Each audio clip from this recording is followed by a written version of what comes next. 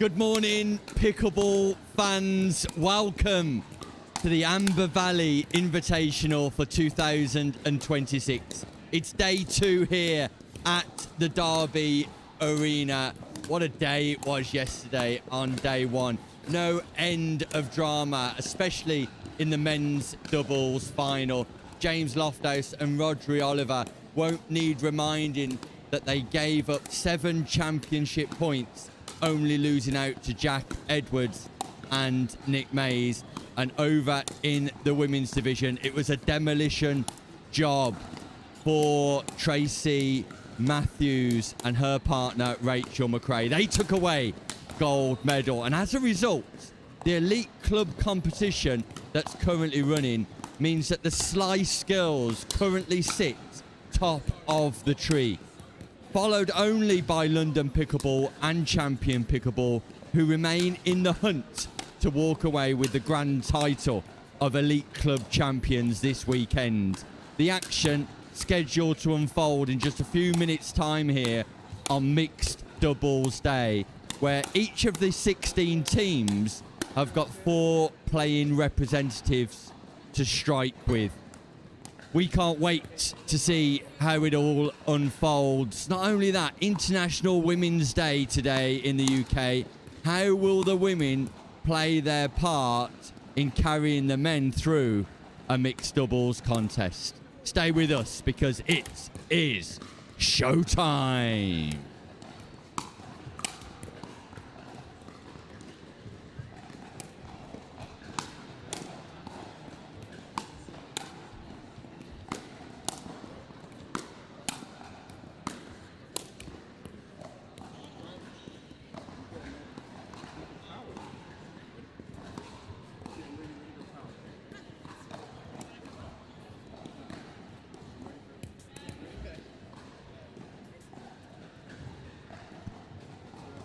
Mixed doubles Sunday at the Amber Valley Invitational for 2026. Nick Hobbis bringing you all of the action this morning, hopefully with a few special guests along the way.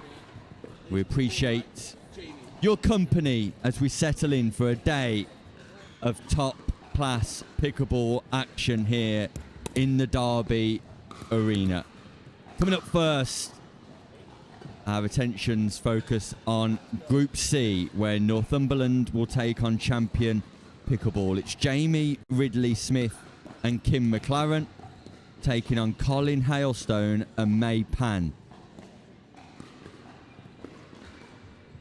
Champion Pickleball still in the hunt to walk away with the Elite Club Championship. And they've got some strong mixed doubles players out today. I'll be hoping to get off to a good start here.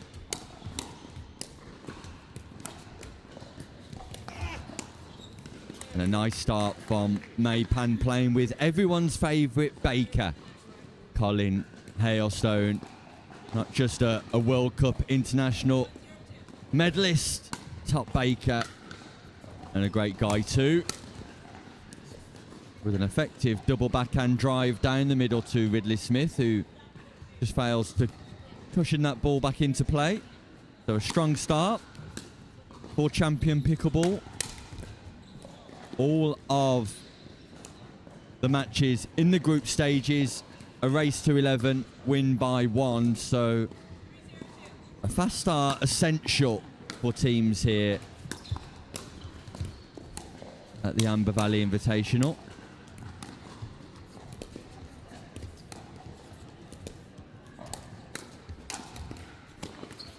And Colin Hailstone, who I spoke to before we came live on air, suggested he's not slept well for the last 2 nights. There's no signs of fatigue here.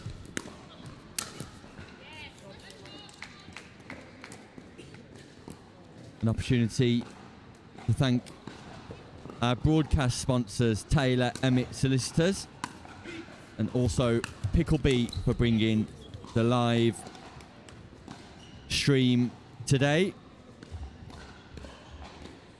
On the tech desk here, we've got Simon Farr, Tim Spurway and Lewis Oak. All beavering away behind the tables.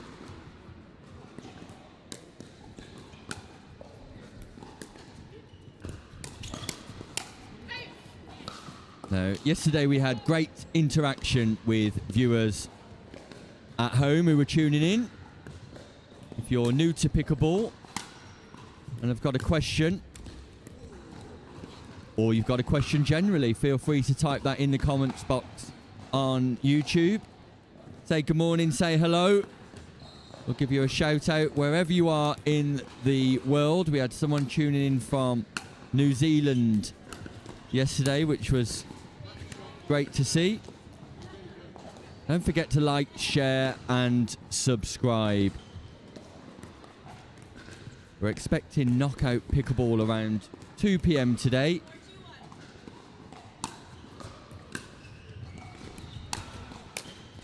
And RF Karen is back from Dumfries. Joined us yesterday as well. So good morning to you watching in Dumfries, Scotland. Happy Sunday to you. And James Carroll has said, morning all. What category are these people? It looks great. Well, in relation to categories for the tournament, we did reference yesterday that there's a wide range of abilities. Colin Hailstone takes off through the centre of the court, jams one straight down the middle of Ridley Smith and Kim McLaren. Impressive stuff from Hailstone. But the categories wide and varied. So May Pan and Colin Hailstone have played some PPL Challenger this year, which gives you an indication of their status.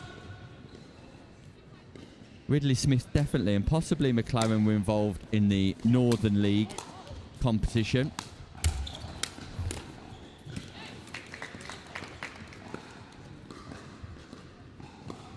So Colin's Duper is actually 4.2. May's is 4.0.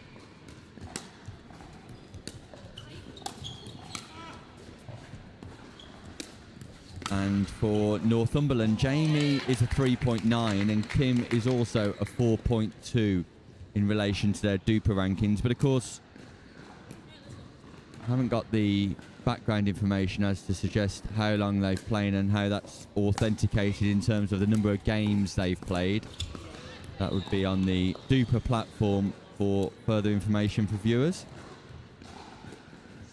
I think it'd be fair to say that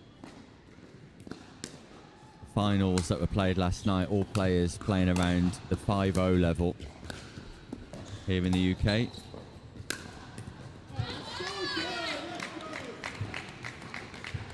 Overhead from McLaren, and how this game has turned around. A fast start from Hailstone and May Pan, but Ridley Smith and Kim McLaren have come back into this with significant force.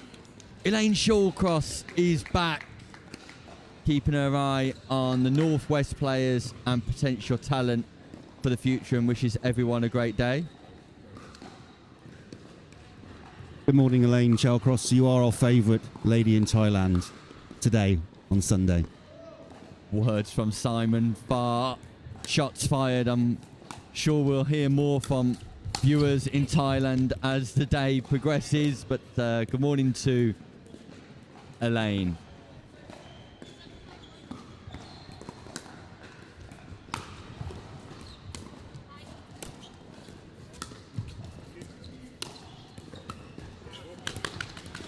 Ridley Smith just missing the reset, frustrated with himself. But the great thing about Jamie Ridley Smith is no matter the outcome from any point, he plays with a big smile on his face and absolutely loves playing pickleball. And he shows that, he demonstrates that in abundance. Jamie Ridley Smith of Northumberland.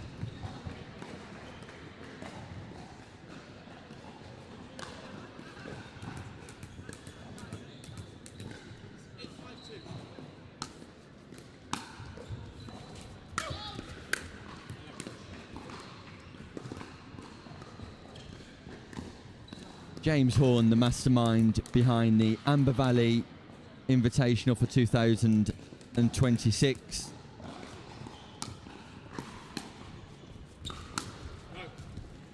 Hope to grab a few words with him later on in the day during the knockout phases.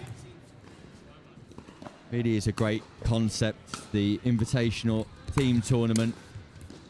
It's a bit of a hybrid between those individual categories and team categories.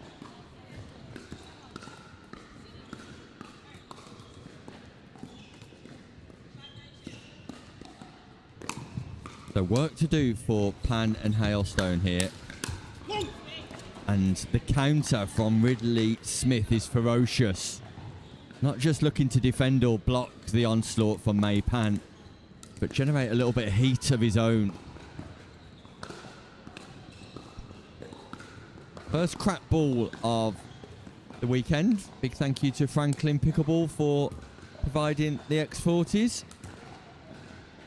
Ridley Smith sends the broken ball over the sponsorship hoardings. £50 for anybody who catches a ball from live play today. Great debate last night on social media when a ball came into the comms booth. Lewis Oakes stealing the X40 out of the hand of myself. Earned himself £50 from James Horn.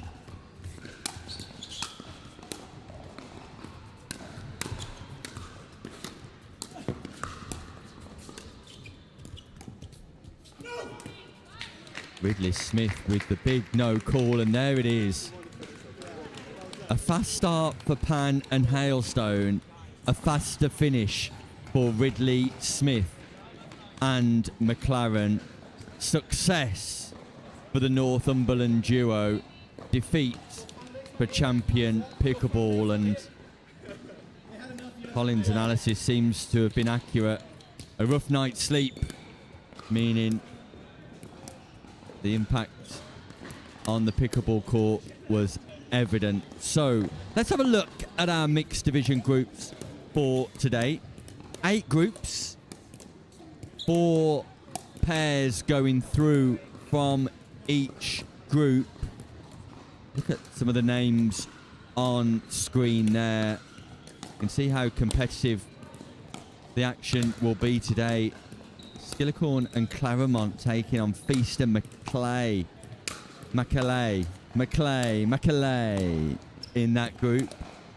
Pulled off for getting the name wrong yesterday from my team member for the Picklebee Stingers in the PPL, Georgia Macaulay.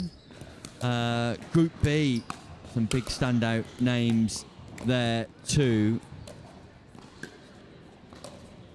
Group C looks just as competitive.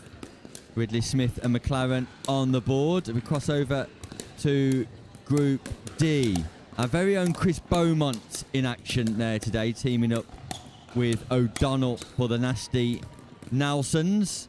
But keep an eye out for Josh Roberts and Rachel McRae. Surely a pairing that will have gold aspirations. In Group E, some familiar names. Dmitry Levchenko and Jazz Tut could spring a few surprises there. In Group F, we will see Callum Matthey and Lucy Dawson taking on Ben Fletcher and Linda Randall shortly. In Group G, Jamie Champion and Chantal Griffiths, the internationally recognised Jamie Champion and Chantal Griffiths will surely have their eyes on the prize. And in Group H, Megan Bignell teaming up with James Lofthouse, a standout pairing. But all our attentions will be on Group F, as I suggest, and it's our first look at Ben Fletcher this weekend. Was in attendance with his 2 young children yesterday and his wife. Ben Fletcher, originally from the USA, now living in the south of England representing London Pickleball, and Linda Randall, who took away a bronze medal in the women's doubles division, as Rodri Oliver screams from the rafters, "Let's go, London Pickleball." Clearly a late arrival for Rodri Oliver this morning. Just entered the arena. And Lucy Dawson and Callum Matthew. Lucy Dawson, I believe, finishing 4th in the women's division yesterday. Callum Matthew taking away a bronze medal himself in the men's doubles draw. James Lofthouse just giving Rodri Oliver some encouragement to fill his water bottle up there. Clearly trying to pick his men's doubles partner up yesterday after what was just, well, I don't know how to describe it apart from a demoralising performance at the end of that men's doubles affair. How do you return from 7 championship points wasted? Sleepless nights, I'm sure, for Rodri Oliver and James Lofthouse. But we're underway. It's Fletcher and Randall at the bottom of your screen. Dawson and Matthew at the top.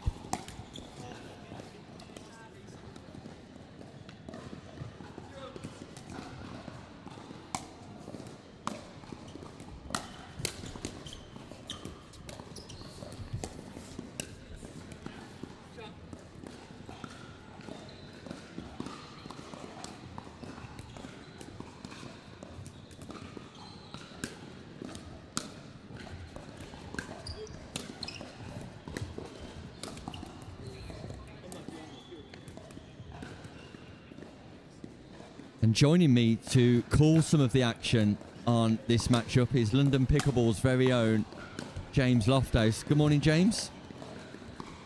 Morning, Nick. How are you doing today? Possibly a little bit better than you, my friend. First of all, let's take on a serious topic. How's the wrist? It's not too bad, actually.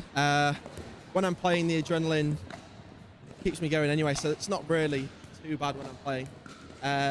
Yeah, maybe we don't talk about the 7 match points, but I think Jack and Nick played very well. They came on strong after that. Fully deserved to beat me and Rodri. Did you sleep well? Not bad, actually. We stayed in a nice little B&B, just Rodri and I, you know, just giving up some time to ourselves. It's a good night.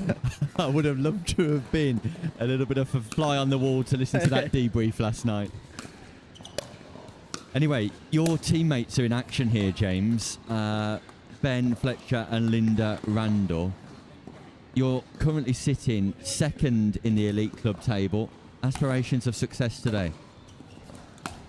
I mean, I feel we've got a well-rounded, mixed unit here. I think we've all got a chance of getting through into the knockouts, and then we'll see where we go from there. Hopefully we avoid each other until the later rounds, if possible. Let's see how it goes. Yeah, with 4 pairs in operation. Jonathan Adams teaming up with Katie Taylor. Rodri Oliver teaming up with Kelly Cannings. Ben and Linda, as we can see. And then yourself and Megan Bignall. It looks like a strong mixed doubles quartet. Yeah, it really is. But I mean, even not just looking at ours, the other teams, like the Slice Girls, got a very strong unit as well. And Champion Pickleball, you know. So it's going to be tough competition today.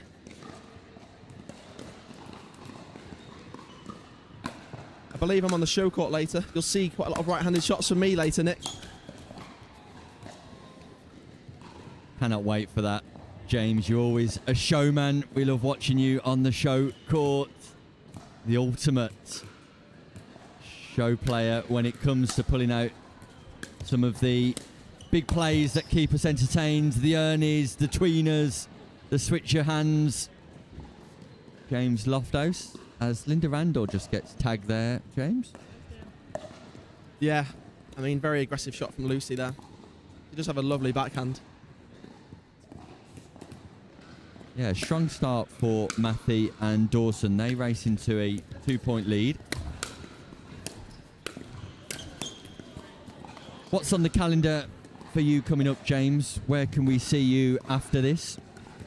So I'm actually going to Rome on Thursday for the tournament out there, and I'm playing with my fellow Pure Pickleball teammates in Josh Roberts and Rachel McRae.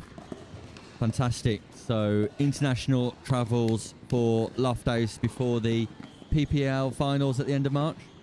Yeah, so I mean, after Rome, I'm actually going to rest. I think, see how my wrist goes and rest for a little bit, and then come on strong for the PPL finals. I see Harry over there, another one of Pure Pickleball teammates, so we're looking forward to it, and we're looking to put on a show there, have fun, and hopefully we win a couple of matches. Big drive from Dawson just goes long there. Can we expect to see you in Stockholm after that? Good question. It's not confirmed yet, so you'll have to wait and see. Wait and see, wait and see. Lofthouse leaving us hanging here on Mixed Doubles Sunday. Will he be going to Sweden or not? Meanwhile, at what stage do referees get involved? RF Karen's asking. That will be at the knockout stages this afternoon at 2 p.m. And James, Neil Lawson-Smith having a positive impact on proceedings yesterday. Yeah, it was really good. I think it's a great thing to have, especially at events like this. Give everyone a chance of having a referee and experiencing it.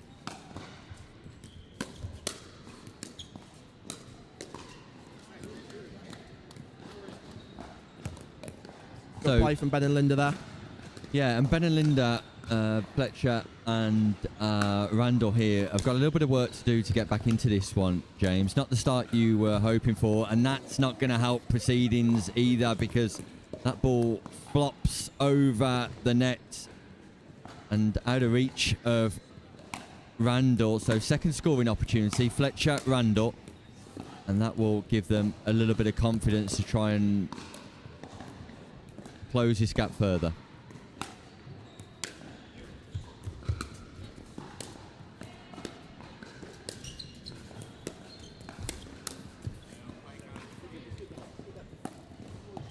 Do you reckon anyone's going to copy you, Nick? I saw you on stream yesterday doing a little bit of a nasty Nelson, you know? It's funny you should mention that, James. One of my highlights of the year was Tim Spurway, one of the tech directors here in the background, just sits shaking his head, but awareness is 9/10 of the law. I'm sure you'd agree. Yes. There's not many players in the world who can perform when the cameras are rolling, but I do appreciate you, James, just referencing that live on air today.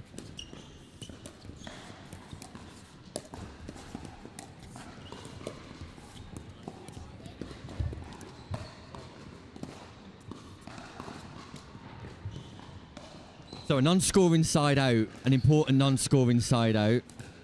And then Fletcher and Randall have got the ball back here, but gonna have to perfect those third shots. I mean, this is standard protocol, James, but just at the bare minimum at this level, forcing your opponents to play on that third shot is critical. Yeah, it really is. I always think early on, putting too much height on the ball is not necessarily a bad thing, and then adjusting that way rather than going the other way. 'Cause if you miss your third shot, like you said, the point's already over. You're not really in it. I think you have to make them play, especially early on, then you can adjust from there. Top tips and analysis here from James Lofthouse of London Pickleball, one of the best players in the UK and wider afield on the continent too.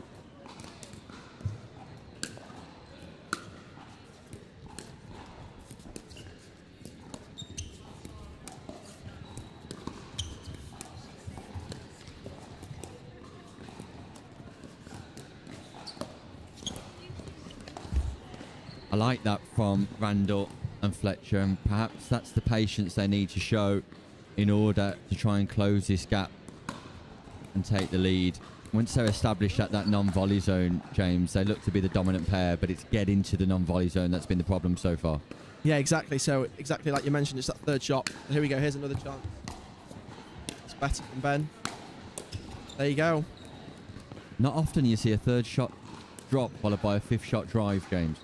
No, it is very, very rare, but Ben controlled that very well. He put a lot of spin on it and took quite a bit of pace off it, which definitely helped getting that ball down. Callum Matthew with a lovely angle on the overhead smash. A bit of a staple diet in your game, James, just being able to find the space on the outside of the court rather than the back of the court. Yeah, I mean, I'm all about placement over power. Especially because of the injuries that I've had, I feel placement for me is a lot easier to control and manage. So I like to stick with that thing, and I always feel I can change my wrist at the last second when I'm just placing that ball.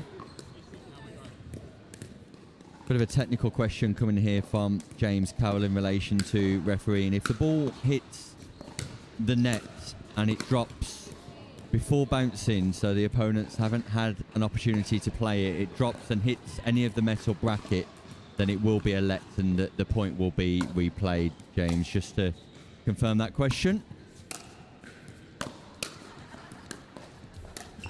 So we're tied at 6-6, and Fletcher and Randall again establish themselves at the non-volley zone and strategically have found their way back into this game and have reclaimed the ball. 3 non-scoring side outs in a row for Matthew and Dawson. And the frustration builds for the champion pickleball duo here.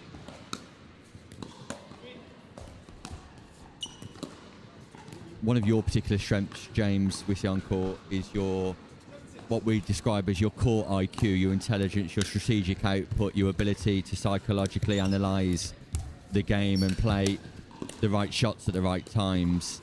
How crucial is that attribute in pickleball in determining your progression through from a 4.5 to a 5.0?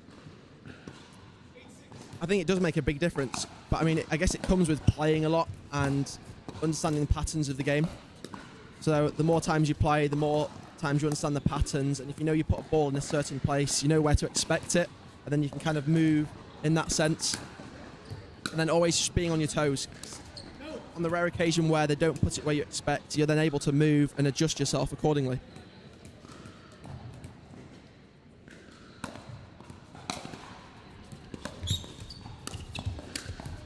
A little bit of fortune finally gives Matthew and Dawson their first point since the turn of ends. A net kiss again impacting proceedings here, and after that bit of fortune, an unreturned serve from Randall. So we're tied at 8-8. Race to 11, win by 1 pickleball. These are the crucial stages, James Lofthouse. Oh, they are indeed, and Lucy there missing a relatively straightforward backhand, but I mean, I guess I can't speak after yesterday. Missing my fair share.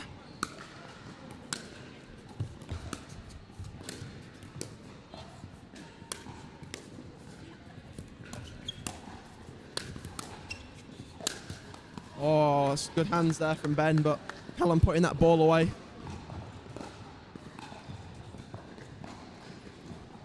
Big point coming up here.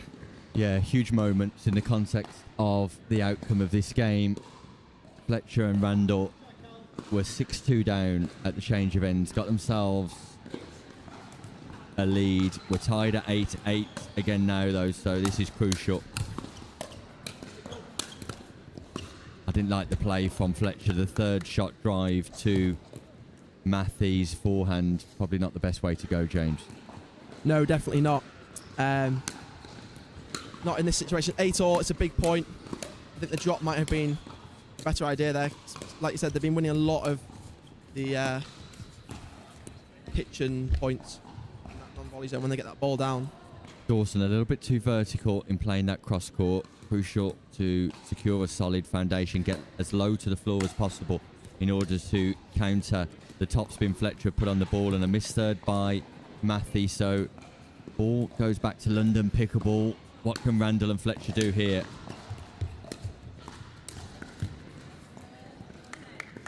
The return takes Randall out wide, generates the gap down the middle, and Matthew finds it cleverly. He does. And is this going to be a Nick moment? Is he going for the nasty Nelson? No, he's not. I was hopeful. Things you love to see. A nasty Nelson. So I don't know if you was watching the European Team Champs Lofthouse, but over in Rome earlier on, before Christmas, Wales were losing 10-0 against the Spanish duo, and Matt Hazelhurst just tagged the Spanish player, and it did not go down well with the Spanish duo. But from a commentary perspective, it was fairly phenomenal. Yeah, I did see that actually. Moments like that, you know, it's a good bit of fun and very light-hearted, but some people do take it serious, and you know, it's part of the game. You see, even in rallies, you see a lot of people getting tagged and body bagged, and do you know what? I feel maybe I need to bring that into my game, but I just don't like hitting people. So it's a tricky one, really. Do you want to? The ball's there. Should you tag them? In theory, if you try and put the ball into space, then they're probably going to get a paddle on it. So what do you do in that situation? You're a kind man. You're a kind man, James Loftus. Oh, that's unlucky there from Lucy. That pattern of play between Fletcher and Dawson is becoming more synonymous as this game continues, and more successful for London Pickleball.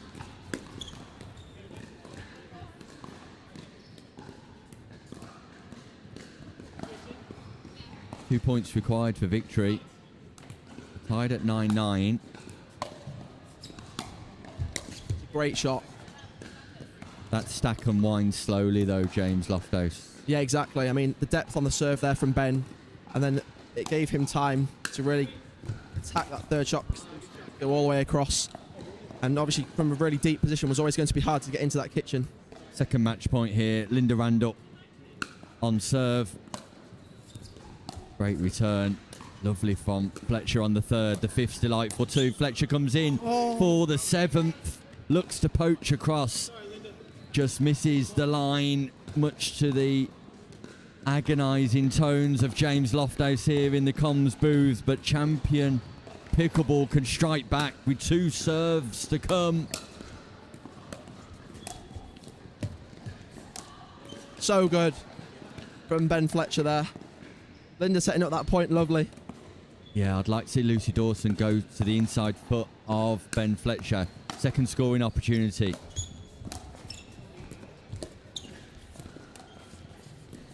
Got to get low. Lucy Dawson got to get low. She's put pressure on.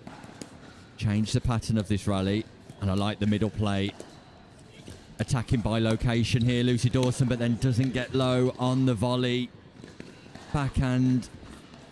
And it gives more match points to London Pickleball. Randall Fletcher can cement the comeback. 6-2 down at the change of ends, but walk away victorious. A change in strategy. James Loftus sees the London Pickleball duo walk away with delight. Yeah, great start from my teammates there. Good comeback, and let's just hope the rest of the team can do the same thing. Thanks for having me, Nick. It was great having you on air, James, listening to some of your insight and analysis. We cannot wait to see you in action later. Thanks for joining us. No worries. Maybe I'll even attempt a nasty Nelson, but if I don't make it, I don't expect any abuse from you on the comms. Definitely not, my friend. Would love to see that today. There you heard it here first. James Loftus will be attempting a nasty Nelson at some point today on the show court. Things you love to hear. Stay tuned. We cannot wait to see that materialise. In the meantime, let's take a short break, because when we return, Amber Valley will be taking on the nasty Nelsons on the show court. And it looks like the Incredible Hulk is here to play. We'll be back after this short break. At the Eye Place, we know every eye is unique and should be observed with care. Good morning, how can I help? Here for an eye exam at 10:30. Lovely, I'm just going to check some details and get you booked in. Our exams harness the full power of specialist eye health technology, analysed by our highly experienced optometrists, making it one of the most comprehensive eye examinations in the world. Our dispensers are experts in matching faces to frames, making sure you have the optimal style and fit with our wide variety of choices in store. Call into any of our practices or book your eye exam online today. The Eye Place, a different level of eye care.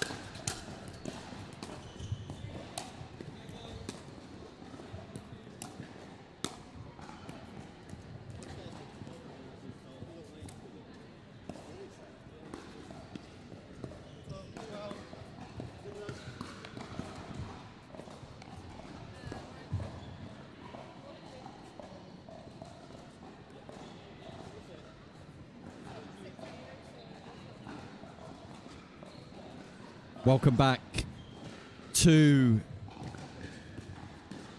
the Derby Arena for the Amber Valley Invitational 2026. We've got Amber Valley themselves taking on Nasty Nelsons here. At the bottom of your screen, it's Darren Wilmot and Julie Griffiths. And at the top of your screen, it's Laura Hibbard and Matthew Goff. Now, I happen to know Matthew Goff pretty well. He's my personal protection when I'm travelling internationally. Very much acts as my security at these events, Matthew Goff.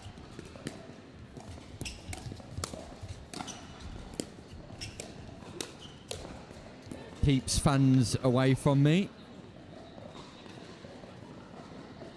Look at the size of the man. Look at the biceps. I mean, the bloke is absolutely built for anything other than pickleball.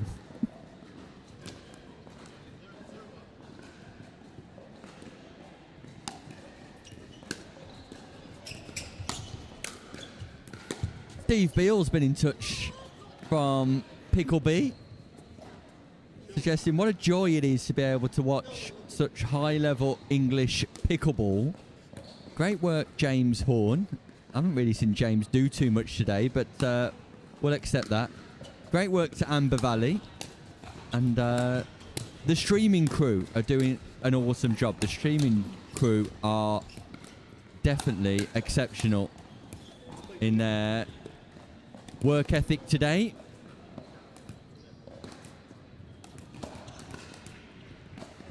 Now, I'm trying to watch pickleball, but I cannot take my eyes off Matthew Goff.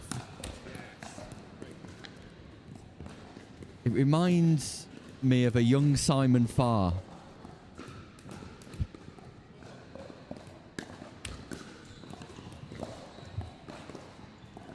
Just picture Simon Farr now with all his great grey follicles and imagine what 20 years ago would have looked like.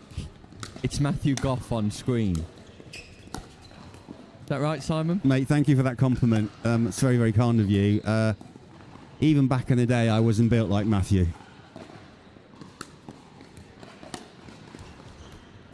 Of course. Matthew being my close protection, I can say things like this. I think you might need some close protection soon if you go on like in this vein, Nick. I really do. I just can't believe it. I feel like I want to give the man a cuddle. Just feel his grip. Feel his arms wrap around me. Make me feel vulnerable in the grasp of Matthew Goff. Anyway, I'll move on. Just look at that at the top of your camera. What a specimen of a man. Anyway, I must divert. I'm getting carried away. Laura Hibbard serves to Julie Griffiths, the mother of Chantal Griffiths. They had to play each other yesterday in the women's doubles, and Chantal come out on top.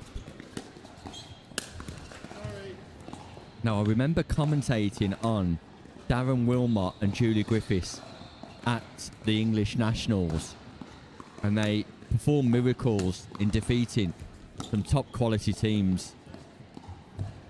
So they'll have aspirations here of representing Amber Valley. Well,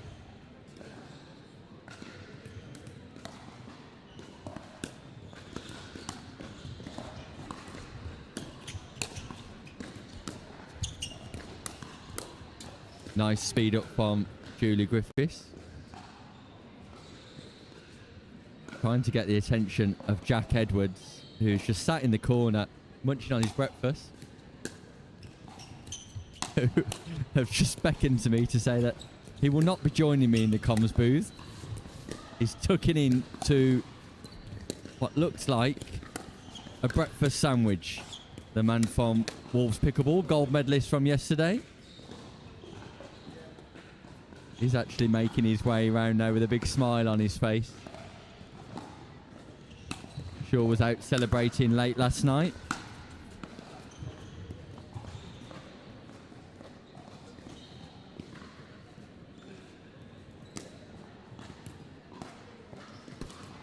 Chicken Caesar and bacon on sourdough. Sainsbury's premium meal deal. Other supermarkets are available, but if you're a gold medalist like Jack Edwards is, you only shop at the best. There's nothing Lidl or Aldi related to the sandwich buying dominance of Jack Edwards. Is that the breakfast of champions, Jack? Yeah, get the carbs in. And I got yogurt as well. Tell you what, it's exciting times for the gold medalist. Got his yogurt in for breakfast, so he's going to join us on comms later. Jack, wish you all the best for today. Cheers, Nick.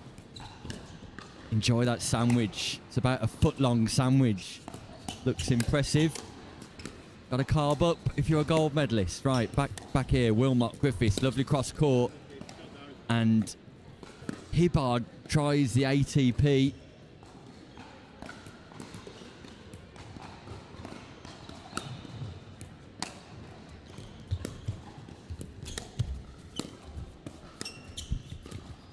Tell you what, Nick, if you look at the size of Jack and the size of that sandwich, what sandwich do you think Matt Goff eats?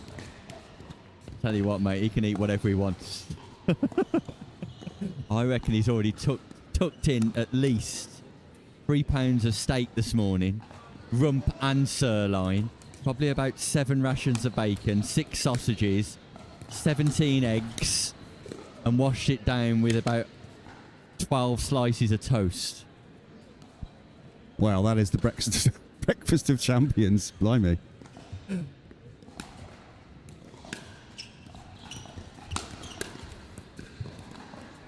Big bloke, any Matthew Goff. He's a big lad. He's definitely had his egg whites this morning. Not someone you'd like to walk down a dark alleyway with, is he? No. Stay away from people that big. Did you know he's my personal protection at these events, my security? Actually. He is, yeah. I hire him just to... Celebrity. Keeps you safe because you're a celebrity now. That's right, when I'm on the red carpet, I need people like Matthew Goff just to thwart the fans away, the screaming thousands to keep off my private space. Yeah, I don't blame you choosing him to keep everybody away from you when they're trying to get an autograph or whatever. Big forehand smash from Goff.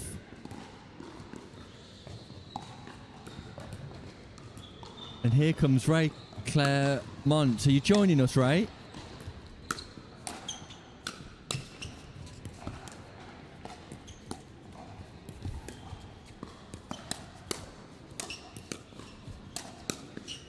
Great defences from Hibbard and Goff, but Wilmot and Griffiths persistent in their attack. Meanwhile, joining me in the comms booth is the one and only top female voices in European pickleball, in worldwide sport. Sponsored by Third Shot, Ray Claremont. Worldwide sport. Listen to that voice. That is one of the smoothest voices we've heard all weekend. Yeah, turn it on so we can hear your voice. That's it. Perfect. Hello, Nick. You can hear me now. Ray, good morning. Good morning. How the devil are you? Oh, you know what? I'm pretty good. I am pretty good. Lost one already. You've lost one already? Yep. Ray, it's only 11-10, 9:43. Nick. 11-10. That's Win not by 1 pickleball. silly. Who did you lose to? Harry Feast and Georgia McCall. Two tough opponents. Who did you play with? I'm playing with Ewan Skillicorn today in our Slice Girls team. Now, if we're being honest, Ewan had a bit of a shocker yesterday, didn't he? So Yeah. he's not at the top of his game this weekend. No. Bless him. Have you had a word with him? We've had words. Because I can't imagine you playing at all ever. That's really, really nice of you, because yesterday on the commentary, I heard you say otherwise. You are kidding. I would never have a bad word to say about you. It must have been Chris Beaumont. It was Chris Beaumont. He said I got in the way. Not good enough. Don't worry, Ray. We sat Chris Beaumont. Thank you. Thank you, That's Sonia. the reason why you're here today. Oh, thank you so much. Well, let's watch some pickleball. Ooh. It's 5-5. Now, it's 6-5, so the changing ends. But Okay. what do you think the standout feature is on this pickleball court at the minute, Ray? Muscles? Am I allowed to say that? Muscles? Muscles? I just can't believe what I've been watching this morning, Ray. Really? What a fine figure of a man. What a giant of a man. What a beast. Is- Like, I've literally appealed live on air for a cuddle from him this morning. I was gonna say something, but I don't think it's. Appropriate. Yeah. I could picture him like picking you up in a little cradle, I would love that. rocking you. It would probably want to be the very rare moments in life where I feel small. Oh gosh. Well, That they're having a bit of a disagreement about what the score is, and let me tell you this now, Ray. okay. Sorry. No matter what Matthew Goff says, that's the score, right? If he's telling me it's 10-5, I'm going with 10-5. I'm not arguing with the man, are you? Really? You would, wouldn't you, Ray? No Yeah, one messes with Clara. No, they don't. You know, we were playing a game last night. Me, Ewan, Josh, Lily, and Jack. Love, marry, avoid? No. No? Well, we play that one too. Okay. But it was ranking most to least feisty. And would you believe that I was top of that list? As Most top feisty. Yes. Would you? Yeah, 100%, Ray. You're a diva on court. Diva. You are a diva on court. Thank you. Like- Oh, You are fully in control of you on court. that's really nice. Thank you. I don't feel that way. Well, that's how it's externalized to viewers at home. I like that they're both playing with Pro XR. They fit the same vibe. They're kind of matching, coordinating on court. I love that. Are you a Pro XR player yourself?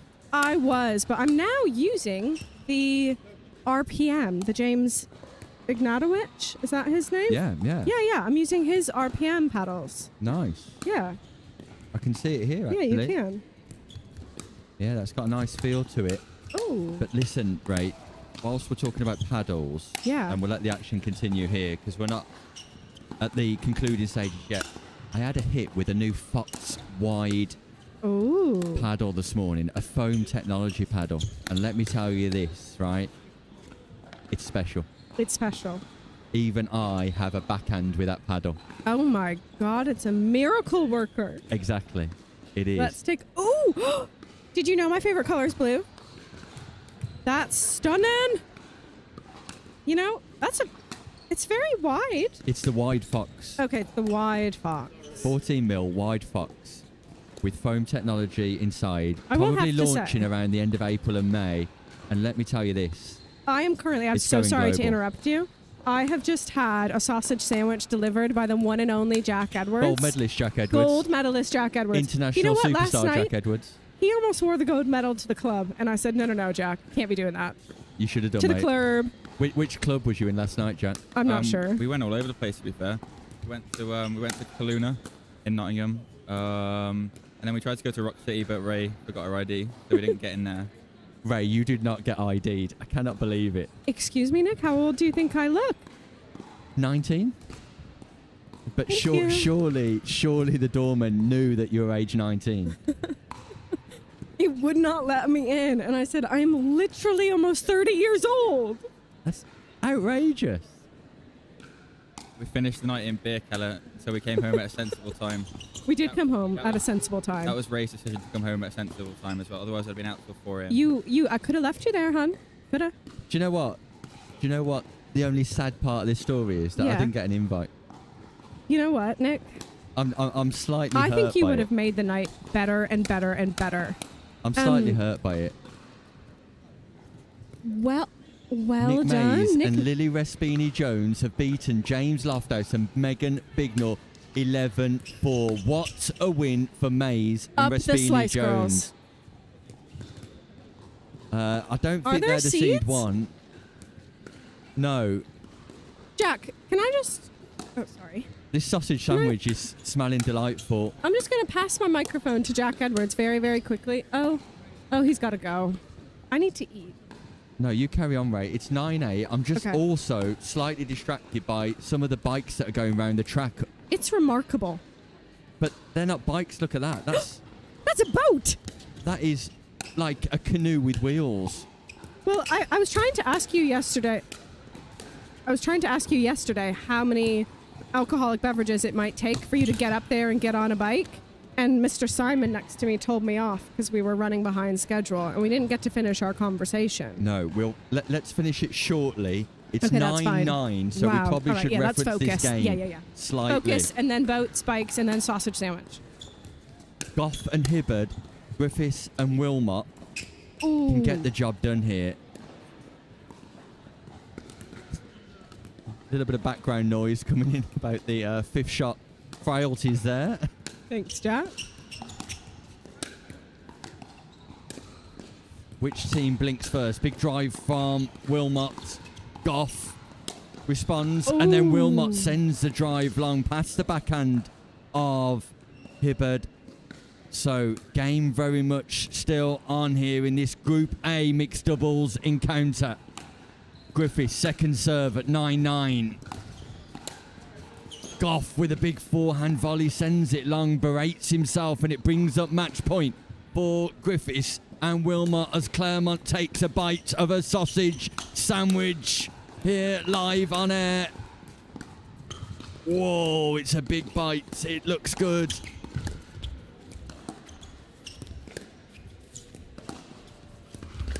Such good patience.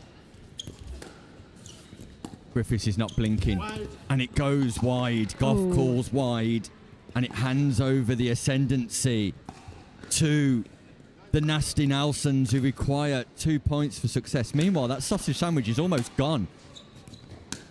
No thanks. It's got butter on the bread. Who has butter on a sausage sandwich? Lewis Oak is right in there to back me up on that one. Drop us a comment in YouTube. Who has butter on their sausage sandwich? Everyone.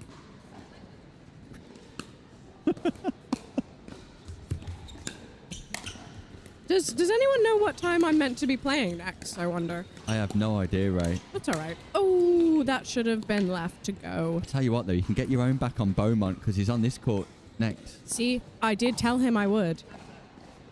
We're tied at 10-10. It's match point. Hibbard and Goff.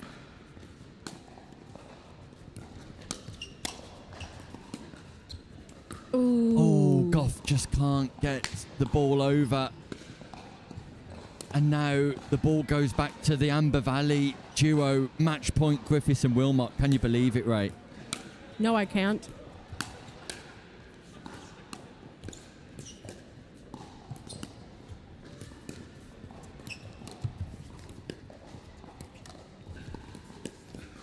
And there it is. that's Amber tough. Valley get over the line.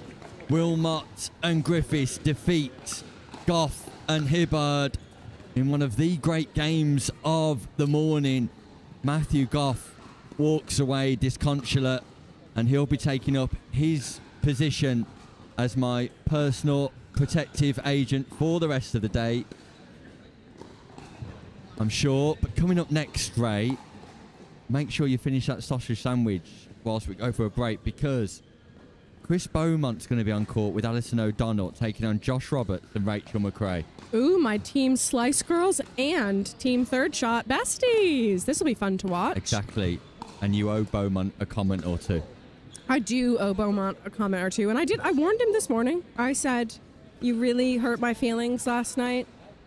You can't afford to do that Well, as a commentator. No. You've got to look after the players. Can I ask what was said, Ray? He said that I was in the way of Lily hitting a shot. How does that And- make you feel, Ray, on International Women's Day? Oh my goodness, I hadn't even thought about that extra layer of mansplaining. It's outrageous, It to be is. honest with you. You know, I don't think he was fully wrong. Did Did wrong. it need to be said, though? It didn't need to be said. He could have just said, "Oh, you know what, Ray? Maybe scooch over a little bit." And is there a better way of explaining it? You know, you're present Because- on that court at that time as a player. Exactly. And Lily is my best friend in the whole wide world. I would never intentionally get in her way or take her ball. No. And we talk about that on court. So Chris doesn't even know the context. He's not privy to that information, No. is he? He's not qualified to make a judgment like that. I agree. What's he actually qualified, that Beaumont guy, for? Not entirely sure, apart from wearing pink shorts. He's got the qualification in that. Anyway, we're going to bring you this game. We're going to go. Should we go to a break, Lewis? Let's go to a break. Ray will finish your sausage sandwich. Yes, I will. And I'm going to have a drink. So, yeah, see you in a minute. At the Eye Place, we know every eye is unique and should be observed with care. Good morning, how can I help? Here for an eye exam at 10:30. Lovely, I'm just going to check some details and get you booked in. Our exams harness the full power of specialist eye health technology, analysed by our highly experienced optometrists, making it one of the most comprehensive eye examinations in the world. Our dispensers are experts in matching faces to frames, making sure you have the optimal style and fit with our wide variety of choices in store. Call into any of our practices or book your eye exam online today. The Eye Place, a different level of eye care.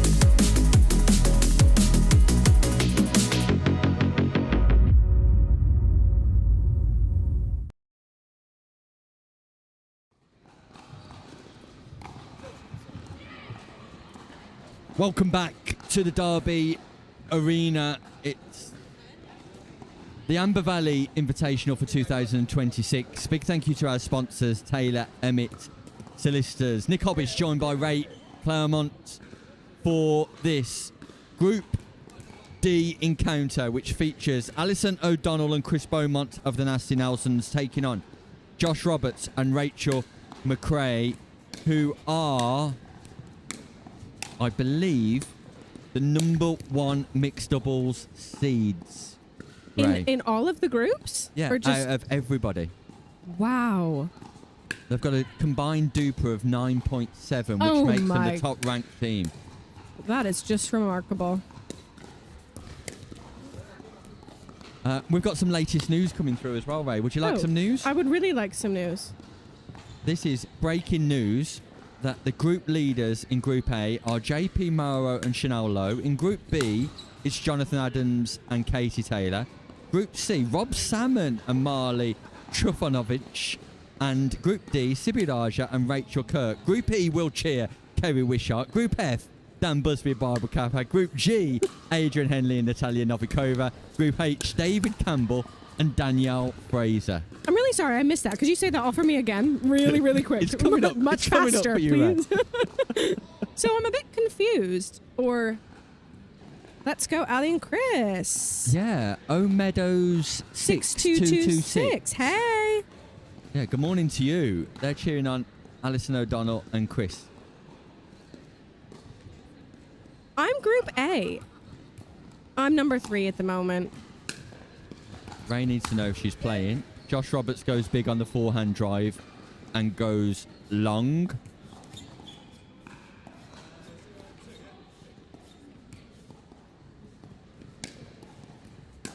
So apparently JP and Chanel are the ones to look out for in my Group A.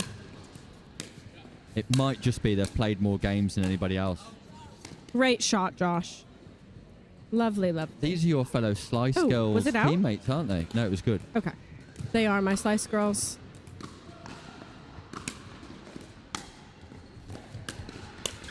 Guess what, Ray? What? We had James Loftus on before you, and he's promised to try and Nasty Nelson someone today on court.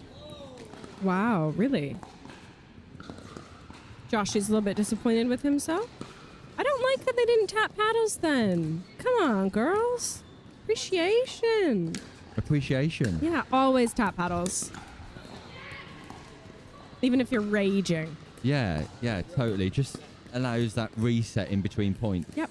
Just to say, look, I'm still here for you. Yeah.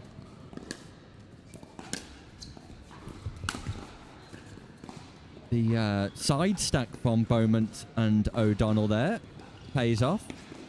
And they're going for it again. This time, Beaumont coming in from the side.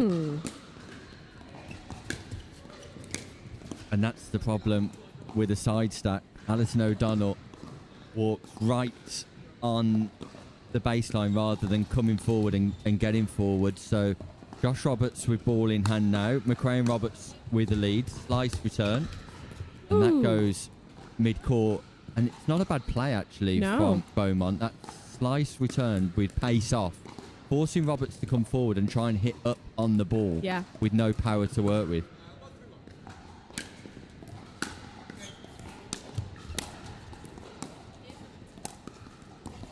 Great shot.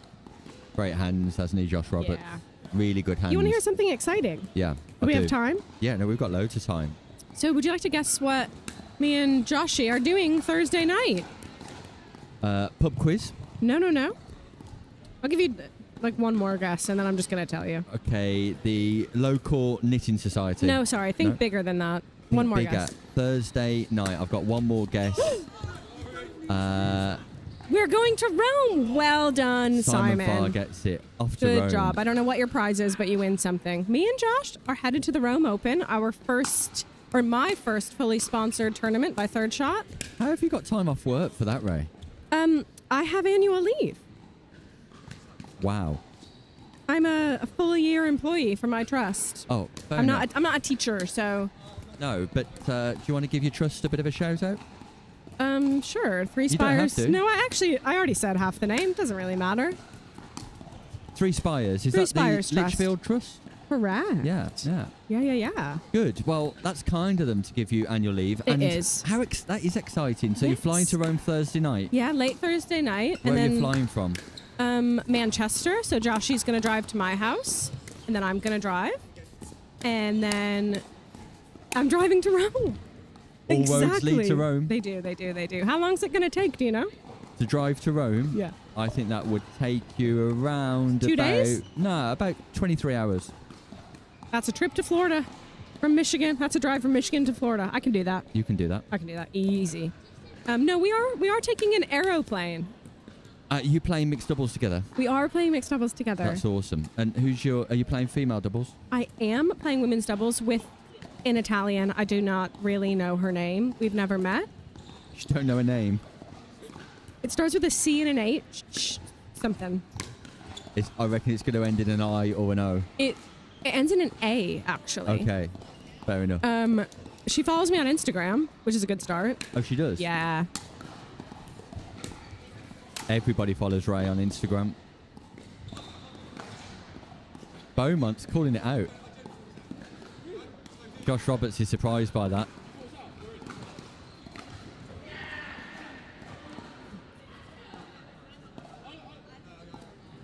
Oh. It's out. It's out. Oh. This is confusing. No, it's been called in. I don't think Beaumont knows what he's doing, whether he's calling this ball out or in. The ball's called in. Roberts was incredibly surprised by the call, challenged it.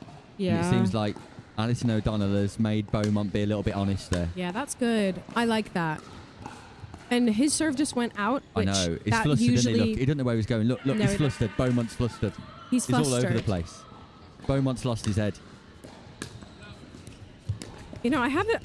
Oh. Let's get some latest news, Ray, to distract away from More Beaumont latest has just news. capitulated here mid-match. Current team standings. Sly Skills, number one. Number That's one. you. Yeah. London Pickleball, number 2. Cool. Only 2 points behind, though, London Pickleball. Champion Pickleball in third, only 3 points behind. So the elite club standings currently in favour of the Sly Skills, but anything could happen. Who's your favourite spy skill, Ray? Oh my goodness. Okay, I have a story about this. So last night, I tidied up the kitchen of the Airbnb whilst everyone was asleep. So After kind. there were 3 flights of stairs in this house, 3 stories. It's a huge house. How many people did you have staying? There were 5 of us.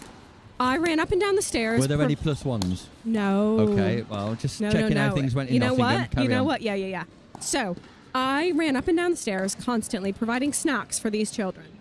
Unbelievable. Lily was passed out in my bed and said, "Can you please go get me my cold Wingstop in the fridge?" She wanted to eat her fried chicken. Fried chicken? Yep, from Wingstop. That was cold last night at 1 a.m. So I did that. Went downstairs, tidied up the kitchen. Then Jack is sat there. So Jack and I are sat on the sofa having a nice chat about pickleball. And he says, "Is it bad that I don't know a Spice Girl?" Yeah, I asked him on comms yesterday. Yeah, we talked about it. And he was like, he named someone. Great shot, Rachel. Great shot Next. from Rachel McRae. Splits the partnership of Beaumont and O'Donnell. He But named a couple people that were We're not not even Spice remotely Girls. close to the Spice No. Girls. And then he said, "Is it Victoria Beckham?" And I went, "Yeah, that's fine, Jack. That's close enough." he didn't even call her Posh Spice. No, I like Posh Spice. I also kind of like Sporty Spice. I feel like that's what I am today. Yeah, you are Sporty Spice today. Thanks. But with a bit more class. Thank you. Well It's over. done. The capitulation come from that dodgy call, didn't it, Ray, for It Beaumont? did. He got flustered. I feel a bit sorry for Alison O'Donnell. He got flustered. And you know what? I haven't even said one negative thing about him. Because he I'm lost full control, though, didn't he, Ray? And you've not highlighted that at all. No. I just don't think I can. I'm just too nice, you know. But the number one ranked team, your fellow teammate, Yeah, they did it. looking in stellar form. Absolutely. Right, coming up next. You all right? We're not going to a break. Lewis Oak says we're not going to a Oh. break, Ray, but we Lewis can tell you is Lewis the boss? at different periods throughout the day. Okay. I think he's, a semi-boss. Okay. Coming up next, Pickleball Nottingham. It's Adrian Henley and Natalia Novikova and Alan Purvis and Catherine Kernick of Northumberland. So that's going to be nice. And Ray, are you going to play? You cold? For my audio listeners, because you can't see, I've just put on my lovely, lovely third shot crew neck, black vintage crew neck. Use code RAY15 for 15% off. Oh my goodness, and can you look at what is on the velodrome? I don't know if we can get pictures of it. Can we get Oh pictures? my gosh, look at that one. I cannot believe we're in a velodrome here. The Derby Arena is a velodrome with a pit below. Hi, Jamie. And it's been described as canoes with wheels. Ewan Skillicorn is now here describing them as UFOs. We're going to see if the camera crew can get an actual shot. There's a man on a bike as well. I fear for his safety. I'm worried about him, you know. Yeah. What if he runs in? Can they run into each other? I've never seen anything like it. Oh my It's gosh. like something from the 1960s, I just want to give which a quick Simon shout. would recall. Please stop There we interrupting go. me, Look, Nick. look, no, Ray, look. We've got it on camera. Got it on camera. Here it comes Hold now. on. Stay tuned. Look at this. Whoa! What is that? Whoosh! Okay. And there's the man on the bike. Watch out! Bobsled with wheels coming through. Okay, anyway. Go If for it, I Ray. may, Nicholas. Sorry. I would like to do a quick shout out to Jamie Wright in the comment section saying, "Good luck to our Splice." He said Splice Girls. I said splice yesterday as what's well. a splice? We thought it might have been a play on words with the yeah. paddle. That's all right, yeah. Spice Girls, Slice Girls, Guess Splice what? Girls, all Do you the want to same. hear something exciting from me? Yeah? Guess who's back on court tomorrow night? You? Nick Hobbis. Guess who is playing? Jamie Wright? Yeah. Where at, may I At ask? Stourbridge. I love it there. Do you love it Courtside. there? I love it. Yeah. I've played there once before. Okay. But myself, Jamie Wright, Josh Roberts, and Rob Adams are all getting together tomorrow night to have a little hit. You know what? I'm going to try to pretend like my feelings, Don't go down that road. that my feelings, you know, aren't hurt. Listen to this. Peter Hitchman, the one and only, who was gutted not to get an invite to the Amber Valley Invitational, has messaged in saying, "Good luck to Mr. Showtime and Angel Ray on the mic." And he's now saying, "I'm not going to rugby tomorrow night." I'm not. Play with those losers, Pete. That is rude. I'm I'm disappointed. not, Pete, but it's a rare opportunity for me to make an appearance. And as an international celebrity in the sport of pickleball, I have to make appearances at different venues. Yeah, of course you do. Honestly, you have a really busy schedule. I do. You know what? But Pete Hitchman's one of my favourite men in the world. Me too. What a businessman as well. What a businessman. He's driving a Porsche now, did you know? Yes, I saw him last weekend. Me and Ewan and Jack had the absolute pleasure of playing with Pete. And, you know, some other people were there, but all I can really remember is Pete. And Pete and I played Pete and his Porsche.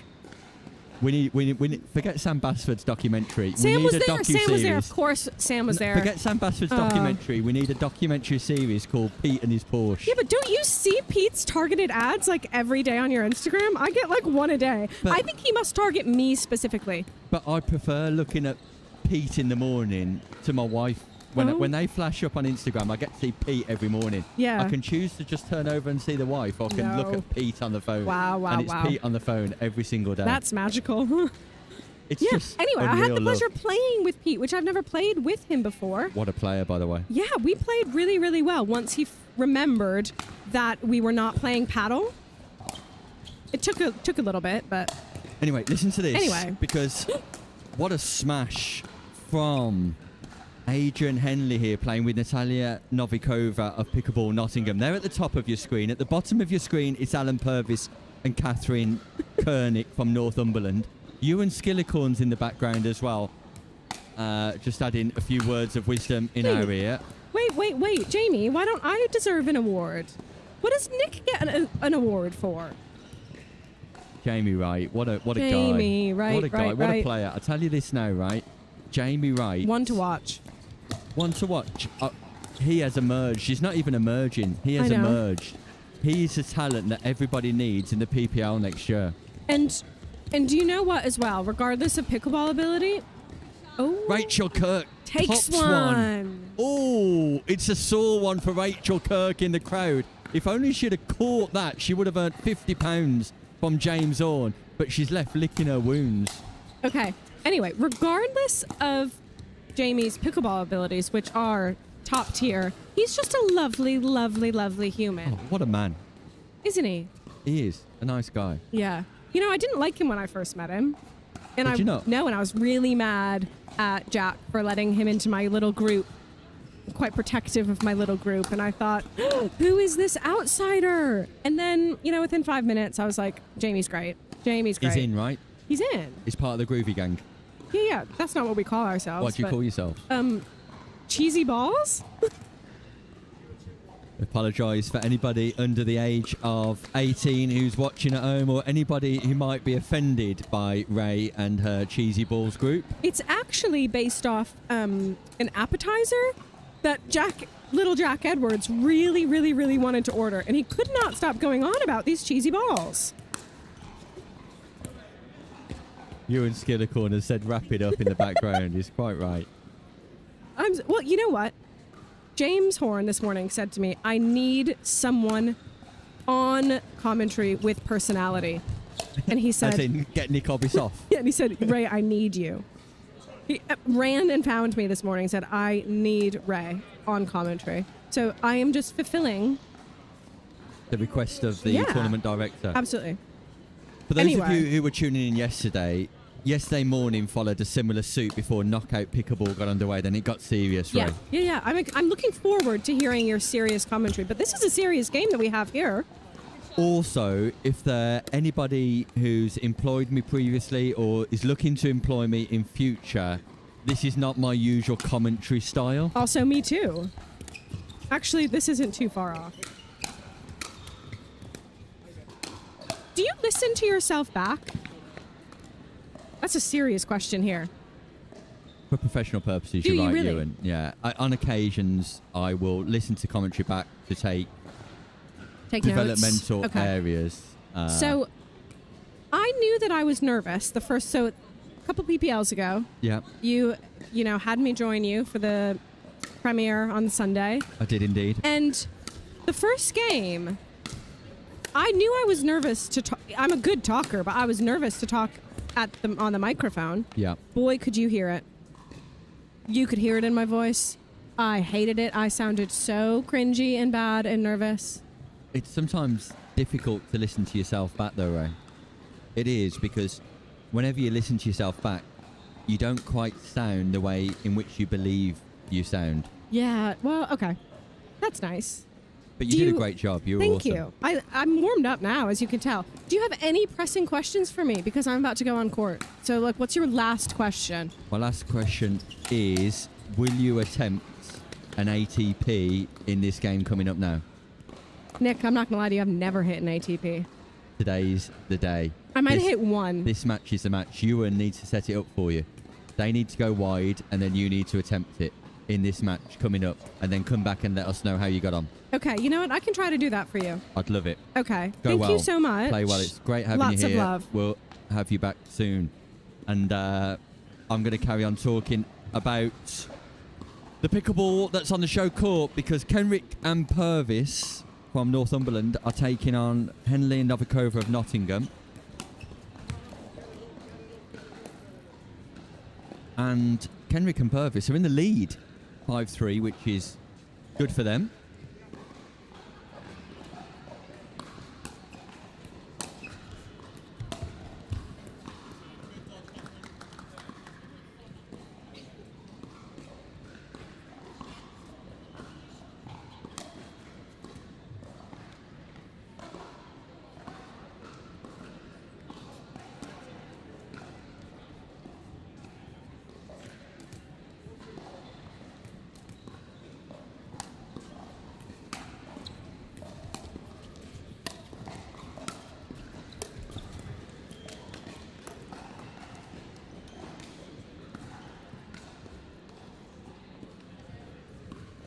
Chris Beaumont's joining us in the comms booth next. We've gone from Lofthouse to Claremont to Beaumont. And Chris, what's going on with the line calls, my friend? Trying to get into their heads. Got to come up with something in that situation, mate. I mean, they are just a little bit better than us. We're cock a hoop. We got 3. You're through? 3. We got 3 points. Oh, you're 3 We have 9 points. points over 2 games, so we're taking this as progress, and I'd go as far as saying almost success. Success? Yeah. Good. I'm glad you feel successful. Rodri and Kelly next. Oh. Things don't get much easier, do they, my friend? Mate, no. It's good fun, though. It's been good fun. And hasn't been as humiliating as... Well, it might be. We'll watch it back. It might have been very humiliating. You fell apart after the line call. It was competitive up to the line call. I don't think that had anything to... I think they just decided to go out of first gear, maybe circling near second gear. Fair enough. They were the number 1 ranked team in the whole competition. And probably still are. They still are. Definitely still are, yeah. Meanwhile... What's going on here? What's going on here, Nick? Oh, that's harsh. Pete Peter Hitchman Pete suggesting Hitchman. I'm going to sleep listening to my own commentary. I assumed he would have been playing paddle or something, Nick, because he's retired from pickleball, hasn't he? Apart from the fact that he plays every week when he was in Dubai for 3 months, and has been to rugby twice since. Yeah, and still played not there. as good as Josh Roberts. And possibly played in the West Midlands Pickleball League yesterday as well. Did he? Sort of Tyson Fury type of retirement then. That's exactly that. That's exactly that. Pete, I do not fall asleep listening to my own commentary because it keeps me awake, such as the excitement in my voice and listening to my own voice late at night. And you know that, my friend, because you regularly listen to my commentary too. I know you do. Well, looking at the comments this morning, Pete's either got nothing to do on a Sunday morning or he really, really likes you, because it's the Hitchman show on the YouTube comment. Jamie Wright's been in touch too. We're playing together tomorrow night. Yes. So it's nice to hear from Jamie. I expected a little bit better from Hitchman. Do you though, really? Do you? I do. Do you? Just because he's my man. Yeah. He's yeah, he has. Oh, bless him. Look at that. Look at that comment. If you tune into the YouTube comments now, everybody, if you're watching from home, read that out, Chris, that last one. No, I refuse. Hobbis is quite literally my favourite man in the entire world. Say Peter Hitchman, not me. Anyway, so pickleball going on, Nick, and it already feels like it slips into a little bit like yesterday morning. Well, I've kind of given viewers at home the warning that during the league stages, there might not be too much focus on some of the pickleball in the early stages of the I'm match, hoping but in the there was- latter stages, Yeah. there will be some greater focus on the commentary and I'm the play. hoping there was minimal focus on the last game on show court. But we've also got some pictures of. Oh, what's that going around the top there, Nick? It's a canoe on wheels, or it was also described as a UFO. Okay. But we've had pictures of those going around the velodrome this morning, which has also been Nice. entertaining. So pretty much everything other than the pickleball. Other than the pickleball, but this is how good I am. Whilst interacting with you, looking at Peter Hitchman's comments, I've also been keeping an eye on this game. Have you? And Kenrick and Purvis were in the lead. Yeah. Novikova and Henley have turned things around at the change of ends, and they are now putting their foot to the floor. It's amazing what you can do when you look at the scoreboard, isn't it? It's Literally doing two things at once here. very good. It's my first look at Henley, and I've been rather impressed with him. Yeah, I was warming up with him earlier, actually, and played against him in the English Open a little bit earlier last year. What year are we in? 2026. Last year's English year. Open. Or was it the Nationals? It was the Nationals, Nick. Played against him in the Nationals. Can you remember Alan Purvis's father? Peter, yeah, I had a Yeah. chat with him last night. Lovely guy. Thinks his son is very good at pickleball, and I would agree with him. Looking at the shots he's playing right now, that's some nice defensive work by Novikova. This And is an actual brilliant rally. this is actually really good. We've been missing Oh. some top quality pickleball here, Chris. We have been missing some top quality pickleball here. I like Henley's pink shorts as well. I'm a fan of any player who turns up playing pink shorts.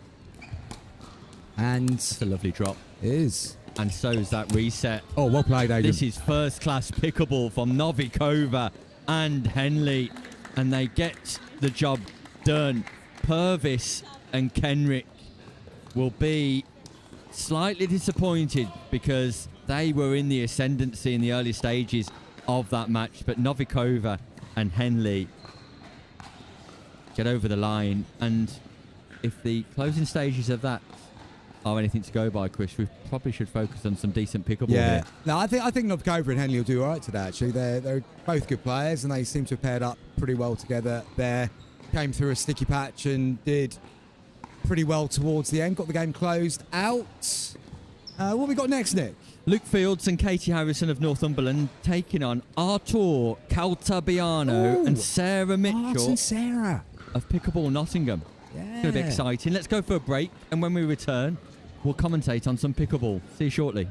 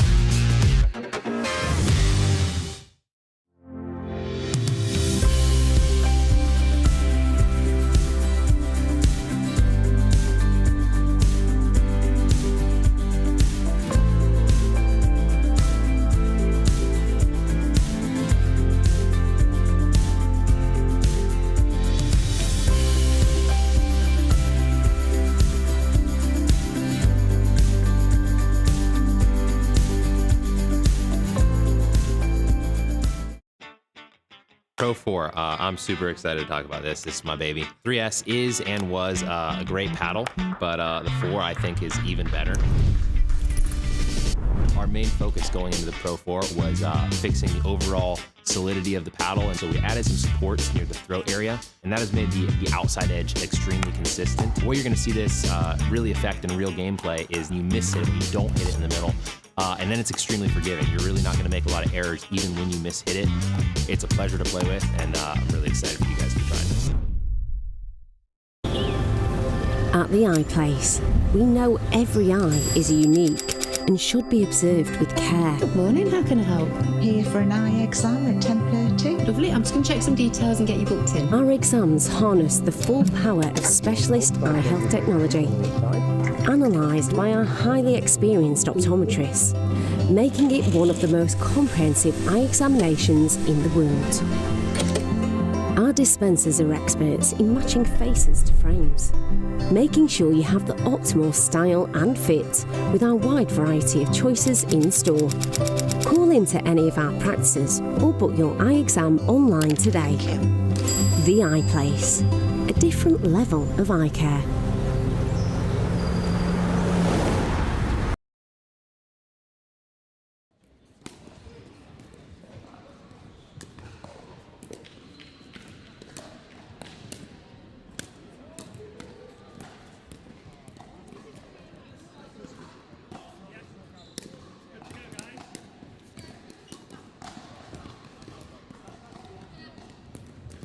Welcome back to the Amber Valley Invitational 2026. Pictures brought to you by Pickleball, the broadcast sponsored by Taylor, Emmett, and Chris Beaumont joining me, Nick Hobbis, in the commentary booth. And Chris, we're looking forward to the next match. Yeah, it should be a good game. Two of the Midland Outlaws favourites against two of the Northumberland team favourites. And representing Pickleball Nottingham today, Sarah and Art up against Katie and Luke Fields. Luke Fields, the tallest player on court, up with Katie, and Art, a left-hander with a good serve, Nick. Yeah, Watch his serve now. Watch his serve now. Watch it. There we go. Boom.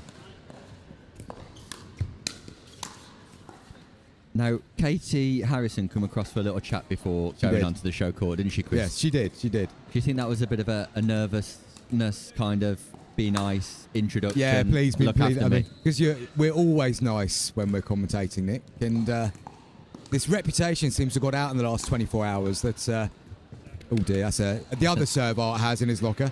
That's an ace. Yeah. Slice serve goes away from Katie Harrison. But no, this reputation's got out in the last 24 hours that we might not be taking the commentary side of things as seriously as... Until the knockout stages. And we've been directed to do this by James Horn.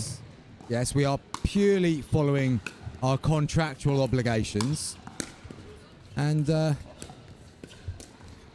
when we get some good stuff like this, we do tell you about it. Nice placement from Sarah there, just down to the toes of Katie, and she was unable to keep the ball in court. I noticed Tim Spurway's not around at the moment. Is it true that the authorities have finally caught up with him? Well, I don't think there's anything happened this morning that's in contrary to your Instagram or Facebook posts overnight, Chris. I've not heard from Lou Stevens, though, which does also concern me. She's on the run.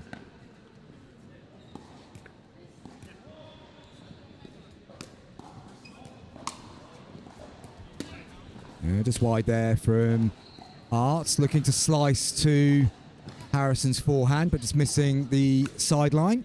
Harrison and Fields double their tally to 2. Fields just misses the third. Did you see Matthew Goff earlier?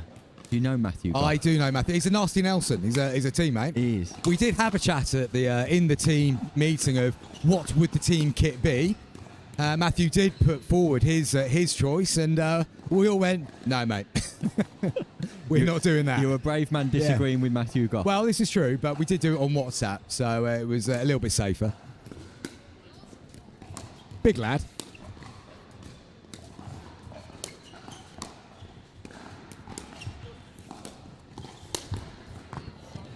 Nice from Fields. Good court positioning.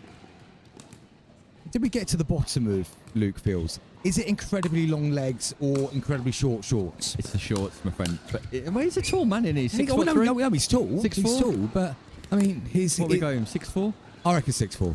But again, I still think he's got longer legs than his body. Yeah, his legs are long, but I think it's accentuated by the way in which he wears his socks and the size of the shorts. This is true. I mean, those socks are properly pulled up. I mean, if I was wearing those socks, they'd be around my knees, let's be honest. Not fox socks, though. I'm hearing... Hey, look, I've got some of them on. You've got the fox I've socks got the fox socks on. Simon Farr's got the fox socks on. Yeah. Lewis Oak's got the fox socks on. I have no fox socks, and I'm hearing that there's 3,000 pairs in stock with fox, and they're one of the best-selling sock in the UK. What, with 3,000 pairs still in stock? Well, they've sold about 6,000. Oh, okay, right. That's good going. Congratulations for saying fox socks 6 times quickly there and not getting it wrong. It's not easy, especially on air. That's good. Oh, look, Spurway's coming back. That's a nice push back from Sarah Mitchell. Sets it up well for Art to punch down to the Spurway's toes. lost the jumper as well, Chris. Spurway has lost the jumper. He's worn it 2 days in a row, but you'd think with all the money that he's embezzled, he'd be able to afford a new jumper, wouldn't you? What, one that doesn't look like it's come from the local charity shop, you mean? Not happy with us. No, to be fair, most of my stuff comes from not the same local charity shop as Tim, because I don't live anywhere near him. But speaking of fox, Chris, like we were a few moments ago, the fact that everybody else is wearing fox socks and I'm not. Tim, have you got fox socks on? You wearing fox socks then? No fox socks. You have to buy them, Tim. You have to buy them. You have to purchase them. How much do they retail at, Simon? Fox socks? £5. £5 No, it's per pair of $4.99 rubbish. It's a full fiver. Anyway, speaking of fox, live on air just before 2 p.m, I'm going to be doing a prize draw. I won't let this. This is a good rally breaking out, Tim. Nick, we should concentrate for a moment. Oh, there okay. Back to the rally. fox socks. I'm going to be doing a prize draw live on air, and it will be put out on social media, where one lucky winner will win a fox paddle, and they can still join in right now on Instagram. Go to Instagram, search for Fox, like, share and subscribe, and you will be in the draw that I will be doing live on air just before 2 p.m. to win a fox paddle. Are you in? May as well be. I'm not going to win anything else today, so may as well have a go at the prize draw. Well done, Sarah. Get back on court, Sarah. Get back on court. Sarah Mitchell performing miracles right until the very last point.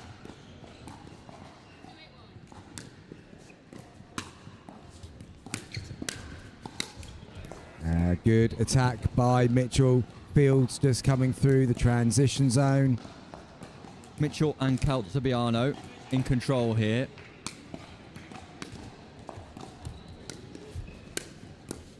Lovely reset from Katie Harrison. No. Katie Harrison. Lovely reset. And we said if she did something well, Chris would tell the viewers at home that she's a lovely girl with a great personality. Absolutely. And a great reset as well, because that was a very nice shot. Unfortunately, Fields has then just undone all her good work by smashing his serve into the net. You know, we talk about pickleball players transitioning from other sports. Do you think Fields has transitioned from high jump? I was going to go basketball, actually. I was going to go basketball, but high jump is a good shout. I reckon he's got a decent Fosbury flop. Yeah. Now, in primary schools, you don't teach the Fosbury flop, but you do teach the scissor kick, and you're restricted to the scissor kick technique. Imagine Fields scissor kicking in the primary school high jump competition. Yeah, it's. I mean, now, yes. I mean, I think it would be entirely inappropriate. I mean, he'd win, wouldn't he? Let's be honest. He might be a bit taller than every other 11-year-old in the country. Yeah? If he entered a primary school high jump competition now, I'm not a gambling man, but I would be in this instance. I don't know what odds I'd get, but they might be a bit skinny. Yeah.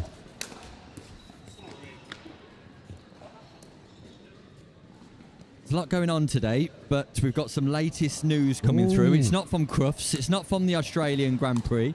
It's not from the FA Cup. It's not about International Women's Day. Did you? Yeah, thanks to you. Yeah. Yeah. The toy group.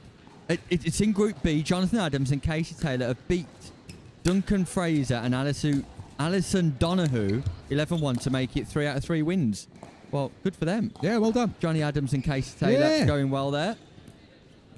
Good. So did you enjoy Crufts last night? I can't remember, to be honest. It was at the point I was falling asleep. Fair enough. But yes, I did the bit that I recall from it. Well, Best in Show will be awarded tonight. Will it? After we finish, switch straight over to another streaming platform to watch the Best in Show So competition. in order of priority today, it's the Fox prize draw, then the Elite Club winning thing from this ridiculous competition, and then Crufts. And then Crufts. Okay, cool. Yeah. Excellent.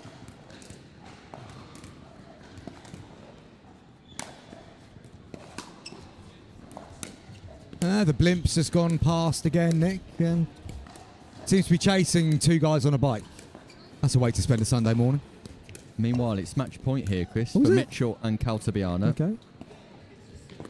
Well, they didn't take advantage of it there, did they?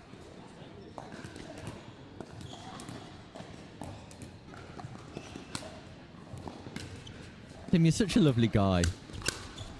Isn't he? Tim? Look, he's just made Katie's day by shouting onto court, nice play. Yeah, From exactly. his technical director position here, sat behind all the gear, he's took time out of his schedule to support Katie Harrison. Yeah, but that's how he gets himself in. That's how he works his way into these things. He plays It's the all part of nice. the ploy. Yeah, it is. It's play. It is. It's part of the plan with Spurway. He's part of the plan. Makes friends, gets trust. Once he's got trust, he can deploy. Everybody does love Tim Spurway, though. And rightly so. Who wouldn't? I mean, the game's finished, Tim. Katie, we've told everybody that you're great at resetting. Yeah. You've got a great personality, and you're a lovely person. And Luke let you down by hitting a serve into the net straight after you doing great work. Fair summary? What can you do? Fair summary. Yeah, fair summary of the game. Oh, absolutely. Exactly. Yeah, absolutely. Well 10 out of 10. Nick, I better go and see if I'm due on court. Okay, Chris, it was nice to see you. Yeah. I'm sure we'll hear more from you later, Yeah. if you don't progress through, that is. Bye. So we'll hear more from you later. Bye, Chris. Coming up next, Boston. We haven't had... Do you know what? We have not seen Boston all weekend.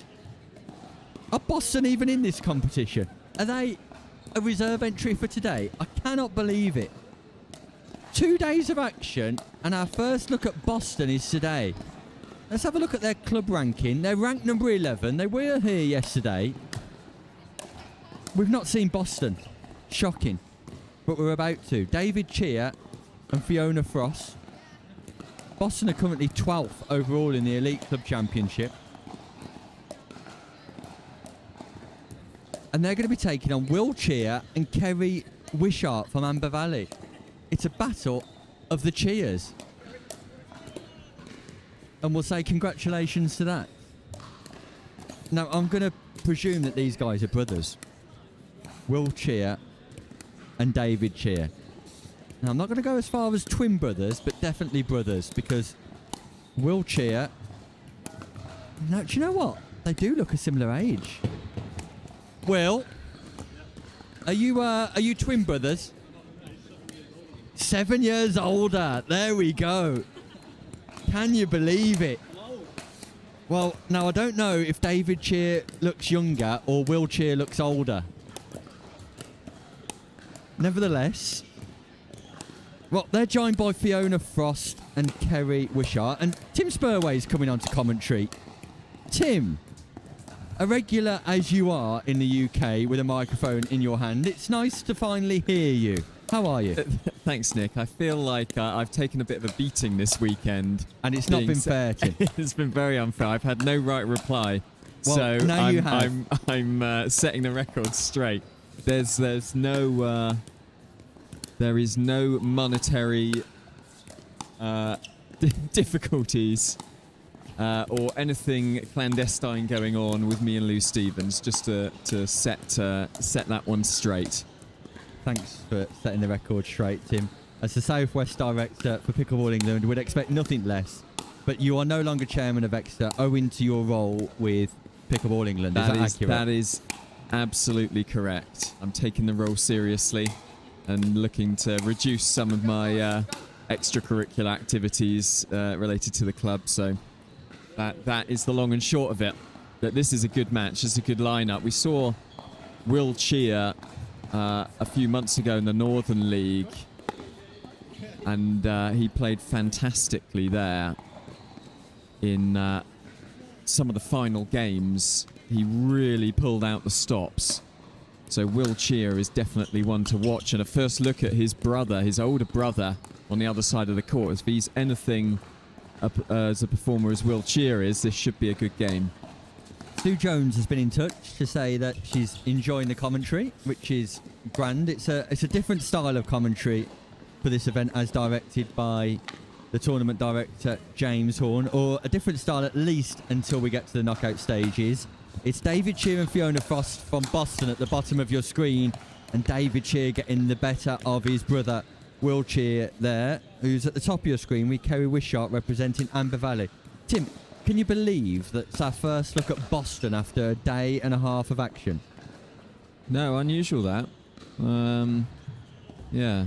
Well, they'll be hopefully going to put on a good performance for us in their first game on the show court. There are a lot of teams. There are a lot of teams in this division, or in this whole competition. No doubt a logistical nightmare trying to get everybody represented on the show court. And James Horn has done a brilliant job so far. Steady on, Tim.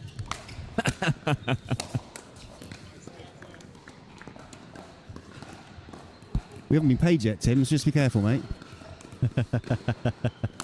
Why do you think I'm being so nice, Simon?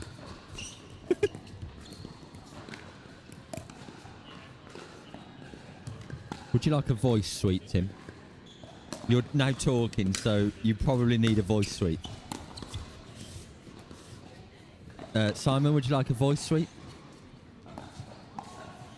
Lewis, would you like a voice suite?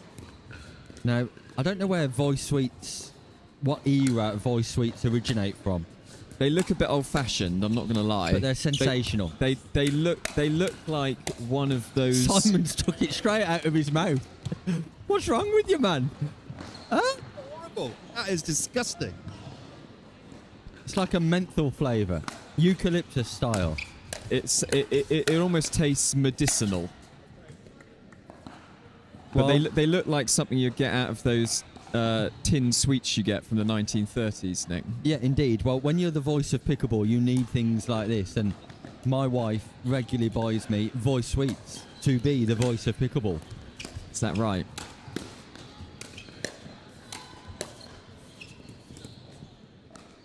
David Cheer just penetrating the ball repeatedly towards Kerry Wishart.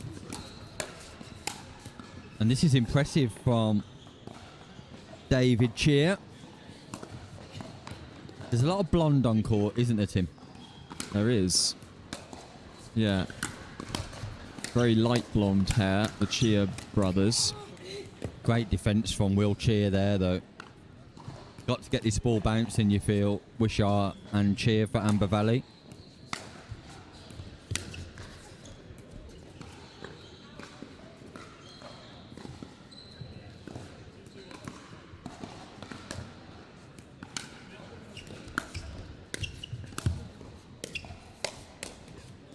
Have you ever had a hit at Amber Valley Pickleball Club, Tim? I haven't, no. No, it's a bit of a trek for me. I mean, everywhere's a trek for me, but especially so. Have you, Nick? No, but I'd like to.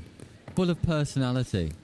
I think I remarked yesterday in commentary, it's a bit more of a drama series than a pickleball club. Yeah. They do a good sense of humour, James Horn and his club. And they do get a lot of traction with a lot of their social media stuff. Don't take the sport too seriously. Which is a pretty good job, really, if you're James Horn.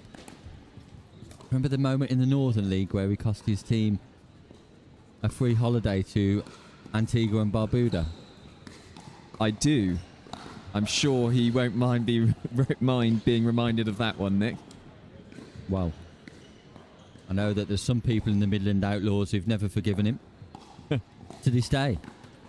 Blimey. Yeah, not a bad prize. Oh, Jonathan Adams walking past. Johnny, I'm hearing that you're 100% win rate so far here today. Had a good start to the day. Good start to the day, but yeah, just making sure we're keeping the balls in. Aspirations of medaling later today then? Always. Gotta hope. Johnny Adams of London Pickleball, one of the top players here this weekend.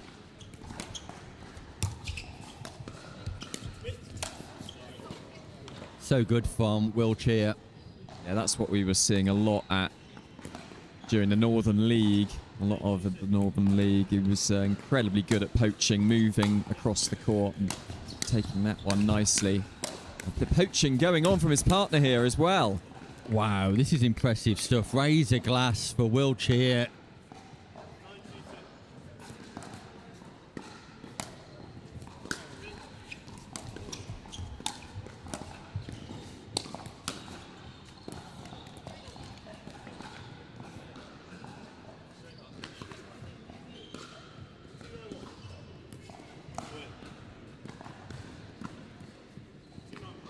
Fiona Frost with ball in hand, looking to close this gap.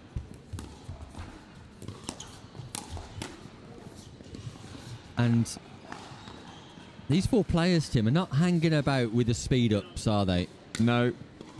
Power players not afraid to hit those speed ups and play fast pickleball. And we're flying through the points. I think the score might be slightly wrong on screen. Now, you can understand that here, can't you, Tim? Because getting Will Cheer and David Cheer mixed up isn't easy. Would be an easy mistake to make, Tim. Although there's 7 years between them. David Cheer. Very much got some boyish looks about him too. But Boston have turned up on the show court and they're putting on an absolute display, but it's not good enough to usurp Amber Valley. There's no stopping Will Cheer and Kerry Wishart, and it's match point, Tim. It is. They have looked incredibly impressive and definitely a pair to watch in this competition. Will Cheer unable to execute on that match point, but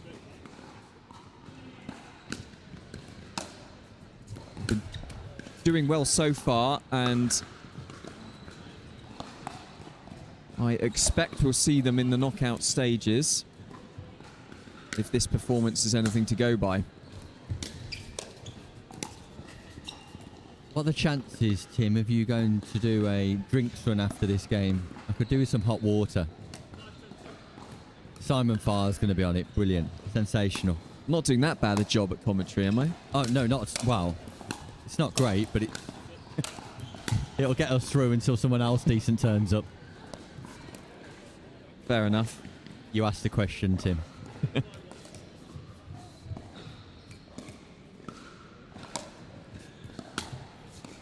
Tim Spurway, fast becoming one of the dominant voices in UK pickleball, but it's Will Cheer who takes all of the plaudits with his partner, Kerry Wishart, and the Cheer household bragging rights as Will defeats David in a battle of the brothers here on Mixed Doubles Sunday. Enjoy Sunday lunch in the Cheer household if you're a Will. If you're a David, the Yorkshire puddings could get a little bit soggy. So, defeat for Boston on their first showing, and here comes James Lofthouse, pretty in pink. James Lofthouse with his partner, Megan Bignell. And Tim, you heard it earlier, didn't you? What did Lofthouse promise us all?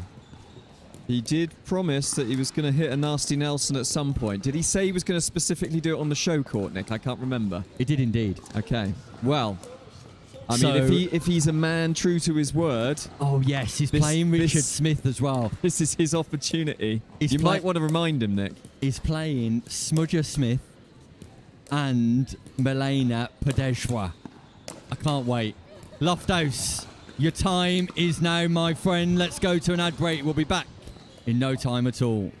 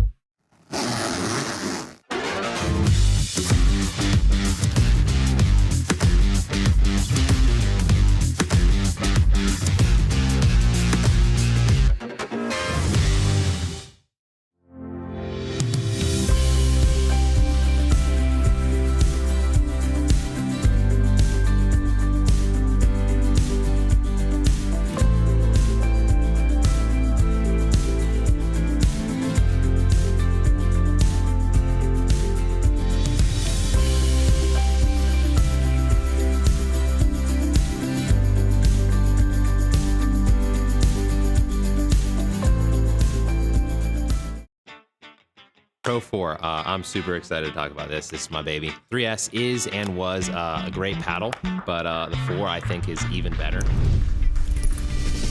Our main focus going into the Pro 4 was fixing the overall solidity of the paddle, and so we added some supports near the throat area, and that has made the outside edge extremely consistent. The way you're going to see this really affect in real gameplay is you miss it, you don't hit it in the middle, and then it's extremely forgiving. You're really not going to make a lot of errors even when you miss hit it. It's a pleasure to play with, and I'm really excited for you guys to try this. At the Eye Place, we know every eye is unique and should be observed with care. Good morning, how can I help? Here for an eye exam at 10:30. Lovely, I'm just going to check some details and get you booked in. Our exams harness the full power of specialist eye health technology, analysed by our highly experienced optometrists, making it one of the most comprehensive eye examinations in the world. Our dispensers are experts in matching faces to frames, making sure you have the optimal style and fit with our wide variety of choices in store. Call into any of our practices or book your eye exam online today. The Eye Place, a different level of eye care.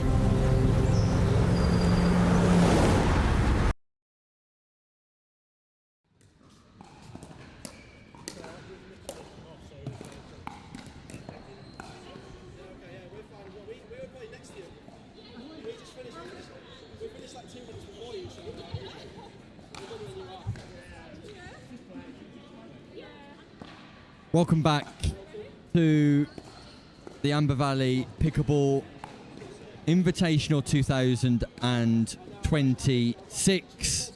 We're here live from the Derby Arena, and James Lofthouse and Megan Bignell take to centre court representing London Pickleball. They're taking on Richard Smith, who will be hoping to avoid a bagel, and Milena Pedesra for Amber Valley. Richard Smith heavily involved in the organisation of this event. Real top guy and a growing influence in the sport of pickleball here in the Midlands.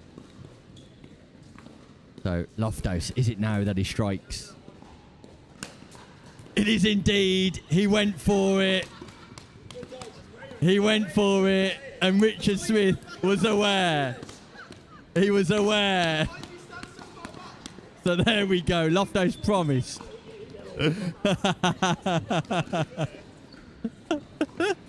Lofthouse delivers on his promise, but Richard Smith was aware of what was coming. He's tuned into the commentary earlier on, and there it is. It's a non-scoring side out. Lofthouse, a man of his word. What a guy. Wasn't able to execute like I was on Spurway yesterday, but nevertheless a man of his word. So great camaraderie, great enjoyment here.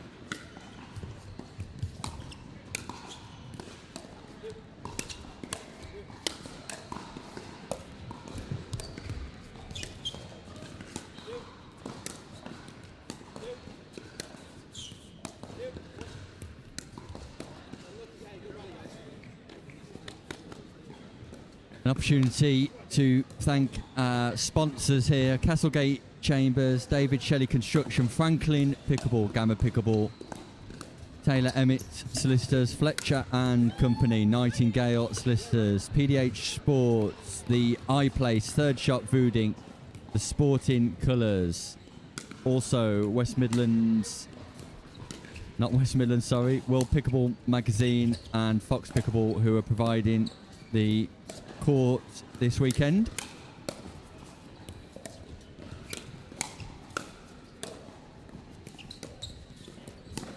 That's a great rally.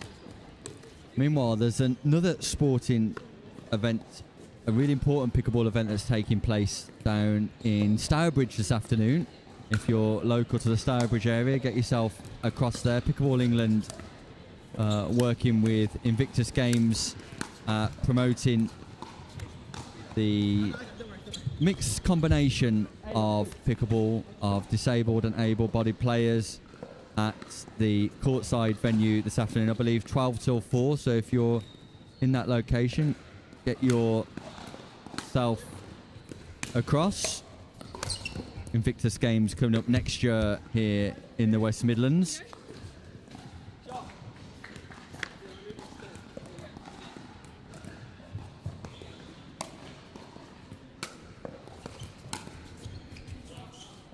It's a leave by Loftus, and here comes Smith. Here comes Smith right now, celebrating in the camera. High five. He's over the moon with that. Richard Smith plays a winner against James Loftus. What a guy. What a man. Extraordinary celebrations from the Amber Valley man.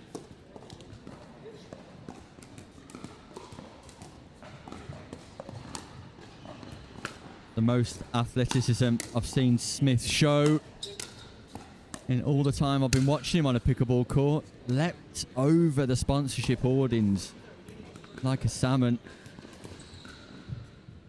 Speaking of which, Rob Salmon will be on show court next.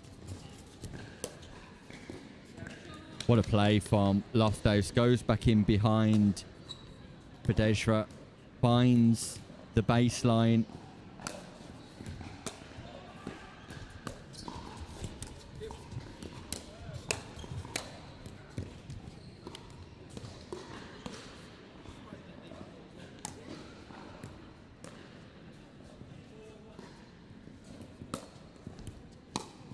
Pedesra walks off court looking to avoid any chance of a nasty Nelson from Loftus. That ball just goes out. Yeah, easy. Got there.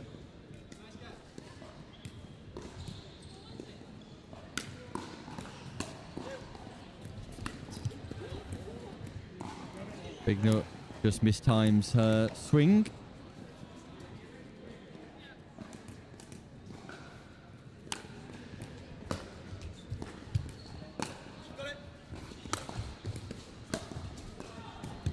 Meanwhile, my wife's been in touch. Who's not incredibly pleased that I've been looking at Peter Hitchman in the morning rather than her. Every single minute of the day is for you, Mrs. Hobbis, rest assured.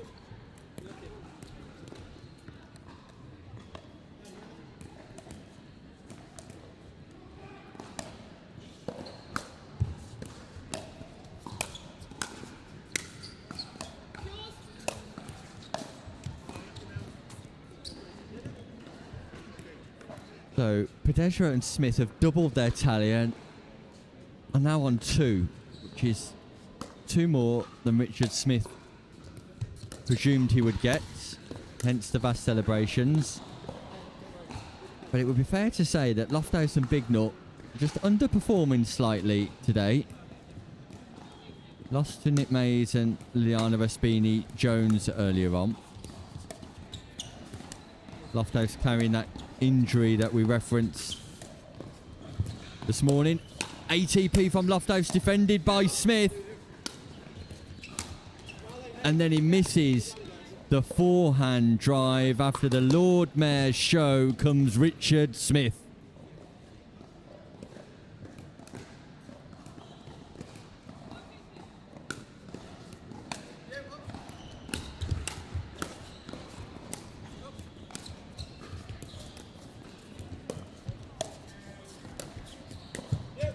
Left hand rescue. All action here. And then Loftus calmly puts the ball into the open space. And they enforce the change of ends. And it appears Richard Smith can play a bit of pickleball as he breathes heavily, walking back to his mark.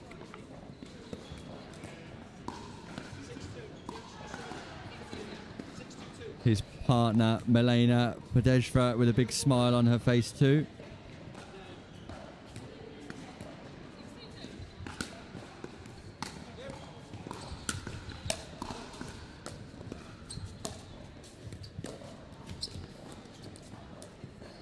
Loftus, a frustrated, forlorn figure after that play.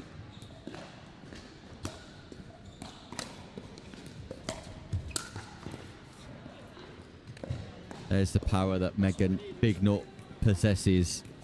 So around 11 a.m. here, just before 2 p.m. we'll be heading towards knockout pickleball. Over 13 courts in action at the Amber Valley Invitational. A 2-day event, an annual event now. Inaugural year in 2025, won by the Norfolk Grizzlies. I believe not here to defend their crown this time around.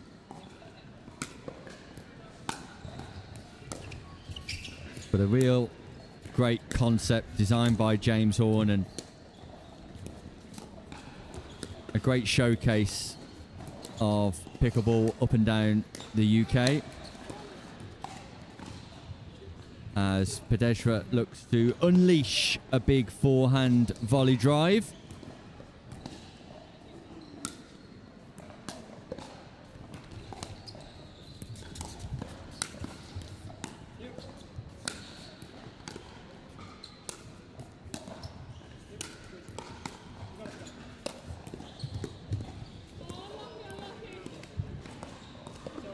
Milena Pedeshra narrowly missing out on the reset as Loftus finds the wide angle.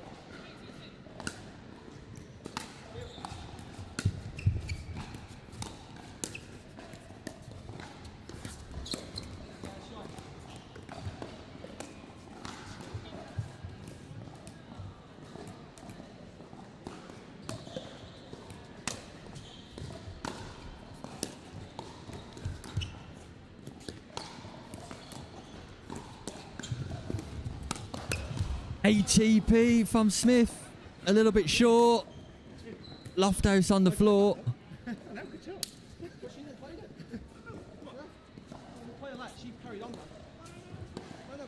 So Smith hit the ATP, then got up and shook his head at me. Lofthouse defended it, diving out to his right. And then Pedeshra stopped. So we're going to replay the point. And I think Pedeshra has just stopped Richard Smith from one of the biggest moments in his entire sporting career.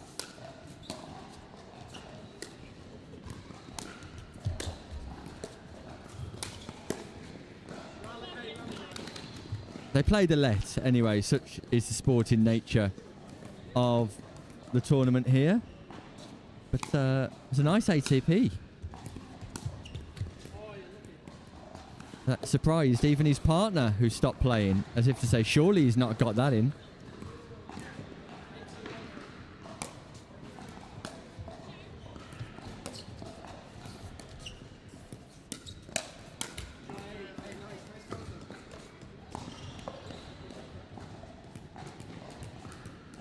Tashud has been in touch, who is watching from Sri Lanka.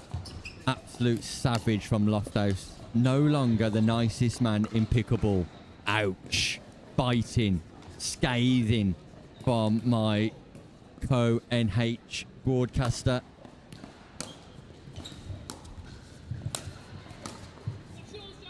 I hope you got a day off today, Tash. And you're able to enjoy Sri Lanka. Fortune for Big Nut.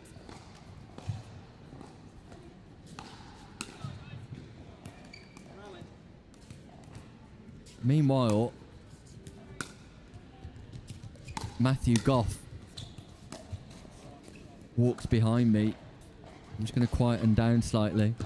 Matthew, well played today. What a man. My close personal protection security. Matthew, what did you... whilst you were playing, we didn't watch much pickleball because we were just wowed at the sight of you. Can you tell us what you had for breakfast this morning? For breakfast? 14 eggs. No, I'm messing. I said 15, so 14 would be a downgrade. No, I don't tend to eat much in the morning, especially not before I play. It makes me feel queasy. I'm on here, especially when the lights are on. I did ask live.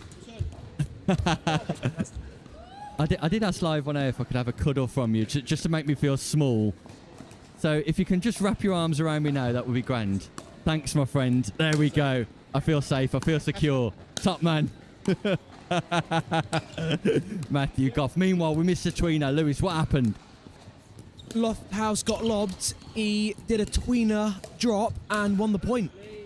So yeah, it was an awesome tweener from him to get it to drop as well. It's a great point. I'm not even sorry that I missed it. I've just had a cuddle on Matthew Goff. He wrapped his arms around me, those big biceps. Other than my wife, it's the best cuddle I've ever had. Mate, I just walked back from getting some hot drinks, and I saw you talking to Mr. Goff, and I was hoping everything was all right. Is it all right, mate? Everything okay? Fine, mate. I've just had a cuddle. Oh, did you? How was it? Oh, it was immense. We're missing all the action. It was immense. What happened, Lewis? It wasn't a tweener that time, but still a great rescue off the lob from Megan Bignell there to drop it in the kitchen and win the point. Fantastic. Richard Smith's cuddling James Lofthouse here. It's all going on. There's cuddles aplenty here at the Amber Valley Pickleball Club. One big happy environment.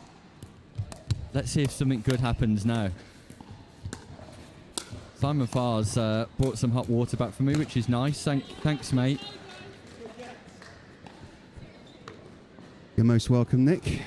What have we missed? Or what I missed, I should say. Well, loads of pickleball action that Lewis has been summarising, but quite literally one of the best cuddles I've ever had from the man mountain that is Matthew Goff.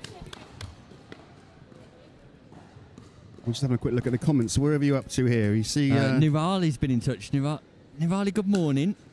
We want Tashud versus Lofthouse round 2.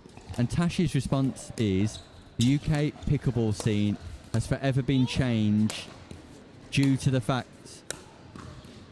Oh, she hit him in the unmentionables. Wow. Was that intentional, do you know, Nick? I'm not too sure she wants to own up to that. If the police are listening, a little bit of abuse from Tashud to James Lofthouse there. They could get 2 for the price of 1 here, couldn't they? They could have Tim Spurway for embezzlement and Tashud for some... Well, while you were gone, Simon, Tim's been on air to clear his name. Has he? He has. He's picked up the microphone and he's cleared his name. And you believed him? You know that's a skill set, right?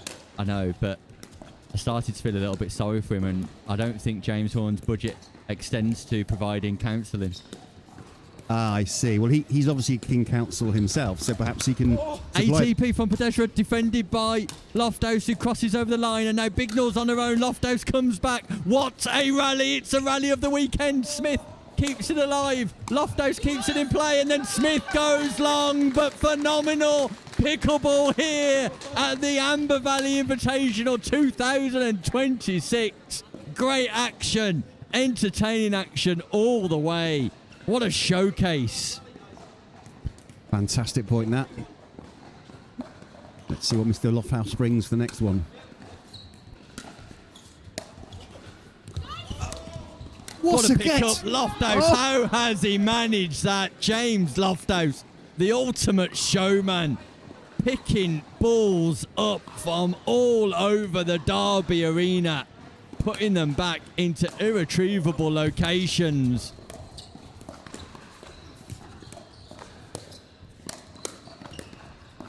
What a rescue, Richard Smith. And again, what a reset.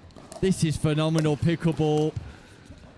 Ernie, cross court, over the sponsorship hoardings and back again.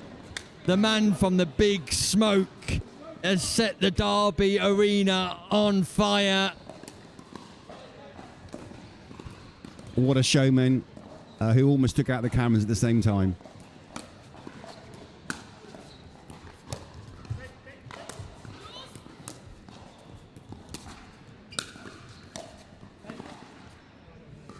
And there it is. It's over. Don't be sorry. It's over. Be happy that it happened. Richard Smith and Milena Pedesra playing their part in a highly entertaining encounter, but Megan Bignell and James Lofthouse take a bow. Fantastic action here. We're going to go to a break. When we return, Group C action.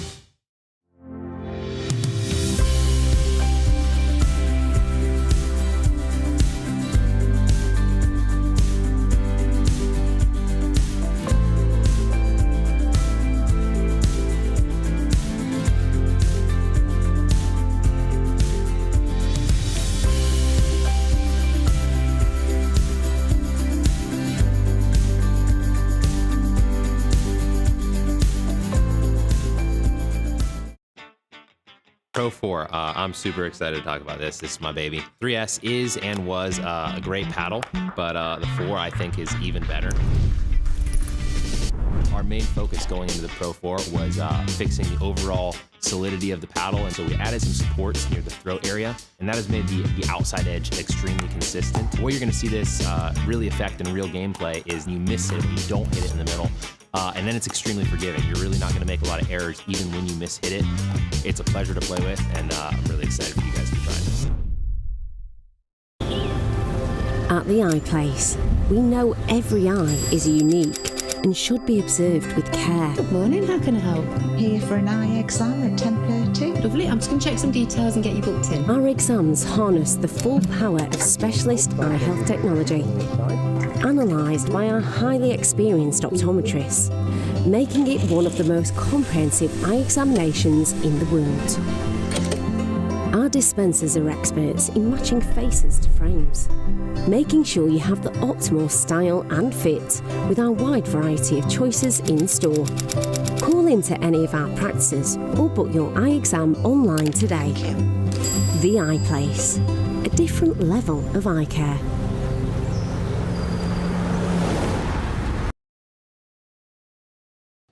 News coming through, Simon. You've got a fan. Well, what can I say, mate? I'm over the moon, to be honest. But yeah, exactly, Tim. My first fan ever. Yeah, thank you, Tashhood, for your very kind comments. And what else have you said here? Oh, it was apparently it wasn't intentional, but it was in fact on the show court, so you can revisit that moment. So we'll have to try and find out when that was, Tash. And yeah, we look forward to seeing that. We've actually clipped some videos from yesterday's footage. Actually, we put a poll out last night on the Pickleball team WhatsApp group about Mr. Hobbis claiming to catch a ball when it clearly shows, in my opinion, him taking it out of poor old loser's hand. So we'll clip that up and get it on social media at some point. No one's caught a ball today. Not one £50 given away. It's a shame, mate. It's a real shame.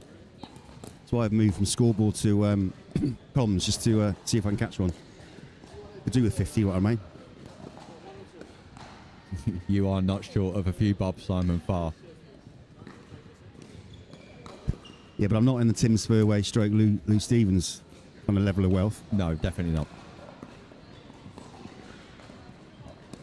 Sorry, apparently I've got to stop talking about Tim, so we'll just stick with Lou Stevens. Right, coming up, Rob Salmon, Marley Trifonovich from the Derbyshire Destroyers. At the bottom of your screen, you drops it. The first ball that comes into the comms booth, and Simon Farr, Mr. Butterfingers himself, drops it. It was a dodgy bounce, Nick. The dodgy bounce. Sort your sausage fingers out. What's all that about, Simon? Huh? You've moved into the main chair and just cost yourself 50 quid because you've got huge sausage fingers. Yeah, I'm a rugby player, not a cricket player, mate. That's the problem. Gee I need a bigger size ball. The actress said to the bishop.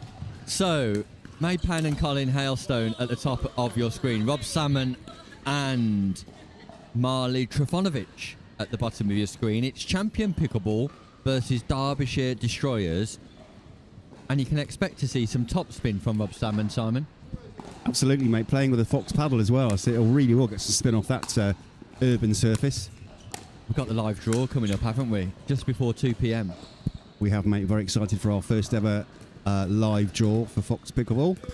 Win yourself a free paddle of your choice. Just go on the website and sign up to join the den, and then you'll be entered straight into the draw.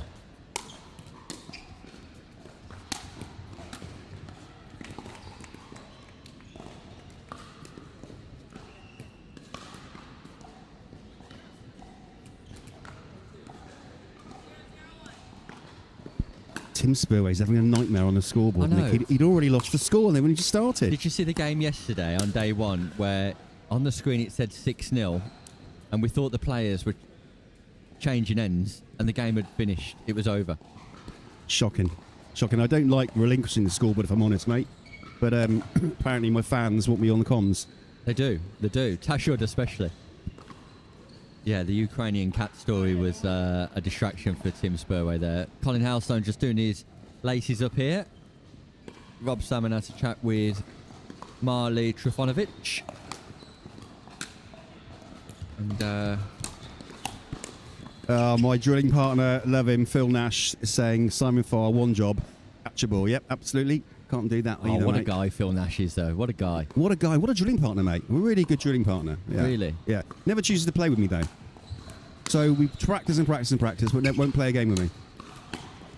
But Phil Nash and his good wife, some of the nicest people you'll come across. Absolutely, yeah. Lovely. Shout out to Caroline Nash, my favourite Nash. Phil Nash is like 4th or 5th down the line. 4th or 5th? Yeah, I think he's got 3 kids, so they'd be my favourite above him. I love the Phil Nash videos of him going onto a squash court and positioning the camera so the ball that he's hitting is not the only ball in view of the camera. Yeah, it's a skill that he has, isn't it? He got told off for that at David Lloyd in Port Solent. What he didn't know is I'd already been down there smacking a pickleball against the squash wall, and then he got blamed for the damage. And Phil Nash got... Good morning, Phil and Caroline Nash. And Tasha's been back on as well, Simon. Yeah, she's asking if Tim's got his revenge on the Nick Nasty Nelson yesterday. What a piece for camera that was, Nick. I think I remarked on it earlier, Simon. You've either got the ability or you haven't. You can either perform when the cameras are rolling or you don't. And I'd like to think that, you know, rolling back the years, I've still got a little bit left in the locker. Mate, you've got abundance left in that locker of yours. Unfortunately for Mr. Spurway, as you have said a couple of times now, if you're playing a game, you've got to concentrate, right? 9/10 of the law. Awareness is 9/10 of the law. Yeah, and it's something I think he needs to work on. So he's got off the embezzlement charge. That's gone. You know, we've moved on from that. I need to hear about the cat story. I obviously missed that yesterday. Fortune for Marley Trifonovich. Catches the net. Yeah, we'll bring up the cat story later. It's got a Ukrainian cat. Why? Well, there's actually a nice story behind it. That at the time when the Russia-Ukraine war broke out, he hosted some Ukrainian refugees, and they brought a cat with them. The Ukrainian refugees left, but the cat stayed. Ah, okay, now I feel awful, because that does sound like a really nice thing that he's done there, and we've been berating him for most of the stream. So we have, but my apologies, Tim Spurway. In amongst all of the tomfoolery in relation to Tim Spurway, I have also remarked that he is one of the nicest guys as well in pickleball that you'll come across. Well, I mean, that's a stretch, but I mean, he is my boss, being the Hampshire County rep and him being the South Regional Director. I have to kind of kowtow to his wishes sometimes, which can be many. It's a slow start to this game, isn't it, Simon? It's 2-2-2, and both teams are doing all of their best work on their opponent's serve.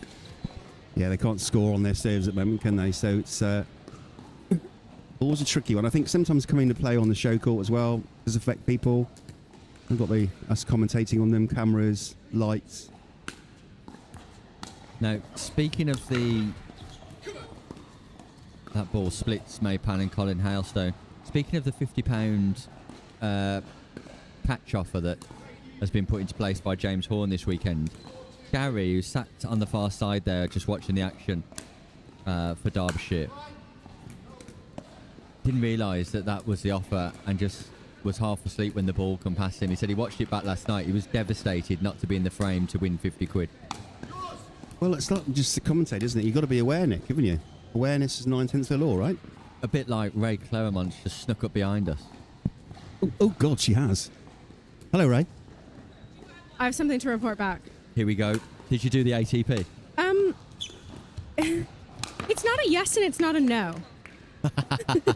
It's like a half and half, because I was fully in position but and the ball didn't ready, come. but no. I somehow still went over the net.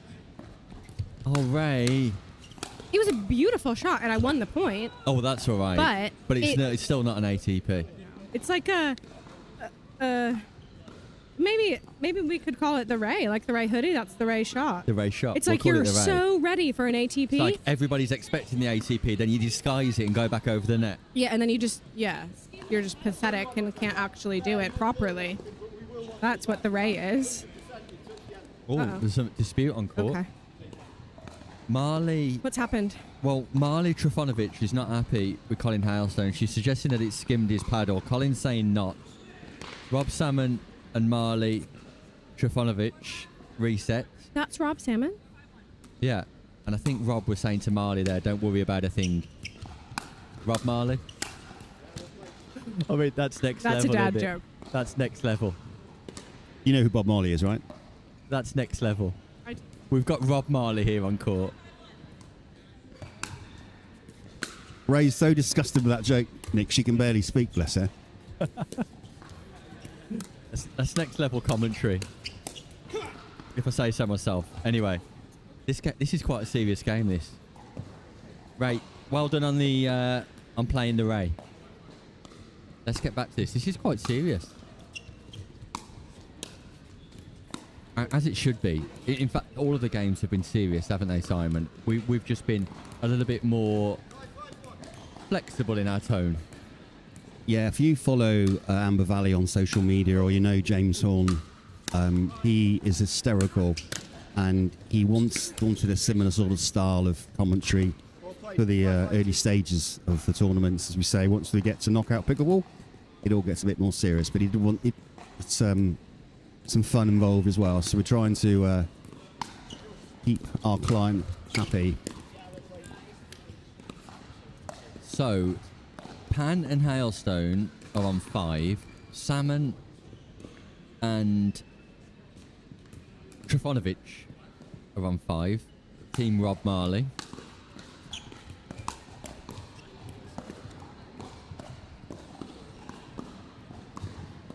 And 3 little birds, Simon. 3 little birds are telling me that this could be quite a tight contest in the latter stages. It looks like it, doesn't it? Because I think the reason it's been so serious and they're questioning that call is there's not much to choose between the two teams. It's a great smash from Rob Salmon, who's given it his all here. We just need him to leap, don't we, really?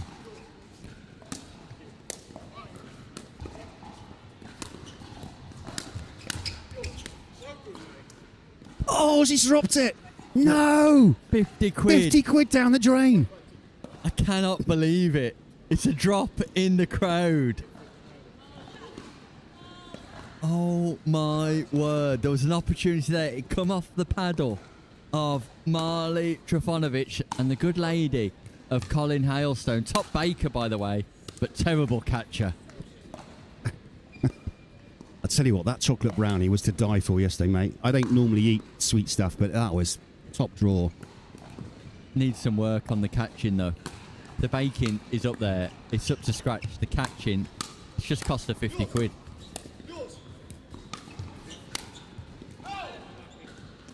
That goes long from Maypan. You'd get a lot of chocolate brownies for 50 quid, wouldn't you? You would do, mate, yeah. I mean, fortunately, because Colin likes me and I like Colin, I don't have to pay for my brownies.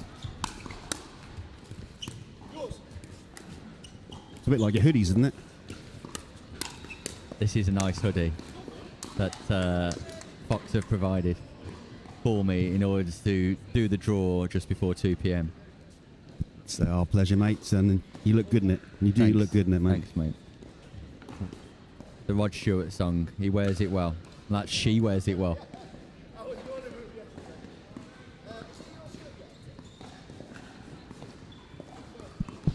Tash is vocal, isn't she? She ain't got much to do. She should be working, right? I think Tash works for the LTA. So I hope the LTA are not listening to this, because Tash is in Sri Lanka working for the LTA, and she's got a significant amount of time to be commenting on watching pickleball. I'm over the moon she's watching pickleball, but she's saying that Ray is the most glamorous woman in pickleball, which I'm not denying, but Ray is a regular contributor to this broadcast now, and I'm a bit worried that LTA are probably not getting value for money in their employment. Yeah, I was going to say, I mean, thank you, Tosh, for all the great comments and all the great content. But yeah, if you're in Sri Lanka and supposed to be working, perhaps you should do that. Just just my opinion.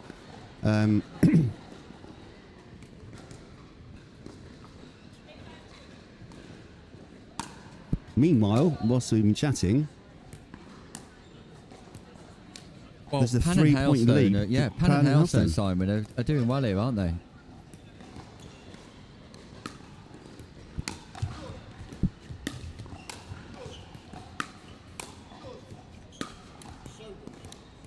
I think a chop shot in there might have been better off choice rather than just a drive. I think the Rob Marley joke is the best play on words in commentary I've ever done in my whole career. I disagree, actually. I think when we had Colin Ford playing, a number of car puns, that was some of my favourite commentary. Yeah, there were. And we had, I can't remember his first name, but his last name was Alton. At a pickle beer event. Yes, that was classic as well, wasn't it? Yeah, that was a good one. We had a few songs there, didn't we?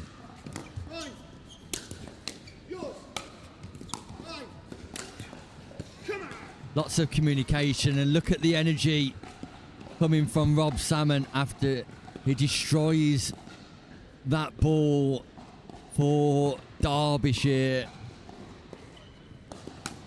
Not giving up hope here, Rob Salmon and Marley Trifonovic of the Derbyshire Destroyers from making further inroads on the champion pickleball duo.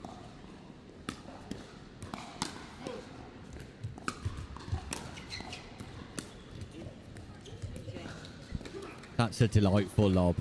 Lob. That's not so. We haven't seen many of lobs during this tournament, have we, Nick? I think only a few. That's one nailed right on the baseline. Yeah, that's beautiful from Rob Salmon. Nothing fishy about that whatsoever.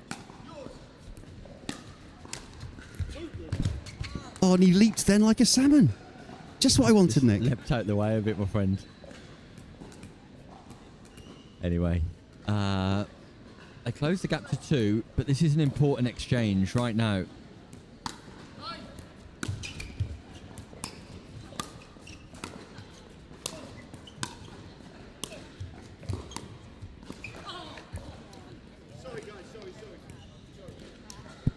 The gap closes once more.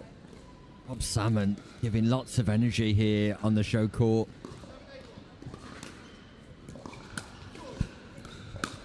Just to bring you up to speed, Nick, Tash Hood doesn't work for the LTA. She works for the International Tennis Federation. Which will probably explain why she's in Sri Lanka if it's international. I did wonder about that, actually. But I hate to question your knowledge because I know you do a lot of research. I thought the LTA were a branch of the International Tennis Federation. However, Tash works in tennis, I should have said. Ah, okay, more of a general term then. Yeah, I should have gone down that line. I mean, I've got to say, Mark, apart from that nasty Nelson yesterday, you're having a bit of a shocker, really, aren't you? You've been calling people the wrong name. You're telling people they do a different job than they actually do. Thanks for the support. Nirali's been in touch, who's suggesting this is sounding like test match special comms. Is that a compliment? Because I don't listen to that. I'd like to think so. I love a bit of Phil Tufnell on test match special, I must admit. I've got to love Tuffers. And Nirali, what a cricket player, by the way, Nirali. Really? What a pickleball player as well. Okay. Yeah. Brilliant. Absolutely brilliant. In fact, if you see Nirali at a pickleball tournament, she's normally watching cricket somewhere in the world somewhere.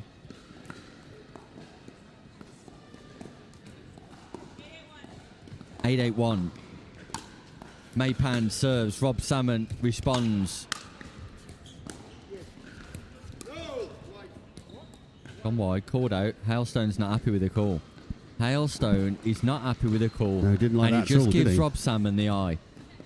Yeah, it gives Rob Salmon the eye there. Oh, and Hailstone opens up on Salmon, who defends. And then Hailstone hits the response long. A knowing glance between the two men. Wow, things are getting fiery. Things are heating up here. I think we need to get Goff back, don't we? There might be some violence coming on court soon. Love it. I absolutely love it.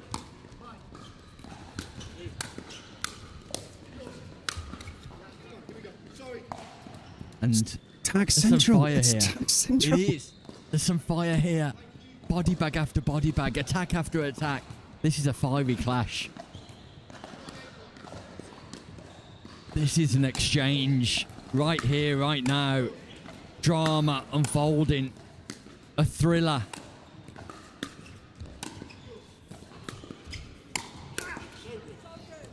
That was a good album, wasn't it? Thriller. It was a what? That was a good album, Thriller. Liked it, Yeah. Michael Jackson. Yeah. Could be where Michael Jackson would look good in the Fox pickleball socks. They're too grippy, mate. You wouldn't be able to do that moonwalk, could he? In grippy script socks. It's call wide. Hailstone can't believe it again. Cannot believe the call. I tell you, one thing we do know for sure was that Colin Hailstone will be watching this stream back avidly. Maypan resets off the net.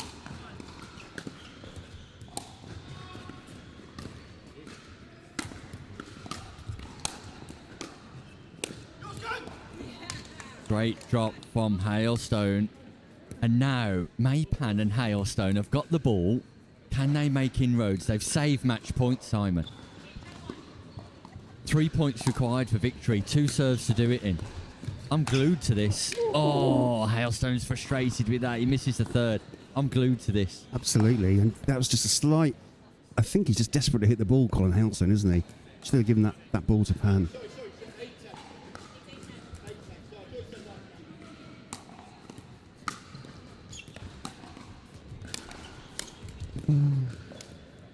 Points, 2. It's a miss fifth, a miss third, and a miss fifth. Yeah, 2 opportunities gone a begging and back to match point.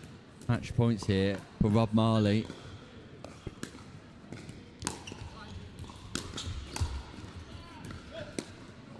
And that's called out as well. Another debatable call. And there's words exchanged between Hailstone and Salmon. Another debatable call in there, Simon Fart. Well, and, we're going to get some more views back, I think, because people will be looking at those line calls. Wow. Is all I can say. A fiery game, a fiery exchange here at the Amber Valley Invitational. And Hailstone and Pan on the wrong side of 1 or 2 line calls. Rob Salmon and Marley Trifonovic ultimately successful, but definitely some interesting calls. Right. Shall we move on? Let's move on. We've lost our chat thread for some reason. I think we're having some... here we go. Just back on. Okay, great. Nothing new to report, Nick. Sorry. No, that's fine. If you are watching at home, don't forget to like, share and subscribe, and feel free to join in with some of the fun we're having here at the Derby Arena. Knockout Pickleball starts just before 2 p.m. And there'll be a round of 32 rather than straight to a round of 16, such is the amount of entries today. Now,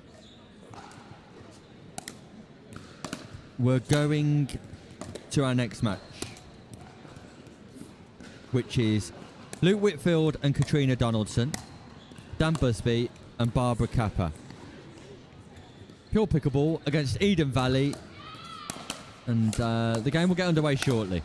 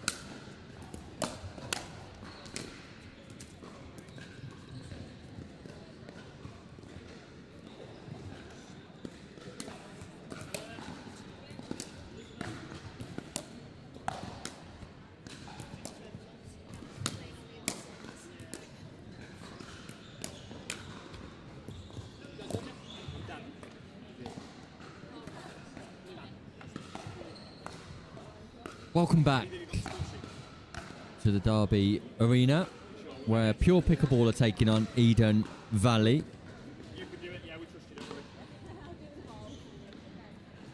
Luke Whitfield and Katrina Donaldson taking on Dan Busby and Barbara Papa. Race to 11, win by 1.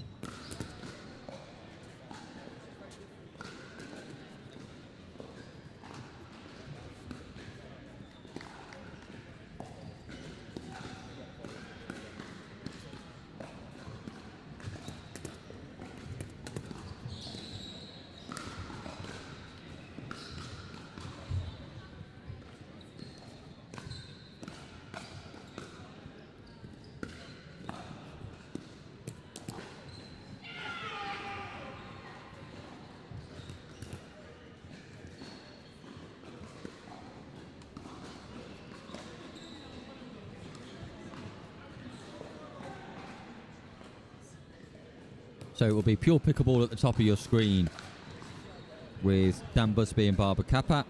And at the bottom of your screen, it will be Luke Whitfield and Katrina Donaldson.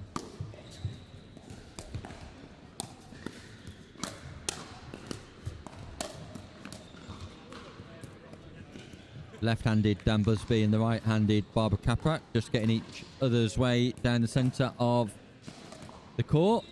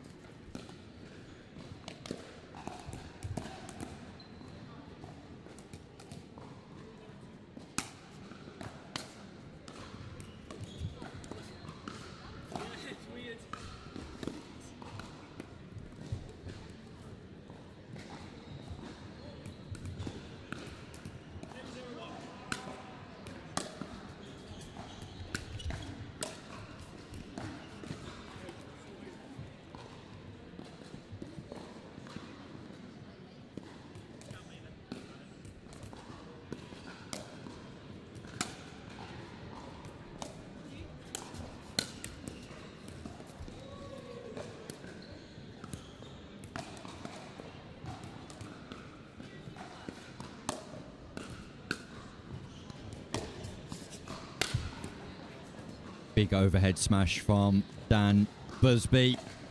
Puts that ball away nicely. So, still waiting for our first point of this contest, this race to 11 group game.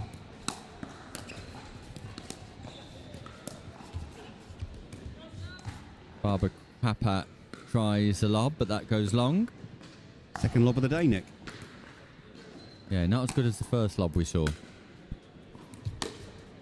Just chatting about off comms then, me and Tim, about Busby. I'm pretty sure he's quite new to pickleball, and he rocked up at the Welsh Open and played singles, and was a revelation. I think he beat Ed Hayes, didn't he, Tim?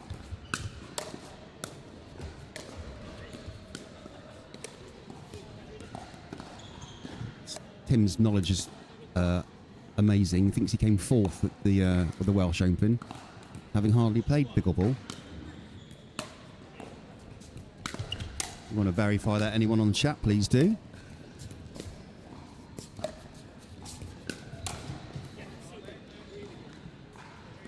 Fast hands from Whitfield across the non-volley zone.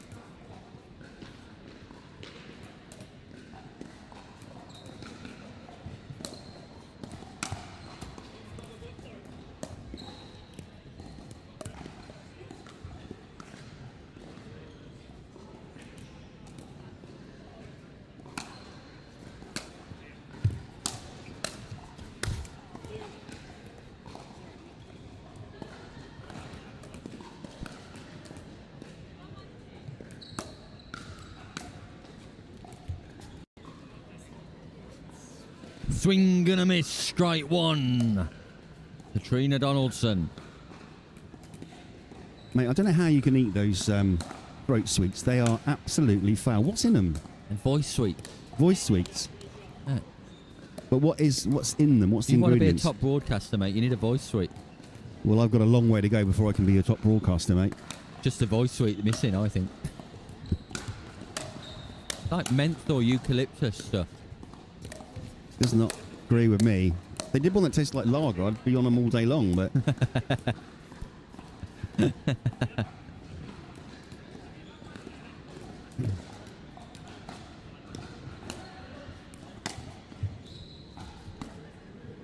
Let me post a picture on my Instagram for anybody who's watching at home who wants to see what a voice suite is.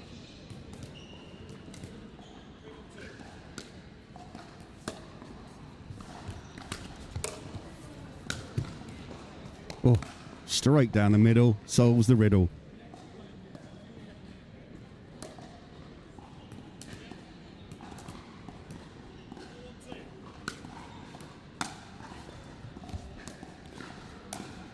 Right, here we go.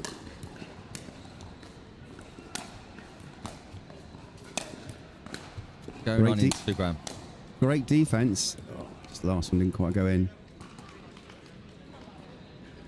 Capper and Busby brought up a 3-point lead. Donaldson and Whitfield are now serving.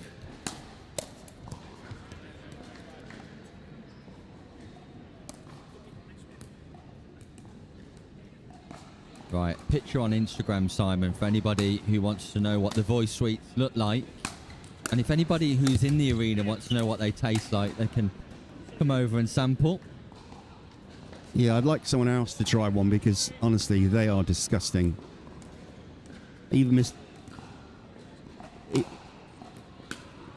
Tim Spurway concurring with me that he struggled to get through his voice suite. In fact, he couldn't finish the whole thing. That's representative of Tim's resilience, though. Well, I must admit, I don't always agree with Tim, Nick, but I have to on this occasion. Well, that's they a are shame, foul. isn't it? That's a sad day for everyone. Well, bless him, he's had a bit of stick over the weekend, so it feels like someone should fall on his side for a change, but I actually generally do agree with him. Is this the team for Stockholm? No, Lewis won't be. It'll be Neil, myself and Tim. How come you haven't got the gig, Lewis, for Stockholm? No, I won't be there. Why not? Because it is Simon, Tim and Neil. Well, why not Lewis? Because from what I've been told, I am like fourth in line. So if one of them can't make one, then I'm in. Fourth in line to the throne? Well, yeah, it's a tricky one. I think because obviously we were the original three that went to Arlberg. Is Lewis being treated like a certain royal family member and just expunged from this group? As far as I'm aware, he hasn't got a Mountbatten in his surname, but and also Lewis is starting a new job, so we weren't sure if he'd be able to take holiday for the Stockholm. And actually, in fairness, he wouldn't. Yeah, because that is Dink's actual official. Have you got a new job, Lewis? I have, yes. I'm going to be working at Dink's in Southampton. Dink's in Southampton. Is that a pickleball facility? It will be, yes. Pickleball centre with 12 courts. And it's due to open, in the next couple of weeks, start of April. And what's your role there? I'm going to be one of the deputy managers. What a man, what a guy. No wonder you've got no time for Stockholm. All is forgiven then? We're very excited about it. We start staff training 23rd of March. We're going to have a soft opening 27th. Are you involved, Simon? I am. Yeah, I've been helping on advisory capacity. Oh, partly right, okay. as my Hampshire rep role, partly as my Fox co-owner role. You've got your hand in a lot of pies, haven't you? Unfortunately, I eat quite a lot of pies as well, Nick. It just show up my I waistline. wasn't going to say anything. No, actually, my waistline is down to lager rather than pies, but there we go. That's a whole other subject. We won't get onto that now. So you're heavily involved in the the Dink's Pickleball Club in Southampton? Yes, I've been advising on sort of the bar setup and some other bits and bobs. So, yeah, we're excited. So 7 courts will be available from the opening, and then there's another hall will open, I think, well, it depends on the landlord, but middle to late May with the other 5 courts, which make the whole venue will be 12 courts. Yeah, fantastic. Sounds brilliant. We're going to have our first inter-county match there July the 19th. So we're Hampshire are playing Surrey, but there's some other stuff going on before then. Who's the best player in Hampshire? Well, James Chowdhury and Ben Corson, I would have thought, wasn't it? You know. And the best player in Surrey? I can't comment, Nick. No. For legal reasons. For legal reasons. Yeah, I don't know much about the counties where players are from. I obviously know a little bit about hometowns, but that's a growing trend in UK pickleball, isn't it? Yeah, I think it's going to be quite fun, actually. So it originally started in Hertfordshire. Shout out to David, who started it. And the format traditionally there is 18 plus, 50 plus, 60 plus, and 70 plus. Hertfordshire have got a very strong senior section. In fact, Surrey went there a few weeks ago and actually lost the match, basically down to the fact that Hertfordshire's senior section is very, very strong. So whether that format follows through for all the counties or not, we're not sure. But for an example, with the Surrey match, we are going to have an 18 plus, a 35 plus, a 50 plus, and a 60 plus. And it's teams of 4, so 4 men, 4 women for each category, and they all play 4 matches each. So 128 games over 8 courts and last about between 5 and 6 hours. So yeah, we're excited about the format. Excited to play Surrey. We have done some social media on it, but anyone listening knows anyone who lives in Hampshire, was born in Hampshire, or predominantly plays for a club in Hampshire can sign up. Go to it. I think we've got some stuff on Insta, but certainly on Facebook. You can email hcptroses@gmail.com and put your name forward, and we'll be holding trials probably from mid-May to pick our teams, and we will pick the best 4 players, the best 4 men, the best 4 women in each bracket that we believe to represent the county. So it'll be quite a brutal process, I think, in how we choose players, but we want to pick the best team. That's one of the longest plugs I've ever heard live on air. Sorry, I didn't realise I got into it then, didn't I? Sorry, I zoned out. Was on. It's been great, mate. It's absolutely great. I know. You've basically given us the whole preparation document. Sorry, I have actually spent quite a bit of time on this, and clearly, you take your job seriously for the Hampshire County Rep. yeah. With everything else that I do for Pickleball, this has taken up quite a bit of my time, but it's all in place now. So yeah, we're excited. Well, clearly very knowledgeable about the whole event. Well done, Simon. Thank you very much. I was discussing it last night in the bar with Mr. Spurway. We're hopefully going to arrange a Devon fixture. But as always with people for Devon, but it's so far to drive. And it's like, well, sorry, you chose to live in... who choose to live in Devon, exactly, say everywhere's so far to drive. Exactly, you chose to live there, so put up with the M5, basically. What's going on, Lewis? Luke's, I think, is calling a foot fault here, and from that replay, his foot was on the line, and then he took it off just before he hit the ball, which that would still be a fault. It would indeed. I think Luke was right there. And did they replay the point, or did they lose the point? What do you mean you didn't notice? No wonder you're not going to Stockholm. You did a good job of getting the replay up, to be fair. To be honest with you, I forgot there was pickleball happening in the Derby Arena. I thought I was in a library in Southampton. Thank you, Nick. Sorry, and I apologise to the viewers out there. I definitely went off for one. And shout out to Tash Hood again. Obviously, she's actually got a day off, to be fair, Nick. So, in her international, she's back. Tash is back. In her international. That's worth 50 quid. Didn't get a chance. There wasn't before. They are now.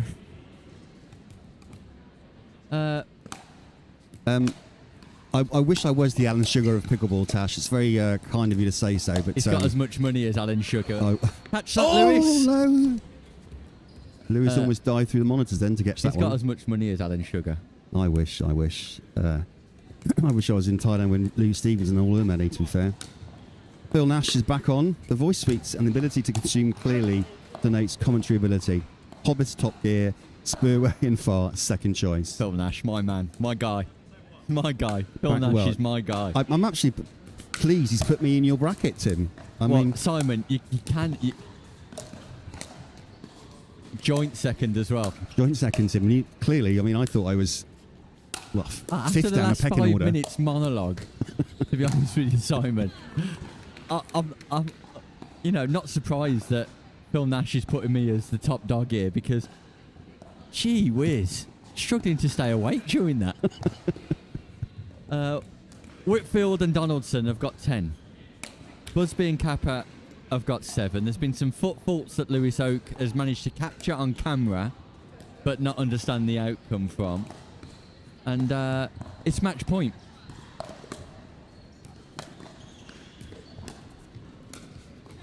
That's nice from Busby. He's got nice hands, hasn't he, Busby? Yeah, I'm pretty sure his sports squash. I did have a chat to him. They're Welsh, but I can't remember exactly. Or he might do Rackleton, maybe. I'm not sure. But I think it's Rackleton. Is yeah. it Rackleton? Yeah, Is it? yeah. Okay. And they save. The best still last. And Whitfield and Donaldson get the job done. Now, viewers at home will forgive us for listening to the developments in Hampshire Pickleball during that match. We realise that we paid very little attention to it, but when Simon Farr's on a roll, clearly is a man to be listened to. Well, no, the problem is, Nick, no one ever listens to me. So given this platform, I'm going to make the most I can of it. Also, a little shout out to Lewis Oak there. I don't think he wants to understand that Dinks is actually in Chandler's Ford, not Southampton or Eastleigh. So you might be going to the wrong place to work, mate. Just be careful. Anyway. Oh dear, that didn't go down well. No, it didn't go down well. That don't know if that come around on the surround mics, but not quite an expletive. But a derogatory comment made by Lewis Oak, who just bit at that, didn't he? He bit that. Yeah, it was definitely worth throwing out the bait, and he chomped all right on it. Speaking of biting, anyone fancy a feast? Because Georgia McCallay and Harry Feast will be on court next, Simon. Absolutely looking forward to this one. Shall we go to an ad break though before we get there? Sorry, let's mate. Let's go. Yeah, let's go. Okay, yeah. But I know that if you start, we could be here for another 5 minutes. Let's go to an ad break quick.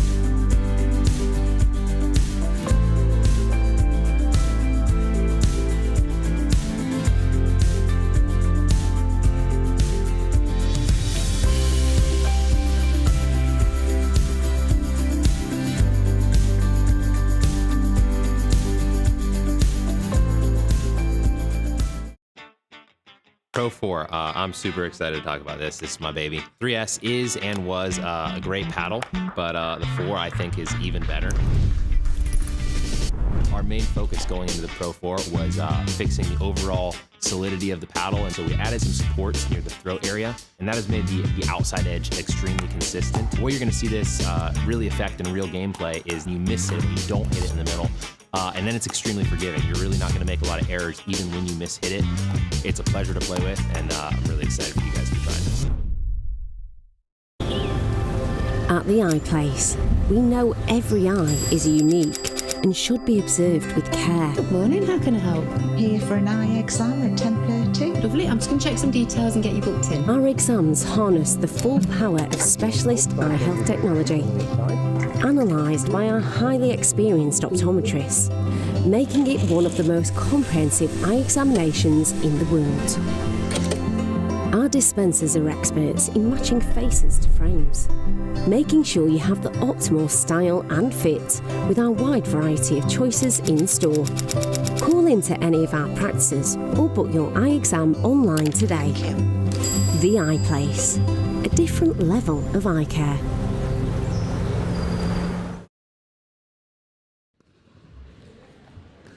Group A action.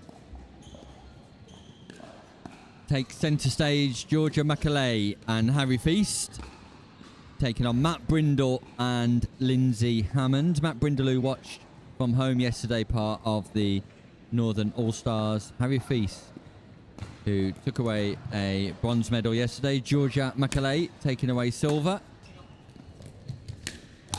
Lindsay Hammond played with Maisie Wise yesterday. Matt Brindle goes onto the attack. Harry Feast able to thwart and defend.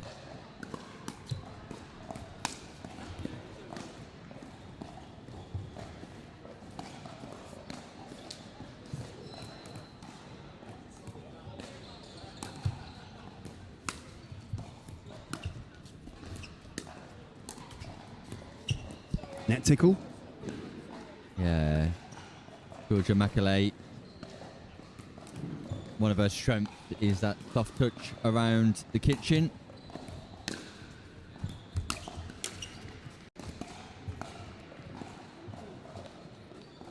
think you can see Harry's strategy straight away, Nick, isn't it? Just drive it. The opponent's lady.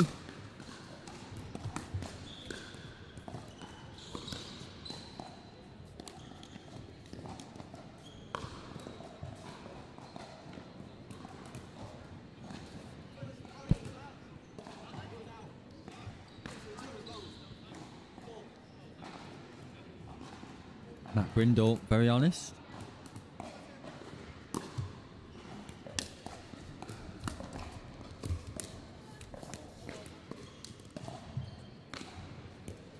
Now, Feast and Macaulay will have a great chance at medaling today, Simon. Yeah, they must be one of the favourites, aren't they? Shout out to Phil Nash again, who's been back on, saying that he managed to do a 5-mile walk whilst I had my monologue of Hampshire pickleball chat. Mr. Spurway's even got involved, saying that Nash has moved from 4th to 5th in his favourite list. Must be 6, Tim, on the scoreboard, by the way. We've changed ends. Spurway having a shocker on the scoreboard again? Standard practice, standard protocol. I think I'm going to have to call this a day, mate. I'll have to jump back on and get this thing done properly. Kind of hoping for that, to be honest with you, Simon, during that monologue. So my brief stint as a commentator is over. Never. You're always welcome on comms. Meanwhile, look at this from Feast and Macaulay. Hammond and Brindle just not getting going here.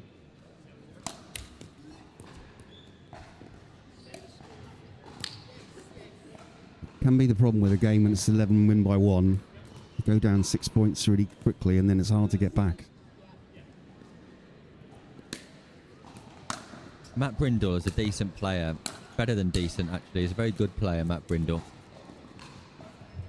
It's funny, you go down that number of points, you start to make some more mistakes. That last ball was going out. Lindsay Hammond decided to take it on.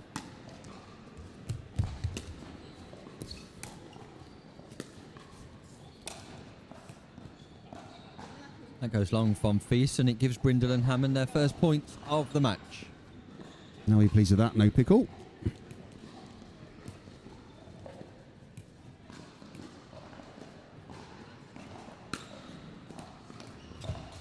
Swing and a miss from Harry Feast. Just misreads that.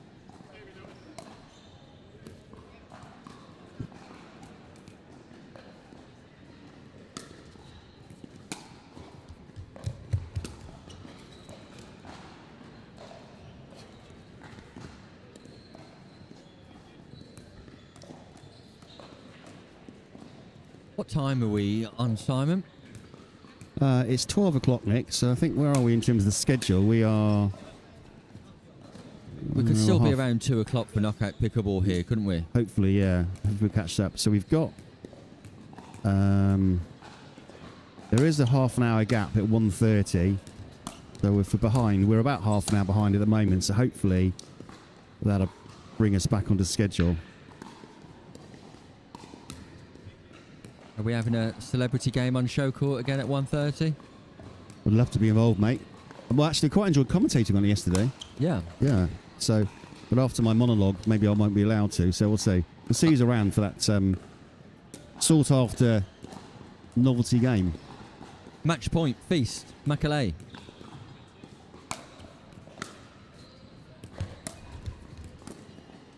And there it is.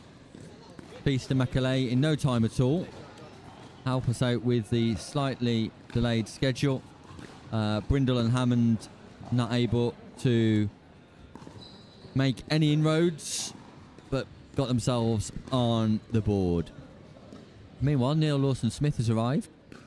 He'll be refereeing this afternoon, won't he? He will, top referee. Neil was in the bar last night as well, and we were having a chat about his games yesterday. I thought he did really, really well. I thought he called everything bang on the money. Neil's just popping over for a few words now. Neil, we were just saying how well you did officiating yesterday with your games. Well, it's always great to be a part of an event like this and to give the experience of refereeing to all the players here. Some are new to it, some are experienced, but it's a great environment and I love doing what I do, and hopefully everyone sees that as a way forward for pickleball. You know, maintaining those high standards, both when they're playing the long rallies as well as the short dinks. It's a pleasure to see. It's a pleasure to be a referee. Well, Neil, you definitely added significant value to the matches yesterday, and I know you'll be in action again this afternoon. Can be quite long stints, though. Is there any techniques that you use to maintain your concentration? Well, I think hydration's got to be a part of it, and I think also knowing that it is intense, that you do take breaks, but also it's something we train for. You know, stamina is a thing that is important in this game, particularly when you're in a 2 out of 3 games. They're going to be at the top end of the brackets. They are full on. You're not going to expect any let up from the players, and likewise they expect you to maintain a standard with them. So it's something that we do train for and do enjoy, and we share the excitement with the players. I think it's a fabulous event. Very pleased to be a part of it. And Neil, can I ask you, do you use anything to maintain your vocal cords? Obviously calling out scores all day long. Because well, I'm kind of lucky that I do have a natural loudish voice, so I don't have to stress too much to throw it. But likewise, I had some wonderful inside tips from the wonderful Nick Hobbis here as exactly how the professionals do it. So I have got a little stash of the vocalised lozenges, and they do a great job. So so far, I've not had to resort to any of that, but I think just making sure that you project your voice naturally, loudly, as much as you can. And can one last question on the throat sweets, Neil. Has you actually had one? Have you tried one? I have had one, and you know you've had one. I will indulge myself now in preparation. Thank you, Nick. So, when you say you know you've had one, what do you mean by that, Neil? Well, you feel the benefit quite quickly and for quite a while. So let's put it like that. Do you like the taste? I think it's sort of a halfway house between a very hot bolt and a fisherman's friend. that, my friend, is genius Brilliant. Description of that throat sweet. Great referee and great describer of taste. Halfway between a bolt and a fisherman's friend. That would explain why I don't like it. Tim, what's happening with the next game? James Horn's just had a little trot over. What's happening? Apparently, Nick, you have to wear a special... this is your own brand of flat cap that you've got to wear for this next game, apparently. That's not true. According to James Horn, he is expecting you to wear this for commentary for the next game. Steady on. Well, if the boss requests... you got to do what the client wants. There we go. A special third shot cap. A nod to Grandad Chris. I believe so. A huge character and personality in the Amber Valley Pickleball Club. Might have to just pop over Simon and Tim, just get a quick picture with my fellow playing hat wearers. So I'll go and do that now.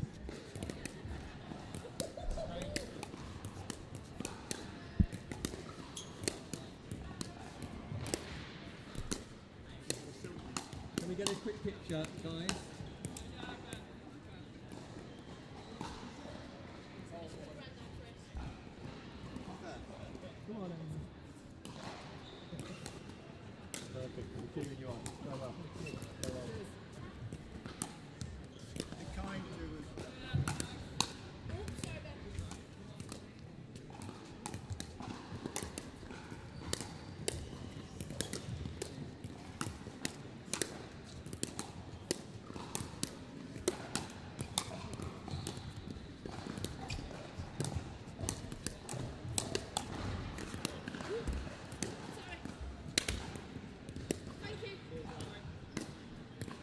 So, welcome back to the Amber Valley Invitational here. What a spectacle we have. I've been presented with a Grandad Chris cap, and Richard Smith joins me. I'm very well, mate. How are you? You recovered from your game earlier on? Let's switch your microphone on so we can hear you. That's a good start, isn't it? Yeah. That might help. Right. What's the story here between of the Grandad Chris cap? So when we started playing, he was obviously the oldest of us. Yep. Even though he's not the oldest, it just looks. He looks the oldest. He looks yeah. very old, don't he? So it's just ended up coming from that, and so James in his normal fashion starts calling him Grandad Chris, and it just escalated from there to now having a sportswear brand of his own.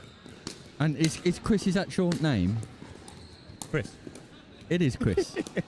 It's his definite name. Yeah, so Stephen had to drop out. So Stephen's dropped out, and Chris, last name? West. Chris West, there we go. Chris West, Grandad Chris, and playing with Amy Harris. Yep. So Amy is a very, very strong player. Strong forehand, loves a lob. Loves a lob. Loves a lob. Yeah, so we love a lob though, don't we? We love a lob. We like a good lob. So there's going to be at least 3 lobs in there. Love it.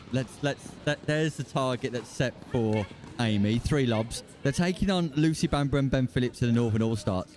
Mate, what a performance by you earlier on. You can play pickleball, can't you, a little bit? A little bit. Every now and again. A little bit. Every now and again. Yeah. Let's not over-exaggerate. But Every now and again. Yeah, that was brilliant, mate. Thank you. You hit an unbelievable ATP, and then your partner stopped playing during the rally.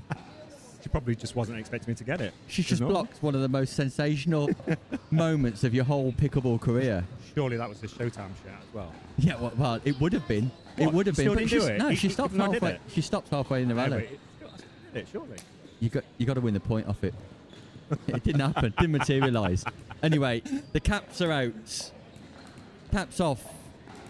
Doff your cap to Grandad Chris and Amy Harris, Lucy Bamber and Ben Phillips at the top of your screen. Race to 11, win by 1.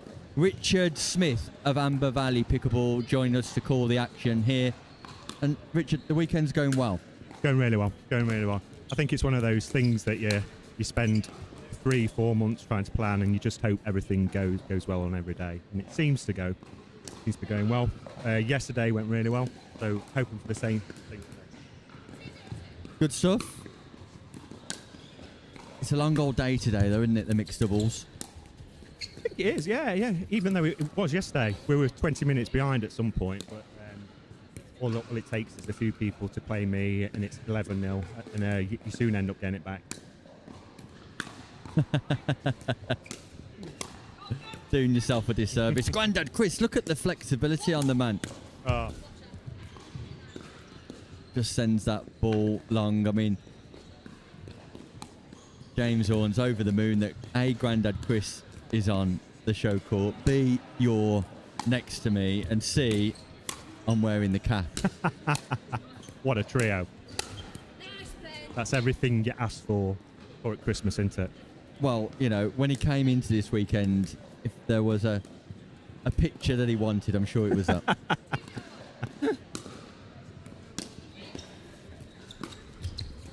Got Chris. Now, the sequence has very much been relaxed commentary in the group stages and serious stuff in the knockout stages. Really? And we've been enjoying ourselves this morning. Now, the slice girls are currently leading the table so far, and it's brought about the question this weekend: who's your favourite Spice Girl? Ooh, good chat.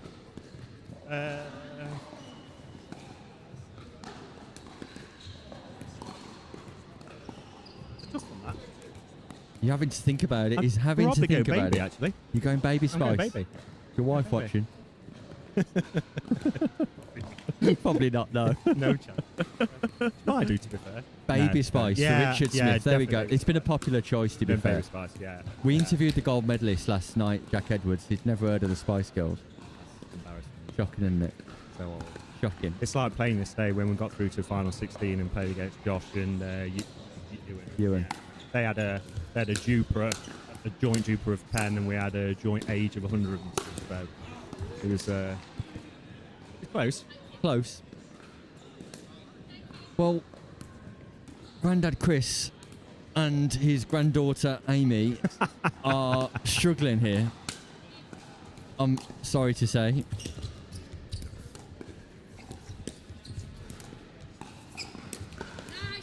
Now, I'm not at the stage where I'm suggesting Don't even go there. any mobility don't support even- or wing and ride or... I was thinking you was going to go the other way. No, I'm not going the other way. go No, there, yeah. definitely not. No.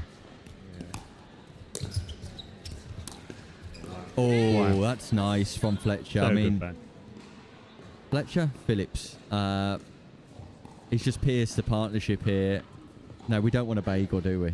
Definitely. So- See, you've mentioned it already. I know, but Why? you have to. But turn of ends, it's 6-love or 6-0 in pickleball. You've got to start talking about donuts. You've got to start It's talking not gonna about the happen. donuts. It's not going to happen.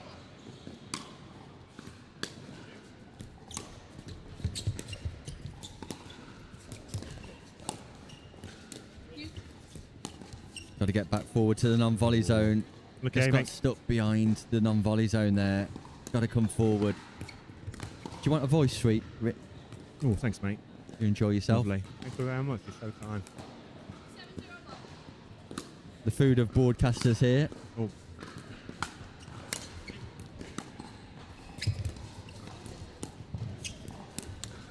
Do you think the caps are impacting their vision? I think it's the age that's impacting their vision rather than cat. What do you think of the voice suite? What, sorry? What do you think of the voice suite? All right? Very nice, thank you. Very nice. Very kind I'm of pleased you. you said that, my friend, because they've not gone down well with the rest of the team here Why not? today. Why? That- What's up then? Neil Lawson Smith described them as a cross between a Balti and a fisherman's friend. Ah, I know, harsh. it's very weird. No, really nice. Like them. Oh, great defence. Unbelievable reset. And again, but Oh. it keeps coming back with a vengeance. And you know when they had a change of ends and I said they're at risk of a bagel? It's match point at 10-0. Donut time, pickle time. Come on, one more. Come on, Just please. Out. Call it out, call it out, call it out. Yeah. Serve this in the net. Ben Phillips, serve this into the net. Come on, Ben. Oh, get it back, Amy. Good. come on, Get Ben. in, get in, get in. Amy stayed back. What's she doing back there? Get forward. What's she doing back Oh, there? She's all right. kept... Out. Oh, No. it's unnecessary. Just cruel. Absolutely unnecessary. It's Cruelty. disgusting, that is. Cruelty. Filth. Young kids playing against old That's people. absolutely shocking. Ben, there's no need for that. No need for that. It's unnecessary. Unnecessary. Hang your heads in shame. I tell you what, Lucy Bamba and Ben Phillips have committed the cardinal sin. Absolutely outrageous. They've got faces of angels. I know. I mean, And they go and do that to Grandad, poor old man. Grandad Chris and Amy West ever upset anybody like that? Never. Huh? Shocking. What can you do? The grandfather It's the and youth of granddaughter today. scheme. It's the I know, youth of there's no today. respect, is there, mate? No, it's all gone. Absolutely no respect. It's all gone. But on the plus side, I've got a cap out of it. So every cloud.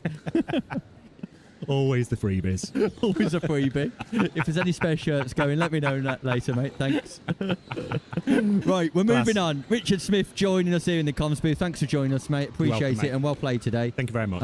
Enjoy the rest of the day. We'll see you soon. Thank you very much, pal. See you later. Meanwhile, yeah, we're going to go for a short break. When we return, we're going to have Ian Marshall and Gemma Newton taking on Jamie Champion and Chantal Griffiths. Don't go anywhere. We'll be back soon.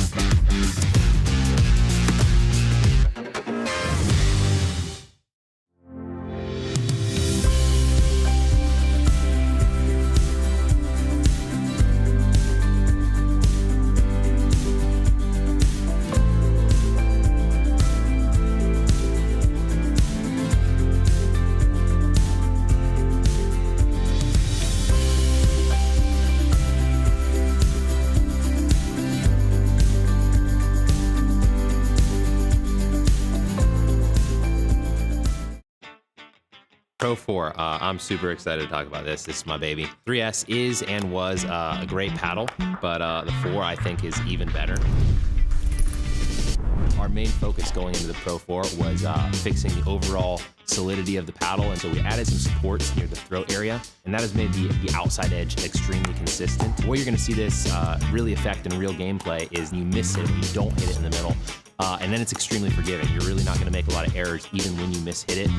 It's a pleasure to play with, and I'm really excited for you guys to try this. At the Eye Place, we know every eye is unique and should be observed with care. Good morning, how can I help?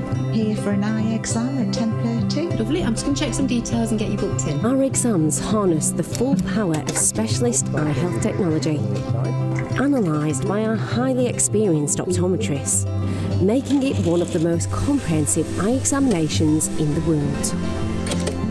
Our dispensers are experts in matching faces to frames, making sure you have the optimal style and fit with our wide variety of choices in store. Call into any of our practices or book your eye exam online today. The Eye Place, a different level of eye care.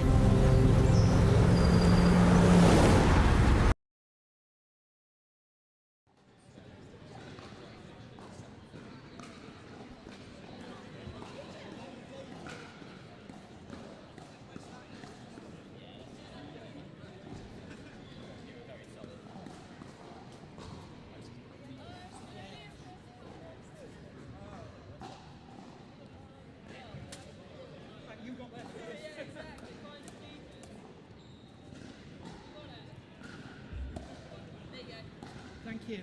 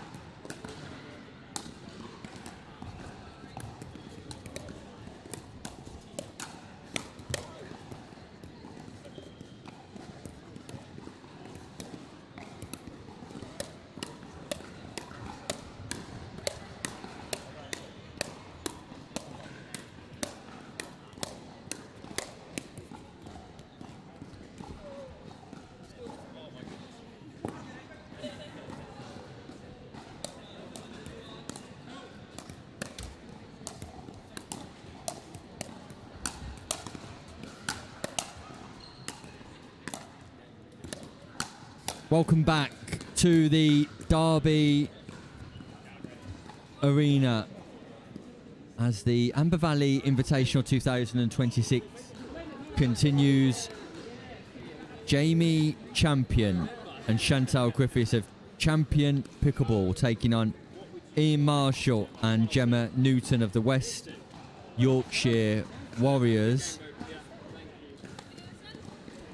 It's a Group G fixture and a must-win fixture for both teams. Griffiths and Champion at the top of your screen, the well-travelled European duo of Griffiths and Champion, and Marshall and Newton at the bottom of your screen. Ian Marshall, a regular in the senior PPL this season. And a big drive by Champion. You can expect to see more of that as the game continues.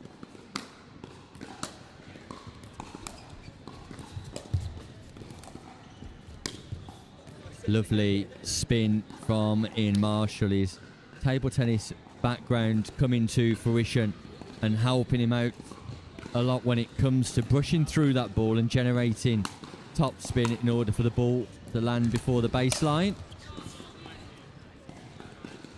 Reads the play and steps across nicely there. Meanwhile, a lovely thing to see in the velodrome is that the youngsters get a go on the track. Lots of 3 and 4, 5-year-old children cycling round the bottom of the velodrome, which is great to see. If you've never been to Derby Arena and your children are interested in cycling, get yourself down. And Chris Beaumont's back, which must mean he's out of the competition. We're still in it. We've won 2 in a row. 2 in a row. You've won 2 in a row? We've won 2 in a row. Yeah. So Wow. we're not going to finish bottom, Nick. We're not that's going to good. finish bottom. So you're still in the competition? But actually, technically, I think that means we might still be in the competition. There's 2 games to go yet. Plenty of time for it to go wrong again. Well, that's great news, Chris. I'm really pleased for you. Yeah, that sounded utterly sincere, Nick. Thank you. Well, I'm missing you in the comms booth. Really? Yeah. Really? Yeah. No. But we've had to have Simon Farr on, so you understand when I say I'm missing you. It's all relative. Yeah, it's one thing having Lofthouse as a replacement briefly, isn't it? And then, yeah. Anyway, what's happening? Chantal Griffiths and Jamie Champion are in the lead against Ian Marshall and Gemma Newton here. I'm guessing there's been a lot of third shot drops in this one so far, Nick. Not too many, Chris. Not too many. 3 of my favourite drivers of a pickleball are on court right now. Ian Marshall with that devilish forehand, and Chantal and Jamie. Last seen dropping a ball in 2023. Although last night in the women's final, no, not in Chantal seriousness, Griffiths yeah. probably slightly guilty of overdropping. Yeah, we were talking about it just around the corner a little bit earlier, actually, talking about that final. And Chantal did say she felt like she'd gone into a shell a little bit, and now if she could do it again, wishes she had actually maintained a bit more of an aggressive game, and I think that's probably a good bit of self-analysis. Gemma Newton with the missed serve. Just catching up on some of the YouTube comments, Nick. So Tasha doesn't work for the LTA then? The International Tennis Federation, of course. Oh, is that not the same thing? Well, apparently not. Apparently not. We've learned that today, haven't we? Okay, yeah, cool. totally. One thing I've liked about this weekend in Derby, Nick, is that I feel like I've learned a few things along the way. I've learned where Derby is, which is not in the north. It's definitely been a learning process this weekend, Chris. Got to know the Gott family rather well yesterday as well, which was nice. Yeah, I wonder how they're doing today. Yeah. And Spurway getting on the court. Is this Spurway working out how he gets a right to reply? Well, Spurway in his official role has felt the need to come on comms and just set the record straight, and we've allowed him to do that for a whole host of reasons, Chris. Well, he's been getting in the comments as well, mate. He's yeah, there we go. Taking down Phil Nash, probably not for the first time. No, not at all.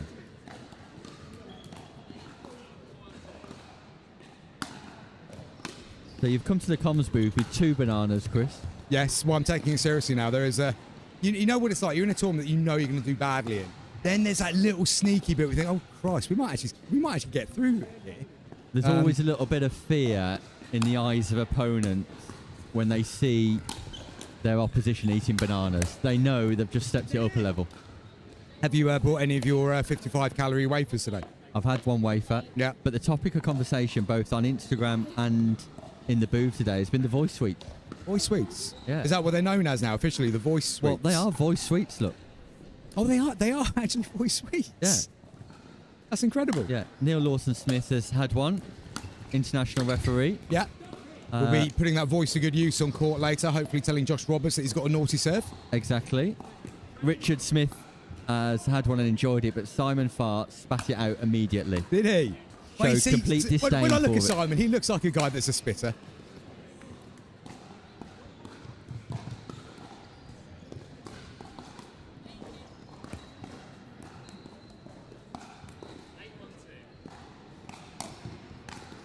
I have no response to that whatsoever, apart from back to the pickleball.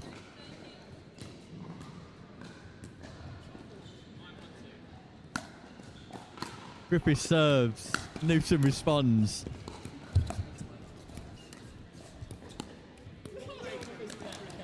Jamie Champion just catches the top of the net, but there's lots of wiggle room here. In Marshall and Gemma Newton have just not got going. But they're a formidable duo, Chris. Yeah, I played against him in the Northern League with Julie Griffiths, who is the mother of Chantal. We were also talking with Chantal earlier that it's no longer that Chantal is the daughter of Julie Griffiths. It has to be that Julie's the star now. So it's like Chantal is the daughter of Julie Griffiths, okay? Yeah, definitely. That's how we announce it officially from now on. Not Julie Griffiths is the mother of Chantal Griffiths. No, and look, you have to be really careful when it comes to where people rank in the family order as well. I had the Cheer brothers down as twins earlier. There was a 7-year age 7-year gap. Yeah. Amazing. I didn't actually know that Will Cheer had a brother. I mean, that's He's how... very good, David Cheer. Yeah, I believe so. From Who's he playing with today? Boston. Our first ever look at Boston Yeah. pickleball. I think he's playing with Fiona. That was it, Fiona Frost. Yeah. Ooh. Would you like that one back, Ian? Ian Marshall, swing and a miss, throws the paddle away. No, yeah. Oh, he did this yesterday, swing and a miss. I'm trying to explain to him what it means. It weren't a miss, shouts Ian Marshall. Former football with his referee, clearly not a northern cricket tone. umpire. Well, it missed its destination. Latest news coming in. Yeah, bail you out with that. Latest news. After this play from Chantal Griffiths, because this is match point, but don't worry about it, broadcast team. Let's go for the latest news. We'll ignore match point. Yeah, Chantal and Jamie are going to win, folks. We'll get on to the latest news. Darren Wilmot and Julie Griffiths have beat Ewan Skillicorn and Ray Claremont. Now, look, we spoke about those two having a great run in the English Nationals in the over 50s last year. They've just taken down two excellent open age players. So, whilst Chantal Griffiths has just wasted match point, she's been usurped by her mum. Exactly. Well, what did I say moments ago? It's Julie Griffiths who's... I mean, Chantal's not even the best player at the Christmas dinner. Wow. Julie Griffiths, what a star. I love playing with Julie. She's an awesome player. And those two genuinely did so well in the Nationals up in Bolton. And what a result that is. Champion. Cross court, double backhand dink. Top spin. Ian Marshall can't get there. Not many players would. Impressive stuff from Jamie Champion on that cross court roll. Yeah, I didn't think that one was going to come back, Nick, to be fair. No. And it brings up more match points.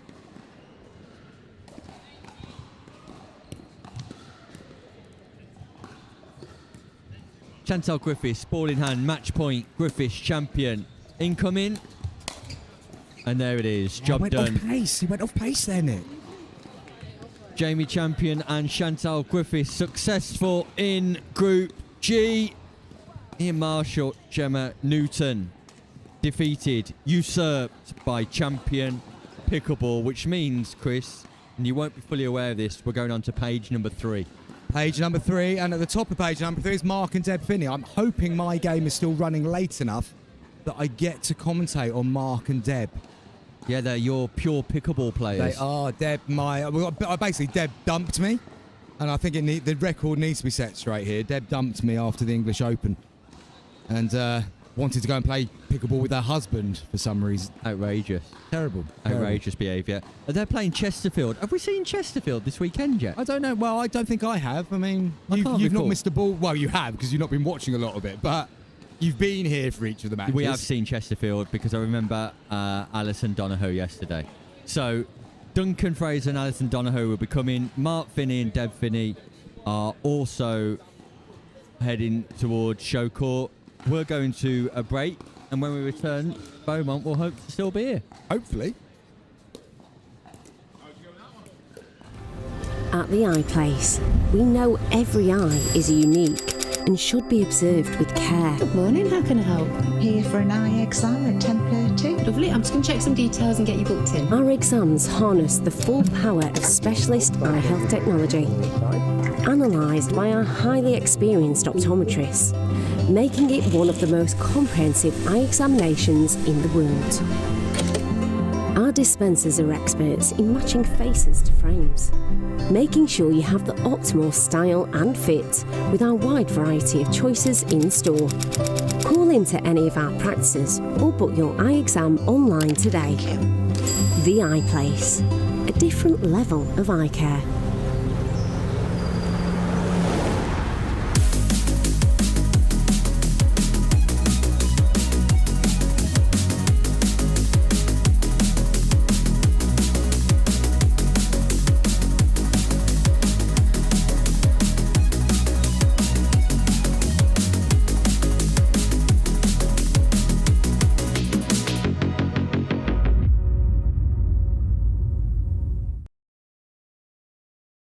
Welcome back to Derby Arena, Amber Valley Invitational. We have got a Group B match. We're into the 6th round, which means we're getting nearer and nearer to knockout pickleball. We've got Mark and Deb Finney of Pure Pickleball playing Duncan Fraser and Alison O'Donoghue.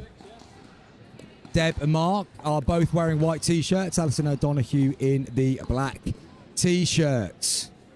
And looking forward to this one, mainly because Pure Pickleball, the venue that I was lucky enough to be part of last year. And a nice shot there by Duncan down the outside of Mark Finney. Husband and wife team here, clearly hoping that they will still be that by the end of the day. Nice return from Mark, goes to the low down to the forehand of Alison. Nick Hobbis said he was going for a quick whittle. At his age, might be that these little wee-wees take a little bit longer because he's not back yet and he's not exactly hurrying. Or maybe that is Nick hurrying, I'm not sure. He's in better shape than he was in Rome, but that is a very leisurely stroll back to the commentary booth as the Finneys strike it down to... Oh, hang on a minute. Latest news. We must abandon all commentary when the latest news starts to break. You can read it on the screen yourself, and I can tell you what's going on the court. But, yeah. Oh, that's fast. No, actually, I'm going to have to read it for you. Do it again. We'll come back to it. Deb Finney on serve. Short return. Good drive. Gets the mistake from Donoghue.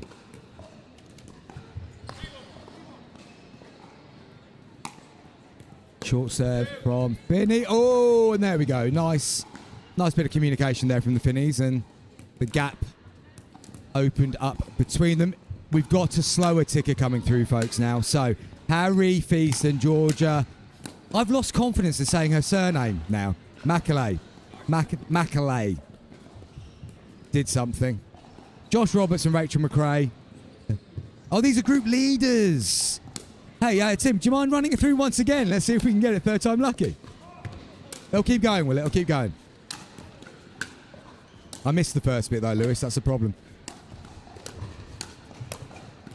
Nice placement again from Duncan Fraser. Right, here we go. Current group leaders. Group A, Harry Feast, Georgia Macaulay. Jonathan Adams and Katie Taylor are going well in Group B. Jamie Ridley-Smith might want to capital on that S, and Kim McLaren are doing well in C. Josh Roberts and Rachel McRae obviously killing us all in Group D. Harry Payne and Lindsay Thomas lead Group E. F is Fletcher and Randall. G is Champion and Griffiths. H is a lot of groups. H, Moore and Eva Ellingham.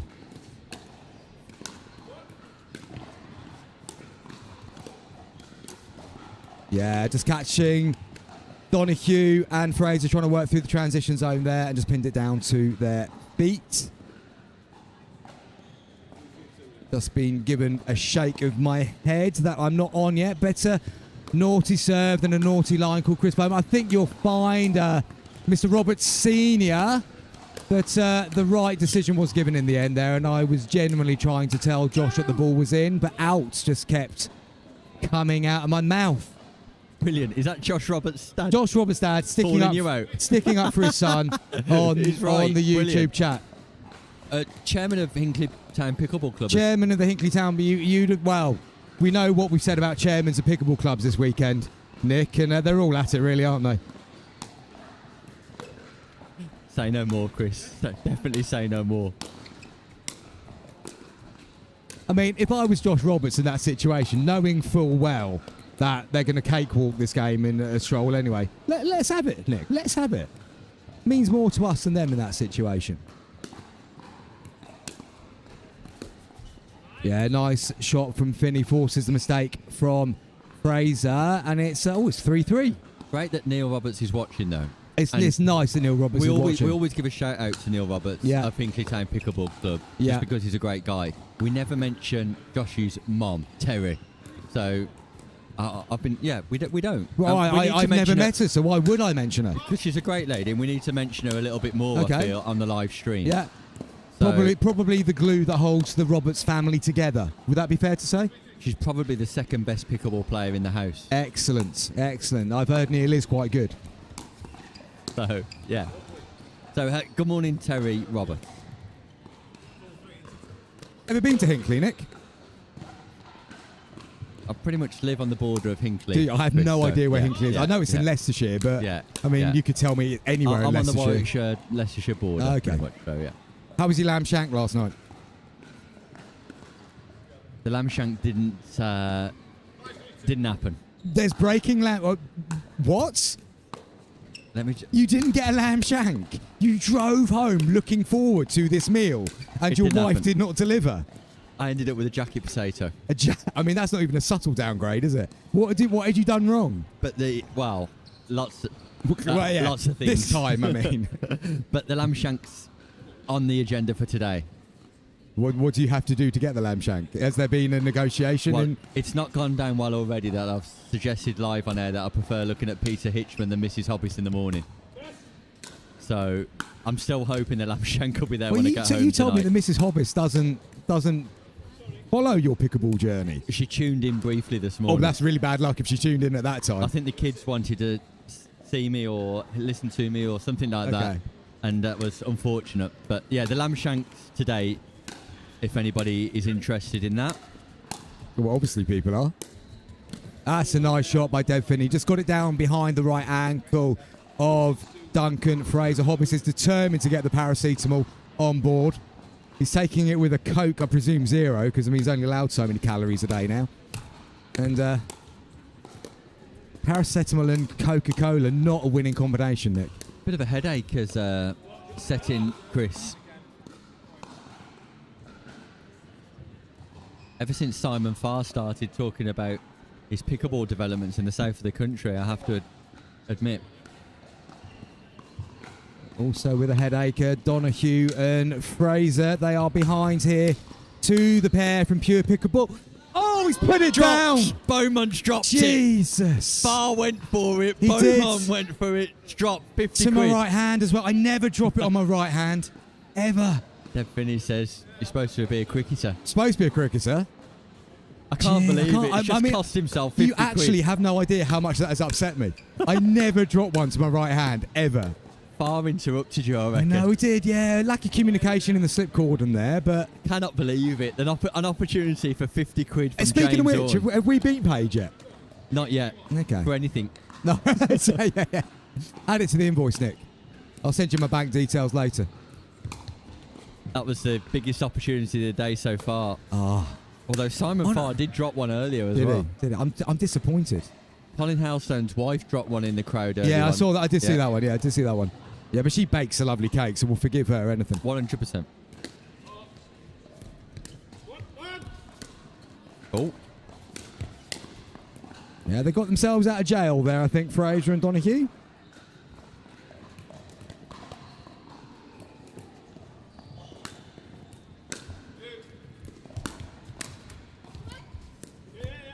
Finney's done well to get there. That ball goes long, so is this game working out as you'd expected it to, Chris? Yes. Match point, the Finneys.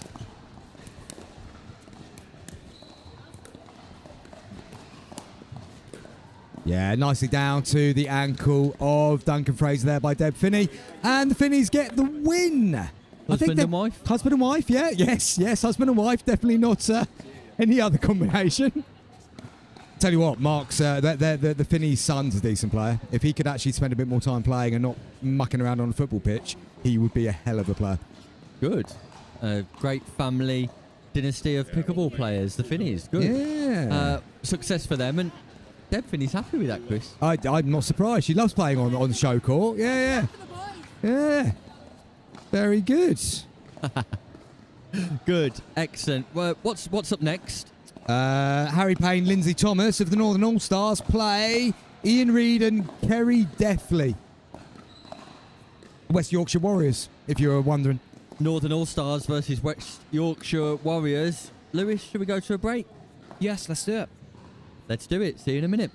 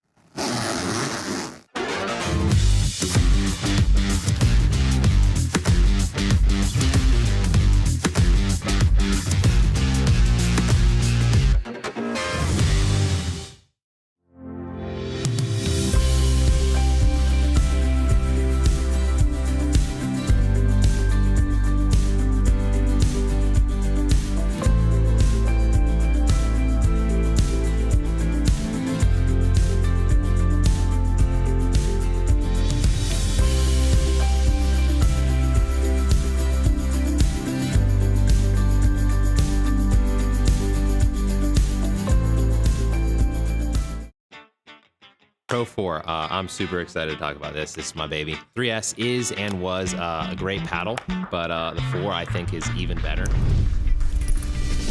Our main focus going into the Pro 4 was fixing the overall solidity of the paddle, and so we added some supports near the throat area, and that has made the outside edge extremely consistent. The way you're going to see this really affect in real gameplay is you miss it when you don't hit it in the middle. And then it's extremely forgiving. You're really not going to make a lot of errors even when you miss-hit it. It's a pleasure to play with, and I'm really excited for you guys to try this. At the Eye Place, we know every eye is unique and should be observed with care. Good morning, how can I help? Here for an eye exam at 10:30. Lovely, I'm just going to check some details and get you booked in. Our exams harness the full power of specialist eye health technology, analysed by our highly experienced optometrists, making it one of the most comprehensive eye examinations in the world. Our dispensers are experts in matching faces to frames, making sure you have the optimal style and fit with our wide variety of choices in store. Call into any of our practices or book your eye exam online today.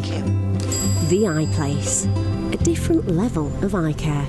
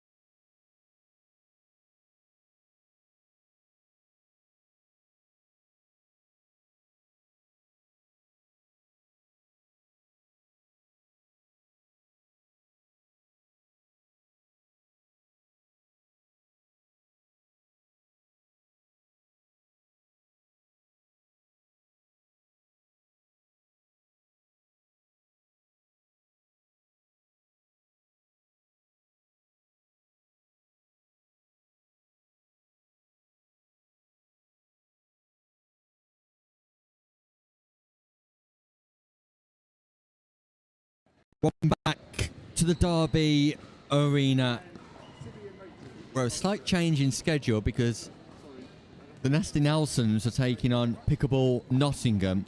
Sibby Raja and Rachel Kirk taking on Alison O'Donnell and Chris Beaumont. And Tim Spurway's back in the comms booth. Thanks, Nick. Good afternoon, Tim. Good afternoon.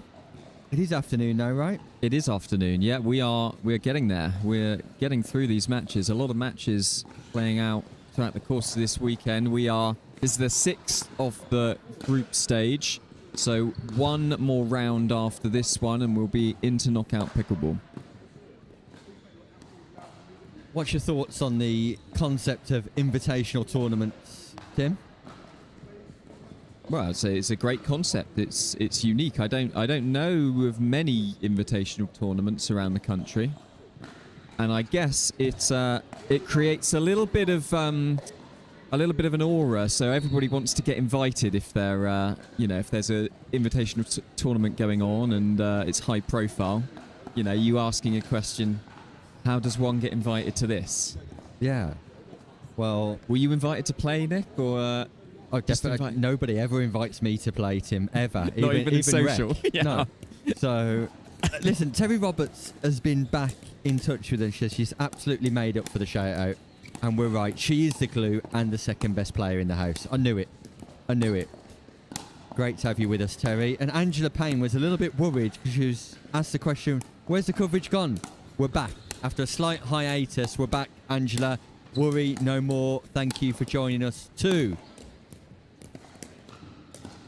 We are well and truly back, and we're going to be watching the chap who was just commentating on the previous match, Chris Beaumont, as he battles his way through this tight field. And him and Alison O'Donnell, they sit on 2 wins out of 5 so far.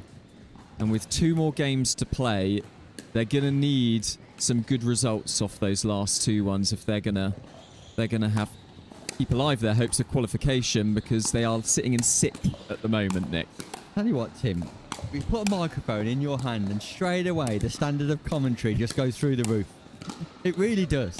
Bring out all the stats, all the data, every question that everybody's been asking at home. What are the current standings in Group D? You've got them just like that. Well, there you go. You just elevate. I've just been sat in stats the whole weekend, so it's all just coming out of my mouth now. Rather than through the news ticker. Could this game that we're about to see on Show Court be described as a battle of pink? The pink battle. It is absolutely a battle of bright pink versus slightly dimmer pink in Chris Beaumont. Is that a colour on the Dulux chart? A slightly dimmer pink?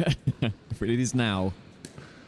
So O'Donnell and Beaumont at the top of your screen. Sibby Raja and Rachel Kirk at the bottom. It's Pickleball Nottingham taking on the Nasty Nelsons. And I was listening to him, I promise. Do Beaumont and O'Donnell need to win this to have a hope of qualifying? They certainly need to win at least one of their last 2 matches, probably both of their last matches, because they're up against, well, Sibby Raja and Rachel Kirk. They're currently sitting 4th position, so they'll be fighting. It really is a bit of a must-win, you would think, for Beaumont and O'Donnell, because if they lose, they get the double whammy of Sibby Raja and Rachel Kirk, solidifying their position in those qualification places. So a lot on the line, and no doubt Alison O'Donnell and Chris Beaumont will be really trying to dial in for this one.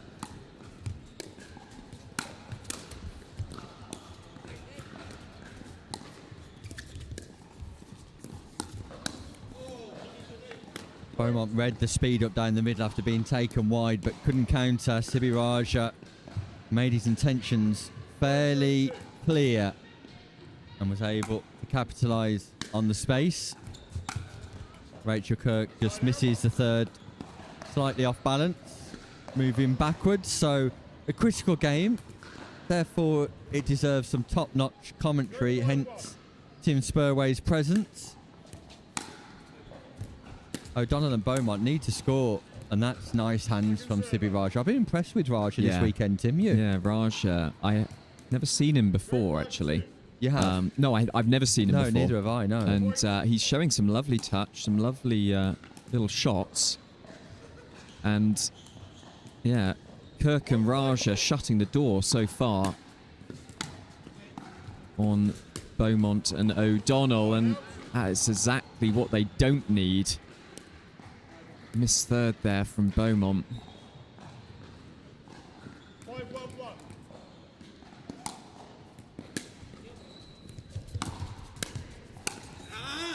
Yeah, just caught out, coming across wrong-footed, and Raja again steering that nicely. And they look very, very comfortable, Raja and Kirk. They do indeed. They've got a 6-1 lead, and O'Donnell and Beaumont have got work to do here because Raja and Kirk not really overwhelmed by anything that's coming over the net as it currently stands, Tim. No, not at all. Just haven't really got going. Found themselves facing just tricky shots and a few errors in the game, so they'll need to cut those ones out if they're to compete for these qualification positions. Tim, should we find out how Danielle Fraser's getting on today? Here she is, one of the top players in the country, one of the most prominent, impactful figures in pickleball in the UK, one of the best looking people in pickleball as well. It's Danielle Fraser. How's your day going? It was fine too. We're doing well. I'm playing with David Campbell. We're doing well. I think we've won 3, lost 1. Look what I've got stuck to my jumper now. That's Simon Farr's discarded sweep. Thanks, Danielle. You were playing well yesterday as well. Now, when you arrived this morning, you suggested you were a little bit worried about how the day would go, but that sounds like it's going pretty well. Yeah, surprisingly well. Been good so far. Good so far. I think we've got 2 more left in the groups, or 3 more. We'll see how we get on, but it's tough. It's really, really tough. And first time playing with David, so it's good. Hoping to partner again in the English Open, so we'll see how we get on today and if we fall out or not. Breaking news, Danielle Fraser is hoping to partner David Campbell in the English Open. Tim Spurway, get it on the ticker. That is breaking news. Fraser and Campbell partnering up together at the English Open. What's next for Danielle Fraser? In terms of what? The next few weeks, the next tournament, what's happening in pickleball, what's next? Yeah, we've got starting to gear up for Northern League 2. So we're starting to put that together. That'll be going out to the teams very soon, and fantastic response from last season. So it's been amazing, and everyone's really, really keen. It's great to see everybody here. So many players from the Northern League here today and yesterday as well, because we're kind of missing that high-level competition. So yeah, that's kind of our focus really. Trying to put that off the ground. Cannot wait for the Northern League Season 2 to start, but in the meantime, enjoy your afternoon. Yeah, you too.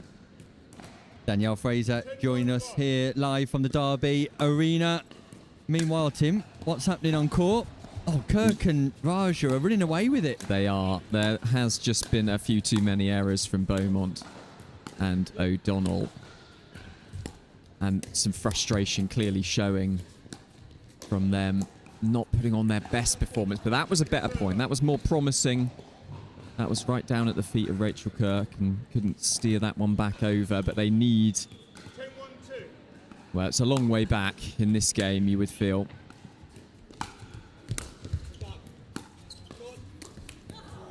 Overhead smash missed by O'Donnell. And that was clinical by Raja and Kirk. Very impressive performance. Rachel Kirk has impressed me throughout this tournament. We saw her on the show court yesterday as well. And a very solid player. And that will set them up nicely going into their last game. Because that should improve their position in the league. Hopefully will take them up a place or two. And not sure what their last game will be, but they'll be feeling confident about qualifying out. It's going to be tough for Beaumont and O'Donnell now, I think.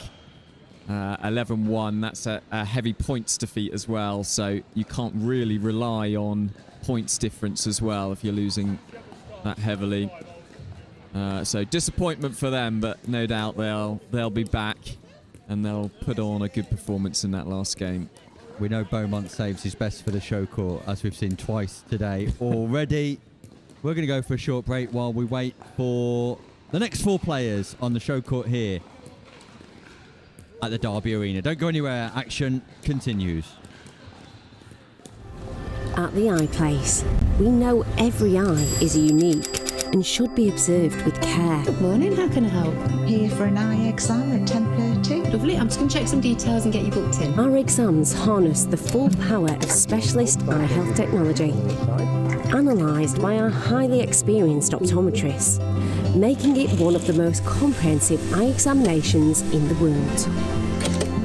Our dispensers are experts in matching faces to frames, making sure you have the optimal style and fit with our wide variety of choices in store. Call into any of our practices or book your eye exam online today. The Eye Place, a different level of eye care.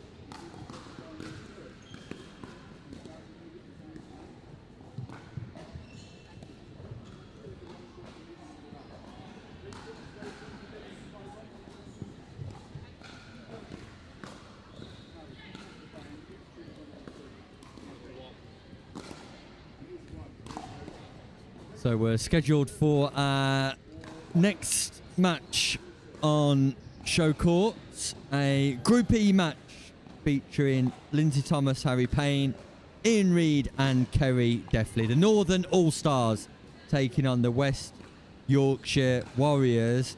And that means Tim Spurway will have some league news to provide us. Certainly, and we've got on court the group leaders in Group E, Harry Payne and Lindsay Thomas. And they're wearing, or Harry Payne is wearing West Kirby Picklers top, playing for the Northern All-Stars. And they've won, Nick, 5 games out of 5. So, already secured qualification out of this group. So the pressure's off for them.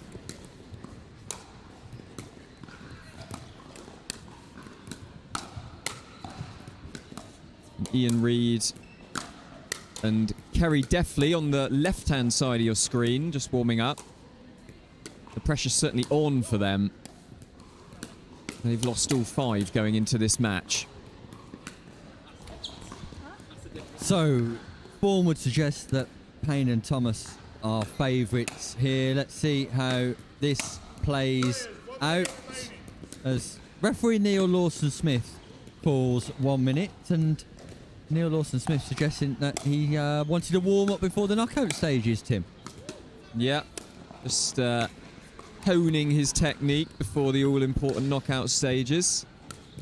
Always gives a very solid performance. The nicest guy and the most professional guy you'll ever meet, Neil Lawson-Smith. Steady, steady. Tim, you stood next to... Well, yeah, I don't think I'll be expecting those kind of compliments from you, Nick. Although you did call me a very nice guy earlier. You're a very nice guy. Yeah, which I appreciated. Maybe there was a bit of guilt in that compliment. Well, let me be clear, Tim, that I've not been directing any slurs towards you at all this weekend. I think you'll find that Mr. Beaumont is mainly responsible for that, as is Mr. Farr, and possibly Mr. Oak. But, this is the equivalent I am not of guilty. being caught at school and going to the head teacher's office and, I am and not saying it wasn't guilty. me, miss. Wasn't me. Wasn't me. Anyway, Harry Payne, Lindsay Thomas, In Reed, Kerry Deffley, Northern All-Stars, West Yorkshire Warriors. We're underway. Right, who's your money on, Tim? Well, I mean, the scoreboard would suggest that Harry Payne and Lindsay Thomas will take this one, but complacency. I love an underdog, Tim. I love an underdog, though. Yeah, we all love underdogs, and maybe the show court, the lights of the show court will fire Ian Reid and Kerry deftly on. And a bit of complacency might slip into the game of Payne and Thomas. We shall see. Oh, Ian Reid goes down the line, catches the sideline. An impressive forehand drive. And there we go. That's the start we needed for Deffley and Reid. The underdog strike first.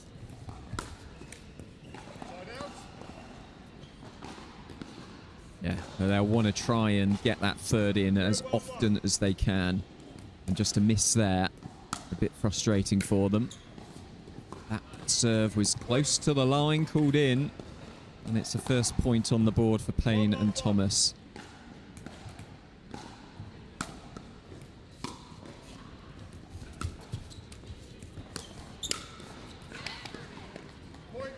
First look at Harry Payne for me, Tim. Same here. I was going to ask, actually, if you'd seen him play before. But clearly a very solid player, as is his partner, Lindsay Thomas. And moves up the court nicely there. We saw it in the previous point. Okay, he missed that one into the net. But yeah, shifts his weight forward nicely. And it's always difficult coming up against somebody who moves forward really gracefully like Payne. It's not easy to defend those shots. So, where's Kirby then, Tim? You know what, my geography of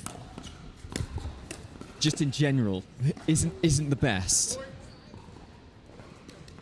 Right, if you're watching at home, drop us a message in the chat. Where's Kirby? Meanwhile, Kevin Christiansen has suggested that Beaumont's lack of form is owing to the second banana he ate. True. You can have one banana too many sometimes. We agree, Kevin. Thanks for joining us. Thanks for watching. To those people who are watching live right now, share the link on your socials. Subscribe to the page. Drop us a comment. Say hello. Where are you watching from? Interact with us here, especially whilst we're in the group stages. A little bit more flexibility before we head to knockout pickleball. Let us know where Kirby is.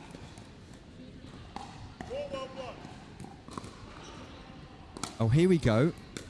A coastal town on the Wirral Peninsula, Tim. Is that right?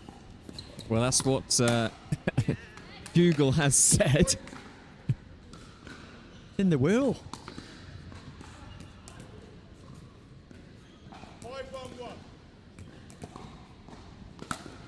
There's also a Kirby in Texas and Arkansas.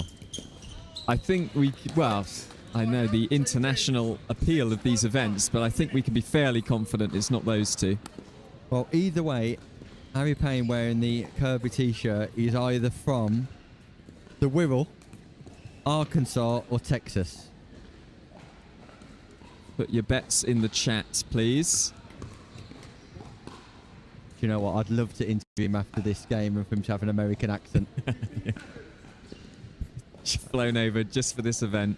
Yeah, thanks for having me, Tim. I've had a great day, a wonderful performance. Oh, blimey, is he on the mic right now?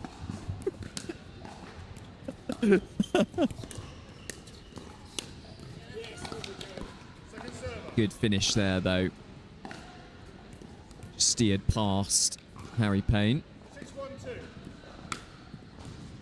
They're going to need more of that. Get back in this game, 6-1 down. One of my favourite shots is the third shot drive. I think your voice has gone off. You take some more of those voice sweets, Nick. And Lindsay Thomas has been a great partner to play with throughout the day. Where's Ray Claremont when you need her? Where indeed.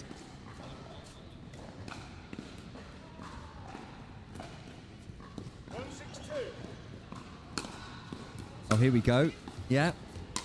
So Angela Payne knows exactly what's going on, as does Neil Roberts. Is from Neil Roberts, Tranmere fan, Tranmere Rovers Football Club. It's got to be in and around Tranmere. Now, I've officiated at Tranmere, Prenton Park, but I didn't know that was West Kirby. Anyway, thanks Angela and Neil. Oh, and he just didn't creep over there from Payne. He was on that one. If anybody's watching in Texas or Arkansas, let us know where Kirby is in those states. It's a bit of an ask, Nick, but you never know. I think we should maybe move towards some online quizzes, Tim. You know, whilst the live stream's happening, just put some random questions out there for viewers at home to tune in and perhaps win a prize or something like that. Oh no. Kevin Christensen, 3609's American. He's saying ouch. I would wholeheartedly agree with Kevin Christensen, to be honest. Yeah, I think I'm going to have to issue an apology. I think you have to apologise to a nation here. To the whole of America. The diplomacy is strained enough as it is with the USA right now, Nick, without you adding to it. So, yeah, I think America have got enough on their hands without worrying about my accent live on a Pickleball commentary. Jack Payne's watching, brother of Harry. I tell you what, Jack, your brother's a decent player. It's our first look at him, and he's pretty much phenomenal. Yeah, it's looking good, and they've got an 8-point lead.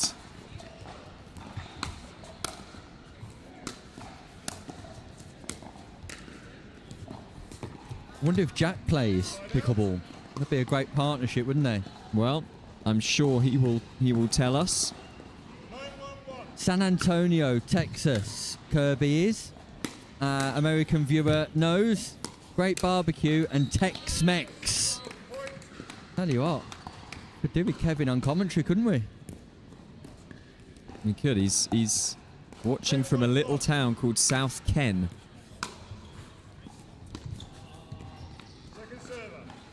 Does it mean South Kensington?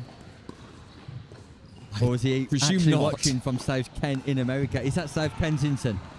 No, I'm sure it's not. Either way, thanks for joining us, chap. Harry Payne and his partner, whose name escapes me, Lindsay Thomas, forgive me, have match point, and there it is. No wonder Jack Payne is a proud brother. I would be, because that was impressive. It's gone to form, but what that means, Jack, if you're watching at home, is that your brother and his partner have got 6 wins out of 6 for the Northern All-Stars, and they are sure to be in the round of 32, and Tim, more crucially, are likely to get a good draw. Yeah, exactly. So with, oh, good heavens. And just as we see here, somebody has careered through the hoardings from another court. I cannot recognise those legs. I don't know who those legs belong to. And I think everybody's okay. That was quite a collision there. They must have gone absolutely flying to knock the chairs and the hoardings over. And Lewis was on the right cam there. You would have seen that at home. So Paul Price has been in touch. He plays at West Kirby Pickleball Club. I need to get up to West Kirby Pickleball Club. Sounds like the place to be. So Paul Price, yeah. Nice to see you. Debbie Anakura, who's been in action this weekend, saying Harry's a star. And Jerry O'Drixon's watching from the Welsh border near Shrewsbury. They're both from Derbyshire. I'll tell you what, Angela Payne's in touch now. All of the whole Paynes family are watching at and they're proud. home. Mum has been on. Angela Payne is proud of Harry, as you should be. Especially on International Women's Day. So International Women's Day. Did you know that, Tim? I knew it from when you said it this morning, Nick. Angela's celebrating Harry, but Harry should be celebrating Mum as well. I'm sure he is. Yeah, Good. it'd be interesting to see how some of the players that we've been watching on the show court and qualifying out of the group get on in that knockout stage. Love to see Harry Payne and Alison. What was her name? Sorry, Alison. Angela Payne is Harry's mum. No, his partner. Alison. Completely gone from me. Lindsay Thomas. Was it Lindsay Thomas? Lindsay Thomas. Are you all right, apologies, Tim? Are you Lindsay. okay, Tim? I Are just you got all so right? Settle excited. down. I got excited. I'd love to see them, play in the knockout stages. We might. I'm missing my cat, apparently. Anyway, coming up next, while Tim controls himself, it's Bradley Moore and Eva Lily Ellingham of the Derbyshire Destroyers taking on Nick Mays and Lily Respini-Jones. We think that's what it should be. That's what's on the schedule. That may have changed, though, Tim. Things have gone...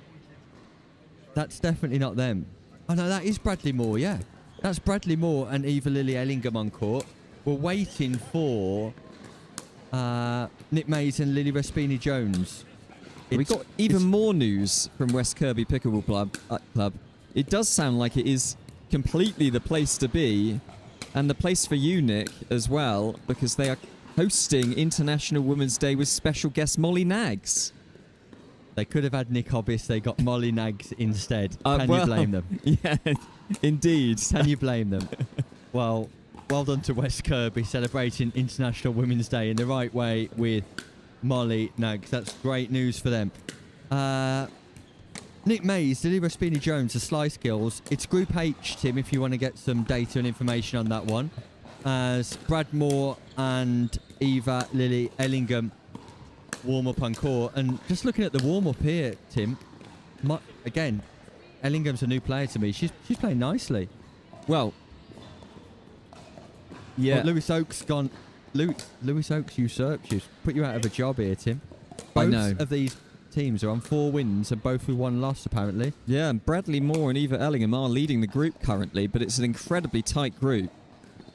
And in fact, I think they are tied for first place with Nick Mays and Lily Respini-Jones. So this promises to be an absolute blockbuster. The 2 top teams in this Group H against each other. We saw Nick Mays, of course, winning the gold yesterday. So coming off a really impressive win in the men's doubles. James Lofthouse is here, Tim. In number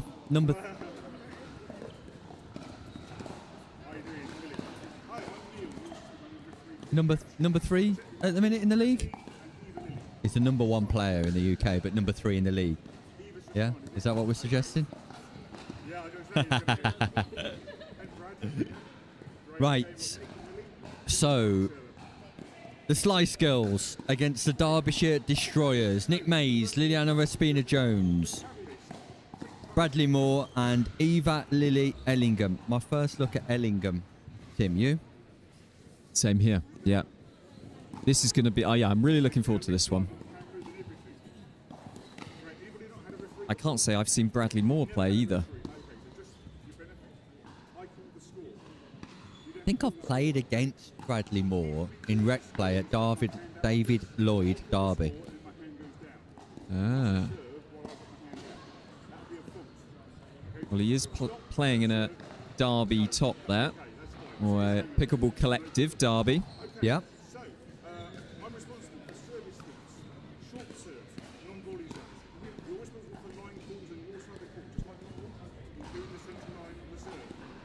Mixed doubles day here at the Amber Valley Invitational 2026. An opportunity for me to thank Taylor Emmett Solicitors, our broadcast sponsors, but also our other corporate sponsors too.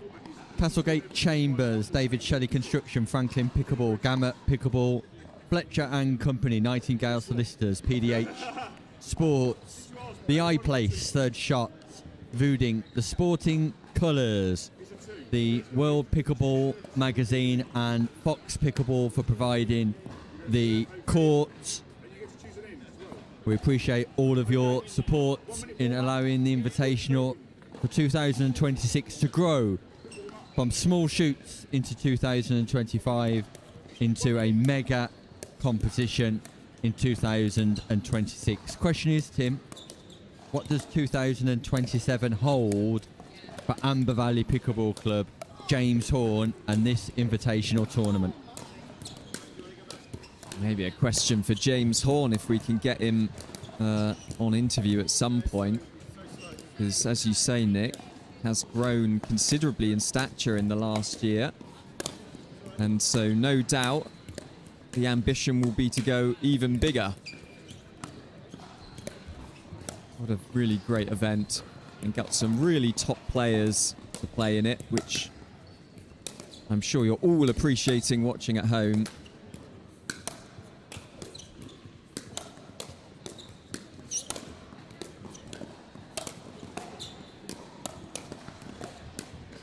So Nick Mays, fresh off the back of success yesterday, a gold medal which he'll be overjoyed with.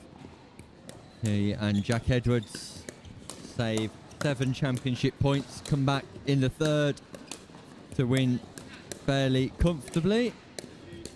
Lily Respini-Jones, who's had a dramatic upward trajectory and improvement in her game too, partnering Nick for the Slice girls. Bradley Moore and Eva Lily Ellingham for the Derbyshire Destroyers. It will be the Derbyshire Destroyers at the bottom of your screen. Slice girls at the top. Gold medal winning Nick Mays takes a final mop of his brow. The flowing locks that were there previously no longer, but nevertheless, he's ready for action. So, Ellingham serves. Respini-Jones responds. Bit of friendly fire. Moore tries to counter and just catches the back of Ellingham's paddle.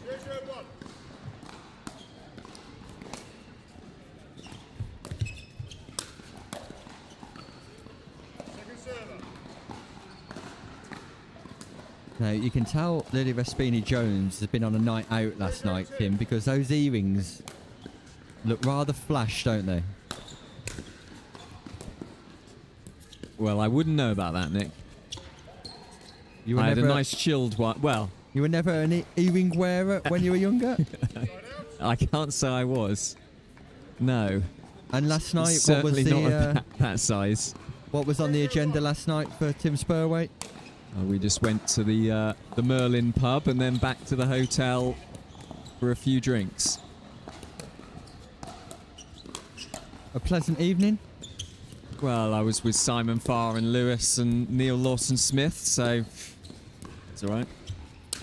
The drinks were good, the company average? Yeah, sounds something like that. No, it was very enjoyable, as it always is.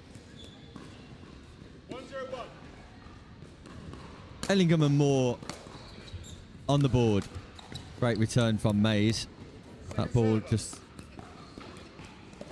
catches the net and falls out of play.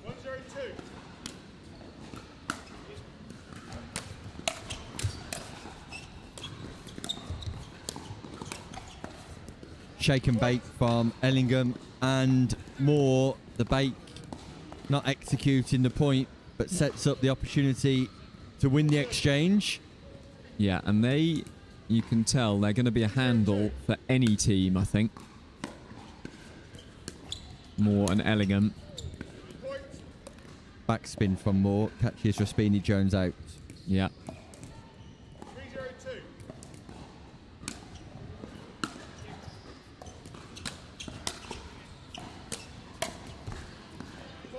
Going long, Tim? Probably just a bit long. Taken by Lily Raspini Jones, and they've made a really quick start here.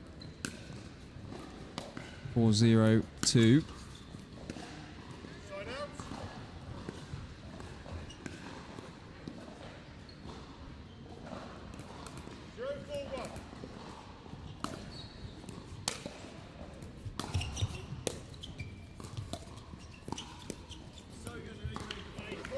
Yeah, very good dinks there from Raspini Jones. Nice third, followed up by a nice fifth drop, and that's exactly what they need. Get that consistency back and a good couple of points, and they're right in this game now.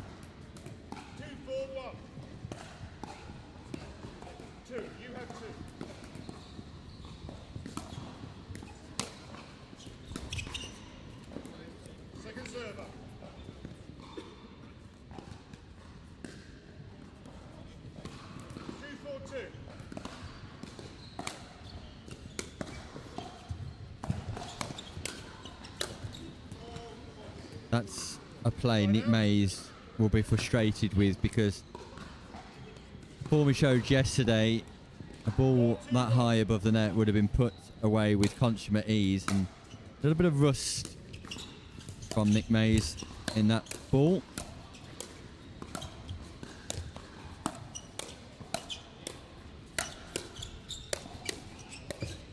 Just insane defense there. Brilliant play by Ellingham.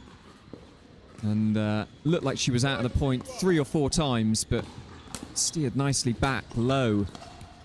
And definitely a strong partnering here. It's Moore and Ellingham.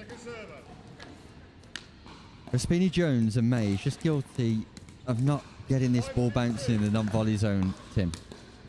It looks to me like Ellingham and Moore will be very comfortable playing a volley exchange, but I'd like to see Raspini Jones and Mays just getting the ball bounced in front of Ellingham and Moore a little bit more.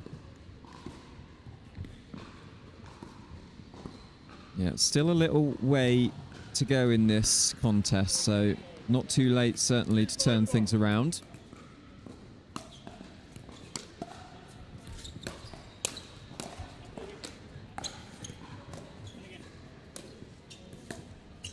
That's a nice drop there.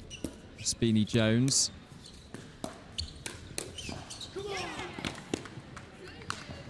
Mays fired up. We saw that a lot yesterday. And some fast hands on display. And that point came at the right time, I think.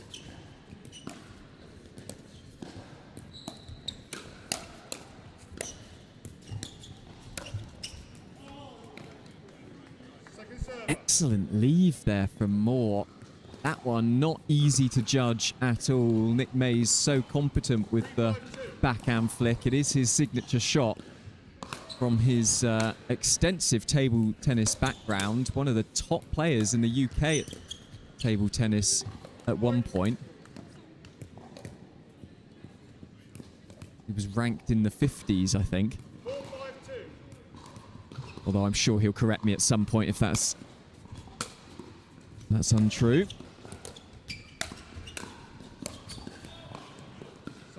Just at risk of overplaying slightly the slice girls here.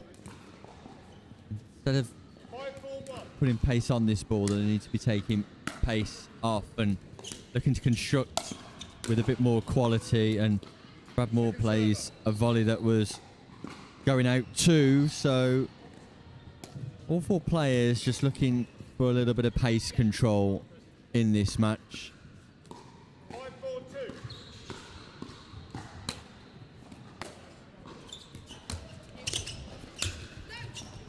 There's that familiar shake and bake.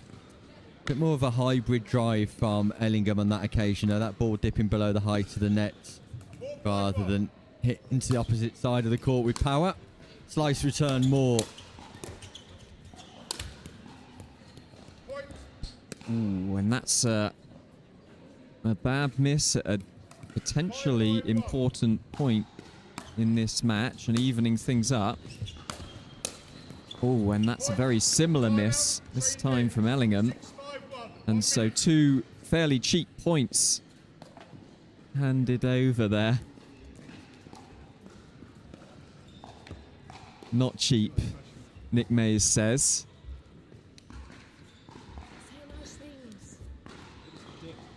It was the dip on the shots. Incredible dip. Loaded up with topspin, no doubt. But they'll be feeling a lot happier now after falling a few points behind.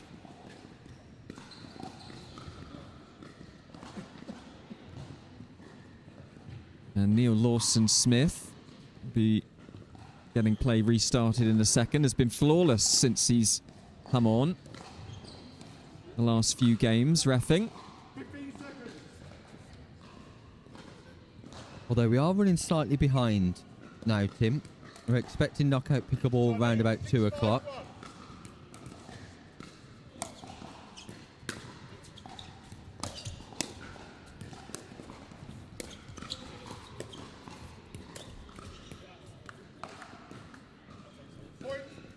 Simon Farr, following his advert for County Pickleball, has just updated us that Alton Coburg has signed up to that squad as a result of tuning in here, Tim, which is nice, isn't it? Yeah, it is.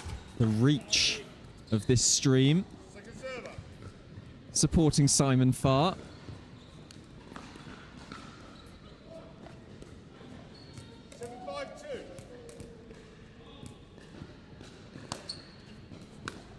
Good serve there from Nick Mays.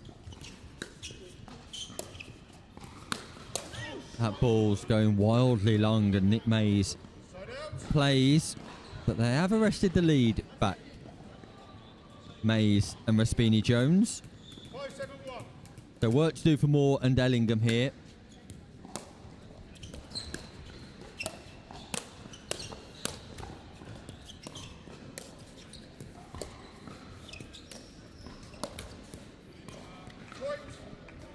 And he loves to execute that backhand flick, but that one, probably not the best time to do it. He knew it. The look on his face telling.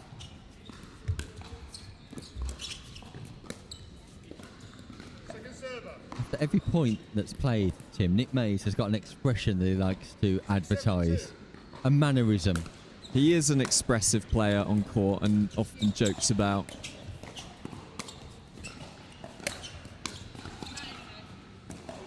yeah, it is really interesting seeing people's mannerisms on court and the differences. Some people play an incredibly serious game and you can't really tell what they're thinking. Others, like Nick Mays, very opposite to that. Oh, but a missed dink there on the backhand side. And he hit those so well yesterday. He was barely missing a backhand slice dink. Ellingham showcasing great footwork there to move around the non-volley zone. Yeah, an incredible get from her early in that point. And again, just helped by the net there. On the put away. A very tight game. And they're giving us a good display here on the show court, as warrants their position in the league, in the division so far.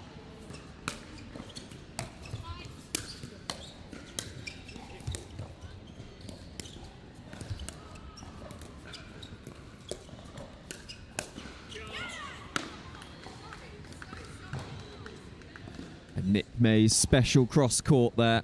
Saw that one. And on the forehand side, he's able to steer that one past Moore.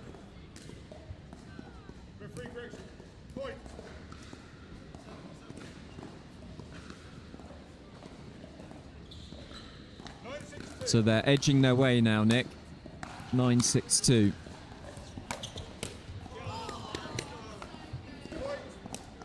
Not an easy shot to execute, that one, Nick Mays. Body weight almost going backwards, but able to generate a lot of dip with the top spin. And that does bring up game point.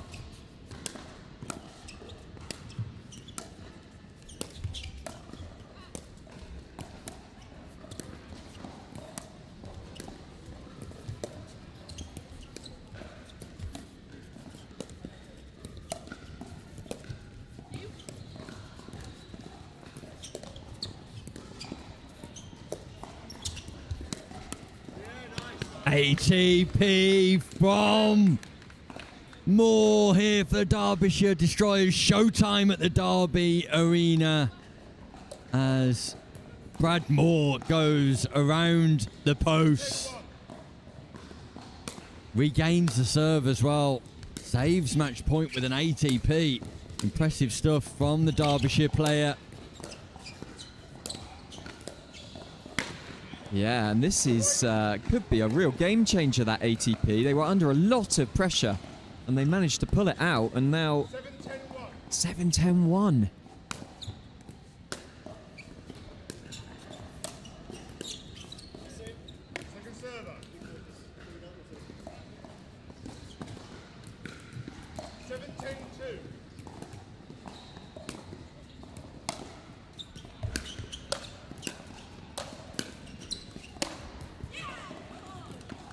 That's big. That is really big from Nick Mays there.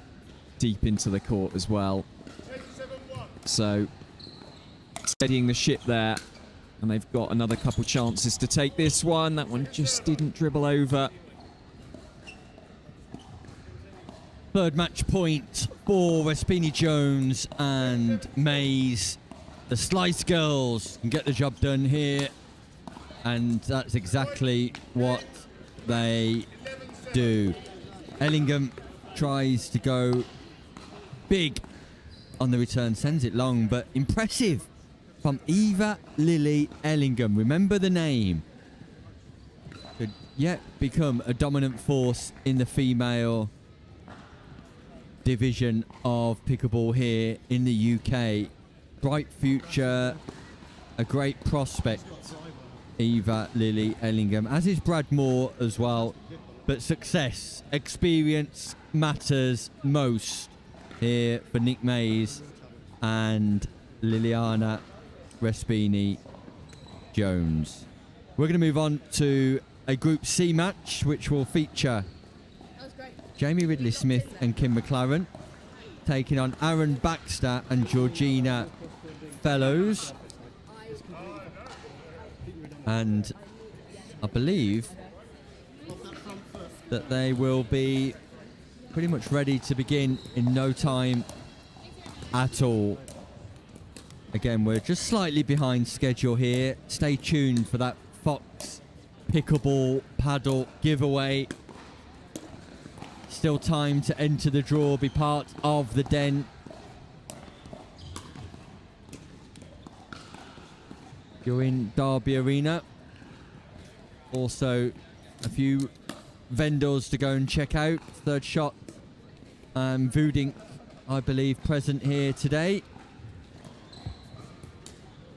And as ever, a thank you to broadcast sponsors Taylor Emmett and all of our other corporate sponsors this weekend too. Picklebee for providing the production, in particular Simon Farr, Tim Spurway, Lewis Oak. Match referee Neil Lawson-Smith. The tournament brought to you courtesy of Amber Valley Pickleball Club, the Invitational 2026 here at the Derby Arena. And most of all, thank you to everybody currently watching live from home. We appreciate your support. We thank you for your interaction. We encourage you to like, share and subscribe. Provide a little bit of feedback in the YouTube comments box. It's a tournament done differently. Commentary done differently throughout the course of the weekend. Slightly more humorous tone to the group stages before the serious action gets underway in the knockout stages. Today, on mixed doubles day, it's a round of 32, followed by a round of 16, quarterfinal, semi-final, and then finals. And we'll bring you every single play live before we go off air this evening. That last 32 knockout stage pickleball was scheduled for around 2 p.m. Potential that we might be slightly, well, we definitely will be delayed. We've got 3 more group games to come before then. So Ridley Smith and McLaren first up in Group C, taking on Aaron Baxter and Georgina Fellows. And Lewis Hoke has hot-footed it over to the computer to let us know if there's anything riding on this game in Group C. Ridley Smith and Kim McLaren have won 6 out of 6 so far. Impressive stuff. So we've got our group leaders here in Ridley Smith and Kim McLaren, and Aaron Baxter and Georgina Fellows, their opponents. What's their record so far, Lewis? They're currently in 4th in their group with 4 wins and 2 losses. So this could be a key game to win to make sure they keep that top 4. Yeah, top 4 of 8 teams going through. We've got groups A to H here. So an important game. Ridley Smith and McLaren looking to maintain their 100% record. Baxter and Fellows looking to qualify. So it's Jamie Ridley Smith and Kim McLaren at the top of your screen. Aaron Baxter and Georgina Fellows at the bottom. It's Northumberland versus West Yorkshire. And referee Neil Lawson-Smith calls play.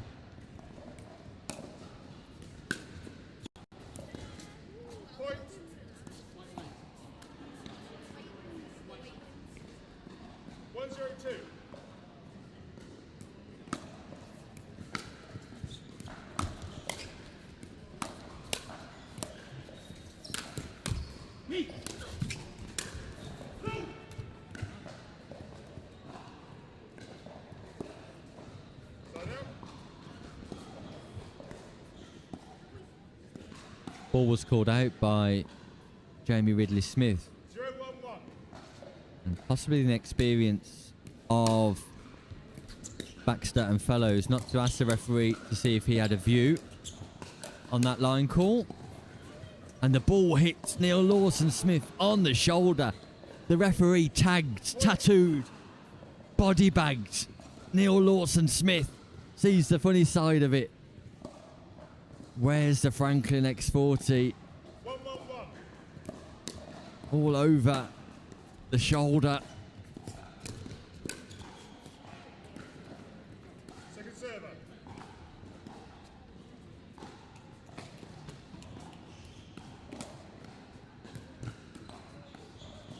One, 2.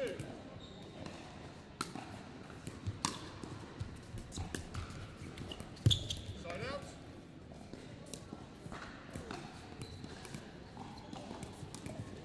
One, 1.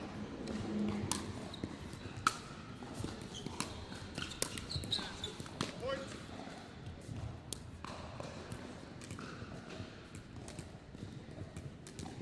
2, 1.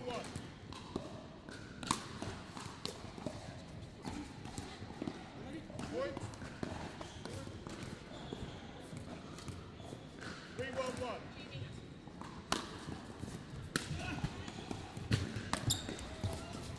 Ridley Smith destroys the sponsorship hoardings, but gets a point on the board.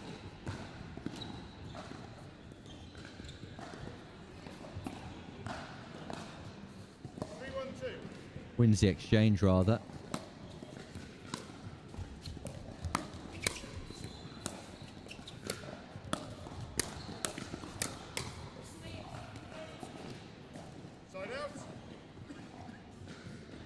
So scoring opportunities for Ridley Smith and McLaren. Slender lead for Fellows and Baxter.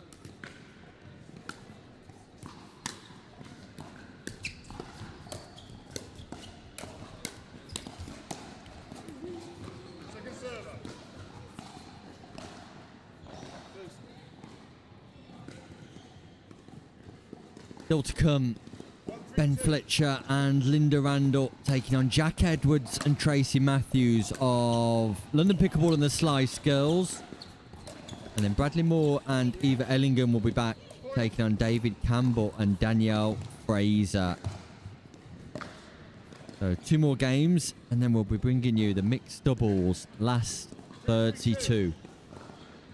Stay with us on this Sunday afternoon. That's nice from McLaren. Does that ball land in? Let's have a look on the replay. Yes, it does. Miles in. Impressive stuff from Kim McLaren. 3-3-2.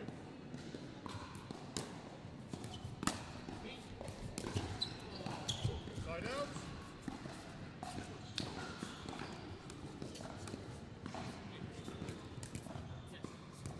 3-3-1.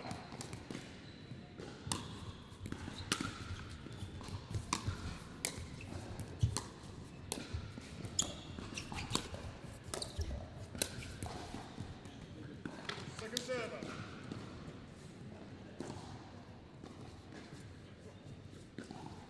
3-3-2. Go. Side out.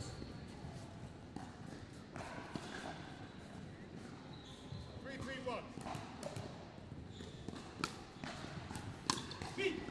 Mike Hood has been in touch, suggesting Nick Mays is a top guy. Gave him some helpful advice down in Basingstoke during a Pickleball event. Congratulating Respini, Jones and Mays on their performance. Thanks for joining us, Mike. Really appreciate your time.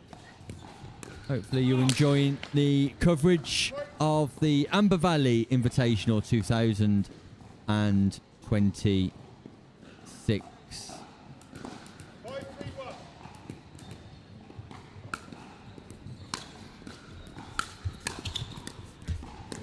Great pick up from Ridley Smith straight off the toes. Great defence from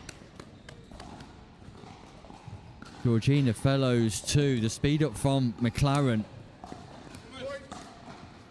Time out, changes. 6-3-1. I need to hear your outcomes loud. I didn't hear it. Second server. So referee correction, Neil Lawson-Smith. Didn't hear the out call for that previous point. Ridley Smith went round the post, but it went miles long.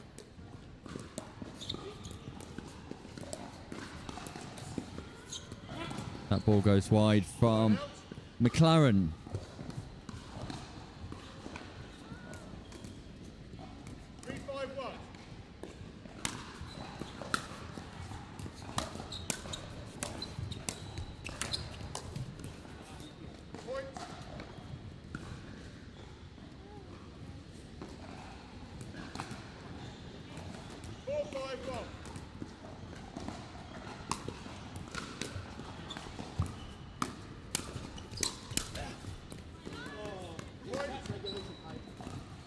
Shake and bake from Fellows and Baxter. And Baxter of West Yorkshire Warriors coming through to execute on the volley.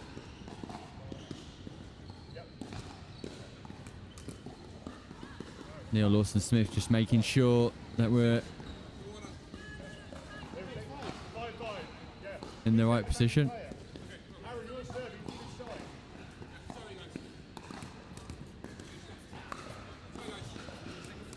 And seems like we're resolved now.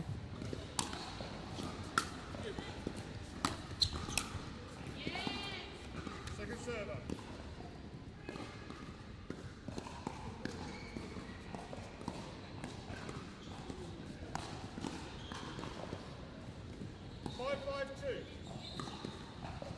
Second scoring opportunity. Fellows backstat to enforce the change of ends, but Georgina Fellows just misses the forehand drive. So Ridley Smith and Kim McLaren with a chance to accelerate into the change of ends. Slight pit stop first though, I'm sure. That ball goes long 2.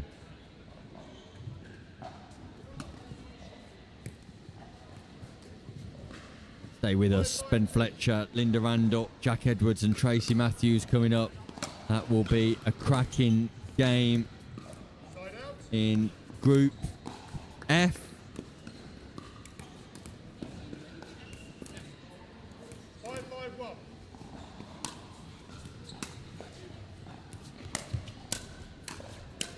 In fact, it will be first against second in Group F after this game.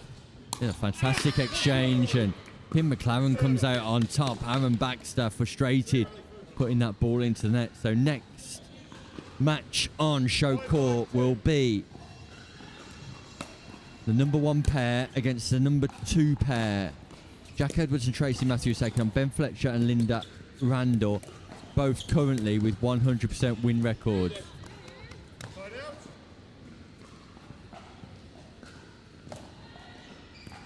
That's a great lob from Ridley Smith.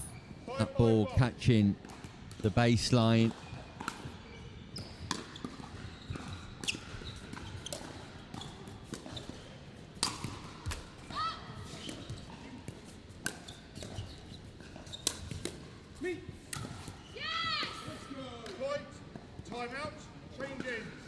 Kim McLaren working really hard from baseline to non-volley zone.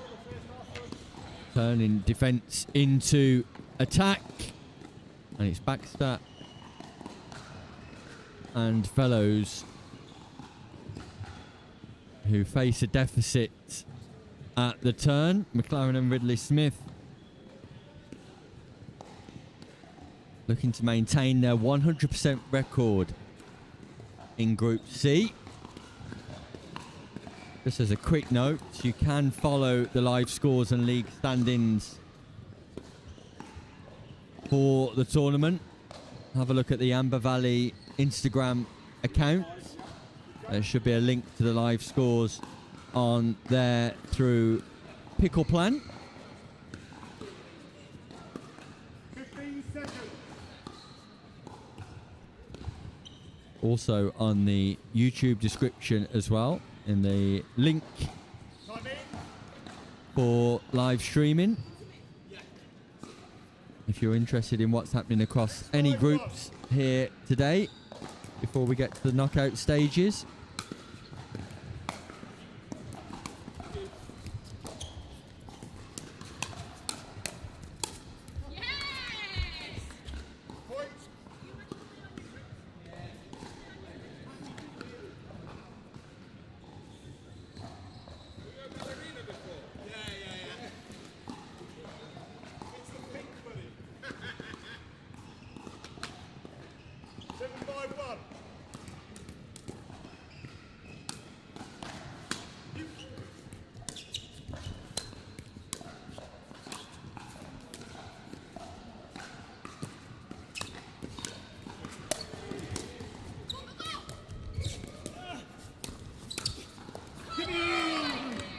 Jamie Ridley Smith and McLaren working wonders here in defence. The hand switch from Ridley Smith at the back of the court, right hand to left hand, just to keep that ball in play. Pretty phenomenal.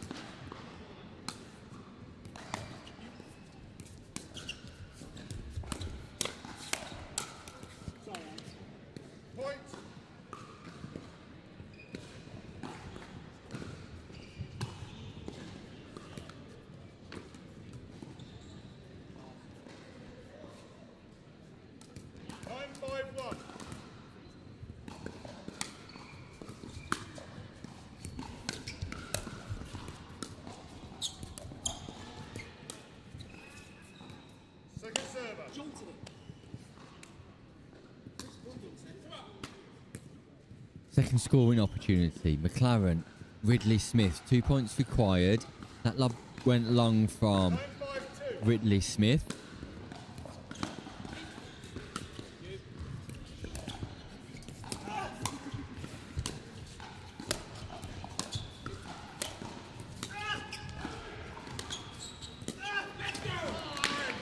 Aaron Baxter with the big chant of let's go following that point. They get the ball back. Can they make any inroads here?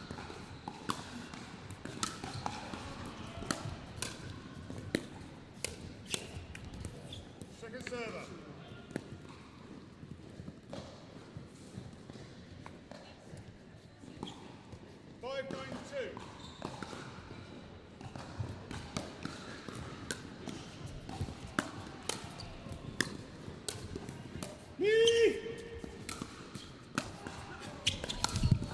What a play from Georgina Fellows. Jamie. Ridley Smith diving to his right-hand side to try and keep that ball in play, but the drop from Georgina Fellows was second to none. Impressive stuff from Fellows. Recognised where the space was on court, exploited it.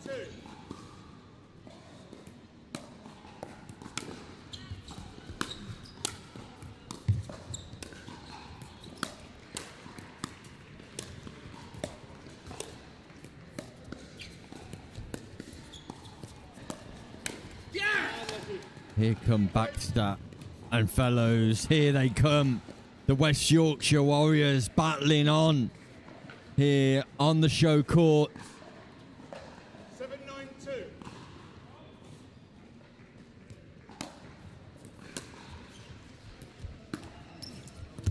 A missed third by Fellows. Costly.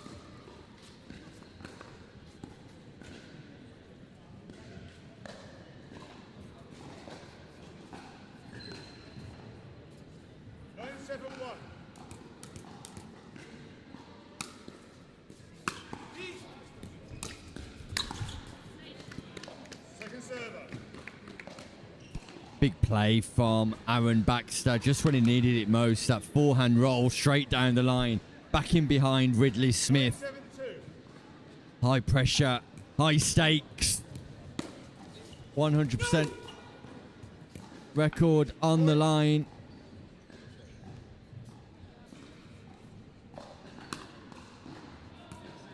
That ball called long. 10-7-2.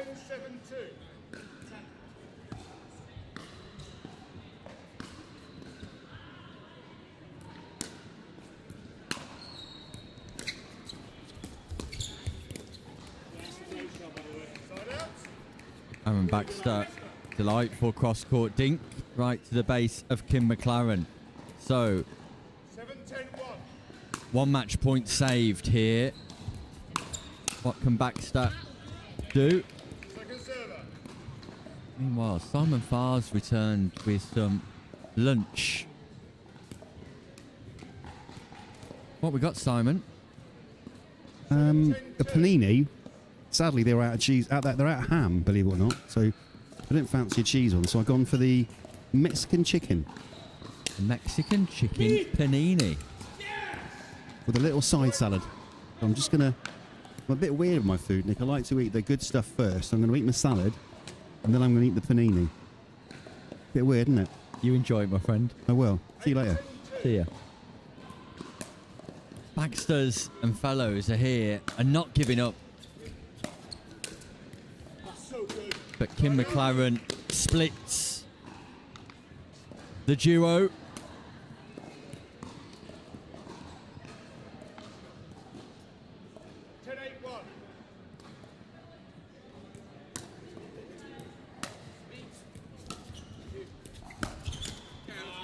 That's the big drive from Fellows. Saves another match point. One more to come here. And McLaren and Ridley Smith, who are looking to maintain their 100% record, just struggling to get over the line.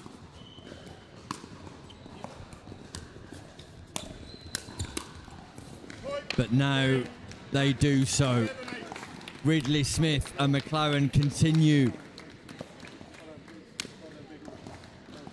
to dominate in Group C. Commiserations to Baxter and Fellows. They put up a great fight.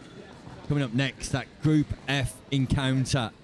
First versus second. The Slice Girls versus London Pickleball will be on the show court right after this short break.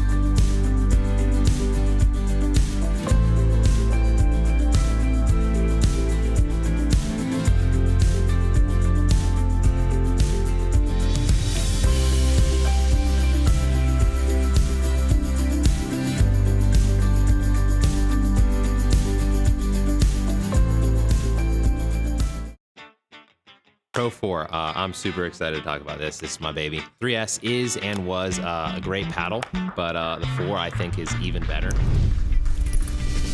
Our main focus going into the Pro 4 was fixing the overall solidity of the paddle, and so we added some supports near the throat area, and that has made the outside edge extremely consistent. Where you're going to see this really affect in real gameplay is you miss it, you don't hit it in the middle. And then it's extremely forgiving. You're really not going to make a lot of errors even when you mishit it. It's a pleasure to play with, and I'm really excited for you guys to try this. At the Eye Place, we know every eye is unique and should be observed with care. Good morning, how can I help? Here for an eye exam at 10:30. Lovely, I'm just going to check some details and get you booked in. Our exams harness the full power of specialist eye health technology, analysed by our highly experienced optometrists, making it one of the most comprehensive eye examinations in the world. Our dispensers are experts in matching faces to frames, making sure you have the optimal style and fit with our wide variety of choices in store. Call into any of our practices or book your eye exam online today. The Eye Place, a different level of eye care.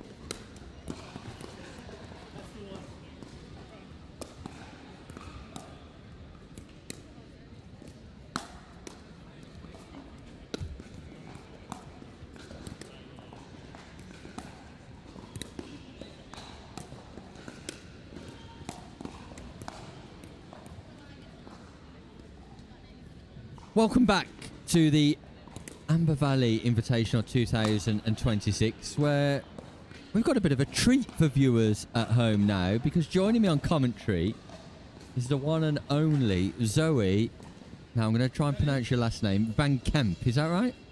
No. No. Nowhere near right, no? Well, good afternoon, Zoe.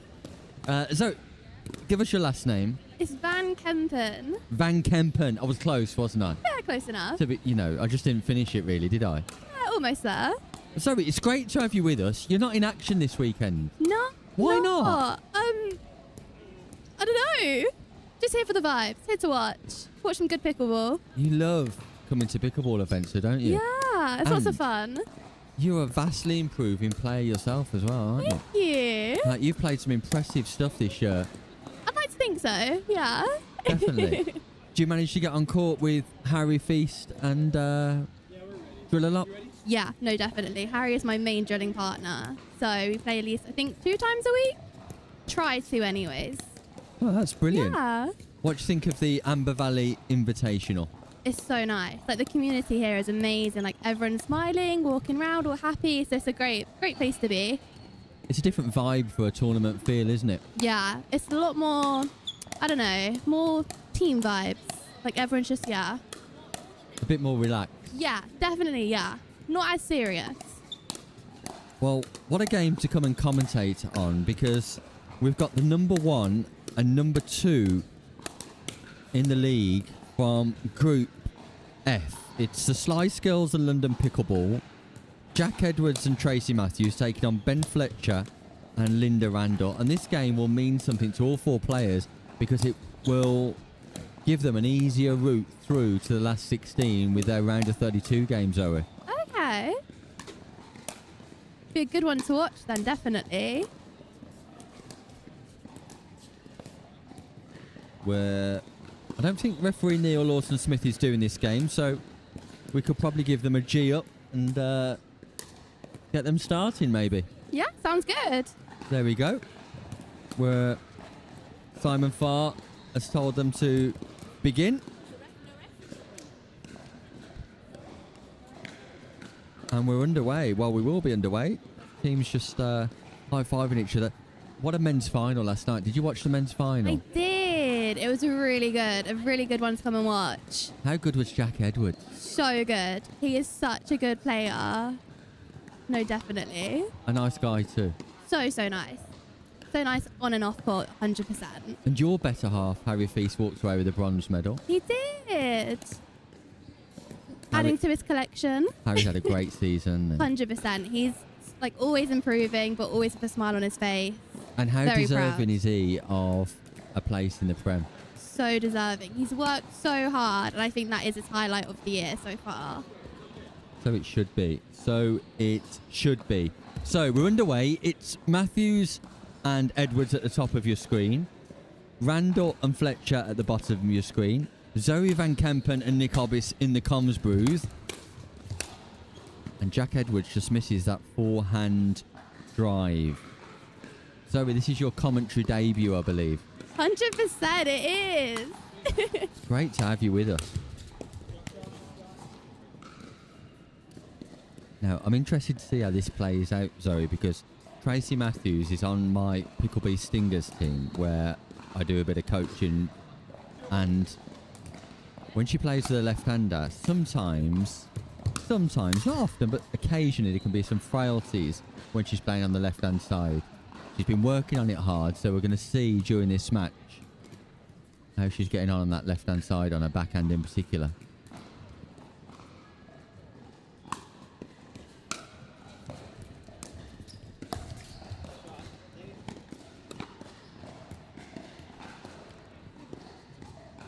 By the way, you can talk whenever you want to. Don't feel like I need to introduce you to analyse, summarise. If you see something, say it. This is so new.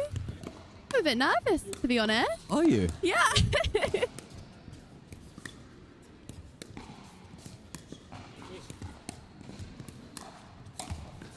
Oh, nice. Yeah, that's great construction from Ben Fletcher. Just plays on the outside of Tracy Matthews to that backhand. Matthews pops up, takes advantage of the space down the middle.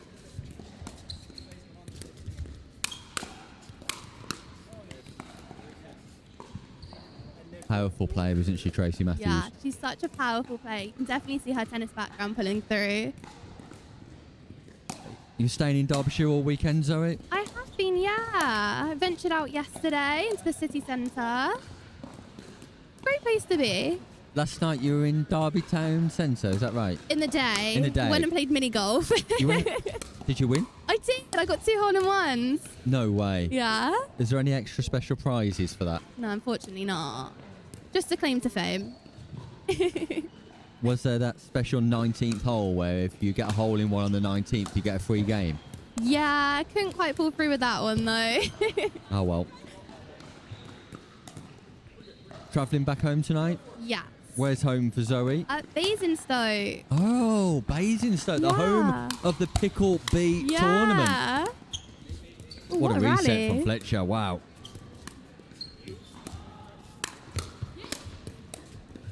And again, Ben Fletcher.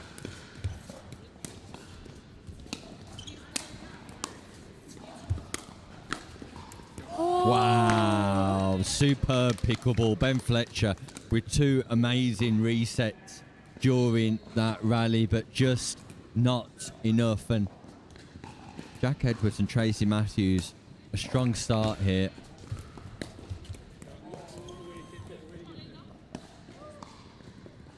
So about 3 hours to get home for you tonight? Roughly, yeah.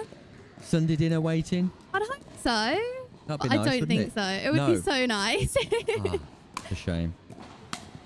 International Women's Day today, Zoe. Did you know that? I did actually, yeah.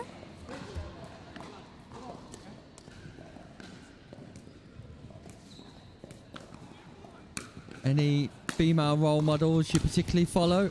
Ooh. I actually have no idea. You can't think of one female role model. We'll Your go, mum? We'll go with my mum, Your yeah. mum. It's a good one. It's a good start.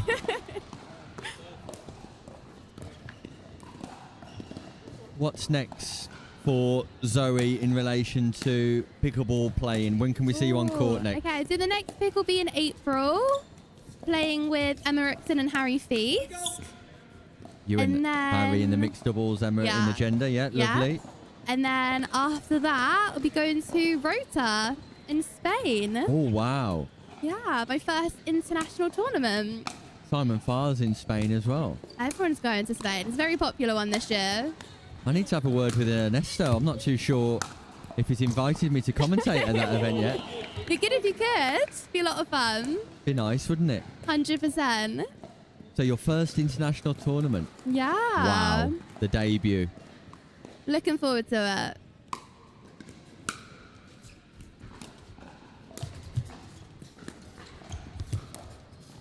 Is that a flight out to Seville and then get the train down? I think we're driving. Oh, wow. Okay. Yeah. So me and Harry are going with like Dan Wren, Callum Matthew, James Matthew, Ed Gatehill. So I think we're going to hire a car for the road. Now, I know that you and Harry like to do lots of city breaks. So will there be a bit of travelling while you're out there, or is it literally to Rota and back again? I think it might be to Rota and back again, but you can definitely see me around the pool and the beach. 100%.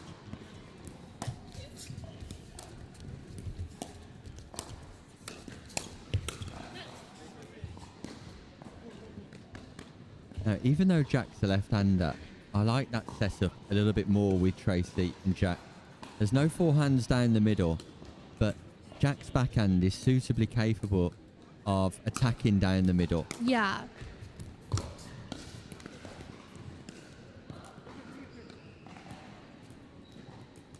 Matthews and Edwards in control. Fletcher and Randall just struggling to score.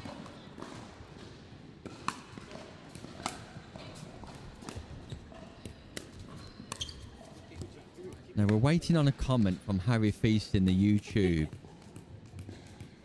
comments box, and nothing's coming. I don't know where he's gone. Do you think he's been taken away to play? Are you okay to stay with us? Maybe. Because we don't want you missing his games. That's We know okay. you're an avid fan. We know you're his biggest supporter. Are you okay here watching this game with us? Yeah, 100%. Perfect. Will not be going anywhere.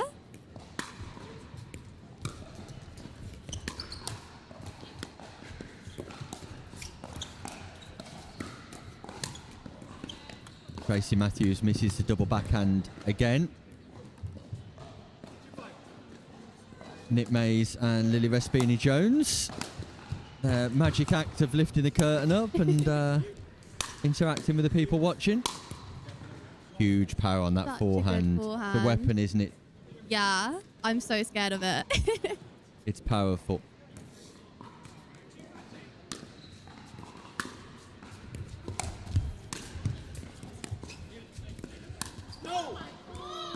Ambitious from Matthews, who yelps in frustration. A little bit of anger from Tracy Matthews there, Zoe.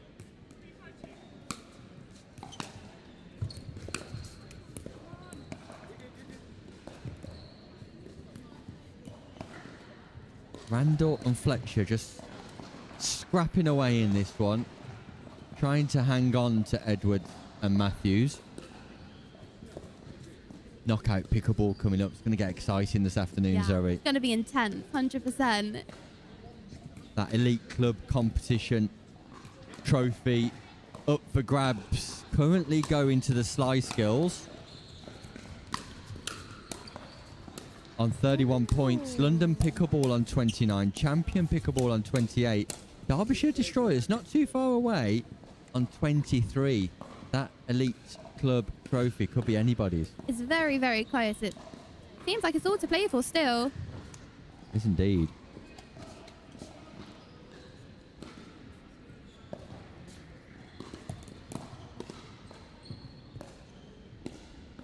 Just saw Group A there. Harry Feast not lost a game. No, they've had a few pickles as well. Have they I think really? they've had 3 11-0 wins. No way. That's unreal. In fact, we saw one of them. Yeah. In this court, didn't we? Impressive stuff. Group B, Jonathan Adams and Katie Taylor with a 100% record. Group C, we saw it's Ridley Smith and Kim McLaren.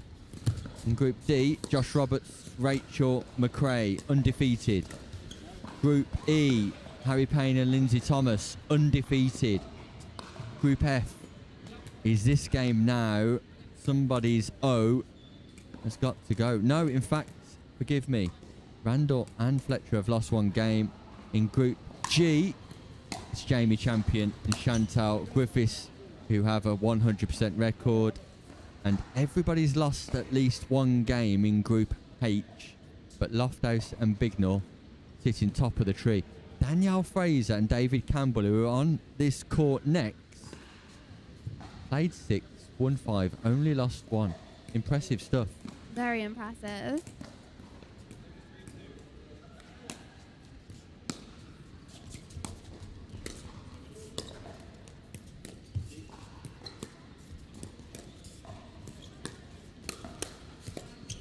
Nice reactions from Edwards, who speeds up again, and it's great point construction. Fletcher defends well, but Jack Edwards keeps asking all of the right questions, and the answers dwindling from Randall and Fletcher. So, Van Kempen, it sounds Dutch. Yeah. Yeah? It is Dutch. Is that where you were born? Is that where your parents originate from? No. No? No. It came about from... So my dad had a different surname, and then when he was younger, it got changed. Okay. So yeah. So you're not got any heritage to the Netherlands at all? No, but I do want to go there. It's on my should list go. of places I want to travel Nice to. windmills and tulips. Yeah.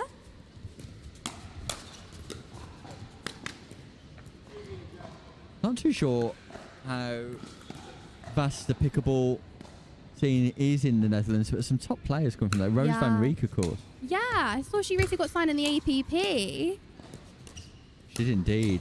As did our very own Louis Laville. Look at that fortune. Yeah, very lucky. How do you reset as a player when that goes against you? Just park it straight away? Just hope it goes your way next time. Yeah. Can always go either way.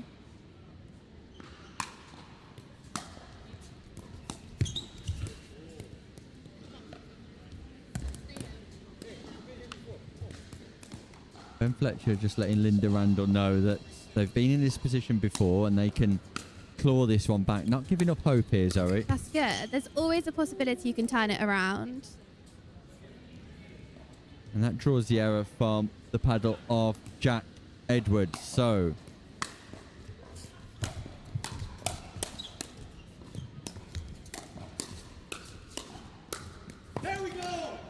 Really good point. yeah, Ben Fletcher and Linda Randall are going to keep on going. Keep on harrying away at this. Oh, so unlucky.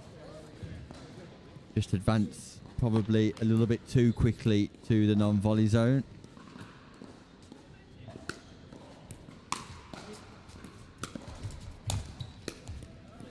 Can't believe Harry has just disappeared during your commentary debut. It's outrageous, isn't it? You're there every one of his matches. Yeah. All of the time, every tournament. And look, your big time gig comes up. And where's Harry Feast? Nowhere to be seen. Nowhere to be seen. No words of wisdom. No support on YouTube. Absolutely nothing. Radio silence. Exactly. There's that backhand of Tracy Matthews that we referenced.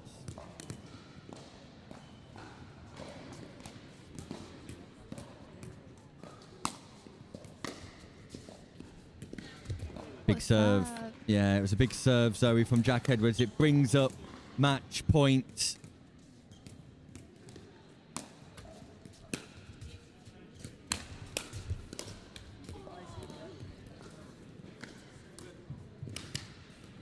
One match point save. Last chance saloon, do you think, for Fletcher and Randall? Maybe. Maybe.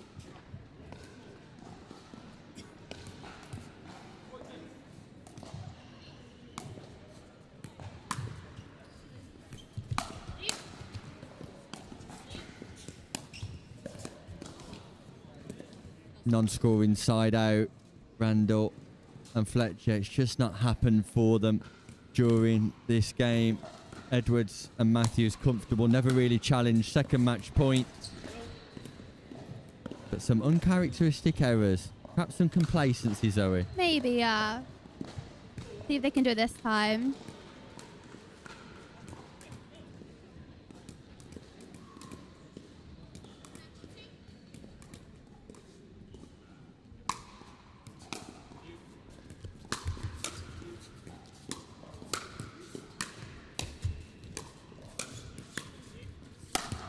Another match point save. Matty Brindle takes it on the shoulder. He was tucking into his lunch. Little does he know, if he'd just raised his right hand and caught that ball, it would have been 50 quid, Zoe. Really? 50 quid for anyone who catches the ball. Seriously? Yeah, from James Horn.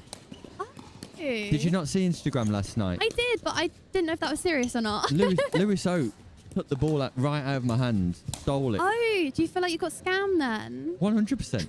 Outrageous stuff.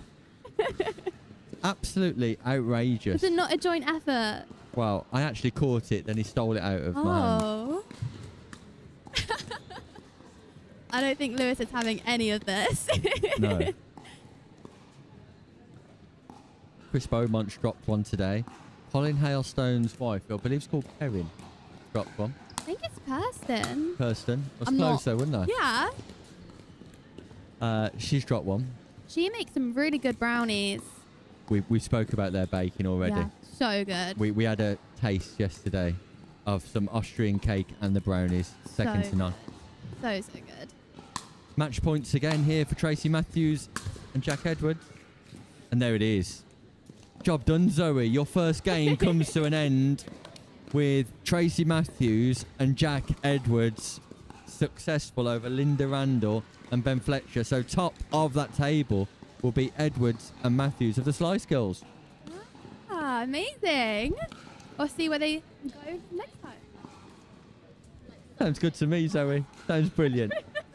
Zoe, you were awesome in your debut on commentary. Thanks for joining us. Enjoy the rest of your day in Derbyshire, and we'll see you soon. See you soon. Zoe Van Kempen joining us here. Meanwhile, coming up next, it will be the one and only Danielle Fraser teaming up with David Campbell as they take on Bradley Moore and Eva Lily Ellingham. We're going to take a look at the tracker.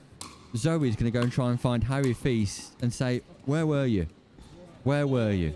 So here we are, the bottom half of the mixed division knockout stage.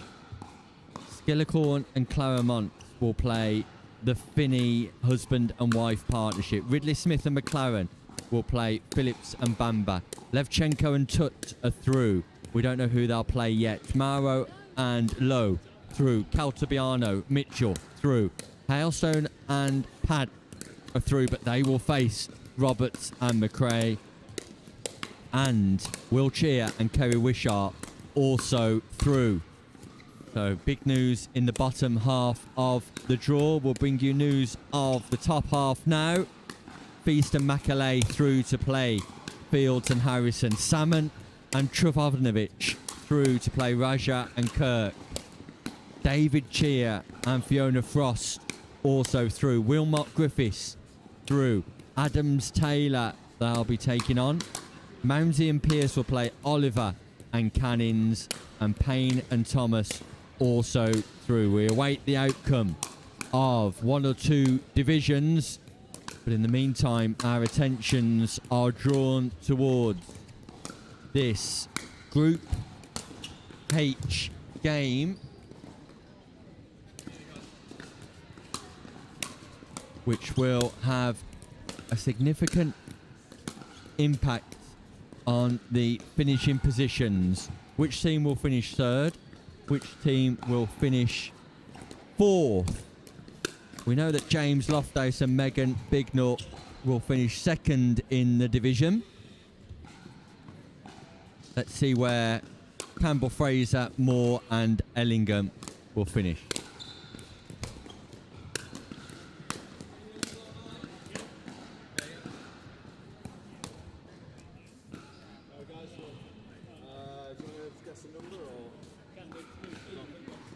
You guess, yeah. Okay. One or two. So one, yeah.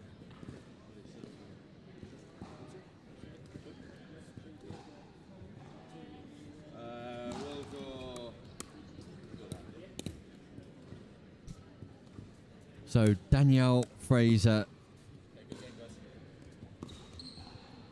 the developer of the Northern League series, as we move into the second season of that concept, teaming up with David Campbell, part of the Cumberland team who were successful in its inauguration, taking on the returning Brad Moore and Eva Lily Ellingham, who impressed earlier on the show court. It's the Northern All-Stars versus the Derbyshire Destroyers for a third and fourth place finish. And our first look at Fraser and Campbell today, and that's a great start. Danielle Fraser with a delightful drive on the third. Campbell sweeping in to play the volley. Knockout Pickleball gets underway after this game. But beforehand, power from Ellingham. Right into the nether regions of Campbell. Clearly avoided the most critical body parts in that area. I'll be drawing the Fox Paddle prize draw live on air.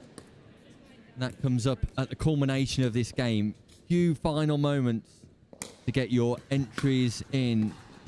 Head over to Fox Pickleball on Instagram. Join the den and give yourself an opportunity of winning a brand new Fox Paddle. So, fast start for Fraser and Campbell. Good partner communication. Fraser ducks. Campbell takes that out the air.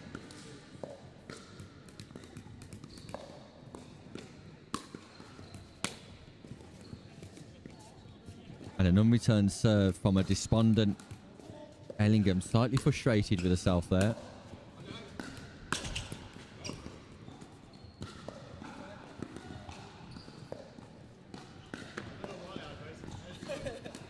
I just wonder, Nick, if we should rename the shot to the nether regions. The Hood. The Hood. What do you think? I agree. We'll call it the Hood from now on. Nice.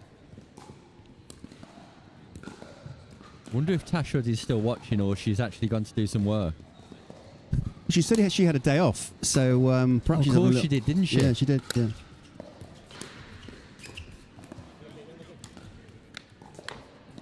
Thanks to everybody who's joining us live on YouTube. A big thank you also to our broadcast sponsors, Taylor, Emmett, and our other corporate sponsors, Castlegate Chambers, David Shelley Construction, Franklin, Pickleball, Gamma, Pickleball, Fletcher and Company, Nightingale Solicitors, PDH Sports, the iPlace, Third Shot Vooding, True Sporting Colours, the World Pickleball Magazine, and Fox Pickleball. Appreciate your support. So Ellingham and Moore just bringing themselves back into this contest.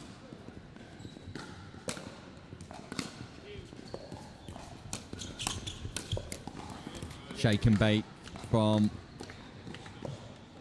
Ellingham and Moore, a process they've clearly practiced throughout the course of today, and it's paying off for them. Fortune for Ellingham. This time the ball comes off the top of the net. Fraser can't respond.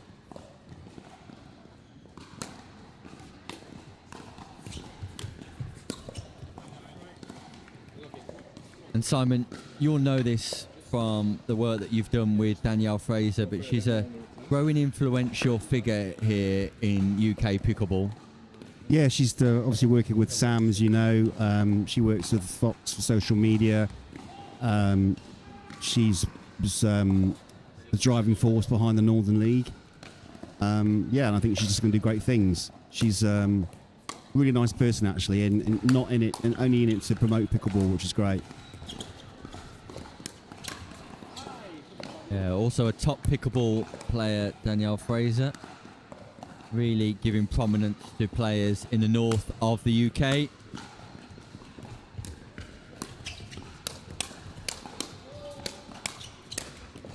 Fast hands from Fraser in defence. Impressive stuff.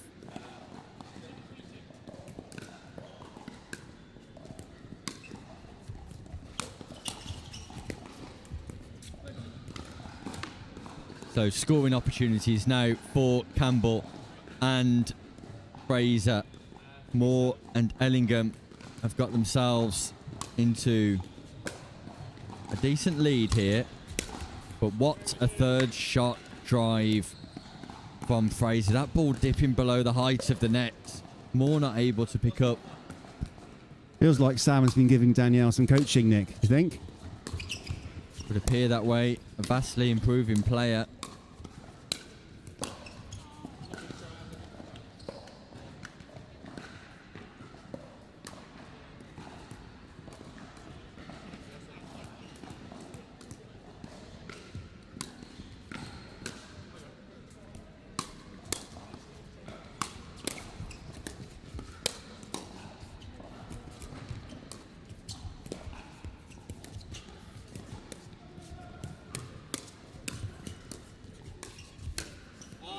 Lovely counter from Brad Moore, who delivers on the executing shot straight down the middle of Campbell and Fraser. There's that shake and bake again. And that's dropped by Spurway. Was it seen by Spurway? Was it anywhere near him? He was doing a classic Spurway and wasn't paying attention, Nick. Didn't even go for it. Didn't even go for it. That's what happens.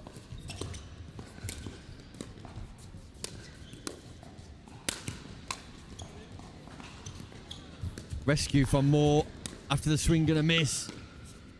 And they've kept this ball alive somehow. And it goes long from Campbell.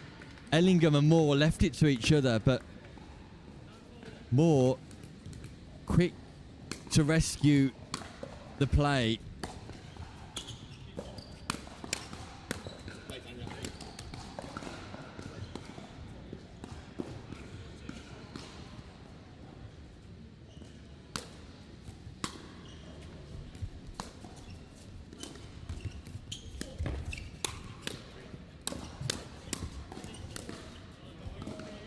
fast action and great defense once more from Fraser. But Simon, I don't know about you, I'm really impressed with Ellingham today.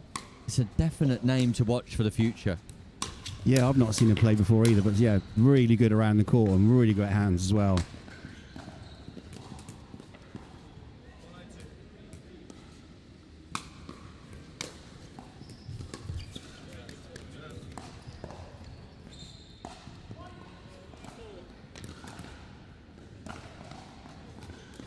This is part of Danielle Fraser's vision, is to try and get more of the Northern players known, Nick, so they can become part of PPL, Premier League.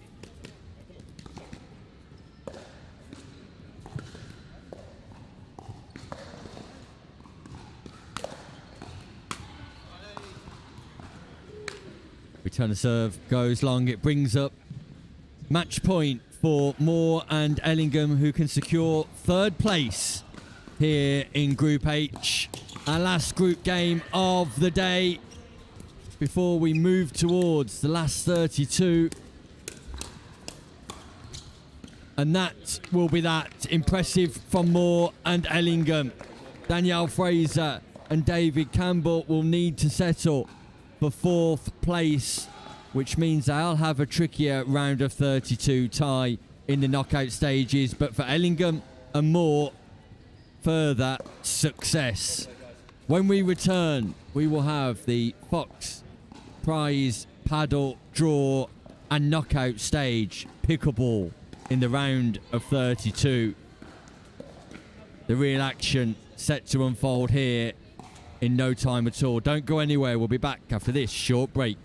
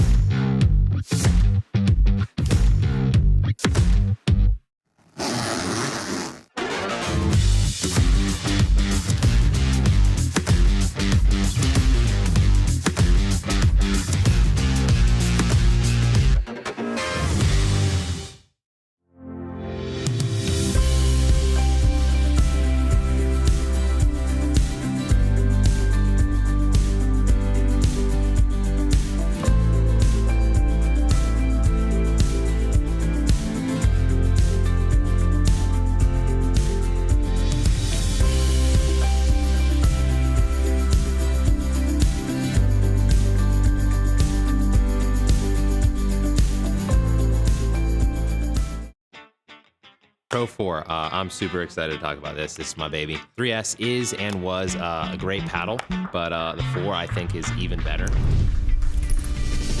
Our main focus going into the Pro 4 was fixing the overall solidity of the paddle, and so we added some supports near the throat area, and that has made the outside edge extremely consistent. Where you're going to see this really affect in real gameplay is you miss it, you don't hit it in the middle, and then it's extremely forgiving. You're really not going to make a lot of errors even when you miss hit it. It's a pleasure to play with, and I'm really excited for you guys to try this. At the Eye Place, we know every eye is unique and should be observed with care. Good morning, how can I help? Here for an eye exam at 10:30. Lovely, I'm just going to check some details and get you booked in. Our exams harness the full power of specialist eye health technology, analysed by our highly experienced optometrists, making it one of the most comprehensive eye examinations in the world. Our dispensers are experts in matching faces to frames, making sure you have the optimal style and fit with our wide variety of choices in store. Call into any of our practices or book your eye exam online today. The Eye Place, a different level of eye care.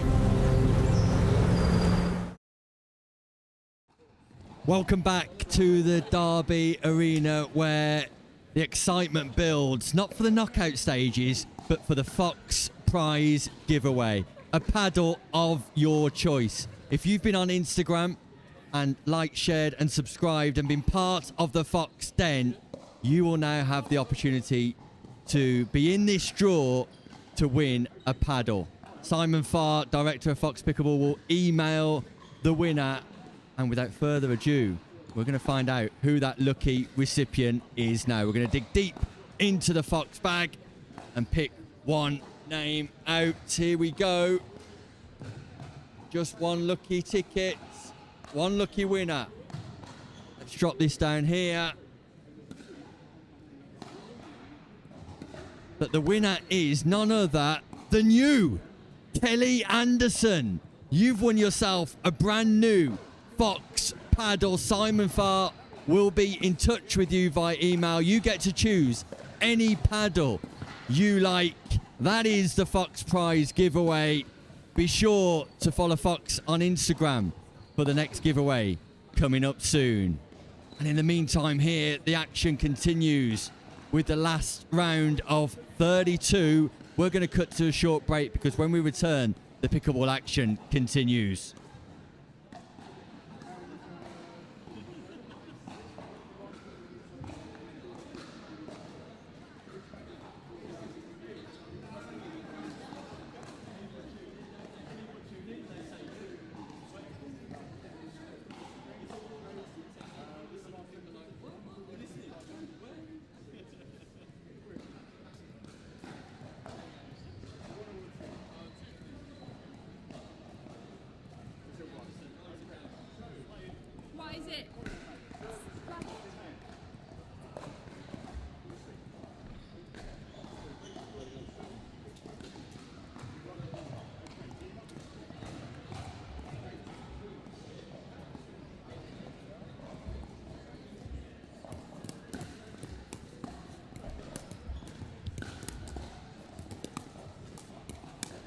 Well, that was exciting, wasn't it? The Fox prize giveaway.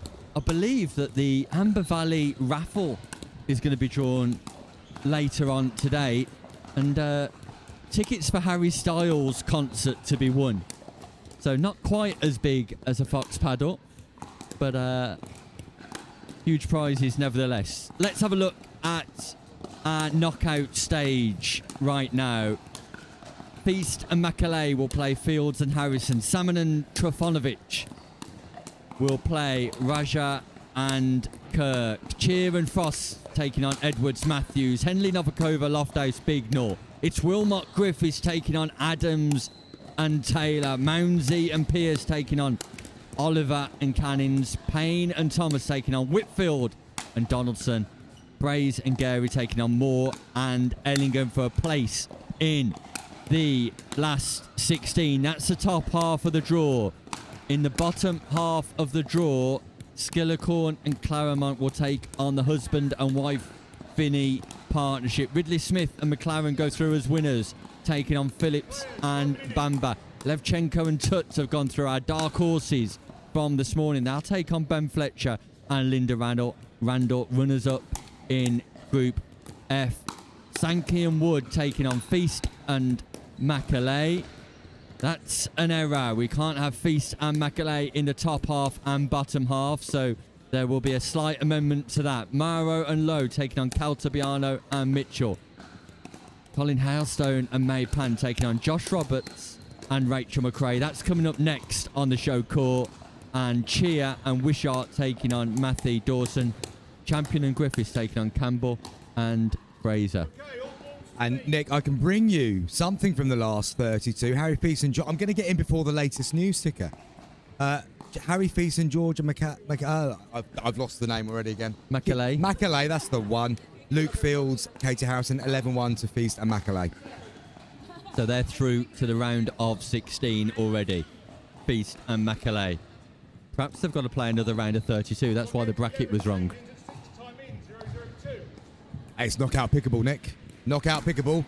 We're underway. McRae and Roberts at the top of your screen. Hailstone and Pan at the bottom. Referee Neil Lawson Smith. It's the Amber Valley Invitational 2026. And as Chris Beaumont rightly said, who's back in the comms booth, it's knockout pickable. That's a long drive there from Josh Roberts.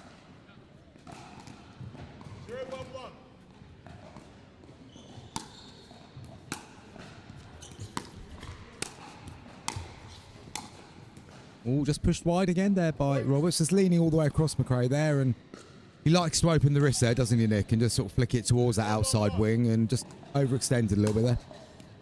He does. He's a clever player, Josh Roberts. Looks to exploit the space rather than just simply penetrate the ball.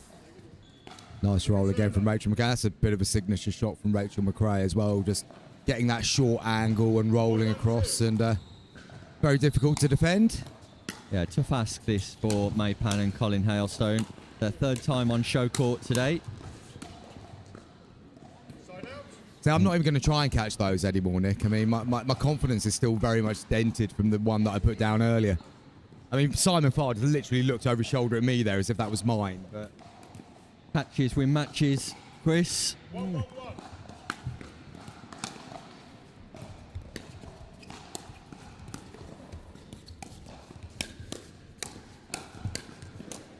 Oh, Sharp good defense from Hailstone. Sharp hands from Hailstone, who did all the hard work and then failed to execute on the winning play.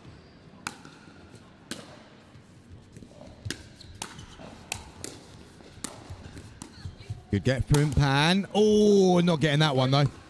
Brindle's now look. It's a Going back second to drop cricket. from Matty Brindle. Going The back to second cricket drop. here, Nick. I think I've set my field quite nicely. Brindle's in a good position though. He's saving 4. Second drop from Matt Brindle. I wouldn't call that one a drop. I think it was just a good bit of fielding. Got behind the ball, stopped it going to the boundary. Cost him 50 quid, my friend. Any sign of that yet? In the post.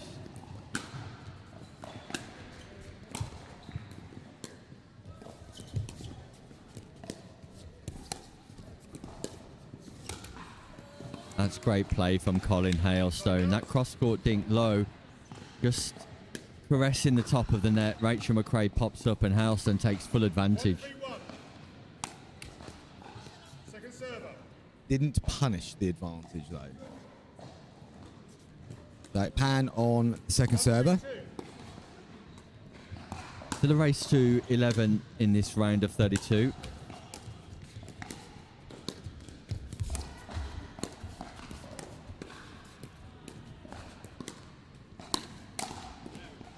Bit high that from Pan. McRae again equally a bit high herself, but then Hailstone not really balanced well enough to attack from there, but bit nip and tuck here in the early stages of this one. Big drive from Josh Roberts goes long.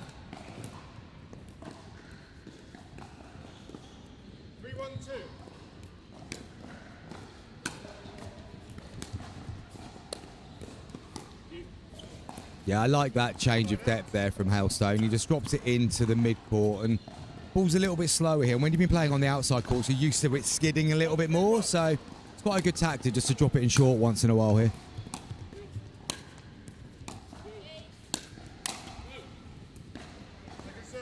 That ball's below the height of the knee on the approach from Colin Hailstone. Still moving through the shot. It's a difficult ball to control on the volley when it's dipping below the height of the knee to get it up and down there, Chris. Absolutely. One thing I'm remembering just from watching this game now and commentating on it, it's a lot easier game when you're here, Nick. I can tell you that much. I'm a 5-5 stood here, Chris. Get me on court, I'm a 3-0. I know that. I certainly know the feeling. I don't think I put myself as high as a 5-5 with my technical analysis. Maybe a 4-5 on a good day. Some further news coming through of results elsewhere here in the round of 32. Jamie Ridley-Smith and Kim McLaren remain undefeated in every single one of their matches today. They've beaten Ben Phillips and Lucy Bamber 11-8. Good attack there from Josh Roberts. Just getting the 1-2, rat-a-tat, and then gets the error off the paddle of Hailstone. Phenomenal stuff for Ridley-Smith and McLaren. Absolutely, yeah, absolutely. So they've won every single game so far today. That's very impressive. Given the field today, that is really impressive. And Phillips and Bamber, well, 11-8's a close game, so they're not an easy pair to take down at all. Yeah, played 8-1-8, Ridley-Smith and McLaren. Meanwhile, McRae and Roberts very much in the ascendancy. Not without challenge, though.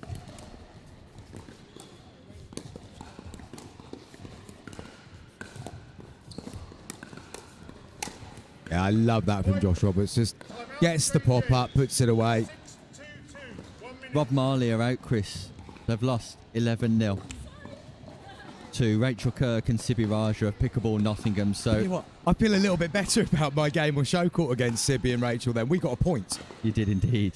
And it was an ace. Rob Salmon and Marley Torfonovic are out of the competition. But that is a great team name you've coined for them there, Nick. I do like that a lot. It was an on-air joke earlier on that was one of the highlights of the morning.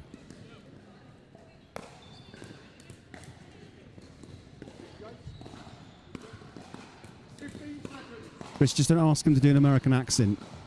Caused some really bad abuse on the chat. That was one of the low lights of the morning, my American accent. You did an American accent? Wonderful. I did. Nice shot there from Hellstone. Just rolling it. Again, short in the court, meaning that Roberts had to try and stretch a little bit, unable to do so. Feels like I've missed out on a lot of... I think I would have more fun in the commentary booth over the course of the morning, Nick, being perfectly honest with you, but...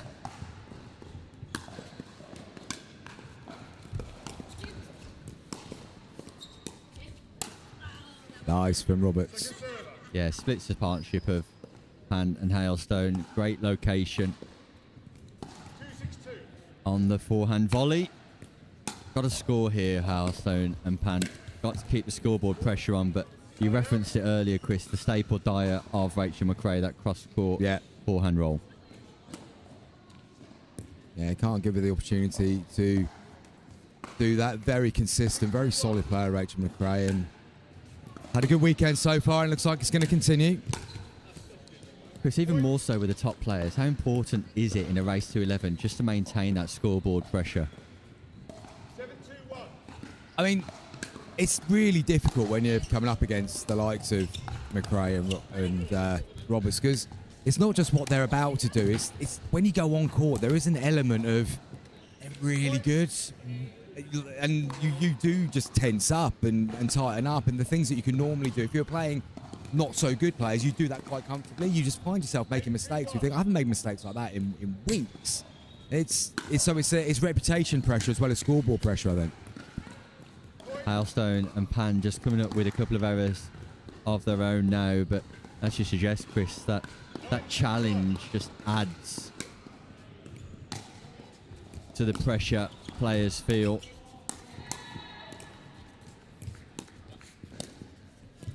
Jonathan Adams and Katie Taylor are through. They've beat Darren Wilmot and Julie Griffiths. It's a good run though for Bangor Daz and Julie Griffiths. Roberts and McRae on the verge of going through here now to match point. Oh, Roberts got down for the scorpion. He did. Read it nicely, just come off the wrong part of the paddle. Sees the funny side of it, Josh Roberts. Impressive stuff.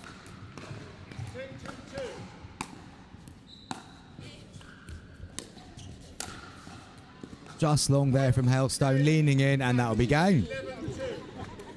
Meanwhile, upstairs, Chris, the Deliveroo driver's back, otherwise known as the Kirin. That motorised scooter that gets the... do you think he's practising? I would have thought by now, bearing in mind it's nearly 3 o'clock on day 2. You'd have thought by now we would have found out what on earth the guy on the motorbike is actually doing. What's Simon Farr doing? He's practising with the 3 guys on the bike, getting them ready to know when they can overtake, when he's going to drop out for that Kirin competition. Are you making this up, Hobbis, or is this actual knowledge? Trust me, that motorised scooter will be in the Olympics. So you'll see it come round again in a minute.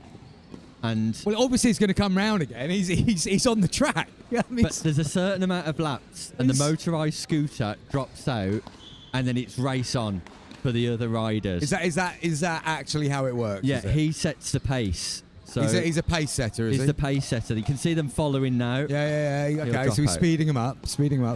Get a bit dizzy doing this, can't you? There we go. Oh, they're pedalling a bit harder now, Nick. So I'm guessing he's going a bit faster. Is that why? So they're trying to keep up with how it works. Is that how a pace setter works? Is it? Yeah. You have to keep pace with the setter. Okay. Nick Mays and Liliana Respini Jones are here. Who are you playing, Nick? Nick Brilliant. doesn't know. Lily? No. We just show up where we're told. Sorry. Fantastic. Well, whilst they're working out who they're playing, I'll keep you up to date with what the motorbike's doing. And the motorbike's still winning. The motorbike is still winning, so... Let's have a look at the tracker, Chris. That might help us on who's playing who. Be the first time this weekend. Feast and Macaulay through. They're going to play Raja and Kirk. Edwards and Matthews through. They've defeated Cheer and Frost. Adams and Taylor through. They'll play Oliver and Cannings in what I believe will be an all-London pickleball clash. Payne, Thomas, Whitfield, Donaldson, no result. Brace, Geary, Moore, Ellingham, no result. So, bottom half it is then to see who Mays...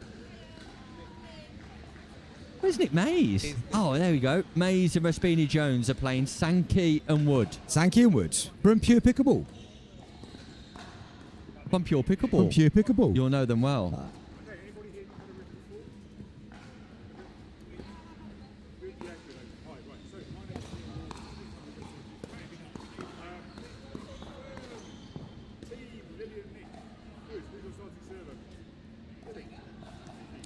So, yes, we have the next fixture here. So, Callum Sankey in the white T-shirt and his partner today, Lynn Wood.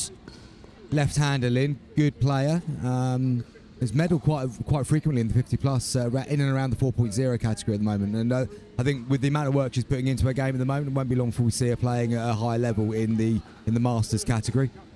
Hits a nice ball. Callum, bit of a badminton player, so a bit of a badminton background. Very flicky at the non-volley zone, but got fast hands and appears to be using a boomstick, which is only going to help a little bit of speed coming off the paddle there. Yeah, they're taking on Nick Mays and Lily Raspini Jones, so it's Pure Pickleball versus the Slice Girls. And I've got some breaking news for you, Hobbits. I'm going to go before the ticker itself. Ewan Skillicorn and Ray Claremont have been beaten by Mark and Deb Finney. That's a an bit upset. of an upset. Here's Mark himself. Mark Finney's just grab a walking quick past. word. He's rather pleased with himself. Mark, how's that game gone for you, Mark?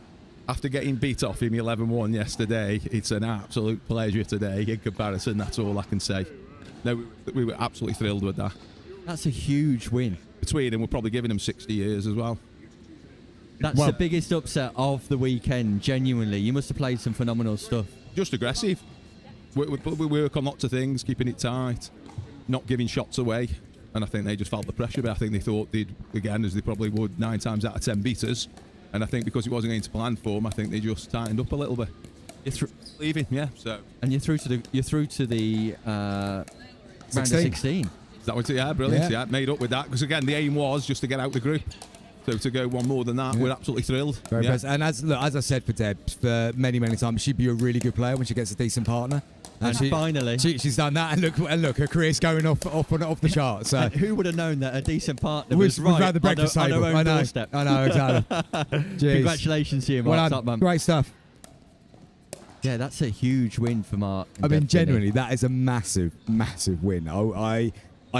I know Deb and Mark are really good, solid players, but I wouldn't have backed them to take down you and Ray. And that is, yeah, as you say, possibly the shock of the weekend. Certainly the shock of the day. Yeah, fantastic stuff. We're just waiting for Neil Lawson-Smith to give the go-ahead here as Pure Pickleball take on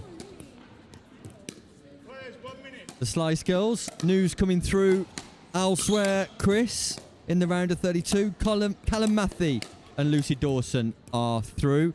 Again, possibly as expected, but Will Cheer and Kerry Wishart played really well here, and that 11-1 scoreline is a bit of a surprise. I wouldn't have expected it to be that comprehensive. I was speaking to Will as he was walking to the court, I don't think they would have... they knew it was going to be tough. I don't think they would have expected to come away losing 11-1, so that's gone in the way that you would have thought, but a good pair, Will and Kez. So, Wood and Sankey on the left of your screen here, Raspini, Jones and Mays on the right of your screen. The round of 32 matches concluding pretty quickly. So we'll be hitting the round of 16 before bringing you a match in the last 16, a match in the quarterfinal, both semi-finals, and the final today, scheduled for around about 5:30. How are we doing for time, Nick? How are we doing for time? I think it could be slightly more delayed. Okay. But we'll see. Going to 11, change into 6 time in, 002.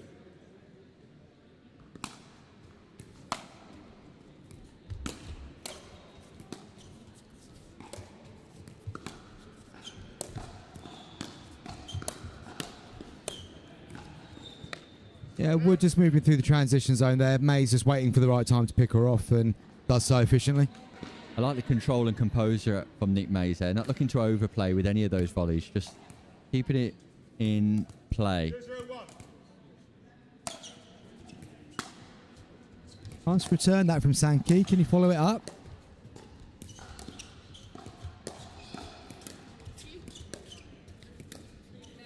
Just pulled wide there by Wood, but little bit of confidence they can take Sankey and Wood from the first couple of exchanges. If they can just keep their composure, they can trouble the score and ideally not give away too many like that.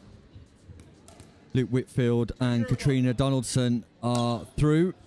Harry Payne goes out with Lindsay Thomas. That is a surprise. Harry Payne playing some phenomenal stuff. The man from West Kirby with his partner Lindsay Thomas earlier on today. So that's also a slight surprise. Nicely put away there by Sankey, but Luke Whitfield, one of the best players that we've seen on show over the course of the weekend as well. That's he'll have been needing to bring all of that to the party, clearly. Yeah, 100%, because I was impressed with Harry Payne earlier. I don't know if you've seen him play. I haven't seen Harry play, actually, to be fair. Really impressive performance here on the show court. He's got a bright future in this sport.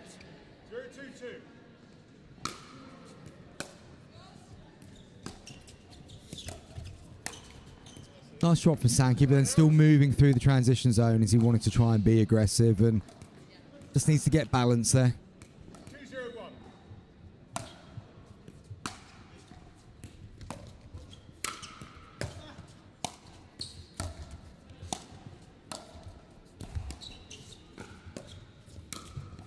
I think the longer you go in these races to 11 without scoring, Chris, the more that pressure builds and you just prone to errors. Oh, absolutely. You certainly feel like you've got to do something extra, just try and trouble the score.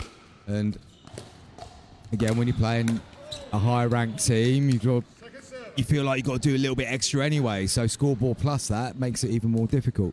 But rare mistake of the weekend there from Nick Mays, just driving that one into the net.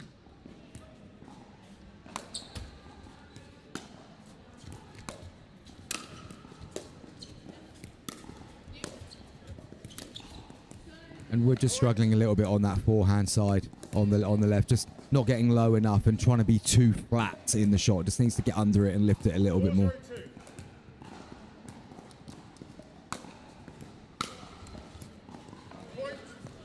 And again, things are just happening rather comfortably here for Nick Mays and Respini Jones. Lofthouse and Bignall are through. They beat Adrian Henley and Natalia Novikova 11-3. No real surprises there in that game. No, not really. And Lofthouse and Bignall are starting to work through the gears now, I think, in this tournament. They got off to a slow start by Lofthouse's own admission. And he'll be keen, I think, to put to bed the disappointment of yesterday. Yeah, I think so. We had him on commentary earlier on today, and you can clearly see, and he detailed actually, he's still struggling with that wrist, but looking to be able to attack as often as possible and use the adrenaline in matches. And there's definitely a greater level of adrenaline when you get to knockout stage pickleball. Oh, absolutely. Absolutely. No, and to be fair to Lofthouse earlier when I was speaking to him, he said, look, yeah, all right, the wrist is hurting, but it's still no excuse not to close the game out when you've had 7 match points. So he certainly wasn't using the injury as any way of any kind of excuse for only picking up silver in the end yesterday. So all 4 players are ready. At the moment, Mays and Respini Jones hold a 6-0 advantage in this race to 11, and Wood and Sankey just struggling to make any kind of inroads when they've got the ball in hand. And when all 4 players are established at this non-volley zone, it is Mays and Raspini Jones who are always in the ascendancy. Nah, absolutely. They're just good, playing good, sensible, solid pickleball and asking the opposition to make the mistake for them.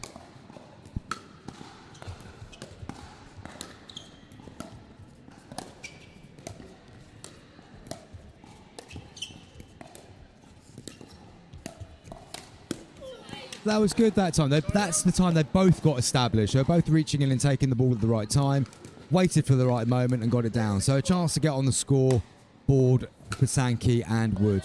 And they have got their first point.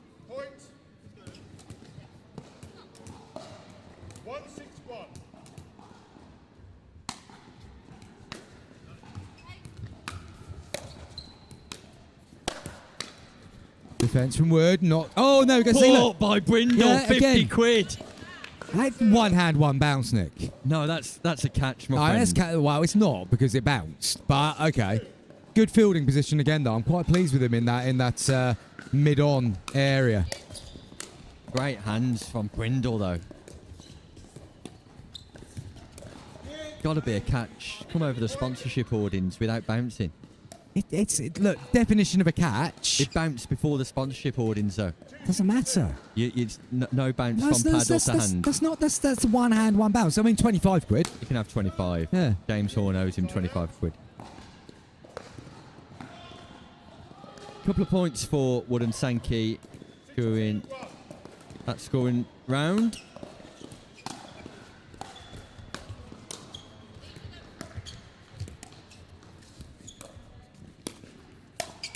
I love the reset from Raspini Jones mid-rally. Yeah. No, very good. Gave Mays the chance to get advanced up to the non-volley zone as well and then able to pick the right time to attack.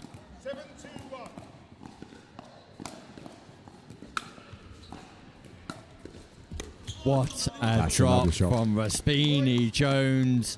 Third shot play of the day right there.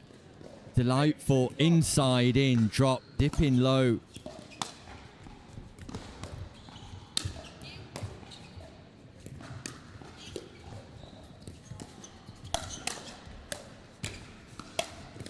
Yeah, again, established to the line, able to pick it off, wait for the pop-up. Played the right shot at the right time. Just going back to that wonderful cross-court third from Lily a moment ago. She just saw Sankey take an extra step to his left, like he's done there again. And she just was able to then drift it over to the right. He got a bit frozen and wasn't able to take that half step he needed to control the next shot. Great. It's really good to be able to spot that movement at the same time you're about to play a really good shot. Match point, Slice Girls. That ball catches the sideline, and that's a brilliant performance, in particular from Raspini Jones in the second half of that game. Her clinical, clean pickleball just made the difference in the latter stages. Yeah, absolutely. Just accelerated and made the second half as easy as the first in many ways, and very good performance. They will be a dangerous pair, as we would expect in the round of 16. Yeah, impressive stuff from Raspini Jones and Mays. Commiserations to Wood and Sankey. They exit stage left. Meanwhile, we're going to continue on with what I believe to be a last 16 game. We'll bring you news of who that will be right after this short break.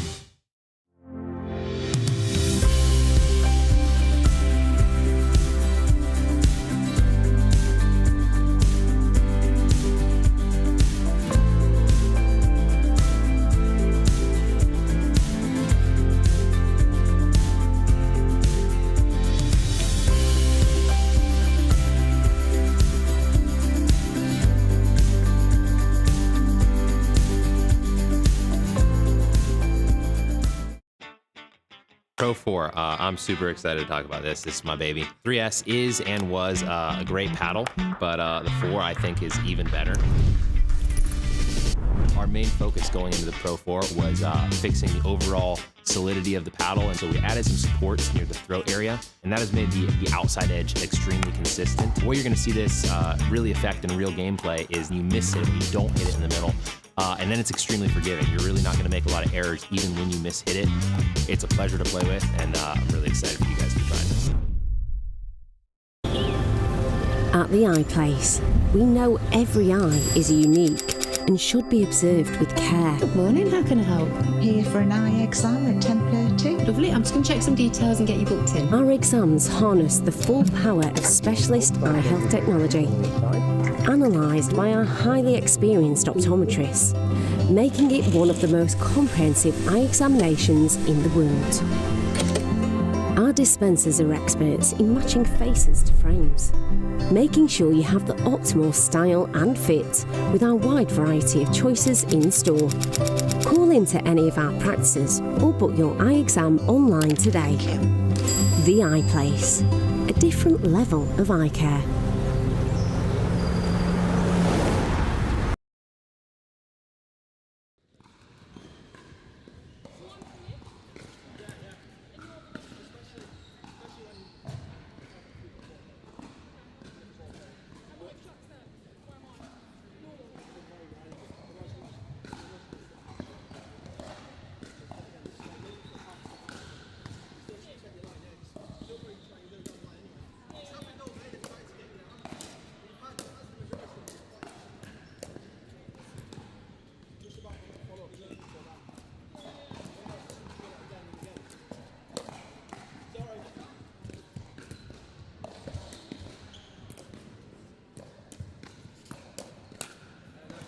The Amber Valley Invitational 2026 is reaching its concluding stages.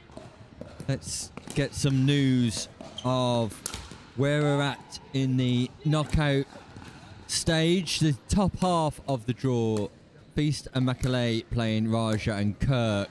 Edwards and Matthews will have to play Lofthouse and Bignell. That's a massive game, Nick. It's huge, Chris, and that's coming up next on the show court for viewers at home. That will be an absolute delight. Adams and Taylor playing Oliver and Cannings, and Whitfield Donaldson taking on Moore and Ellingham. But London Pickleball versus the Slice Girls, that could determine, this game on show court next could determine the Elite Club Championship. Oh, it's certainly going to factor, isn't it? Without a doubt, it's going to take out a big pair. To the bottom half, Nick. Thought you were going to take it away for a minute, I can Chris. barely see from here.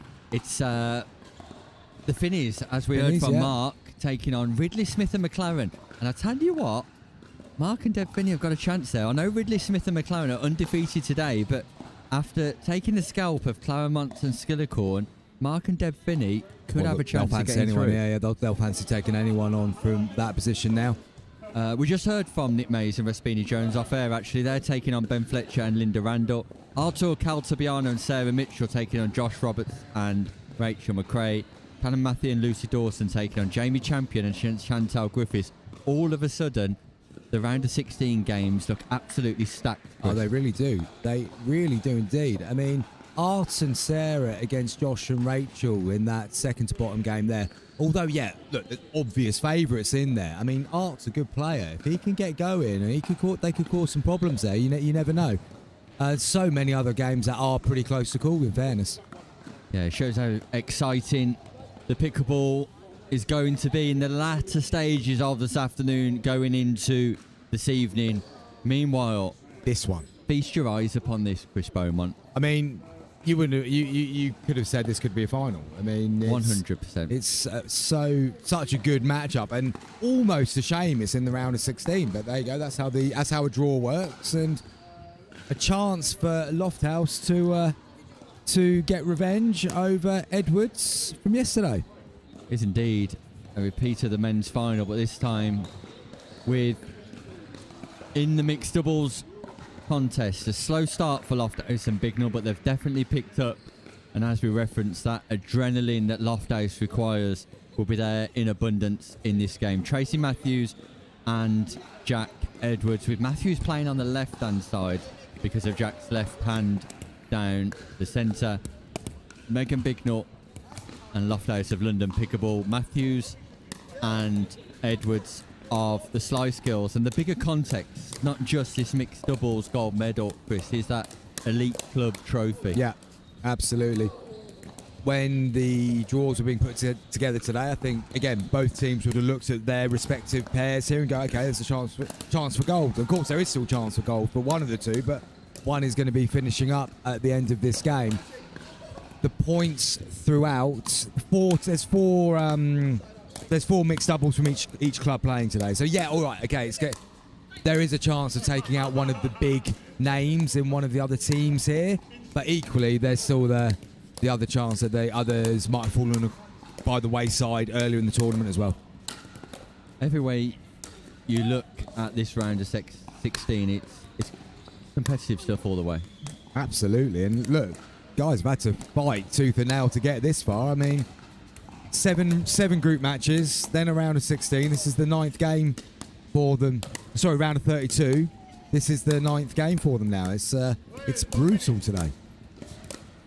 Referee Neil Lawson-Smith calls 1 minute. So gold medalist this weekend, Tracy Matthews. Gold medalist, Jack Edwards. Silver medalist, James Lofthouse. All on court for an absolute delight for viewers at home. We thank you for joining us wherever you are. Don't forget to like, share and subscribe. This is the Amber Valley Pickleball Invitational 2026. The broadcast brought to you by Taylor Emmett Solicitors. Chris Beaumont with me, Nick Hobbis, in the comms booth. Production by Pickle B Events. Simon Farr, Lewis Oak and Tim Spurway. And we're almost set to get underway in this one. Motorbike still going round it. Just looking up in the gantry and going pretty fast now. Haven't seen him drop out yet, though. You said he was going to drop out. You missed it, Chris. This is the second group that have been out on track. If you can tell, they are different. I mean, they're all the same, these cyclists. Well, the fact there were 4 in the brigade before, no, there was now not. 3. There was 3 and a motorcyclist. Simon's claiming he's dropping out now. No, Simon, as expected, got that completely wrong. Back to the pickleball. I think there's a commentary position for me and you, Chris, at the Olympics. I'll tell you what, I mean, if our respective agent doesn't call us saying the Olympics want you, we've done something really badly wrong this weekend. Especially when we're referencing the Kirin driver as the Deliveroo guy. Lofthouse tagged, body bagged in the first play of this round of 16 game. Still a race to 11, Chris.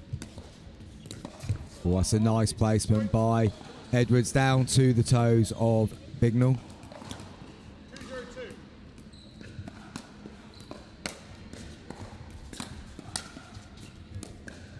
Good though from Bignall. Gets the next swing right, just pushes it into that mid-court, and it was difficult for Edwards to get through and lift. That ball's going miles long. Yeah, it certainly felt like it, but it was in that sort of target zone where it's like difficult to drop your shoulder, and as you drop your shoulder, your paddle's still up as well, and clips off the paddle face. Have a little serve there from Lofthouse.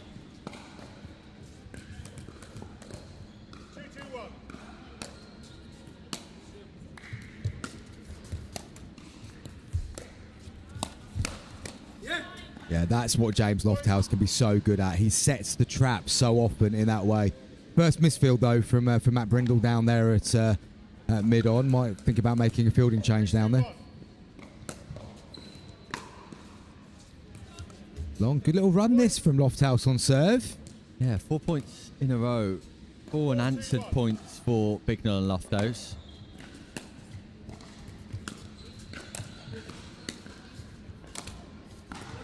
Wow. That's a big point, Nick. That's huge. Because they were able to pin Bignall there, and Edwards was central and he was dictating.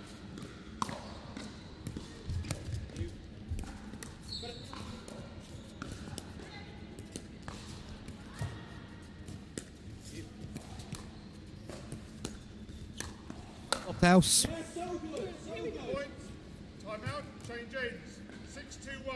Very good setup play there by Bignell. She was doing her job there, and you could just feel Lofthouse was waiting for the moment. It was going to come, and then he goes, punches it through. Lofthouse and Bignell will be happy with the first half of this game. They went 2-0 down early, but 6 unanswered points. And Megan Bignell quite comfortable sitting diagonally opposite Tracy Matthews in that backhand exchange. Yeah, no, very much so. Just kept her composure, kept doing it, and eventually Matthews lifted, and Lofthouse was waiting to pounce and did so. So, 6-2 on the paddle of Lofthouse. 6 unanswered points on this service exchange.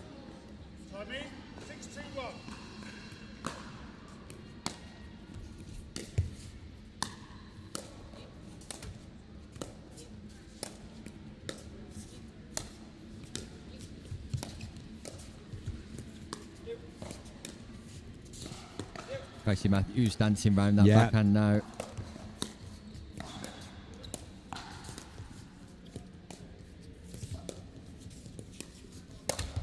The pop-up was there, and Lofthouse missed the volley.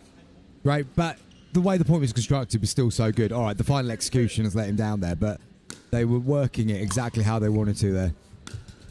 That's a nice drop. Yeah, well played though, Tracy Matthews, that time. It was a really good drop from Bignell, but Matthews then responded with a little bit extra herself.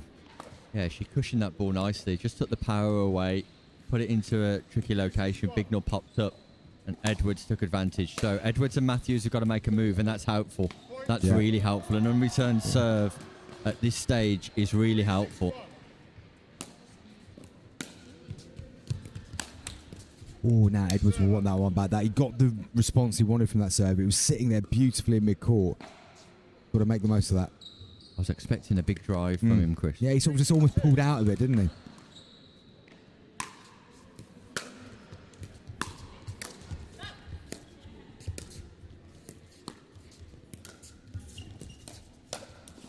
Very good, very good. I like Bignell's footwork there. She's moving across nicely, keeping really low, and that's making it easier for her to reset on the on the backhand side.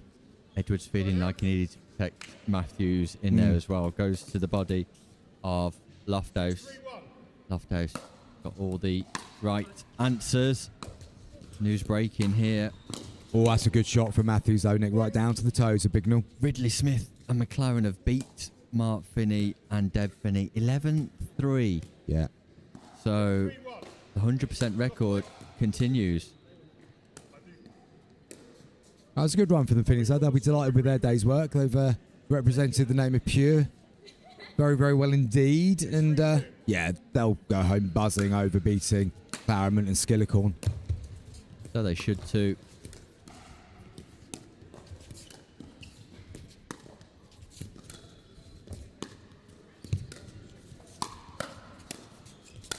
Ooh, unlucky there because Lofthouse again had set himself brilliantly to read the defence, and opportunity there for Bignell. She's not taking it. There's a couple of points given away now. Just couldn't adjust the body though. Chris was reliant on the double backhand rather than a single backhand volley. And I think players who utilise the double backhand sometimes are reluctant to switch that single backhand and end up getting themselves tied. Yeah, in bit the jammed upper up. body. Yeah, absolutely. And that one nearly looked like the same again, and not the cleanest of contact, and it's dropped short in there. But they've come away with it that time.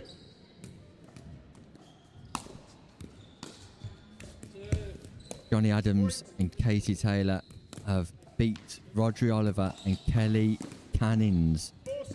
So Johnny Adams' impressive form continues with Katie Taylor. And that was an important side out for Lofthouse and Bignell to get back, I think. They were just, Edwards and Matthews were just starting to force some errors. That's delightful. Oh, what a shot that is in return from Tracy Matthews. The drop from Megan Bignell, sublime, but the response off the bounce from Tracy Matthews down the line, back in behind Lofthouse. Exquisite, and then Bignell serves into the net, so a big play from Tracy Matthews. Yeah, that was a great shot. That was a great bit of work. Just catching Lofthouse sleeping there a little bit down that side.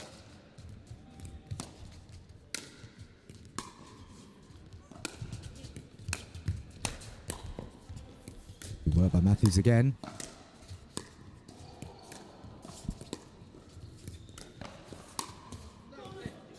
Tracy Matthews dancing around the backhand to play forehand into out. Sees an opportunity, tries to speed up, gets no topspin. That ball just goes long. Good work again from Bignell and Lofthouse. They're moving well together as a team here and communicating clearly.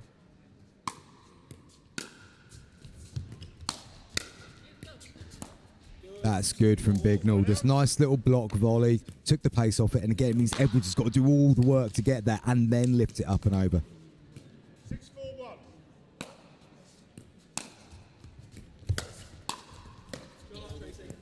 Lofthouse and Bignell yet to score since the change of ends, Chris. No, absolutely. Matthews raised the level there. That's a good response again. Lofthouse trying to go down that side and ends up getting jammed by his own toes.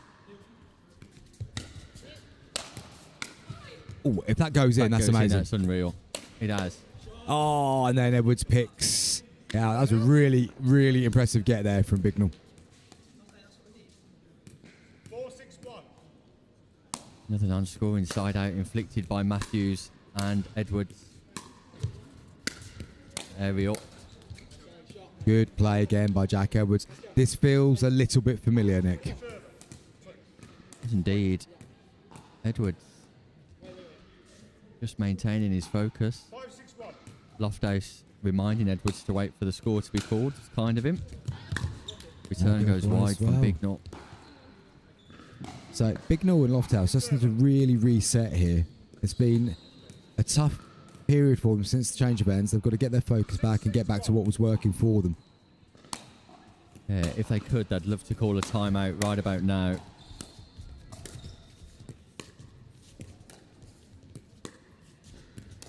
That's good for Matthews. Just that little bit of extra depth went into it, meant Bignell had to move back. Bignell should have volleyed the ball. He had an opportunity to counter volley and attack.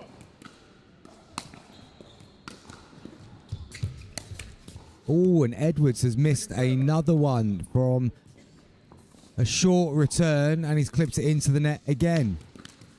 7-6-2.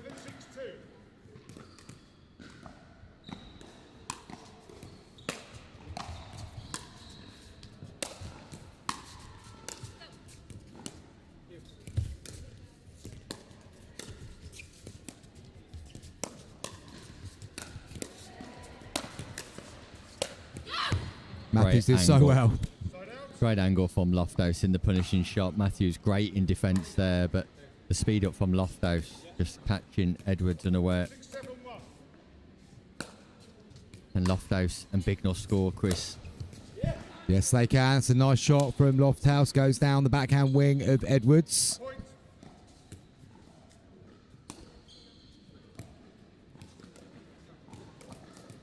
7-7-1.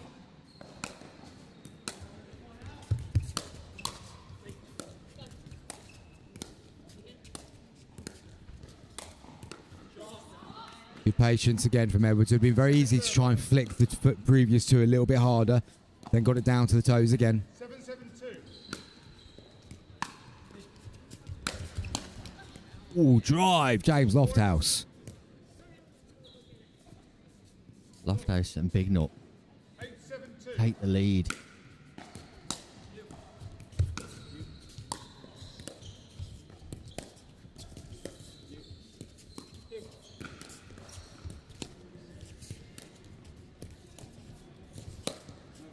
Just long, just long. I'd like to see Bignell now look to go behind Jack Edwards a couple of times. He's really moving very, very central because the pattern is now predictable. Not predictable earlier, but predictable now.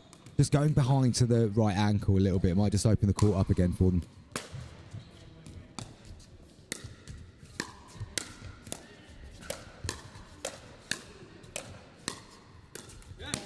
Tracy Matthews, well played. Yeah, superb stuff. Yeah, I've just noticed in Megan Bignell's game, Chris, he's just afraid at the non-volley zone to take that ball out the air and volley the ball. But that straight volley back behind Jack Edwards, as you suggest, is an easy play.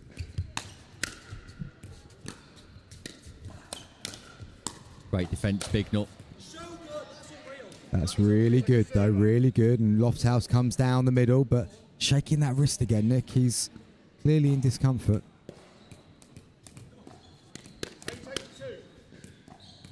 The as tight as you like here in the round of 16 mixed doubles at the Derby Arena.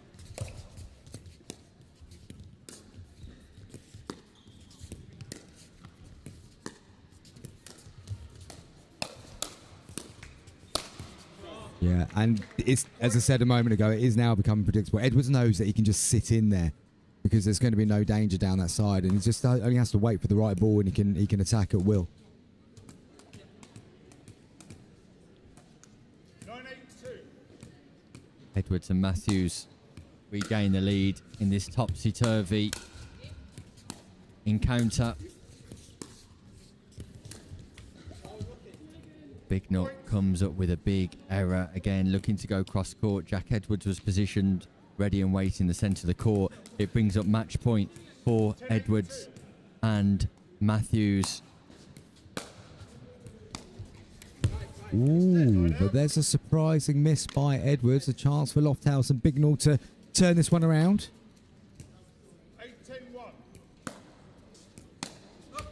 An unreturned serve at a Wow. crucial stage. Wow, Jack Edwards. It's a big play, a huge play for London Pickleball. The gap closes to 1. 2 serves in hand for Bignall and Lofthouse.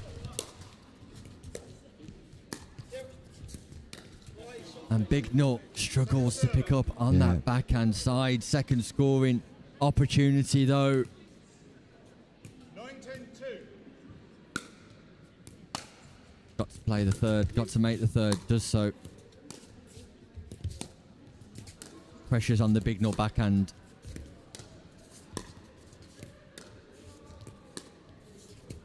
Edwards is not moving to the centre of the court. No.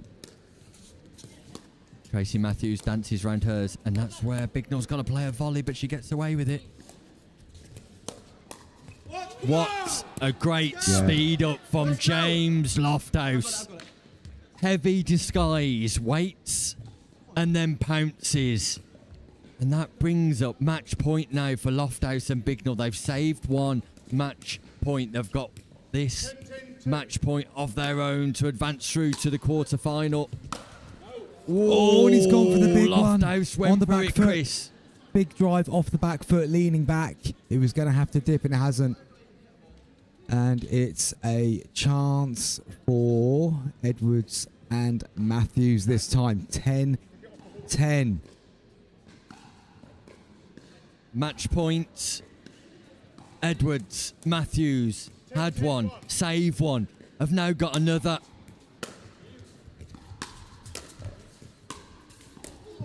Great reflexes. What a reaction. Unbelievable that this ball is still in play. And Jack Edwards had an opportunity, sends it wide. Phenomenal defences by Megan Bignall to keep that rally alive. Amazing play there. Amazing defence. What a moment to pull out your best defensive work of the day. Third match point. Matthews, Edwards. Big drive, third shot drive into the net. And the ball goes back into the hands of Lofthouse and Bignall, who will have more match points of their own. They've saved 3, had 1. This is their second. That's a good What drop. a third. There, good shot by Matthews under pressure though, Nick. Calm, collected and composed, goes back in behind Lofthouse. This is their third match point. Huge moment. Make the third. Doesn't Misses make the the third. Got to make the third. Got to make them play. Chris, match point number 4.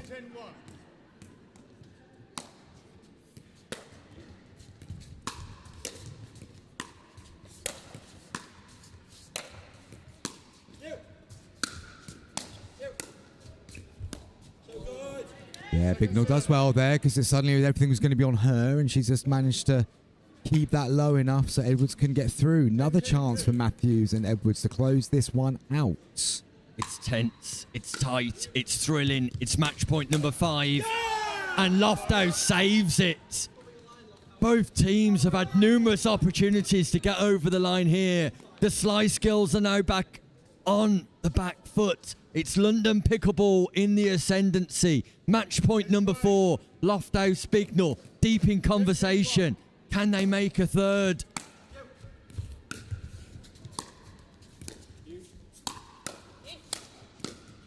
Yeah, good pressure by Edwards. Got it down to the toes of Bignall again. Another Neither team chance. wants it, Chris. Neither team wants it, clearly. Nice high entertainment here. I'll happy to see this one go on a little bit longer. Ball catches the sideline off the net. Popped up. Ooh, that was close, but good play by Jack Edwards there. Go round again, Nick. We go round again. I make this match point number 6 for Edwards. I'm not keeping count. I trust your maths. It catches the line. Honesty from Edwards. And there it is. Finally. Cracking game. Edwards and Matthews get over the line against Lofthouse and Megan Bignall. And Lofthouse has threw away 5 match points again. That's a total of 13 match points in big games. Yes, that is good maths again, Nick Hobbis, and it absolutely is. That one felt a little bit different though, because they were behind in that one. They've got themselves back in, and they were trading match points at that time rather than it just being a clear run. But cracking game. What entertainment we've just had there in the round of 16. Brilliant pickleball in the round of 16. Meanwhile, Edwards and Matthews, we now know, will play Harry Feast and Georgia Macaulay in those quarterfinals. Johnny Adams and Katie Taylor will play Brad Moore and Ellingham from the Derbyshire Destroyers. That's the top half quarterfinal.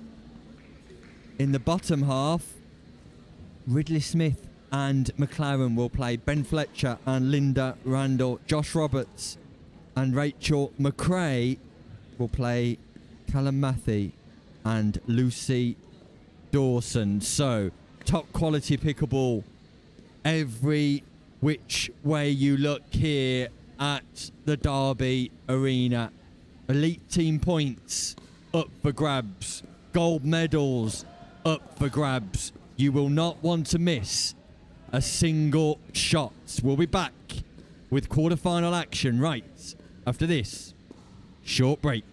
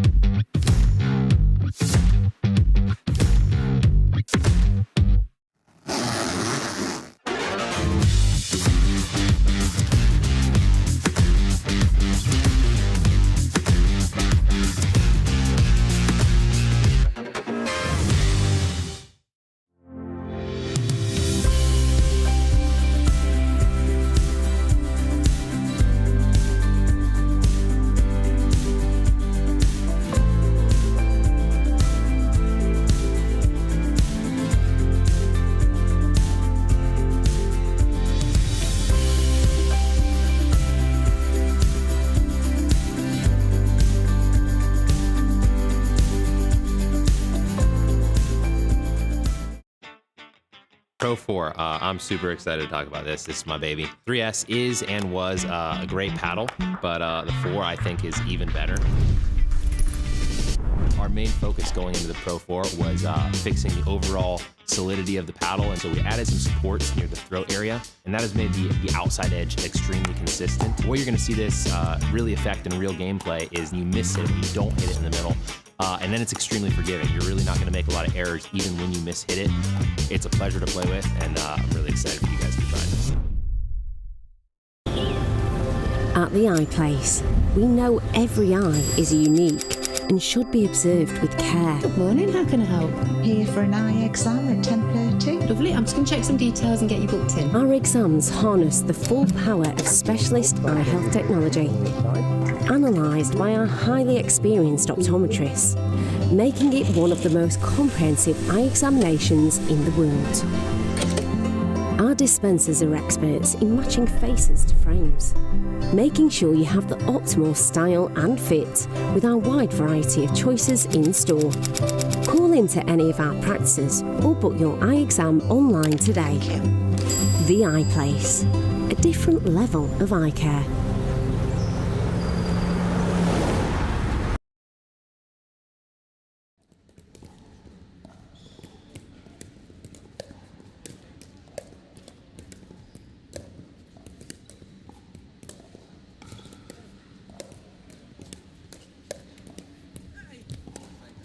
Welcome back to the Amber Valley Pickleball Invitational 2026, live from the Derby Arena, where we're delighted to be able to bring you day 2 action in the mixed doubles brackets, representing the Derbyshire Destroyers.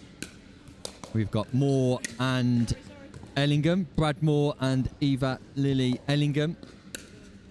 They'll be taking on London Pickleball, Johnny Adams and Katie Taylor.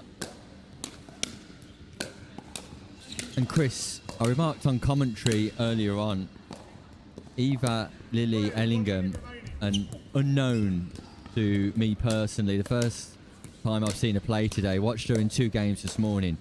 She is a grand prospect for the future.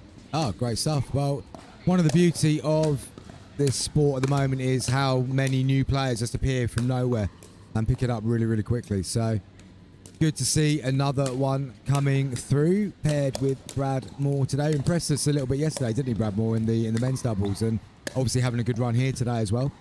Yeah, and you can clearly see that Moore and Ellingham have played together before, because their partner work communication and understanding of court positioning and where each player is moving towards is present in their match play, particular in relation to their shaking and baking, their Russian crush.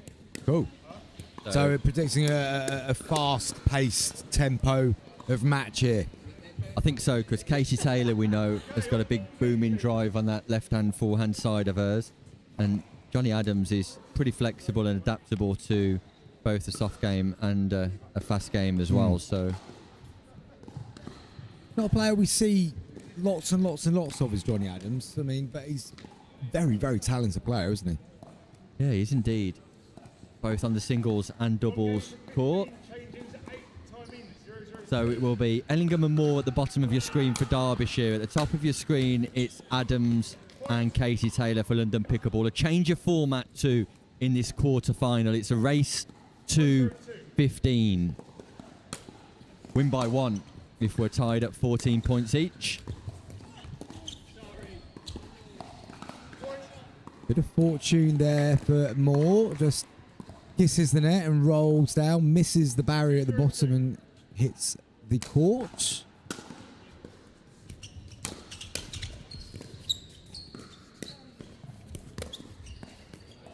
Ellingham just looking to roll the dink across to the backhand side of Taylor, but clips the top of the net. And that's where Katie Taylor and Johnny Adams can win this match, I feel. At close quarters, engaging in that softer game, that traditional form of the game, testing out the forehand and backhand dink of Ellingham in particular.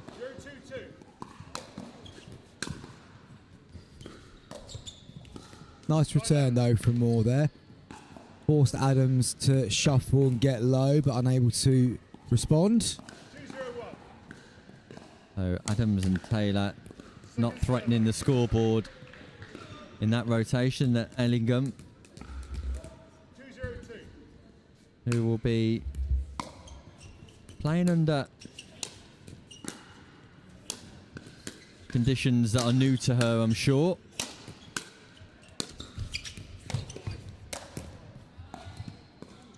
Pulled wide there, and good sportsmanship there from Johnny Adams. Just asked the question, accepted it immediately when Neil Lawson-Smith said that he did see it land. And it's tell you what, Nick, it's nice to see a referee that will actually say they saw the ball land. It is indeed. If the referee gets a clear view, they should be able to detail Nice speed up from Ellingham. They should be able to detail the dropping points, and Neil Lawson-Smith, ever a professional, did so there. And a fast start from Ellingham and Moore. Well left there, just ducking under the ball. Ball goes long. Feel like Adams and Taylor need to score now, Chris. Yeah, absolutely. Been all Moore and Ellingham from the scoring point of view. That's a nice touch there, but great response by Taylor. That's a really nice dink from Ellingham. She just got it just a little fraction further back, which jammed it down at Taylor's feet. Really good, intelligent play.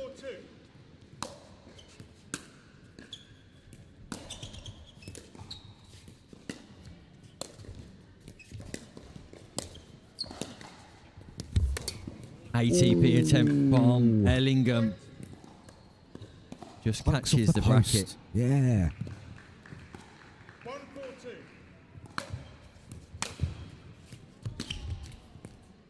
Good pressure. They're putting Katie Taylor under a fair bit of pressure here, and to see that Taylor's just body language isn't quite there in this one.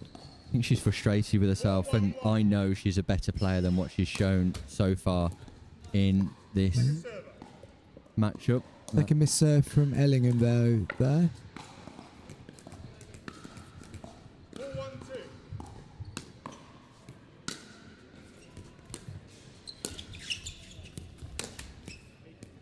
At that time, I think the missed ATPs has played in the mind there a little bit. She had a half a look at it and then changed her mind late, hence the error. And another one. Okay, so important moments here for Moore and Ellingham. They just need to regroup, resettle. Couple of points on the board for Adams and Taylor. Good serve. Got to make third shots. Got to make your opponents play on third shots. You cannot afford in the quarterfinal stages of competition at this level to be hitting the net. And Johnny Adams will know that. That's a better third from Johnny Adams. That's the quality he possesses.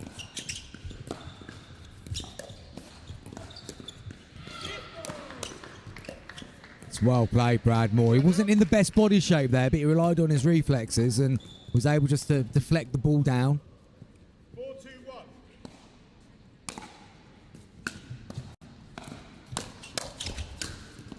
Fast. Shake and bait, rush and crush, as we suggested earlier. Ellingham on the drive.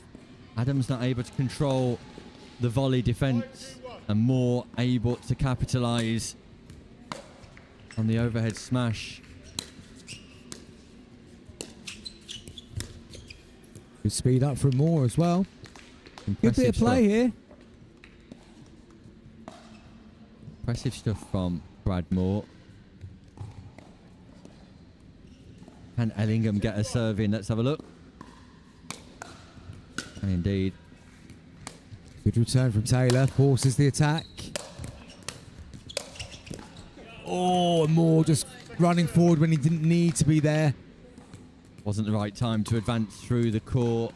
Needed to stay behind the baseline. Wait for a drop or a ball that bounced on court.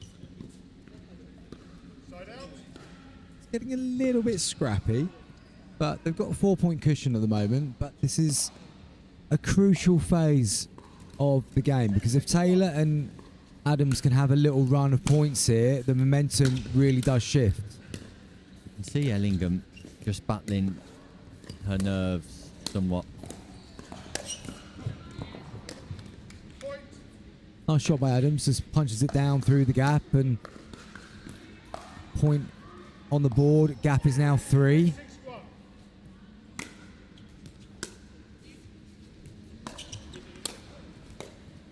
Good. Now that's a good shot there from Ellingham. Just kept it to the baseline. Adams unable to repel. A bit of confidence there.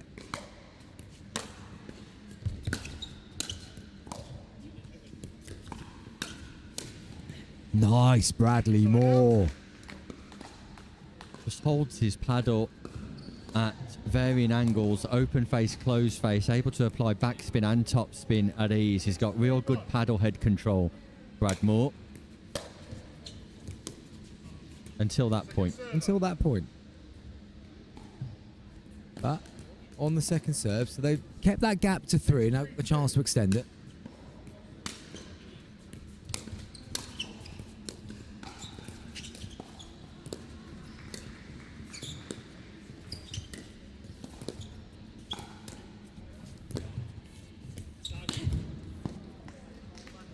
You've got to love Ellingham's single backhand drive.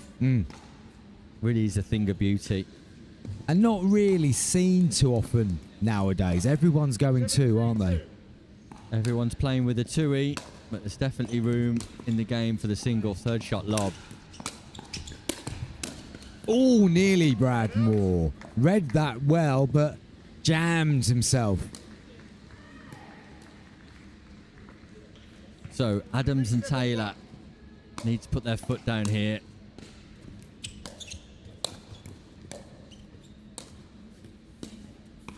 Good choice again from Ellingham. Just kept Taylor pinned at the back of the court and unable to lift from there. Frustration still a little bit bubbling there with Katie Taylor, I think.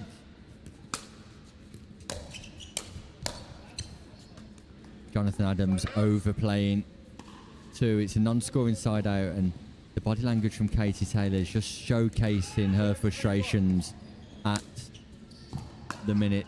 Stack unwinds. Yeah, just nice angle there from Adams, and just overextended by Ellingham. And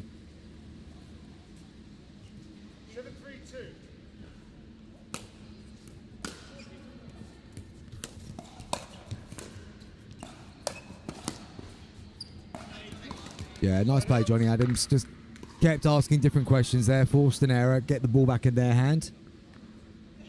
Interesting that Moore and Ellingham are not choosing to stack at all, Chris.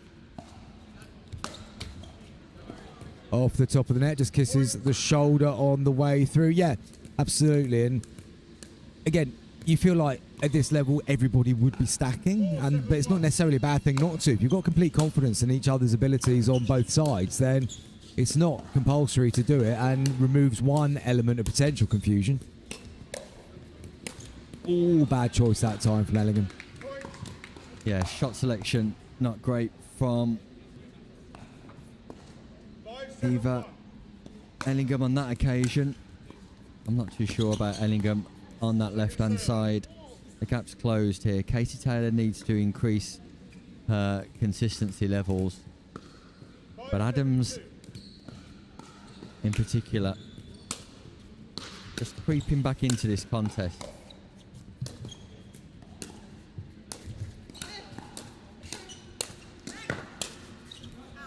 Ooh, well defended, Katie Taylor, and Ellingham just pushing through on that final volley.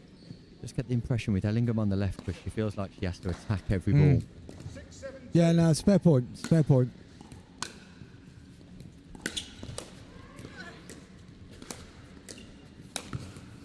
And a couple of mistakes from that side. Again, looking to attack when it wasn't really the one to attack. Got a tied game, I think, Nick. Yeah, Adams and Taylor have won the last 4 points with Ellingham on the left-hand side of the court. That's better from Taylor.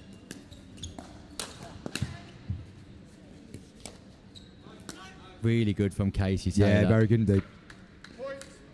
And they've turned this game around. Katie Taylor's consistency has got better. Jonathan Adams has been accurate too, and Brad Moore tries to step over the sponsorship hoardings and send some crushing to the floor. But the only obvious thing I can spot in the turnaround, Chris, apart from the better consistency from Katie Taylor in particular, is Ellingham being isolated on the left. Yeah, no, you called it a couple of minutes before it started to unravel on that side a little bit, but I think they've just got her into that position where they're now, because their consistency has improved so much, they're really asking better questions. And I don't think Ellingham's making shocking choices, just that they're nagging away at her and they're just playing on the nerves a little bit there. And as you say, it feels like she has to dictate a little bit from that side maybe, and they need to get out of this formation as quickly as they can. And they could, of course, influence that themselves immediately, but I think that's down to a bit of an experience at this level. They're definitely capable players and still in this matchup. And that's the last thing you want if you're Ava Ellingham at the moment. Yeah. Great call from Neil Lawson-Smith. Very good indeed. Left foot over on the white line as Ellingham plays a volley.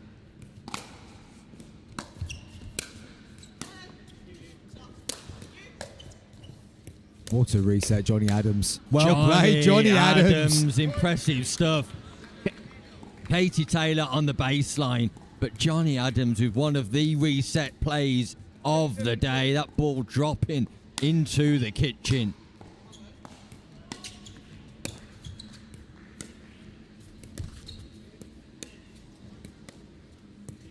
Yeah, and they're now playing on Ellingham, and that is really difficult now. When you're in that position, you're stuck on the left, and you know you've got to win a point to get off there. Unless you're going to stack, then it just feels like your world's caving in on you.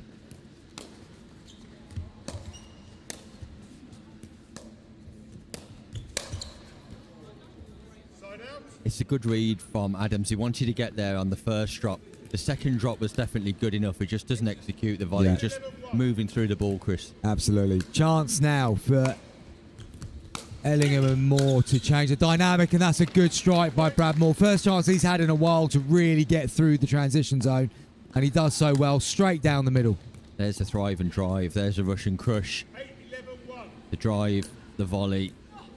Successful 1-2, and all this formation change now. Suddenly a couple of points on the ball quickly, and confidence will suddenly soar for Ellingham and Moore, because it is still really tight.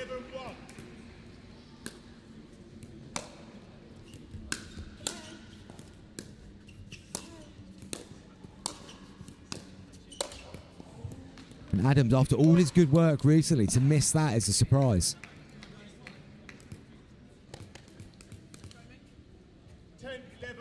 The London Pickleball crew look on, as does the Derbyshire Destroyers team. Oh, Johnny Adams, well played. The first real sign of emotion from Johnny Adams. Big exchange, and London Pickleball come out on top of that one.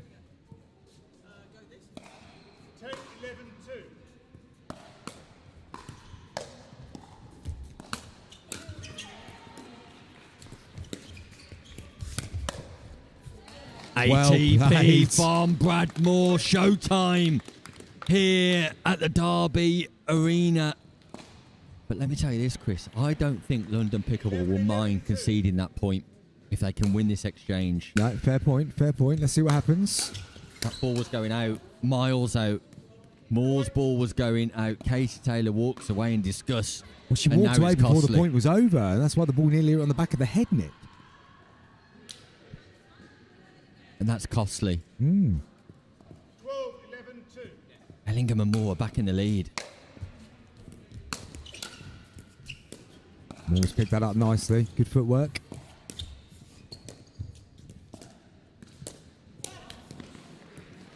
And a get out of jail free card played there by Ellingham and Moore. Taylor just unable to shift and get a better position to play that volley, and I think the previous point was still on her mind. Quite possibly. 2 points required for Ellingham. And Brad Moore.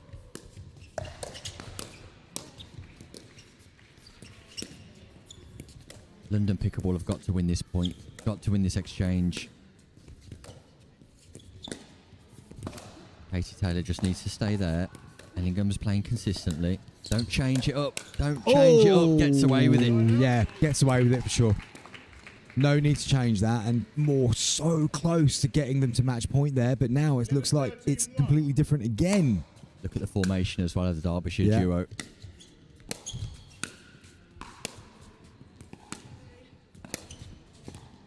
Johnny Adams needs to get over. But key difference there, Nick, is that before Ellingham's confidence was low on the left side. They've gone on a good little run themselves now. She's feeling better in herself, and she's played some good shots there, asking questions of her own. Huge exchange coming up. This is massive. And it goes the long. exchange goes long. The return to serve, an unforced error from Ellingham brings Taylor and Adams to within 1 point on second serve. Got to make the third. Lovely third. And comes in, tries to unload. catches the net. That's a huge moment, Chris Beaumont. Yeah, it was. I like the return from Moore on that one. That was kept it really deep. Wow. Wow, it brings up match point for a place in the semi-final.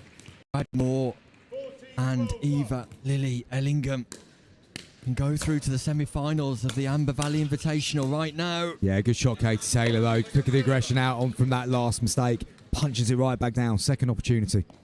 Ellingham's got a smile on her face. She looks calm. Gets her serve in. Can she make a third? Going miles out. Oh, but Adams. I think he just fancied that one, Nick. I think he saw the opportunity to play the angle because that was going long.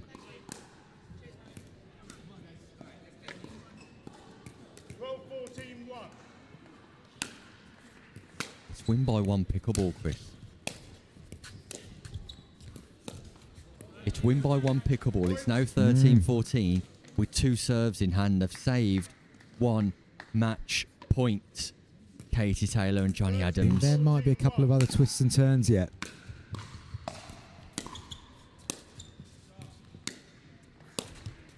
Adams looking to get in there, and I wonder if that little bit of a rush just put Taylor off. He came rushing in there, and that might have just been in the peripheral vision there of Katie Taylor. This is the play of the game. This is the play of the game. This Nice could decide return. the outcome. What a pickup from Taylor.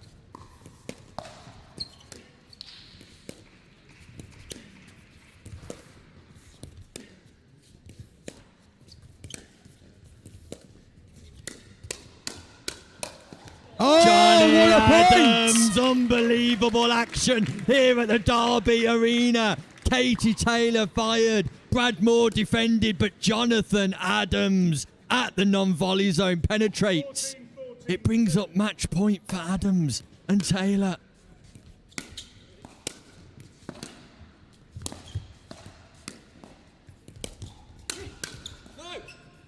And there it is. Can you believe it? Cracking game, that, Nick. Cracking game. Johnny Adams and Katie Taylor save 1 match point and somehow manage to get over the line. Impressive stuff from Johnny Adams and Katie Taylor to hold their resolve when it mattered most. For Brad Moore and for Eva Lily Ellingham, they've announced themselves on a grand stage here at the Derby Arena.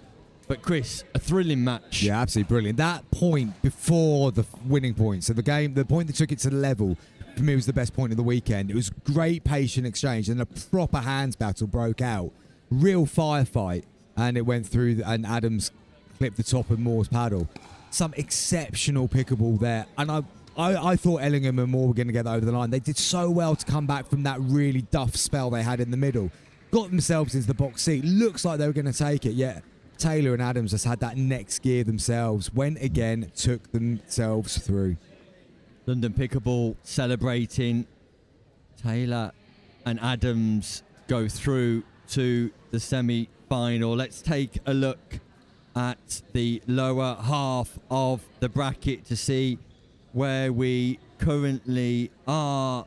It will be Ben Fletcher and Linda Randall who have finally defeated McLaren and Ridley Smith. They go on to play Callum Matthey and Lucy Dawson, who have defeated, bad news coming through, incorrect news coming through. It's not Matthey and Dawson, it's Roberts and McRae. We'll take that off screen. Incorrect information. Josh Roberts and Rachel McRae have defeated Matthey and Dawson. So that semi-final will be between Josh Roberts and Rachel McRae and Ben Fletcher and Linda Randall. Our graphics team giving us a little bit of a scare there, thinking that the number 1 seed had been usurped, Chris. Well, they're still in. They're still in. There was some other good news, Nick. And this directly involves you. Yes. You'd be absolutely delighted to know. You entered the Amber Valley raffle earlier on, didn't you? I did. You got yourself some tickets. You've been hoping to win something, I'm sure. I have. Absolutely hoping to win something. And if you could have won anything in it, other than the Harry Styles tickets, obviously, because we know how much you would have enjoyed that. I actually can't remember what was up for grabs. Well, I will tell you what was up for grabs, Nick, because you've walked away with it yourself, mate. Well done, because you are the proud owner of a pickleball paddle. Get in! That's exactly the right response. Well I'm done. over the moon with that, Chris. Top man. And there is no fixing of that whatsoever. It couldn't have happened any better from my point of view, obviously. But I don't think James is intelligent enough to be. I mean, he didn't get Tim Spurway on the case. Had Tim got in on the act, then of course we could have fixed it any way we wanted. Comes in a nice box and it everything. does come in a nice box and everything. I get some balls as well. You get some balls. A cover case, Yes. a pink handle. Tell you what, does this weekend get any better? If Colesberg did weekends, It would be this weekend. But you can also change it for the one that you want. It doesn't have to be pink, Nick. You can have the black one. And if you prefer a 14mm to a 16mm, you can have that as well. I love it, mate. I love it. I think I'd prefer the 16mm. I would have thought you were a 16. I thought you were, I thought you were 16mm kind of guy. I've got no power in my game. Yeah, exactly. 60mm kind of guy. And you know the best thing? That just saved you only £75, mate, because they retail premium paddles at a dinky price. What can you say? There you go. Hit the pickle bullseye. That's what I've done. Something I was not doing today.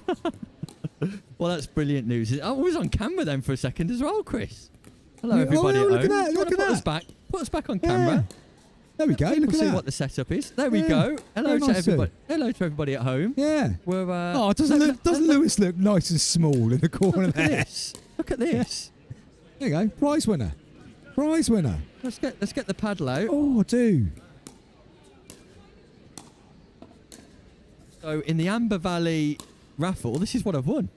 Look at that. Delightful. Yeah, Great USA bit of kit. approved as well. If you were planning on playing tournaments again, Nick, you'd be able to with that little bad boy as well. Well, Chris, as the owner of this brand, this is a timely intervention. A great raffle win, isn't it, really, for you? Oh, I mean, look, This couldn't have worked any I'm better. absolutely over the moon. I mean, genuinely over the moon. That couldn't have gone to a nicer person and a player who potentially needs a beginner's improver's paddle. While we've got the camera on, Chris, let's show everybody at home these voice suites that we've been talking about today. That's nice. There's the voice suites. Can we see that on the camera? This is very good stuff, isn't it? This is There we what go. people have been tuning Are we in zoom- for, we really, zooming Nick. in? These are the voice suites that keep the voice of pickleball going throughout the course of the weekend. Some like them, some don't. Anything else that we can show people? What about the cakes? the cat. Oh, no, got to go with the Grandad Chris cap. The Grandad Chris cap. Yeah, there we go. So I did some commentary in that earlier on, provided by Third Shot. Have we got that nice Fox pickleball paddle as well, Simon, while we're here? Because this is the new foam paddle for Fox. We've got the pickleball paddle, but look at this beauty. Now, I believe Ben Corson is taking this to Vietnam if I give it back to Simon Farr. He's going to be displaying that, and that will be available in a couple of months' time as well. That's the foam technology wide Fox. I've had a hit with that. That's delightful. What about Colin Hailstone's cakes? Look, these are the real treat of the weekend. Do you listen to Test Match Special, Nick? Yeah, I do. I'm a Test Match Special One of fan, the things I really like about Test Match Special is how the viewers send in, or the listeners, I should say, so a radio show viewers, send in the cakes for the commentary team, and we've got a bit of that going on here. Look got a at bit of that going on there. Brownies and Austrian cake Yeah, in there. more than 55 calories in that, Nick, and there is, which is why you've politely declined. Kevin Christian's been in touch to say superb commentary on that last game, just that last game. Oh, yeah, the rest of it's been rubbish, according to Kevin. Thanks, Thanks, Kevin. Thanks for listening in. And appreciate Kevin, that. A stalwart member of London Pickleball, will have been delighted with the result, I'm absolutely sure. Meanwhile, Chris, I think we can say goodbye to viewers on this camera, but stay with us. They don't want to see us anymore, do they? I would assume not, mate. No. I would assume not. There we go. Let's have a look at the bracket tracker, the upper section. Can't believe I've won a pickleball paddle. I'm over the moon. Jack Edwards and Tracy Matthews defeated Harry Feast and Georgia McAlay. And they will now play Adams and Taylor. So Edwards and Matthews are still on track to become double gold medalists, Chris. Yeah, absolutely. And I think we'd have to say favourites for it from this position. And doing a bit of a Tash Hood there, waiting for very deep into the tournament to say who I think might win it from the fewest amount of people left. But you've still got, of course, McRae and Roberts, number one ranked team for this. But I don't know, something about Edwards and Matthews at the moment, which is looking good. And in relation to the elite team competition, and this is crucial, Chris, both semi-finals are London Pickleball versus the Slice Girls, the number 1 and 2 teams in the league so far. Slice Girls on 31 points, London Pickleball on 29. So these two semi-finals could have an impact. They could have a big impact on the outcome of the elite club competition. Who takes that trophy away at the end of this weekend? Yeah, absolutely. So semi-final action. I believe we're race to 15, win by 2 now, and it's Rachel McRae and Josh Roberts at the top of your screen. Linda Randall and Ben Fletcher at the bottom. Rachel McRae and Josh Roberts, the number 1 seeds, the number 1 ranked players here this weekend in mixed doubles. And an early ATP attempt from Josh Roberts goes awry. There's a little bit of sledging from the London Pickleball corner. Just a little bit. Just a little bit. Oh, hello, Nick Randall. Ben Fletcher? Ben Fletcher. Who's Yeah, I used to play cricket with Nick Randall. Did you? Yeah, I wouldn't have seen him doing that. He was one of the more village cricketers. I don't think he'd have been leaping through there. Too many names flying around. You're Nick, she's Randall. Put it together, you get Ben Fletcher. Exactly. That's a great drive from Josh Roberts straight to the midriff of Ben Fletcher. That ball just dropped into the non-volley zone without any spin.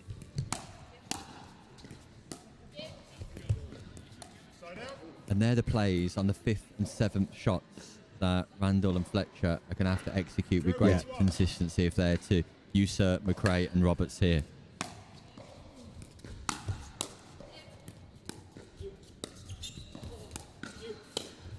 Yeah, nice play that from Randall. Just opened up the court nicely and was able to push that one down to the toes of McRae.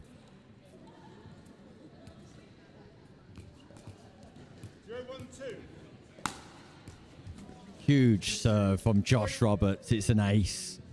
Linda Randall cannot do anything about that. That's massive. That was a huge serve. Yeah, and that's as effective as the ace. Getting the misreturn. This is the weapon that Josh Roberts possesses on serve. That was nullified by the referee yesterday. Yep. Today is utilising it in the right way.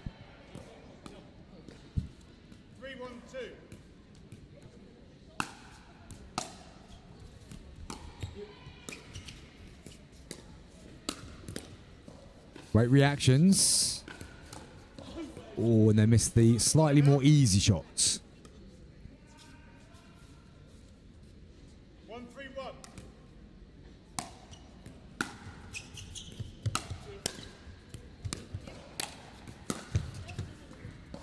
Just for viewers at home, we will be bringing you the other semi-final after this game.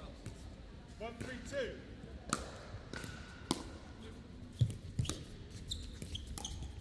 Jack Edwards and Tracy Matthews taking on Johnny Adams and Katie Taylor. So both semi-finals coming to you live from the Derby Arena. Yeah, there's a bit of lip there from Randall. McRae set it, came up again. Roberts comes through, kills it. That's where at this level, Chris, the speed up from McRae has to be countered rather than defended. Yeah, absolutely. Long serve there from Roberts. I tell you what, it's such a difficult thing to do. It's to make that jump from I would defend that to now I counter that. Such a big jump in skill. It's huge.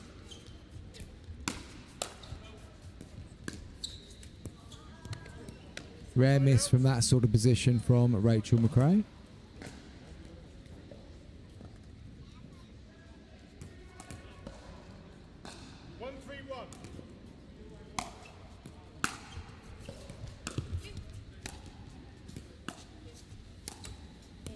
Fortune for Roberts. Net kiss, net tickle. And there's nothing Fletcher or Randall can do about that as the ball dribbles towards them. Huge slice return. Ooh, punchy volley there from Roberts. Down into the net. So a point. In this game, closer than it feels, has to be said. He must have kissed the back of the line there. I like that intent from Randall. I know she's overplayed on the volley, but I like the intent to go back in behind Roberts and at pace as well. Yeah, we're not seeing a great deal of that today, going back in behind the guys coming central, and it's such a good play to keep them honest.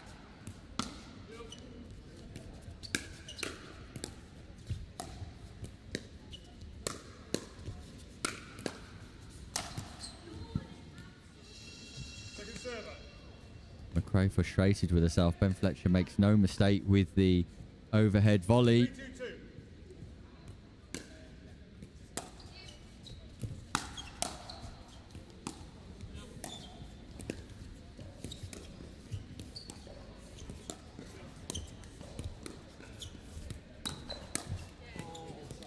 One of those ones where you absolutely know what's coming, but there's a big area here that you've got to cover, and it's really difficult to cover it when you're on the stretch.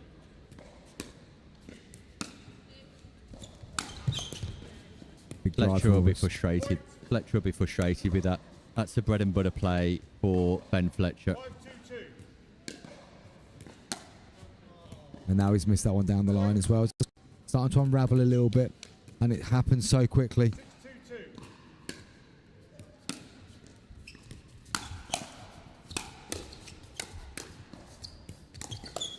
And then they get him on the third attempt. I can't imagine Josh Roberts slowing his game down if the last 3 points are anything to go by, because it's been as easy as ABC from Roberts. Although the next 2 shots he plays are all drops. That's 3 drops in a row. But there's a speed up. And every time Roberts is speeding up, they're getting success. Yeah, absolutely, absolutely. It's just a case of him waiting for the right time to do it, really.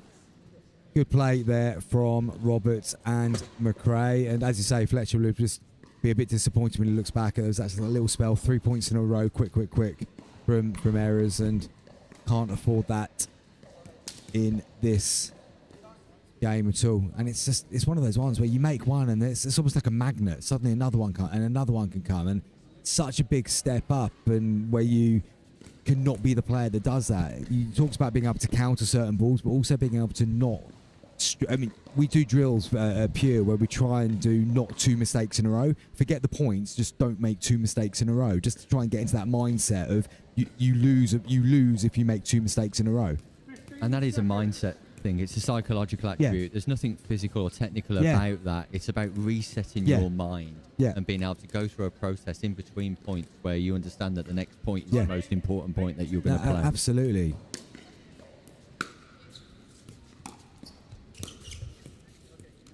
And I always find that the first point after the change of ends as well, Nick, is psychologically so important as well. I'd love to do some research on who wins the first point after the change of ends and goes on to win the match, because I would imagine it is a vast majority of them. It certainly feels like that from the eye test.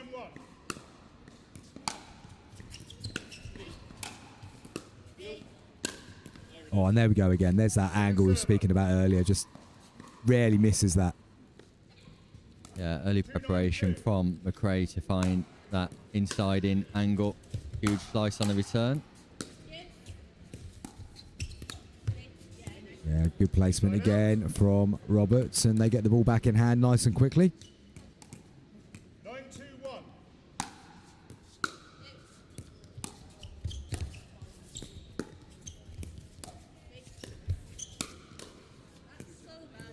Yeah, good attack from Randall. The ball's popped up and she was able to have a go, but just feeling like Fletcher's approach to the dinking now is getting really passive. It's just they are sitting there, not really asking questions, just answering them.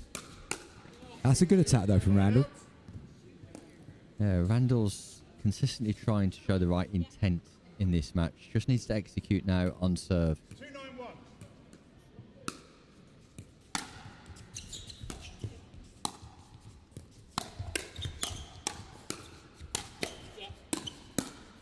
Great reset there. This would be an unbelievable point for Randall and Fletcher to win. Oh, he's done so well. Can he get up in time? Get forward. He can.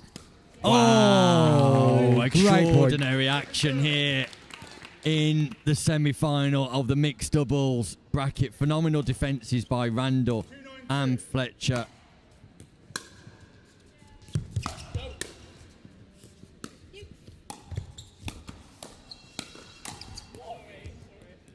Yeah, good play. As you said, the intent from Randall's really good. She's going behind, then coming central. She's mixing it up in the right way. They could just hang in here. Still a long way to go. It's to 15.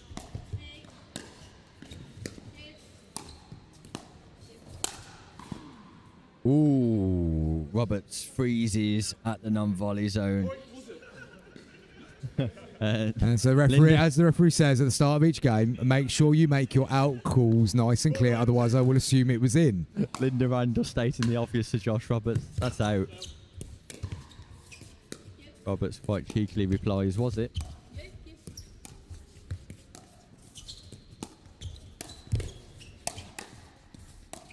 Ooh, yeah, I was about to say, I'm pretty sure Neil is about to say the words foot fault. It's unfortunate, Fletcher, because that was getting just starting to get a bit dominant there, which is what I want to see from him, but a bit too far forward. Oh, yeah, no. Big serve incoming. Nice Superb shot from Josh Roberts. The big serve, the big third, a big point. Josh Roberts, again, showcasing that when he's able to apply power to this ball, invariably he and McRae are successful.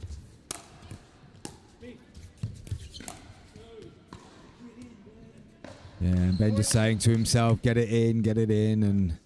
Difficult ball to get up and down when it's bounced in the kitchen, though, Chris. Off a low ball to get it up and down. Yeah, but that's what we've spoken about a few times, is that you feel the need to do something more.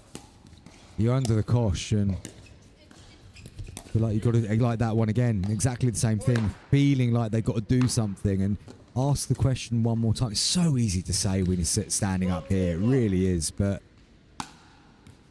again, the difference between players at a 4-5 to a 5-0 level is when they look back at this game and analyse the footage, they hopefully take those features away with them.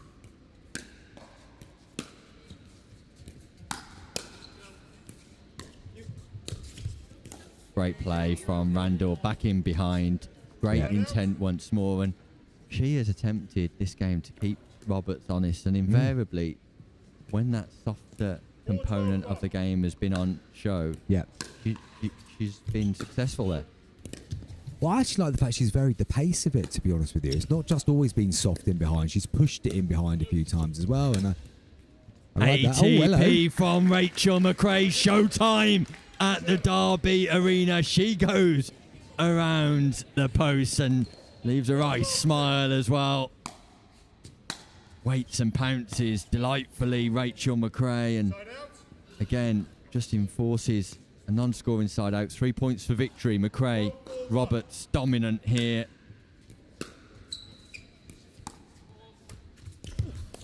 Oh, he's done well. Oh, I thought he got that up and over. Fletcher frustrated. 2 points here, Nick. 2 points away from victory. And again, just goes down to that same place again. Now, Josh Roberts got to start picking up on this, surely, because, I mean, this is literally every shot is going there at the moment. Yeah, Randall's playing in straight lines. 13-4-2. I mean, I doubt they'll be that worried at this moment in time, score being what it is, but...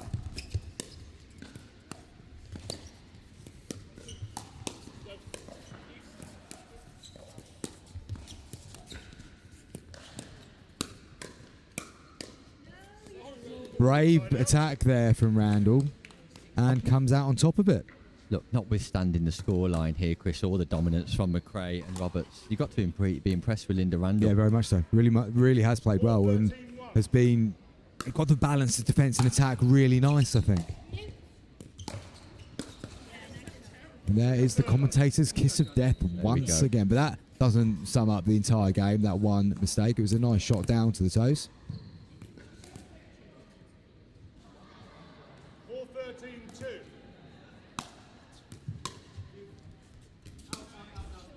Rare long return from McRae. Because one thing I think is brilliant about Rachel, she so rarely misses a return. Keeps it deep with that slice.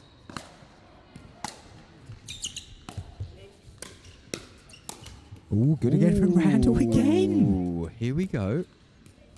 Here we go. Couple of points in a row. Gap closes.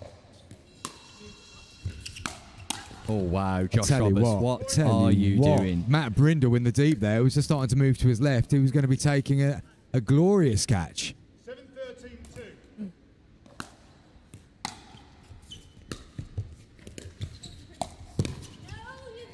Done well not to foot fault there. And Fletcher narrowly just avoids, does he? Lewis Oak not sure whether it was a foot fault or not, but even still the momentum builds. It wasn't given. McRae wants a timeout. Timeout? Timeout.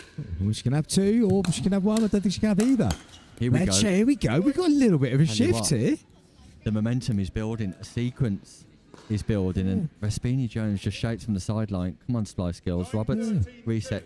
It's time to tie a shoelace, Chris. Yes. Yes. We'll go down injured in the 6-yard box for a moment or two. That's another one. Tell you what. Now it's not just a change of momentum. The luck is changing as well. 6 points in a row. Fletcher, points in a row. Randall. Yeah. 10-13-2. McRae and Roberts have got themselves lost slightly, and they're fortunate it's on second serve, and Fletcher misses a third at a crucial stage. Now, McRae and Roberts need to play clean pickleball. Yeah. That's a poor shot selection from Fletcher. Incoming. Oh, Randall. The play that's worked so well for her Absolutely. all match. Absolutely. Gives Roberts and McRae match point for a place in the final of the Amber Valley Invitational 2026. And they win it with a net kiss, a net tickle, a net roll. The Slice Girls defeat London Pickleball and go through to the gold medal match. Not without a small fright from London Pickleball, Randall and Fletcher, who almost cemented a miraculous comeback. But what was rather comfortable, Chris, for Roberts and McRae for 80% of that game, got a little bit tetchy towards the end. Absolutely did. That was a good run from Randall and Fletcher. They'll obviously, had they been able to start that a little bit earlier, Fletcher straight over to have a chat with what I presume is his little boy there, who would have been very proud, I'm sure, watching his dad in action. Really good battle. Really good battle. Linda Randall doing some very good stuff. Probably giving Josh Roberts the biggest working over he's had so far today, in fairness. And yeah, really good game. Yeah, I'd agree, Chris. Great action all the way here. We've got one more semi-final before we hit the mixed doubles final, which we now know will feature the number one ranked team, Josh Roberts and Rachel McRae. Coming up next on court, Johnny Adams and Katie Taylor taking on Tracy Matthews and Jack Edwards, who are looking to go back-to-back with their gold medals. We're going to go to a short ad break, and when we return, we'll bring you that second semi-final.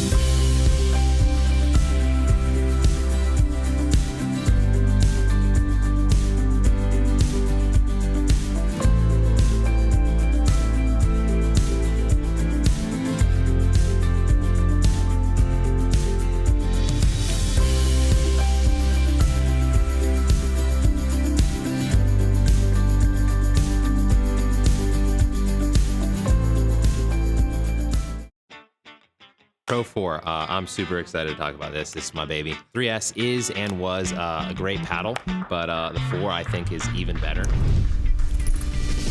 Our main focus going into the Pro 4 was fixing the overall solidity of the paddle, and so we added some supports near the throat area, and that has made the outside edge extremely consistent. The way you're going to see this really affect in real gameplay is you miss it, you don't hit it in the middle, and then it's extremely forgiving. You're really not going to make a lot of errors even when you miss hit it. It's a pleasure to play with, and I'm really excited for you guys to try it. At the Eye Place, we know every eye is unique and should be observed with care. Good morning, how can I help? Here for an eye exam at 10:30. Lovely, I'm just going to check some details and get you booked in. Our exams harness the full power of specialist eye health technology, analysed by our highly experienced optometrists, making it one of the most comprehensive eye examinations in the world.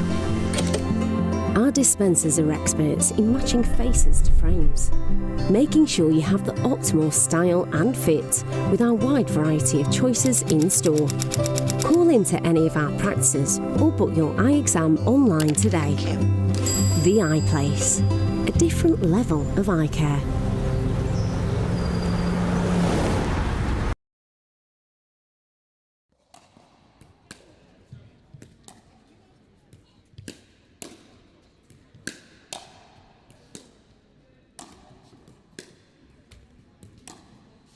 Those of you not off making a cup of tea before the next match, you can see Lewis Oak and Nick Hobbis out on court.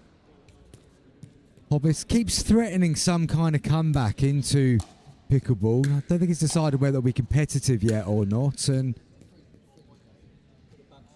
I don't think he'll be judging that decision completely based off what he's doing with Lewis at the moment. Testing out the new Fox Foam paddle, which will be hitting the stores in the next couple of months. Was that, Simon? Next couple of months? Lovely stuff.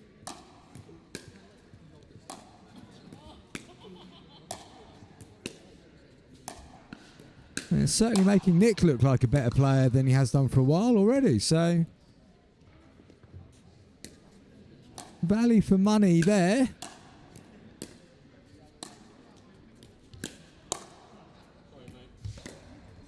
It's been an entertaining day's play so far. Not entirely sure why we don't have all our semi-finalists here at the moment. Is there still quarterfinals going on, Tim, or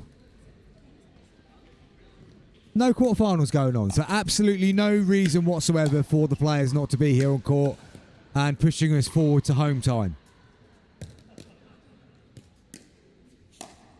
Referee Neil Lawson-Smith has also disappeared, and I'm going to leave you in the capable hands of Simon Farr for a few moments. I can see, I wouldn't say capable, I can see James Horn wandering around at the back, so not sure if he's waiting for something or he just wants to see Nick playing his new favourite paddle. What's the news, Chris? Aha, we have a referee. We're waiting for a second semi-final. We are waiting for a second semi-final. I don't know what's going on, really. I'll tell you what, Chris, I will go and find out now and be back. Excellent stuff. Tim's finding out. So Mr. Spurway putting rank there. I mean, if I'm being honest, I'm regretting picking up the microphone whilst these two are having a go on court, because we've backed ourselves into a little bit of a hole. We could have had some time off. I tell you what, Oaks nearly tried to take the last remaining bit of hair off the top of Hobbs' head. He's glad he doesn't have any hair, actually, because that would have definitely caught the follicles. Playing skinny singles, I think. What do they say, Hobbits? Don't speed up from there.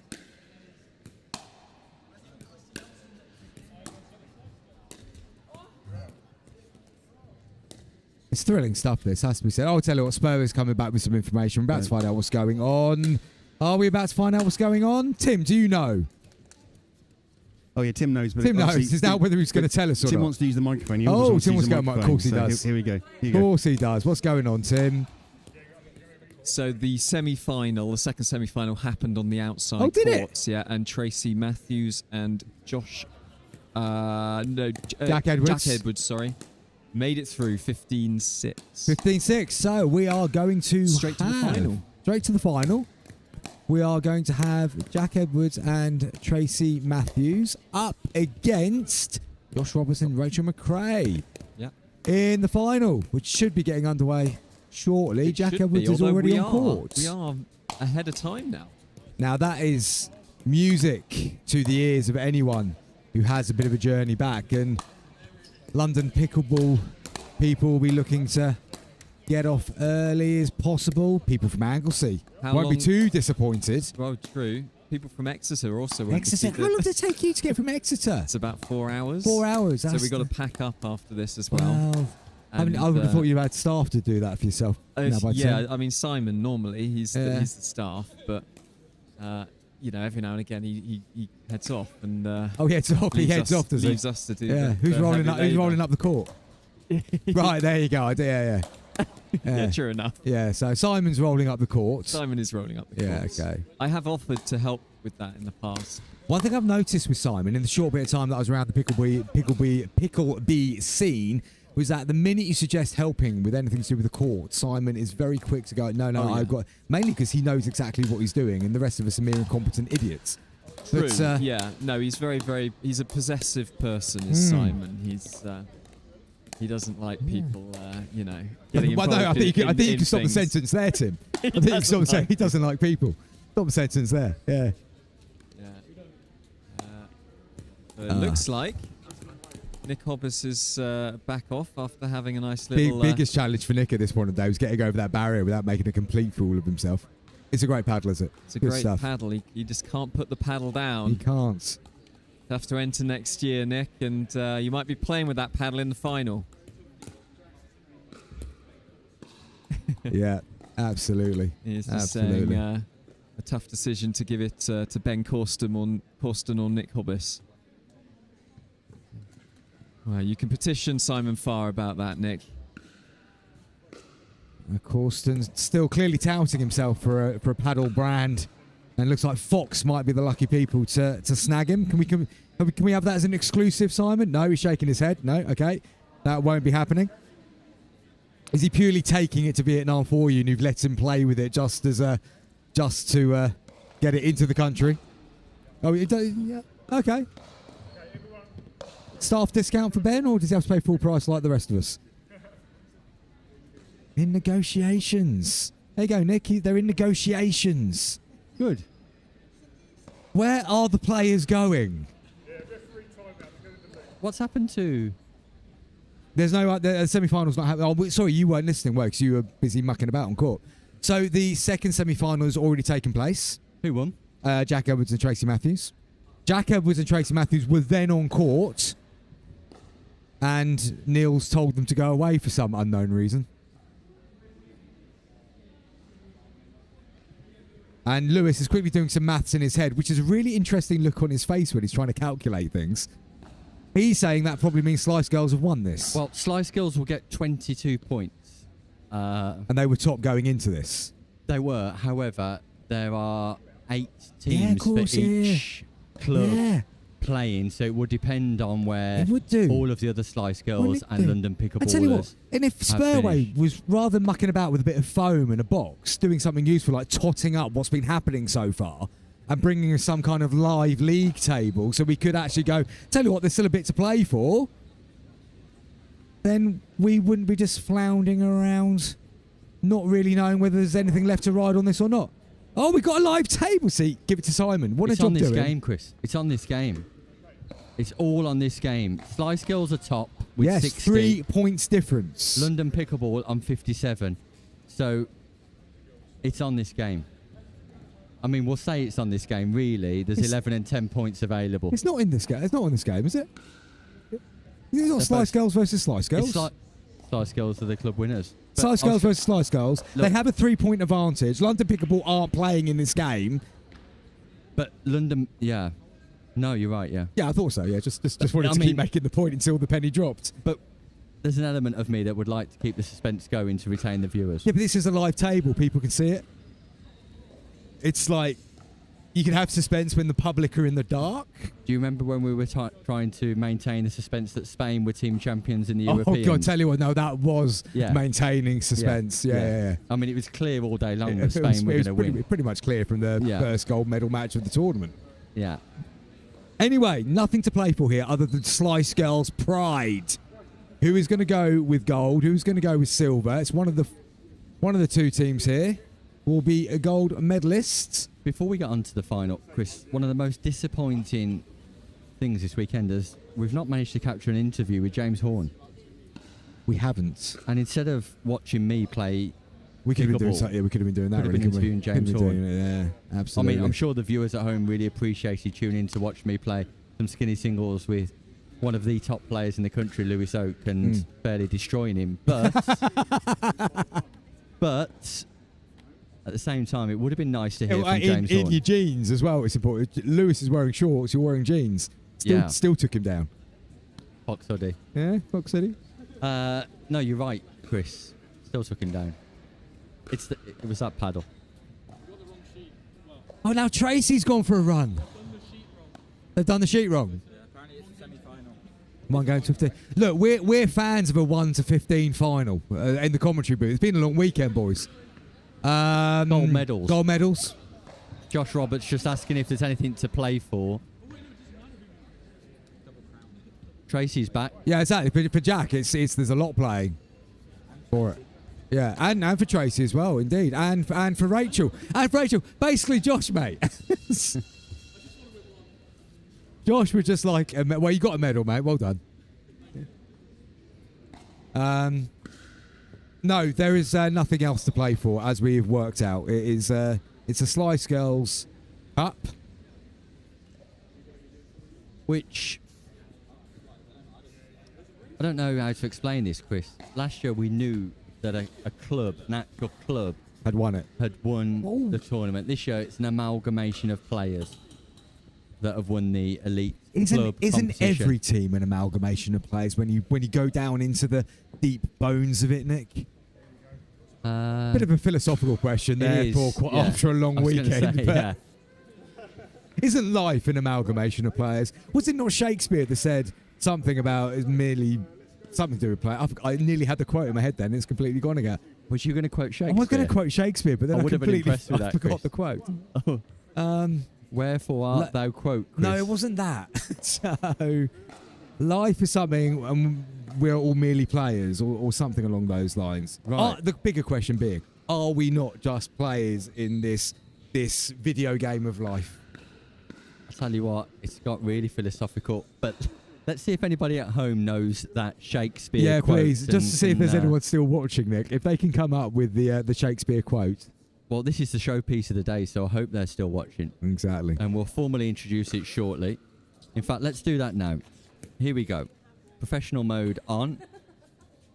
Welcome to everybody watching to the Amber Valley Invitational 2026. Chris Beaumont joining Nick Hobbis in the commentary booth. All of the broadcasting pictures brought to you by Pickleball. And a big thanks to Simon Farr, Tim Spurway and Lewis Oak for their work this weekend. The broadcast sponsors, Taylor, Emmett Solicitors, and all of our corporate sponsors for their support this weekend. This is the final game of the 2-day Invitational at Derby Arena. So Castlegate Chambers, David Shelley Construction, Franklin Pickleball, Gamma Pickleball, Fletcher and Company, Nightingale Solicitors, PDH Sports, The iPlace, Third Shot, Voodink, True Sporting Colours, the World Pickleball Magazine and Fox Pickleball, and of course Pickleball for all of your support over the last 2 days. We have built to the crescendo that is the mixed doubles gold medal match featuring Josh Roberts and Rachel McRae, the #1 ranked team representing the Splice Girls, and they're taking on Jack Edward and Tracy Matthews. Jack Edwards and Tracy Matthews already gold medalists, as is Rachel McRae yesterday. Josh Roberts didn't win gold. Didn't win a medal yesterday, but he'll be definitely walking away with a colour today. Will it be gold? Will it be silver? We ask, the public responds. Kevin Christensen coming back in with, I'd go with All the World's a Stage. And that is the beginning of it. I mean, it would have been useful if Kevin given me the entire quote. But I think it's all the World's a Stage and all the men and women are merely players or something. But thanks, Kevin Christensen. Thanks, Kevin. In fact, thanks to Kevin for his contributions all day long today. He's been an avid viewer. He has been throughout looking the back, whole yeah, day, and we've has managed been. to retain his attention for a large period of the day. There's nothing else on TV on a Sunday, really, is there, Nick? I mean, the other sporting events have not really been to this level. I'll be getting back for the Crufts this evening. But let's focus on this mixed doubles final. It's Tracy Matthews and Jack Edwards at the bottom of your screen. Rachel McRae and Josh Roberts at the top. Referee Neil Lawson-Smith, who's done a sterling job this weekend, calls time in, and we're underway.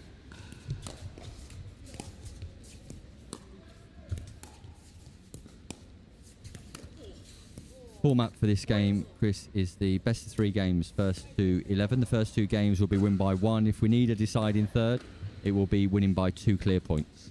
Absolutely, and with the quality players we've got to show here, could be in for a late one. Attack by Edwards, counter by Roberts into the net. Couple of quick points for Edwards and Matthews. Make that a third. Yeah, I want to see Tracy Matthews and Jack Edwards attack this final. And they've started off in that way. And there we go again from Edwards. I know Rachel McRae's defended, but I don't mind that intent at the start of the game. But again, even on the counter there, Rachel just rolling across to that short side of the court. Very nice play.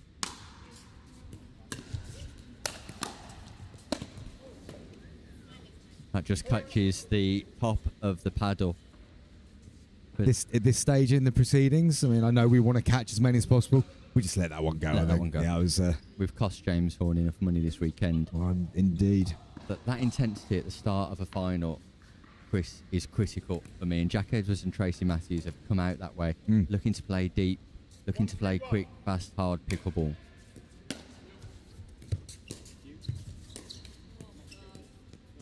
First error from Matthews there, just telling herself to wake up, and yeah, need to be on it throughout this game.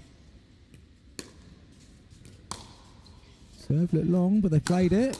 Big drive from Roberts. McRae just following up off balance.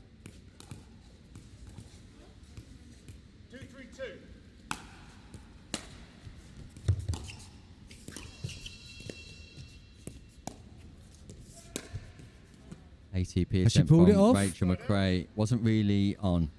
I don't think that ball was wide enough to play that shot. But it wasn't that wide of the sideline in the end, Nick. It was closer than we probably thought at first glance.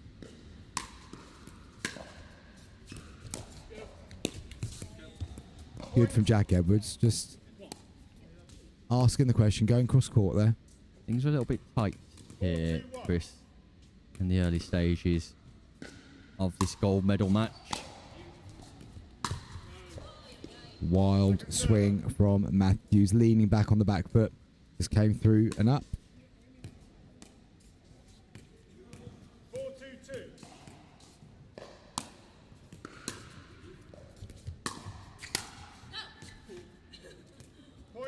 And Matthews clearly calling that one long. Edwards just lets it go casually enough, and 3-point gap opens up again. Great footwork and anticipation from Jack Edwards, but it's on the back of a delightful drop from Tracy Matthews. No, really good play from the pair of them there. It was nicely engineered, and Edwards was on the move really early. Nice flick of the wrist to power it downwards.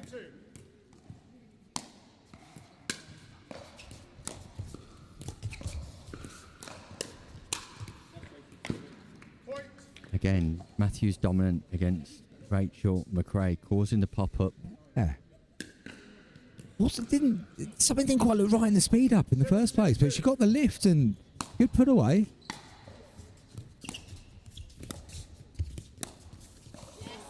Jack Edwards, phenomenal play. Josh Roberts comes in for the Ernie, leaves the space. Edwards exploits it. And what a run this is by Matthews and Edwards. Oh, really good. Really good. That strategy has continued.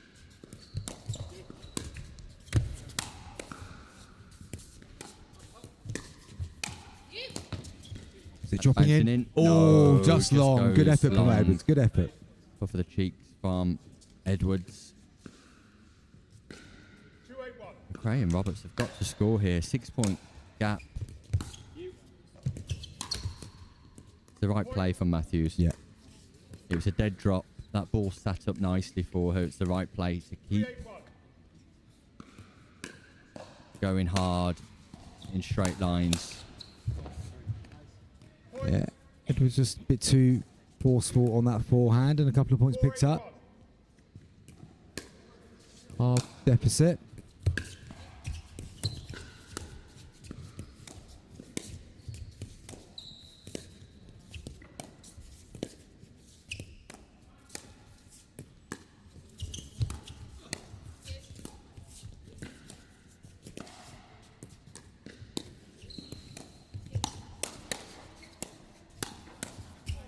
Yeah, good play. Best exchange of the match so far, Nick. And Roberts comes out on top, just catching Edwards off balance. Finally, after that long exchange.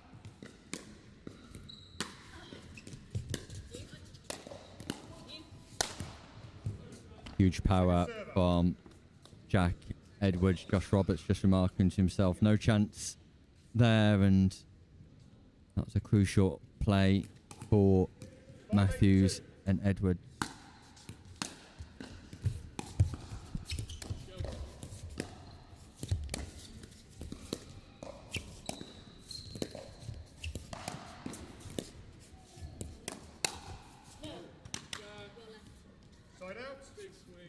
Yeah, Roberts just remarking himself there, big swing. Just felt like he had to take control there, as they are struggling a little bit in this opening game. Just long though from Matthews, not for the first time today in this final.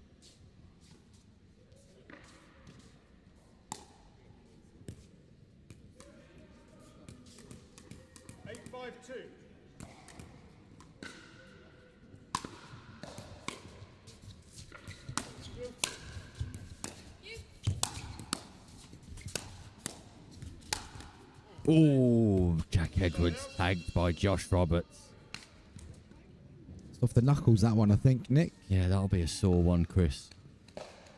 He's brushing it off pretty quickly.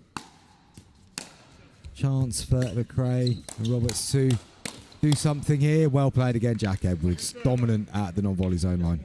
Great footwork. Just gave himself some space to execute the forehand volley. Just shuffled to his right, recognising that that ball was coming back down the middle. Allowed him to generate a little bit more power on that volley.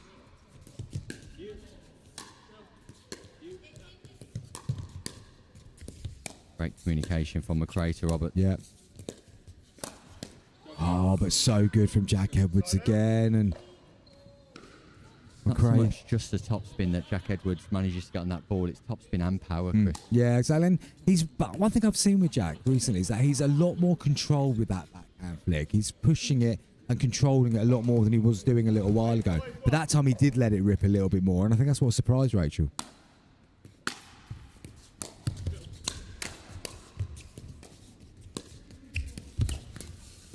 Everything's been more controlled about Jack Edwards this weekend, Yeah, especially in the absolutely. big matches, especially in those big moments. Yeah. Especially when he's been behind in big matches. He's managed to compose himself, control, and we very much described his final yesterday as a mature performance. Yeah. And one thing we often forget, I think, is that some of these players are very young, and maturity comes as time goes on, and it's in life, not just on the pickleball court. And we're seeing that now in some of these younger players. It's the choices they're making, the way they refocus, the decisions they take are just better than they were a little bit of time ago, and that's just time evolving.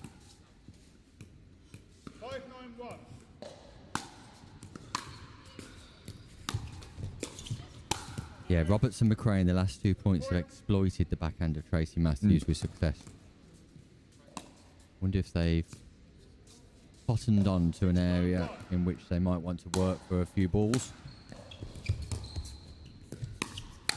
Again. And again. Yeah, absolutely again. Perfect play from McRae and Roberts. Anticipation, getting into that position and then firing home. Was 8-2. It's now 9-7 to Edward and Matthews. We're still on first serve. Edwards is on the left. Yeah, that's good pressure. Just that change for a moment just releases that pressure for a second. Just gives a different look for Roberts and McRae. See what happens with the stack here. It unwinds this time. And Roberts misses the third. Looks glaringly at the court, but misread from Roberts.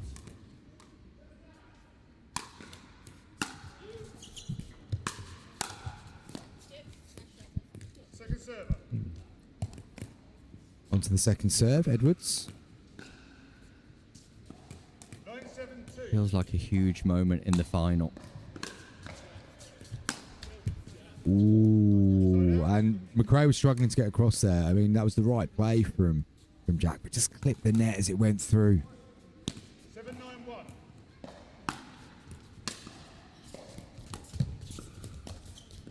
That's a great lob. Tweener. Oh, Edwards having none of that, was he? Roberts. Be your tweener all day long, Roberts. Yeah, it's coming back hard. But it's a great lob from Jack Edwards. That was a nice touch. Very nice touch. Very clever play at a critical time. Opted to stay this time.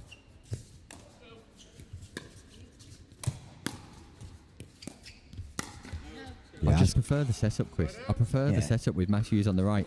I know it's forehands on the wing and nothing down the centre. But I remarked earlier, I think Jack Edwards' backhand is good enough to attack down the middle. Yeah. No, I agree.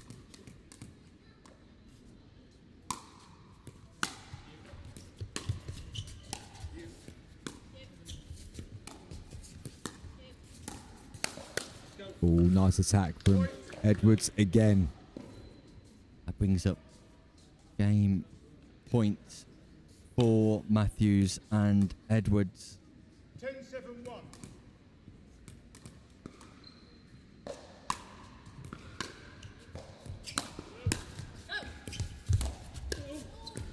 That ball's still in play. Somehow still in play. Can you believe it? McRae wasn't looking. It just hit a paddle.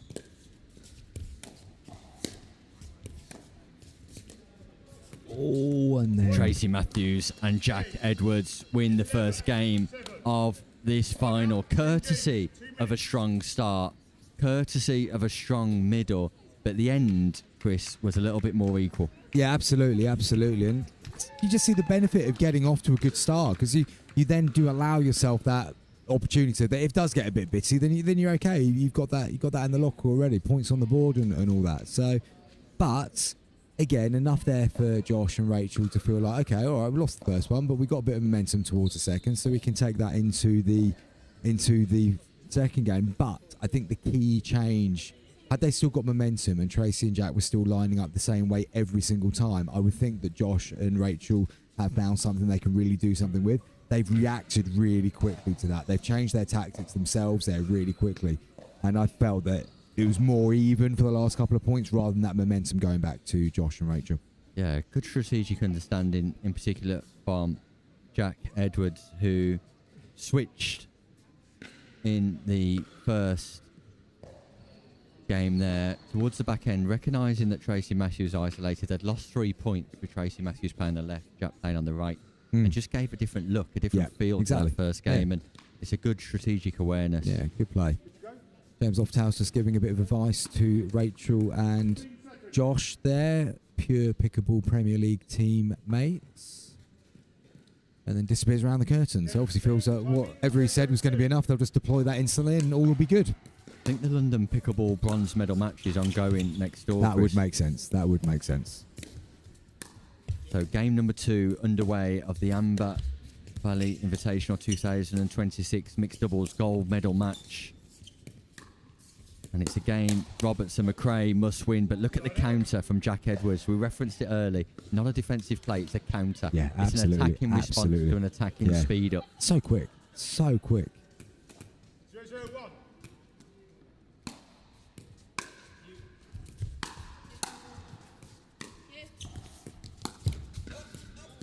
Oh, she's got there. What a get.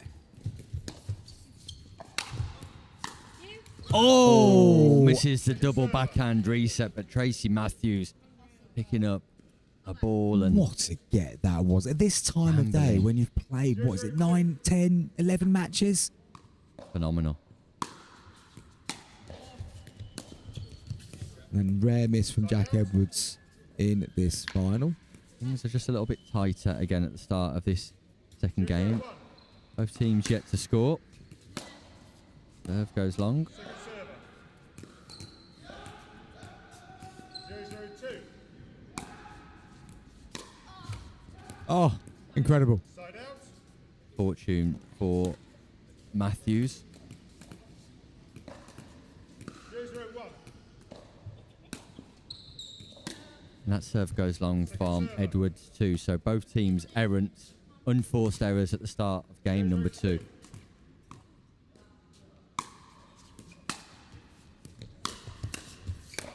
Oh, now that's good from Jack. He's adjusted his body so quickly there. It would have been so easy to come flying through with a flat sort of 9 o'clock forehand. He's just got himself into a nice little cheeky 12 o'clock position there, Nick, and played it down the middle. Yeah, Russian crush from Matthews and Edwards. Thrive and drive. So good, Jack Edwards. So good. He's got them on a string there. This is the reason why Jack Edwards was the #1 challenger pick for the PPL in 2025-26 season. Surely destined for the Premier, Chris Beaumont. Without a doubt, but he is a different player to what he was when he was the #1 pick in the Challenger. A lot of us looked at him and thought about him for the Premier League. He was very much on our list, but what he is doing now, he's a different beast to what he was back then. He's done all the things that I think people were hoping to see him improve to get himself in there, and he was close to getting called up to the Premier League in the last round for sure. The thing about Jack this weekend and previously, he's always had these shots, but now he's applying himself in the right manner. Yeah.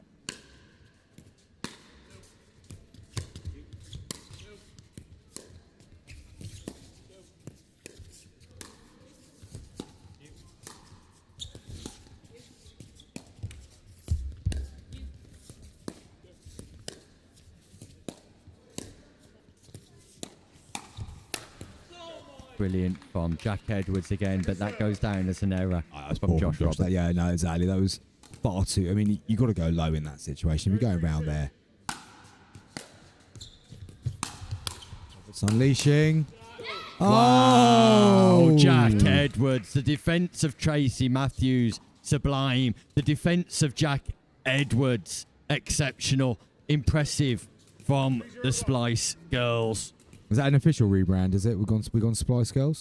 Splice. Okay, just checking. So I mean, I've not been around all day, obviously. I thought it was a play on words for the actual paddle, the splice. Is there a splice in a paddle? Or No, just that's a cricket bat? You still play Just a cricket, aren't bat. you? Yeah. Speaking of which, Brindle's still doing a good job down at mid-on for me, and not a lot of action for him there, but he's still concentrating, which is always what you want from your fielders.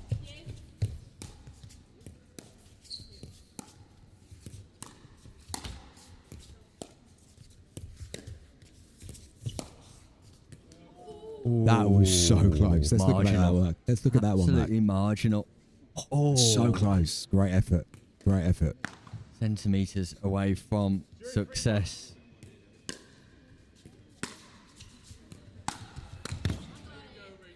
Tracy Matthews just lets Jack know, I've got it, but there was no communication about whether the stat was unwinding, whether the stat was sticking. Yeah.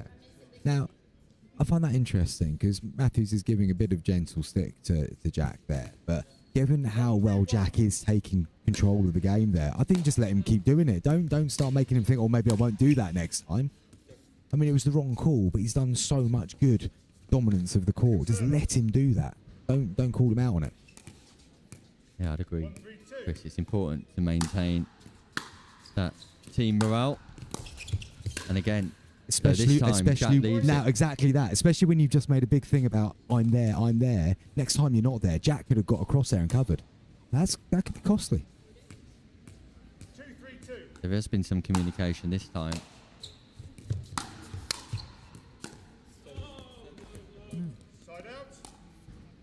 Matthews and Edwards had a 3-0 lead. Roberts and McRae with 2 points in that side out. Let's see what Matthews and Edwards can do in response here. Oh, I was expecting a drop from Jack when that ball just dipped. Yeah. Just chance to reset, go again, go back to the basics. I think Neil Lawson-Smith just scored 3-2-3. 3-2-3, so... I know he's quite innovative as a referee, but I don't think he's allowed to reinvent the scoring system. Oh, there we go. There's the Rachel McRae shot. Staple diet of McRae is that cross-court roll. 2-3-1.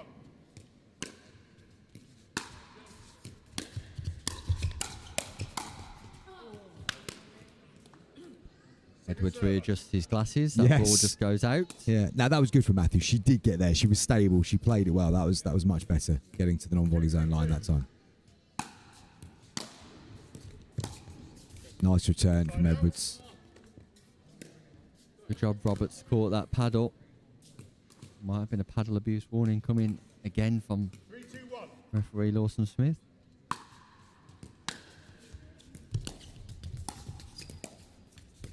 And that time, Roberts just going back in behind. 3-2-2.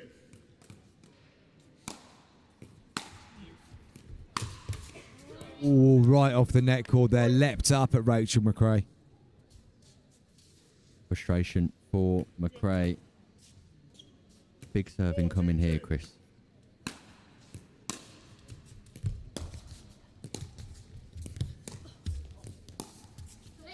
That's a delightful lob from Roberts.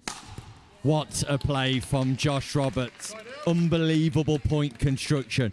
A lob that's on point and then a smash of pure delight into the open space at the side of the court. Finds a great angle. Impressive from Roberts.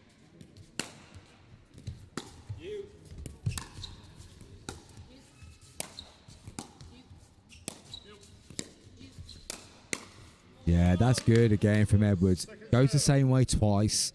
Roberts is slightly not in the best bit court positioning there. Changes the angle at the right time, catches him.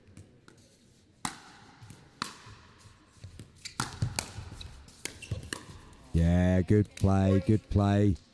Edwards unable to deal with that little bit of heat, and McRae able to put that one down to the toes of Matthews. 3-4-2. And Roberts just feeling their way into this second game. This must-win second game. Roberts will be frustrated with that. Tracy Matthews wins a backhand exchange with Josh Roberts. That will feel like a huge win. Yeah, and Josh just seems a little bit slow getting up to the non-volley zone line that time. I mean, 4-3-1. second guessed himself maybe. Oh, there we go Rachel again. McRae, you cannot play to the forehand of McRae. Well, not if you come all the way across court like that, Nick. I mean, you're just given an open goal on her favourite shot. I'm Jack Edwards driving now. I'm targeting the left hip, not the outside of the right hip. Poor play from Edwards. A very rare poor decision.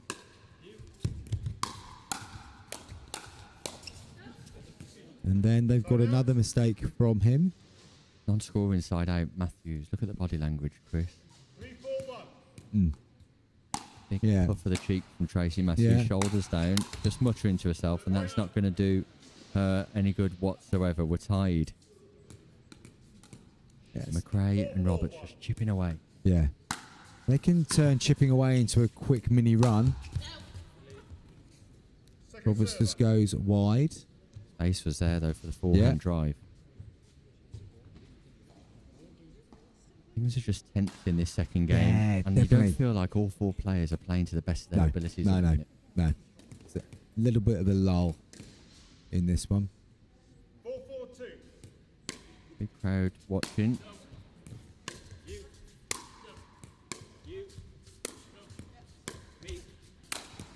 Yeah, Rachel, and she's saying it to herself there, needed to get that ball bouncing. The slice drop is fine if you can get it to dip below the net, obviously, because it dips late. But when it's sitting up there, it gives Jack the chance to do whatever he wants with it.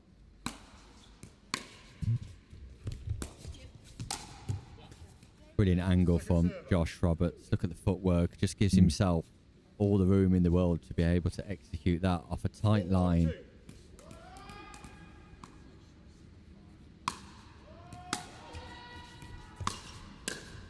Ooh, that could be the first one she's missed today. All weekend. All weekend, quite possibly. But big time to miss it. 5-4-2.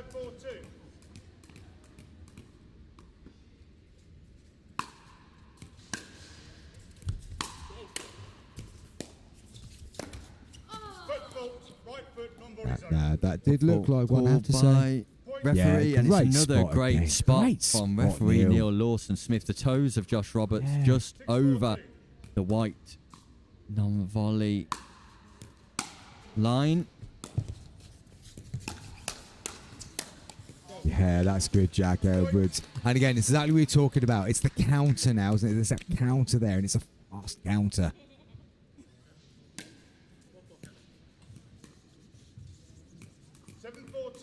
Matthews and Edwards have gone on a run. It's changed the flow of this final. That catches the hair of Rachel McRae. Tracy Matthews goes head hunting, and helmets are not provided. Yeah, Rachel seeing the funny side there. I mean, she'll be more annoyed with herself for not getting her head out of the way than the fact that it's hit her on the head. Oh, but then the next one, that's a good drive from Tracy Matthews. Tracy Matthews just pointing to say that double backhand's working. Well, it's getting him pretty close to the finishing line, Nick. 2 points required for a gold medal.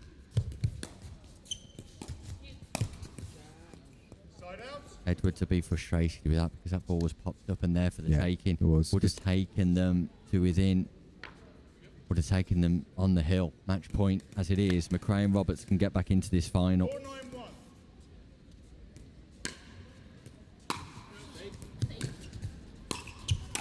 Oh, yeah, Josh Roberts quickly looks down at his toes just to make sure he's not on the line.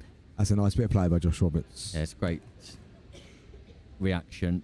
Again, great understanding and premeditation of the pattern of play. Seeing Lofthouse with a medal round his neck back there, Nick. That might be is that a bronze medal? No, they got knocked out earlier, didn't they? That'll be a club medal, an elite club medal. James Horn clearly keen to get the presentation ceremony done and dusted. Absolutely, and got a lot of time for a tournament organiser that will do that.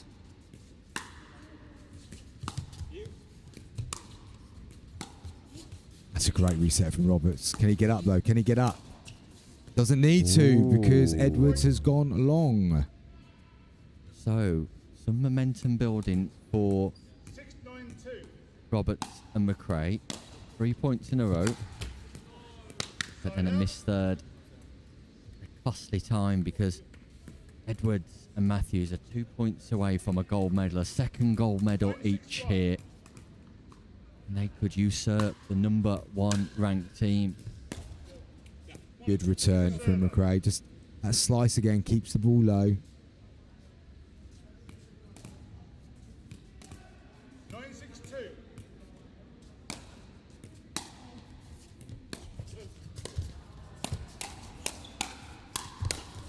Oh! Josh Roberts, just when you need him most, turns up with the most miraculous play. Fast hands, backhand, forehand, overhead. Impressive anticipation. Non-scoring. Side out. 3 point gap. How big is that play from Roberts? Could be big. Could be big. 2 points now. If they can win this next point, Nick, and still have 2 serves in hand. Make your third. Got to make your third. Same play again. And it's a pop-up. I love the play from Rachel McRae. She recognised the success previously. Went back to the well. Came back with a bucket of water. Absolutely. Very good play. Good tactical play from Rachel McRae. And well put away by Josh Roberts, tagging Jack Edwards.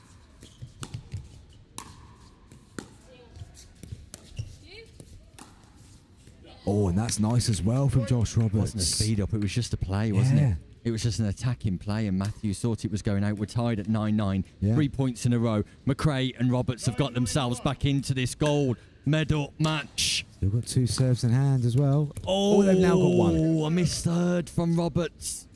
Close. Very, very close, but fine margins at this point. What's the turning point? Those fast hands from Roberts. 4 exchanges ago. Let's find out. Done well to get that back. What a play from McRae. That ball bounces. They get forward. That's nice as well. That's really nice as well. Good play. Rachel McRae. Rachel McRae. Coming up trumps. Brings up game point for Roberts and McRae. They were 9-6 down.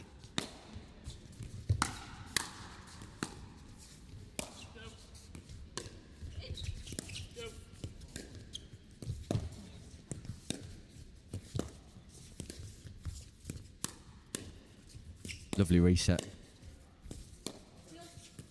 Jack Edwards tries to play the line, and Roberts and McRae come back from behind. And we're going to a third game, Chris Beaumont. I'm going to say something slightly controversial here, Nick. I don't think Matthews and Edwards won a point after Matthews pointed to the commentary booth and said, "What about my double-handed backhand?"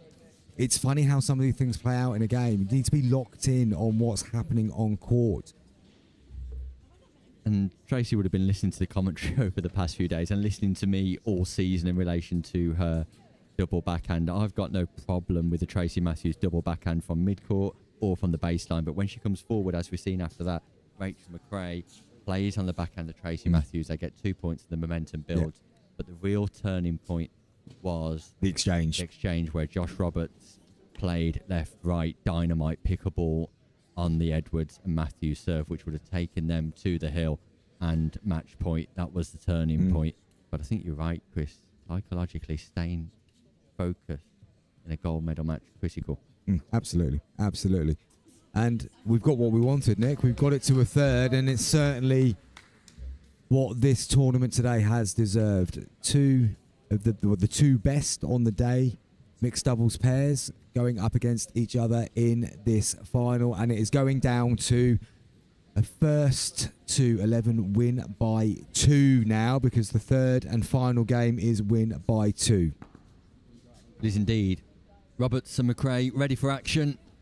They're eager to get on with things.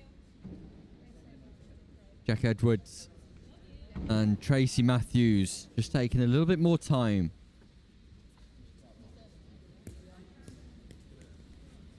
Josh Roberts suggesting he's cramping up. Hopefully not too much. I'm playing against him tomorrow night. Surely you want him to cramp up? Well, I'd like Roberts at his best. James Lofthouse leaving for the long journey back home to London.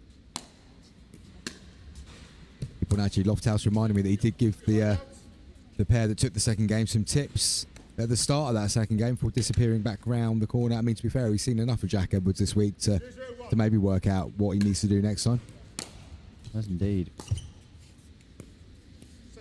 Opening stage is crucial in this deciding third game of the Amber Valley Invitational 2026.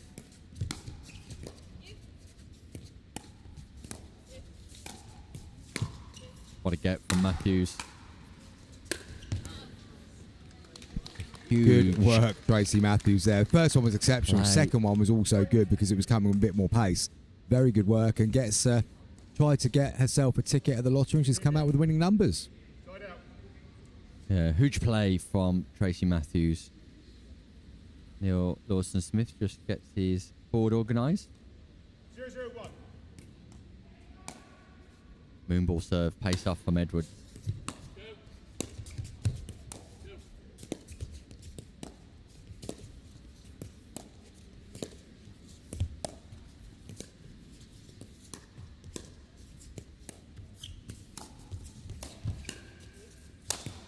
We spoke about it yesterday, Chris, in the men's doubles final. Josh Roberts, when that ball's out wide, sometimes guilty of trying to go to the opposite flank rather than centre or straight. Yeah.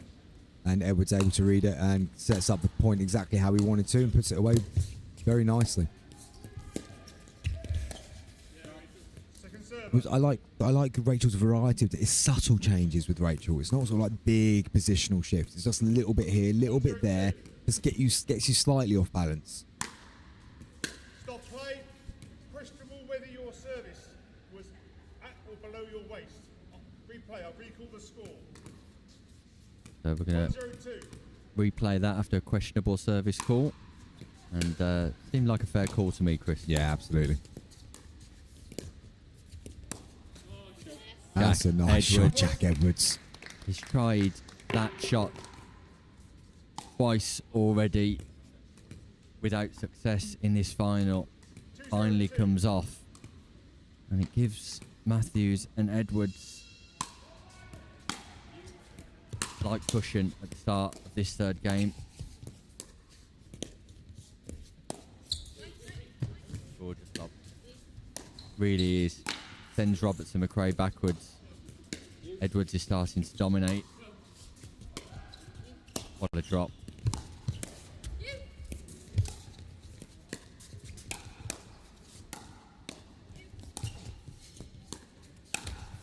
Keep it in. He's gone again with the lob. And just a point long. that had it. Oh, fantastic action here in the mixed doubles final. Edwards went for the audacious lob once more, but McRae and Roberts on the rescue managed to get forward. Impressive pickleball. Big drive. Matthews looking to counter on the double-handed backhand and straight into the net. That's a good attack again from Edwards. McRae on the stretch, unable to reset. 1-2-2.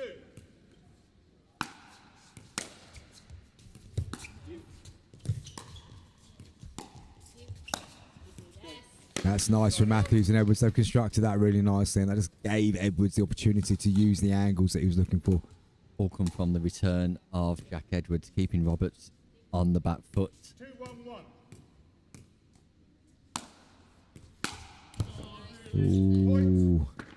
Roberts looks down at the court once again. Not sure if that is more just out of disappointment in his own shot than anything else. Face off serve.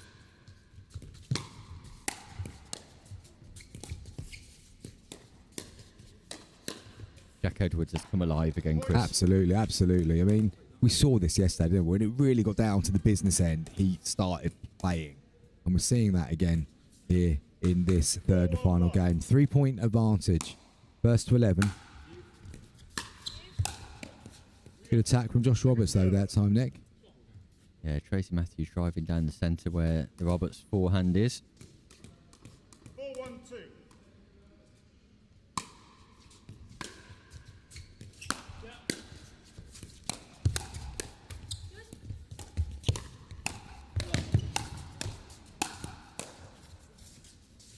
Angles. Yeah. Didn't think I was ever really in doubt. Roberts has gone that way a couple of times on the smash. Does that really well. Amazing work by Edwards in the middle of the court there to keep it alive, but ultimately just put away very comfortably by Josh Roberts.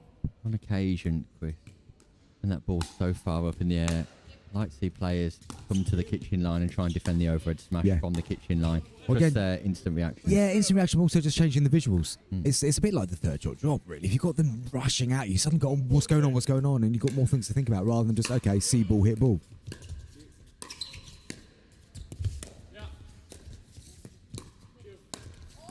Reaching there by Rachel. Now, that time, look how far back from the non-volley zone line Rachel was when she was reaching in there. She'd just been properly positioned. That would have been a much easier shot to play. Yeah, just off balance, overstretching, but constructed the point nicely beforehand.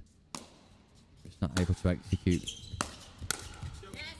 And Edwards, Edwards getting Roberts slowly unwinding the stack there. 5-1-1.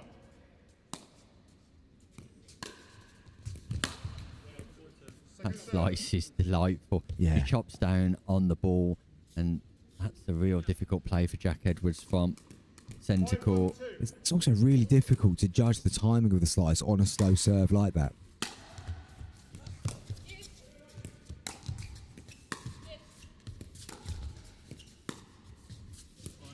That's good from Roberts. That all came again from the depth of return. He's kept them back, and he's then able to dictate the point from that position. Crucial point for McRae and Roberts, who again have got to come from behind.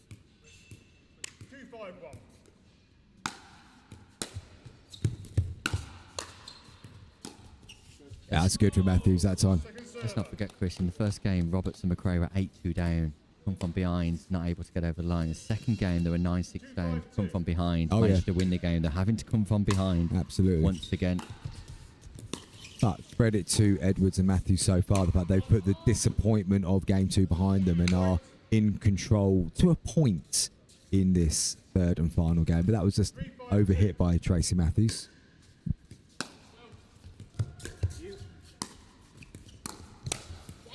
Can't give Edwards that.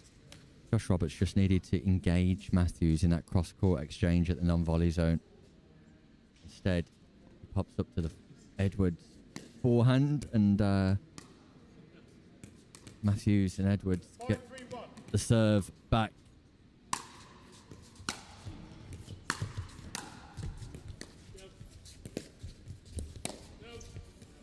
Yeah, good communication by Roberts. Just calling that one out. Was Rachel looked like she was about to play.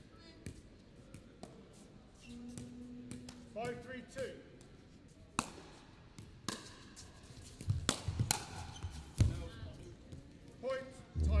Felt like the gap was there, the space was there, and all four players will get a little bit of a breather now as we have a change of ends with Matthews and Edwards, the dominant force in game 2. Uphill challenge for McRae and Roberts, but they've been here before and will look to execute again. I think, Chris, for me now, as we move into the latter stages of this third game, got to isolate Jack Edwards, squeeze him out of this game, because Jack is becoming more and more dominant and more and more clean and crisp with his application. Absolutely, but then I think the way that you do that initially is by going behind him a couple of times just to keep him that side, then you can target on the other side. If you're just going that way immediately, then Jack is just going to keep creeping and eventually will be able to shrink the court to be able to get on there. You've got to send him the other way once or twice. Rachel's doing that to a certain extent, rolling cross court, but I think straight lines going behind him, just because if he comes back across court, he can follow the ball. You want to go behind him. See what plays out here. Fortune for Roberts in the opening exchange. That ball clips the net and goes over the top of the shoulder of Matthews. So that first important exchange on the back of a timeout won by Roberts and McRae. Big drive from Roberts forces the error from Matthews.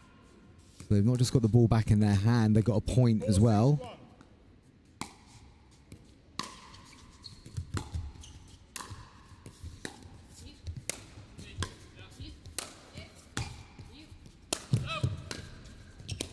Unbelievable Well shot played, from McRae. Rachel McRae. That ball bouncing high above the waist, but she's able to put it into an irretrievable position below the height of the net. That closes to 1, and that's a delightful play from Roberts. No, Josh Roberts. No. I think you've summed it up there, Nick. I mean, Just no. Just no. No.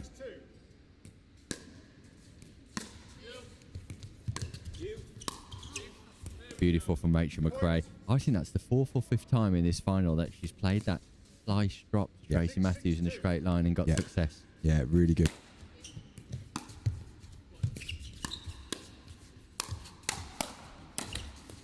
Edwards' good response there because he was under fire. Oh, feels like a big moment. Yeah, Roberts big side out to get back there. And Tracy Matthews just knocks the sponsorship audience over.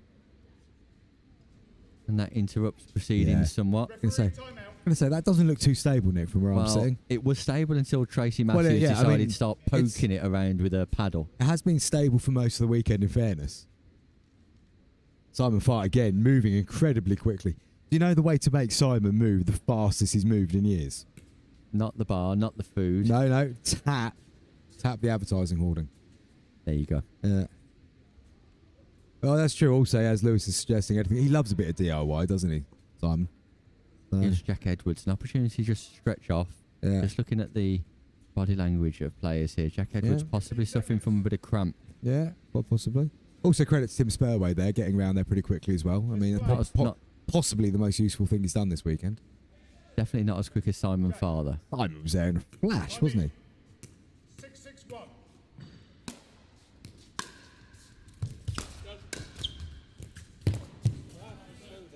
Second server.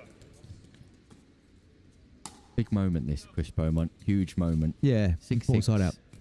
6-6-2. Second server. And a missed third from Edwards. That interruption has just cost Matthews and Edwards. 6-6-1. A good return again from Jack, though. Just asking Roberts to do a lot on that ball. 6-6-2. Incoming. And missed. Non-scoring side out again, Nick. Yeah. Got scrappy, got tense, got nervy. 2 non-scoring side outs in a row. I just wonder if fatigue's playing its part here.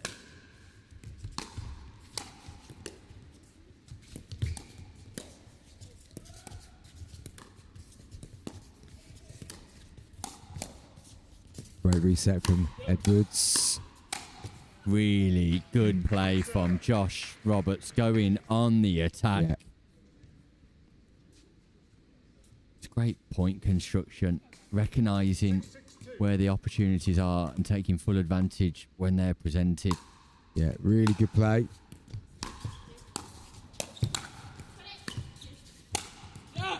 Superb from Josh Roberts. He's suddenly just found a gear, isn't he, in the last minute or so?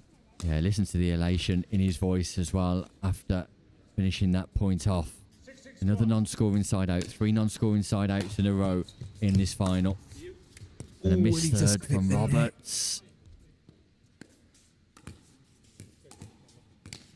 6-6-2.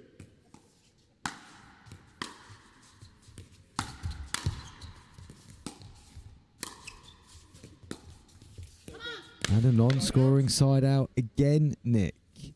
Neither team able to really make any incisions at the moment. We remain at 6-6. That's the last 8 exchanges without a point being awarded, and now a missed serve from Edwards. Feels like Tracy Matthews needs to nudge that sponsorship audience so they can have a bit of a chat. Oh, it's going miles out. Oh, but she's got away with that one. Great. On that forehand side, we've said previously, driving to the forehand side of McRae doesn't tend to bring about too much success. Roberts finds a third.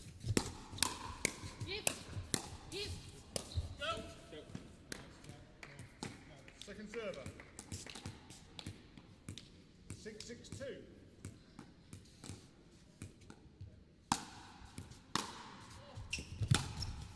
Josh Roberts. Hello. Boom. Straight down the line, double backhand in behind Jack Edwards. A huge play and a huge moment in this gold medal match. 7-6-2.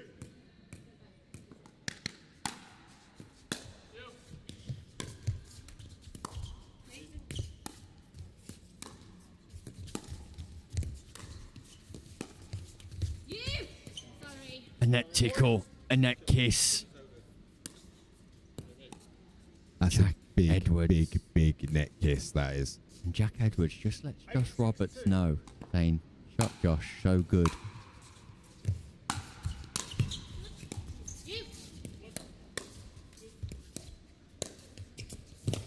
That's really play. good, Rachel McRae. So good. She read the speed up there, laid it back so softly, tempted the situation, and 9-6-2. they're in a great position now, Nick. This is massive. This is massive. Absolutely huge. And Jack Edwards executes when he needed to. Gives them the ball. They've been stuck on 6 for the last 4 side outs. They need to score. They have to score right now.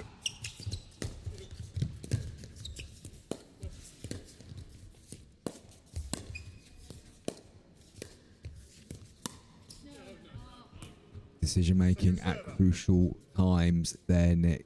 It was a nice little change of direction from Rachel. She's been engaging with Jack a lot, but then just that little change and got to score. Cannot afford 5 non-scoring side outs in a row, Chris, surely. Jack's gone for the Third big shot lob as well. A leave by Josh Roberts. I'm not too sure if it is a deliberate leave or not. The ball landed out. 5 non-scoring side outs in a row. Edwards and Tracy Matthews. And that brings up championship points at the Amber Valley Invitational 2026 mixed doubles final. And that goes out. Josh Roberts and Rachel McRae come back from behind in this gold medal match and are crowned champions of the Amber Valley Invitational for 2026. Rachel McRae, a double gold medalist this weekend. Josh Roberts also takes away gold for Jack Edwards. It just wasn't to be. It's gold and silver. Tracy Matthews, gold and silver for her. But for Roberts and McRae, very much cementing their place at the top of UK pickleball. Chris Beaumont. Absolutely delighted. Hey, from a selfish point of view, Nick, that bodes very well for us and Pure Pickleball in the Premier League finals. Great performance from one of our potential mixed doubles pairs there. Really, really good final. Some excellent play. We've seen Edwards and Matthews be superb all weekends, but at the end of the day, Rachel and Josh have just fought through that, and it was a final with some twists and turns, ups and downs. Stuck on 6-6 for 4 or 5 side outs, and then acceleration at the end to take the next 5 points. Nick Hobbis has hopped round to the other side of the commentary desk. We're going to wait for Lewis Oak to do his last 5, 4, 3, 2, 1 of the day. And he's doing it now. Over to you, Nick. Yeah, welcome back to the Derby Arena, where I'm joined by double gold medalist Rachel McRae and gold medalist here in mixed doubles, Josh Roberts. Congratulations. Thank you very much. It was a tough game. All 3 games were behind every point. Last minute again, decided to switch on, didn't we? Yeah, and somehow pulled through. It's a tough day, Josh, because you've had to play 10 matches to get to this stage. How draining is it physically in terms of fatigue, psychological freshness? Does it become tough in those big moments? Yeah, 100%. I mean, 10 games is quite a lot. So throughout the day, like refueling, everything like that. And again, in that last game, like my legs were killing me. Legs are killing me. We just got to kind of forget about that, carry on with the pickleball, try and get the job done. Rachel McRae, you're a double gold medalist this weekend at the Amber Valley Invitational.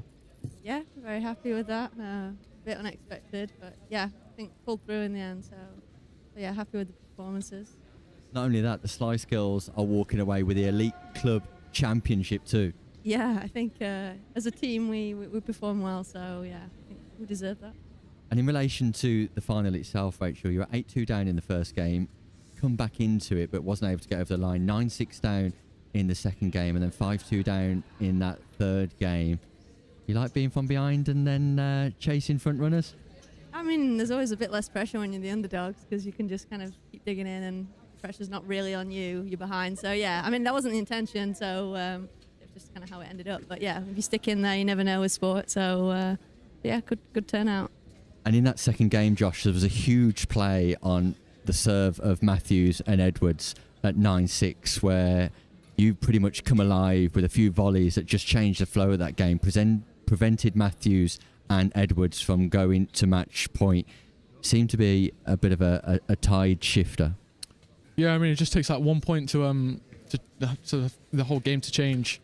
So that's where we started to go up a little bit. We started to play a bit more better pickleball. Yeah, that's what changed the game. What's next for you, Josh? We're both off to Rome next week. Yeah, Rome next week for the Rome Open. That's the one.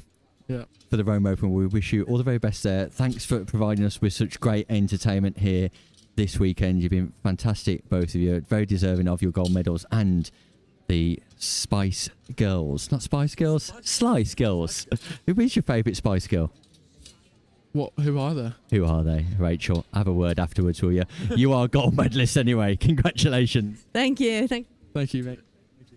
And what a weekend it has been here. Josh Roberts and Rachel McRae signing off as gold medalists in the mixed doubles. The Amber Valley Invitational never fails to disappoint. Its inaugural year in 2025 has grown and simply been absolutely majestic over the past 2 days.